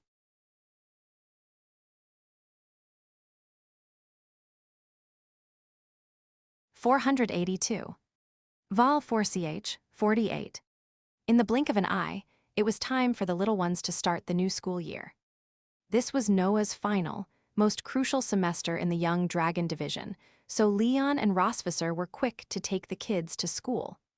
Upon arriving at St. Saya Academy, they found that many parents had the same idea. The atmosphere was reminiscent of the annual enrollment ceremony. But this time, they were spared the sight of the old dragon from the Wells family, who used to hover nearby, eagerly shipping various couples. With him absent, Leon and Rosvisser felt significantly more relaxed. Leon carried Moon in his arms, Rosvisser held little Light's hand, and Noah walked a bit ahead on her own. The family of 5 made a striking sight, drawing admiring glances from those around them. I don't recall seeing Rosvisser and Leon bring their kids together before. A few years ago, they were just a family of 4, and now they're 5. They sure have kids quickly, and they seem so in love, just having as many kids as they want. Hold on, those 2 aren't ordinary folks. That's the Silver Dragon Queen herself. She's known as a young and capable leader in our clan, and her husband recently represented the dragons in the peace negotiations with the humans. Ah, yes, I'd heard the Silver Dragon Prince played a significant role in ending the war with humanity. I didn't realize he also represented the dragons in the talks. Yes, he reclaimed some lands for us, and rumor has it he even uncovered some dragon kings secretly colluding with humans and dealt with them.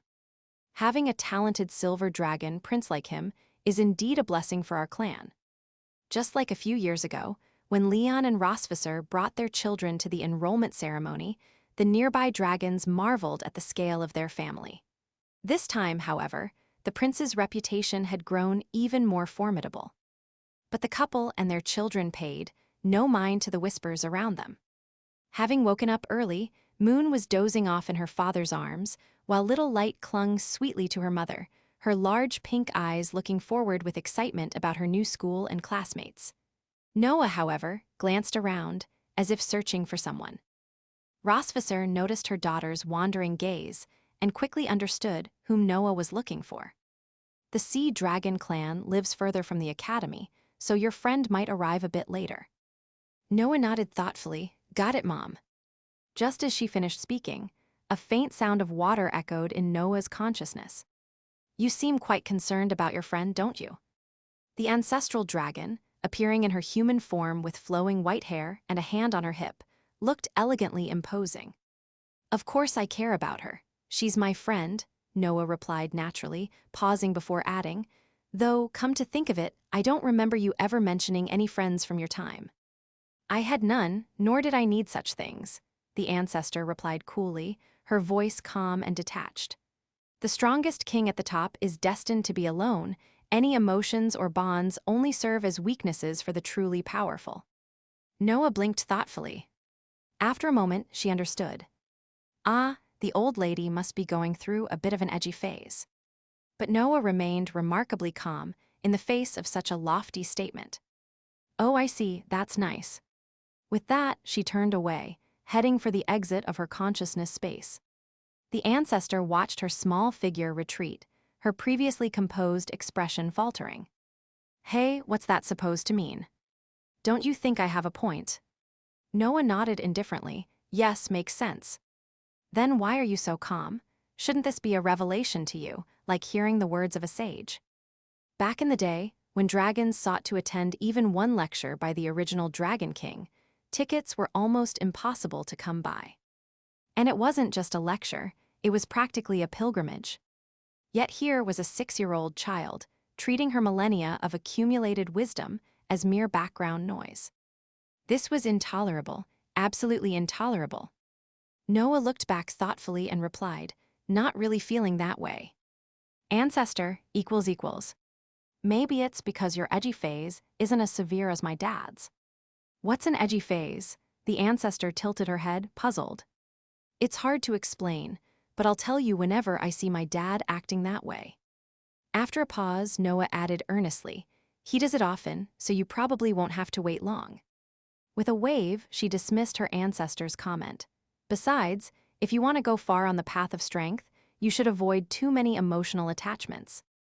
For a brief moment, Noah felt a faint stir in her heart, not that she agreed with the ancestor, quite the opposite. She found it difficult to understand such a perspective. But perhaps it was simply a gap of age and experience. With that thought, she decided not to argue with her ancestor. I understand. With that, Noah exited her consciousness. Before she knew it, her family had reached the academy's plaza. It was bustling with students and parents. Rosvisser found an empty bench, sat down with Little Light, and cradled her gently. They chatted for a while, until Noah noticed a familiar blue figure in the crowd. Helena. Hearing her name, the young sea dragon looked over immediately, also having been on the lookout for Noah. Noah-chan Tilda. Mom, Dad, I'm going to see Helena. I'll catch up with you in class. All right, go ahead, stay safe and don't be late, her mother reminded. Memo. Noah waved and jogged over to her friend. Helena, equally thrilled, ran toward her. Meanwhile, the shout of Helena woke up Moon, who had been dozing in Leon's arms. Suddenly alert, Moon's hair stuck up like antennae, her drowsy head quickly clearing. Where's Helena, where? Quick, Dad, over there, Little Light pointed. All right, let's go, Little Light. Rosvisser chuckled softly. Where do you think you're going? Before Leon could respond, Moon wriggled free from his arms and, together with Little Light, hurried over to join Noah. Watching their daughter's retreating figures, Leon and Rosvisser were left somewhat bewildered amidst the crowd. Looks like Moon and Little Light are just as close with Helena. I told you you're oblivious, Rosvisser teased. How so? Can't you tell? Then why don't you explain to me? Why would Moon and Little Light go looking for Helena? The Queen scoffed lightly and declared with conviction. Helena is there with her senior classmates, so they probably want to discuss the upcoming school term with their senior. The couple shared a smile, both willing to believe in their own explanations, the way only two people who sleep side by side might share an easy understanding of the other. With the girls off to play, Leon and Rosvisser sat on the bench, waiting for the academy staff to guide them. After a short while, Leon's keen eyes spotted a familiar figure in the crowd. He pointed, Hey, doesn't that guy look familiar? Rosvisser followed his gaze to see a red-haired young man with his back to them, talking animatedly with a staff member. After a moment of recall, she said, Oh, that's the Red Flame Dragon Duke, the one whose kneecaps you shattered. He once tried to pick on Noah, but she broke his arm. Leon remembered. Didn't all the young Red Flame dragons drop out of school after Constantine's incident? The incident Leon referred to was when old Constantine, tasked with a national duty to punish the Silver Dragon clan, met his demise, decapitated and displayed on a tree. With Constantine's fall, the Red Flame Dragon clan was left leaderless, internal conflicts erupted, and even the young dragons' education was disrupted, forcing them to withdraw. Maybe Constantine's return resolved the clan's issues, allowing the young dragons to re-enroll, Rosvisser speculated. Leon nodded thoughtfully. Makes sense. Besides, Arns recently withdrew his troops stationed around Constantine, and the other dragon kings followed suit. Arns probably concluded that Constantine isn't a threat anymore, especially since he's unlikely to unleash any primordial power again. Rosvisser sighed. Let's hope the Red Flame clan won't cause any more trouble. I doubt it. Oh, and why's that? Leon's face grew serious as he pointed in another direction. Because, as volatile as he may be, even old Constantine wouldn't be foolish enough to cause trouble here at St. Saya Academy, would he? Rosvisser looked over, only to see the crowd instinctively parting, like they were eager to keep their distance from a particular figure. And the figure they were avoiding was none other than the fiery embodiment of the Red Flame Dragon King himself. Constantine.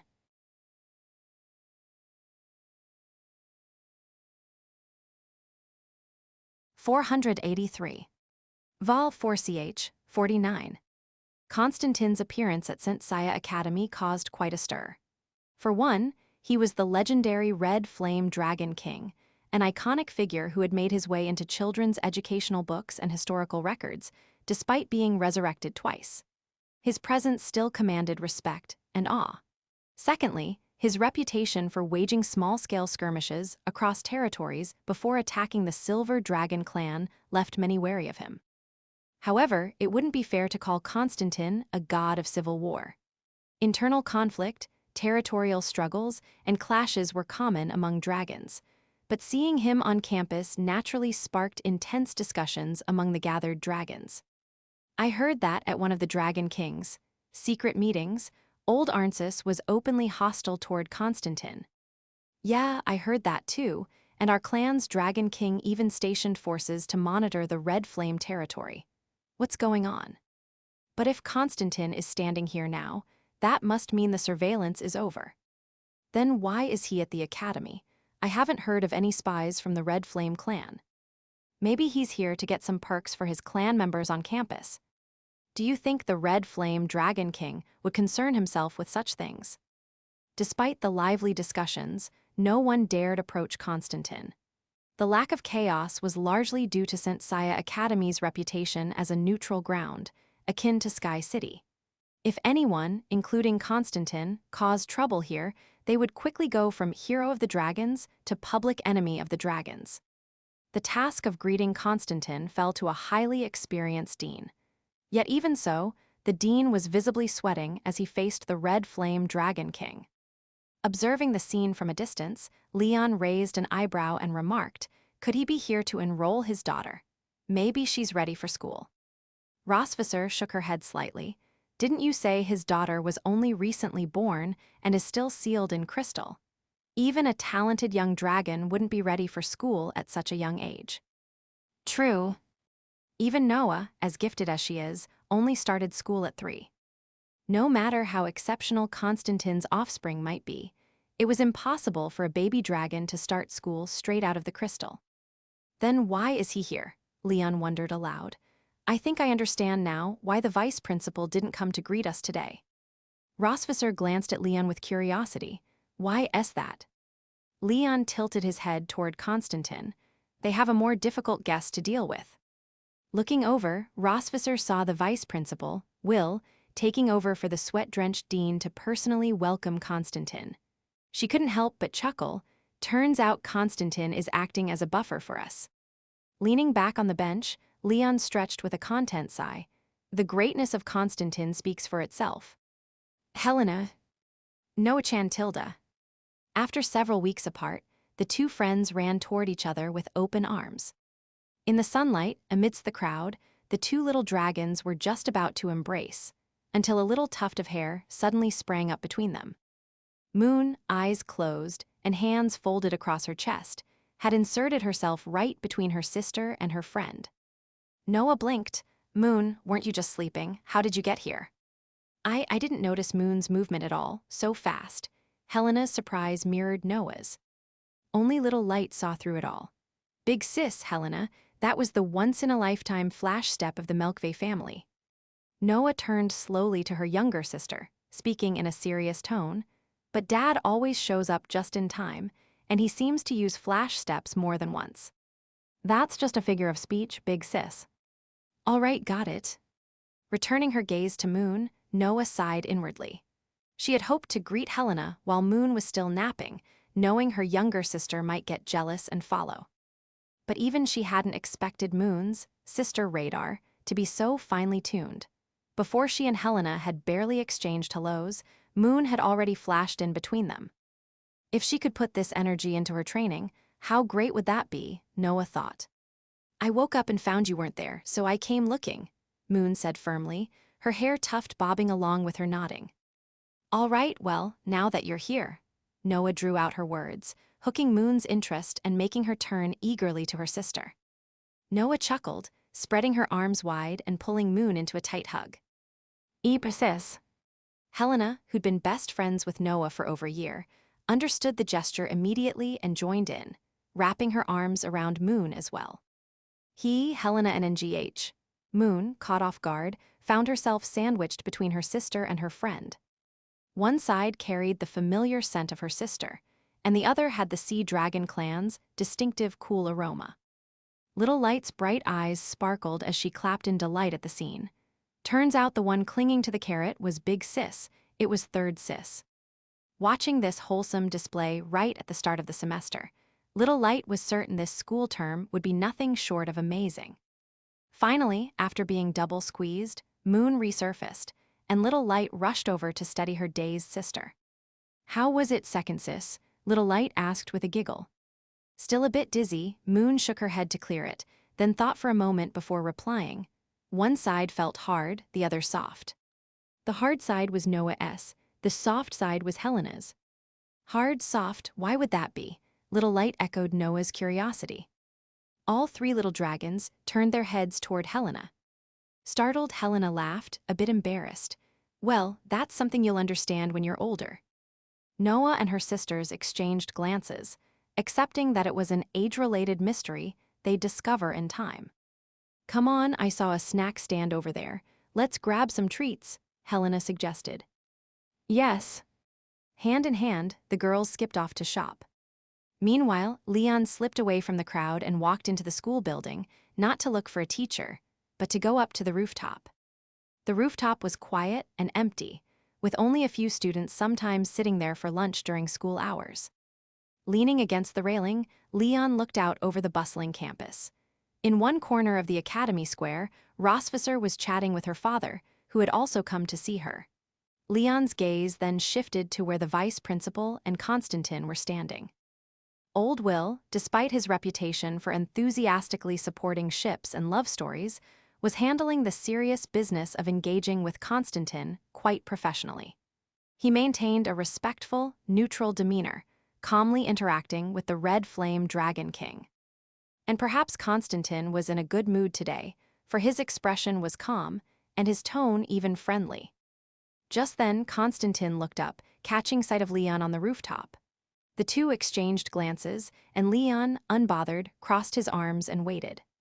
After wrapping up his conversation with the vice principal, Constantine made his way toward the building. A few minutes later, steady footsteps sounded behind Leon. Without turning around, Leon continued to gaze over the campus. "Don't crowd up here with me. Besides my wife's clan, I don't want anyone knowing we're old acquaintances." "I'll say it again, Leon, we are not friends." All right, whatever you say." Leon had his own way of dealing with the typical stubbornness of dragon kings. When Rossvisser's ears flushed pink, Leon would reply, yes, you're absolutely right." When Will chuckled, Leon would respond, "Come on, admit it, you don't really think that." And when Constantine narrowed his eyes, Leon would say, "You're just saying that to save face." "So, how's the ghost Lotus working?" Leon asked, bringing up the subject nearest to Constantine's heart. Constantine nodded. "She's recovering, slowly but surely, with the clan's healers aiding her." Hearing that the little one was okay, Leon felt a quiet relief, though he hid it well, simply saying, "Good to hear." After a pause, Leon added, "So, are you here to enroll Hefei?" She was only 2 months old when she was injured, barely able to speak a few words. "School is out of the question." "True enough." "Then why'd you ask?" "Can a guy ask? I did have a hand in helping her recover, you know. I deserve at least a third of the credit." Constantine snorted. "I'm here to help clan members who had to leave catch up on their enrollment procedures, and to coordinate with Vice Principal so they don't encounter trouble later on." The Red Flame clan had undergone significant changes, both internally and in its relations with the outside world, which had affected its standing among the dragons. "Understood. Have you sorted everything out?" "Not yet. I still need to meet with Principal Orlet later." "Why didn't you go straight to him then?" Constantine paused, giving Leon a hard stare. Leon blinked, pointing at himself. "Don't tell me you're putting the principal on hold just to chat with me." MPH, consider it an honor, human." Leon smirked, mocking back, "A real honor, human. You really are insufferable. How has the Silver Dragon Queen tolerated you all these years?" Leon shrugged. "Love grows with the kids when they're around. It's hard to stay mad." Constantine sighed, still unable to fathom how he'd been outwitted by this fool years ago. "Oh, speaking of which, there's something personal I wanted to ask." Constantine hesitated, an unusual sight. Leon raised an eyebrow. "What's that?" "Do you and your wife plan to have any more children?"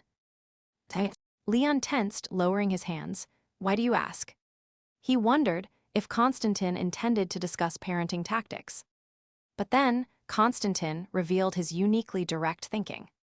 If you do, hurry up. I'd like for Hefei to start school at the same time as your next child. Oh, why? With the utmost seriousness, Constantine replied, I'm going to defeat you, so my child must defeat yours too. It's bound to happen. Leon, this is definitely the kind of thing only a battle-crazed dragon like you would think of.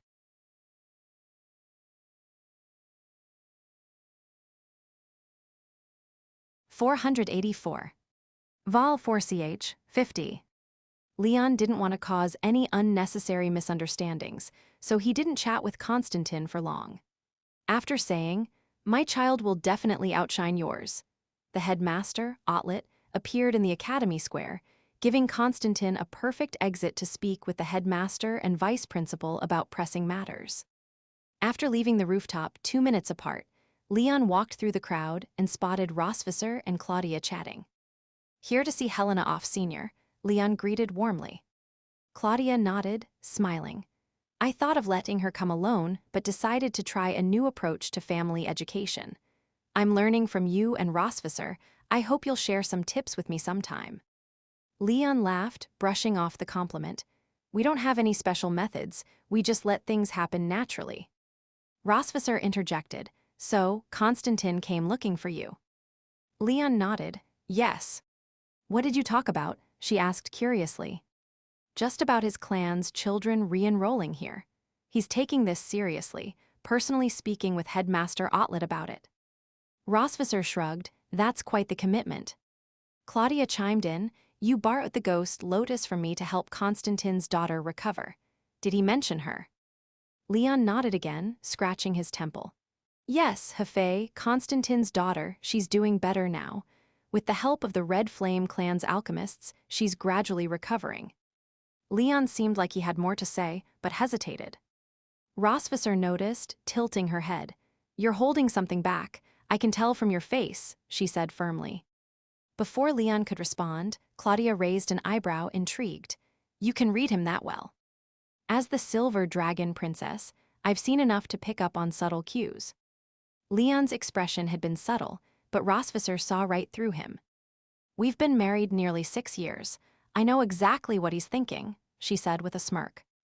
All I'm thinking of is you, my queen. Oh, stop it. Claudia watched their playful exchange with a slight smile. All right, Leon, what else did Constantine say? Leon coughed and glanced away, reluctant to meet their eyes.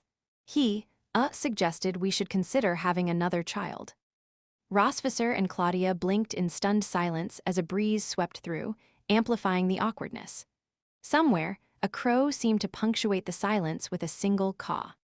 Since that blow to his head, he's been a bit off, Claudia observed. But this is a bit much. Rossvisser exhaled, crossing her arms, tail tapping the ground in irritation. Why would Constantine even care about our family decisions? I get it when my sister or grandmother nudges us, but him. Claudia chuckled. So the whole Melkve family loves children, huh? Leon scratched his nose sheepishly. Apparently, Constantine's determined to beat me. He said that one day he'd defeat me and that his child would one day defeat mine. To even the playing field, he's suggesting we add one more to our side. Rossvisser scoffed. Ridiculous, but well, it's Constantine. That kind of logic does suit him. Despite knowing Constantine's fierce competitiveness, Rossvisser hadn't expected him to be so invested in ensuring his legacy carried on the rivalry. Claudia pressed on, so are you considering it? Leon moved closer to Rossvisser, taking her hand naturally. I haven't made a decision yet. I've thought about it though, but it's not simple. Between raising Noah, Hefei, and Mia, I'm not sure if we're ready. Claudia folded her arms, observing the two with a thoughtful gaze. Are you worried Noah and her sisters might get jealous if there's another sibling? Rossvisser shook her head. Not at all. They're understanding and even asked for another sibling a few times. Noah's wanted a younger sister or brother. Leon chuckled, adding, actually, Moon wants an older sibling. Rossvisser laughed, squeezing his hand. She's still young and doesn't fully understand. Do you? Leon grinned, letting her take the lead in the conversation. Rosvisser's smile faded, and her tone became serious. It's not that we're against the idea, it's just that things aren't exactly stable. The Empire may seem peaceful, but certain clues hint at future conflicts. Having a child right now could interfere with Leon's responsibilities. Claudia's eyes glinted with understanding. You mean tracking down Imperial remnants and uncovering their leaders? Leon nodded solemnly. Exactly. Claudia nodded thoughtfully. That's certainly important, but, she paused, making them lean in, that doesn't mean having a child isn't also important. Rosvisser and Leon exchanged glances, waiting for Claudia to continue. Let us be honest, Melkvays are known for their love of children. That doesn't just apply to the Red Dragon King and your grandmother, Claudia remarked with a knowing smile. Look at you two, you adore children and have raised yours exceptionally well. Her point hit home. The love they poured into their daughters' upbringing was proof enough of their commitment to family. Besides, Claudia continued, everyone knows Leon is a doting father. Even among the sea dragons, I've heard about it, and living with him has shifted some of my old views on family. She glanced meaningfully at Leon, who had deeply influenced Rosvisser's perspective as well, turning her into a more nurturing mother over their 6 years together. I understand, Rosvisser said softly. It's just that given the current situation, making that decision doesn't feel easy. Claudia smiled. If you both love children and don't mind having another, then what's holding you back? Rosvisser and Leon's hesitation stemmed not from unwillingness, but from waiting for the right reason, a reason strong enough to outweigh their concerns. Chasing down Imperial remnants is a crucial mission, Claudia affirmed, but so is strengthening our dragon clan. Our numbers are already low. You two have given us 3 wonderful children, but we need more. Wait, Claudia, I get that the dragon clan is small, but expecting Leon and me to handle the clan's expansion alone seems a bit. You two have advantages, Claudia interrupted, smiling. What advantages? Firstly, your bond is solid, no risk of separation. Secondly, dragon-human hybrids are clearly superior to pure dragons in strength. And most dragons, like the Wildborn, can't bear many offspring without risking the mother's health. But those born through live birth, like you, don't face such risks. A mother can recover within weeks. Claudia clapped her hands together, grinning. So, with all that said, go home, you two, and start planning for a 3rd baby. TL note, please don't skimp on the stars and likes for the translation. I'd really like to see how far Leon goes and how far we can increase the number of chapters. Thanks, Tilda.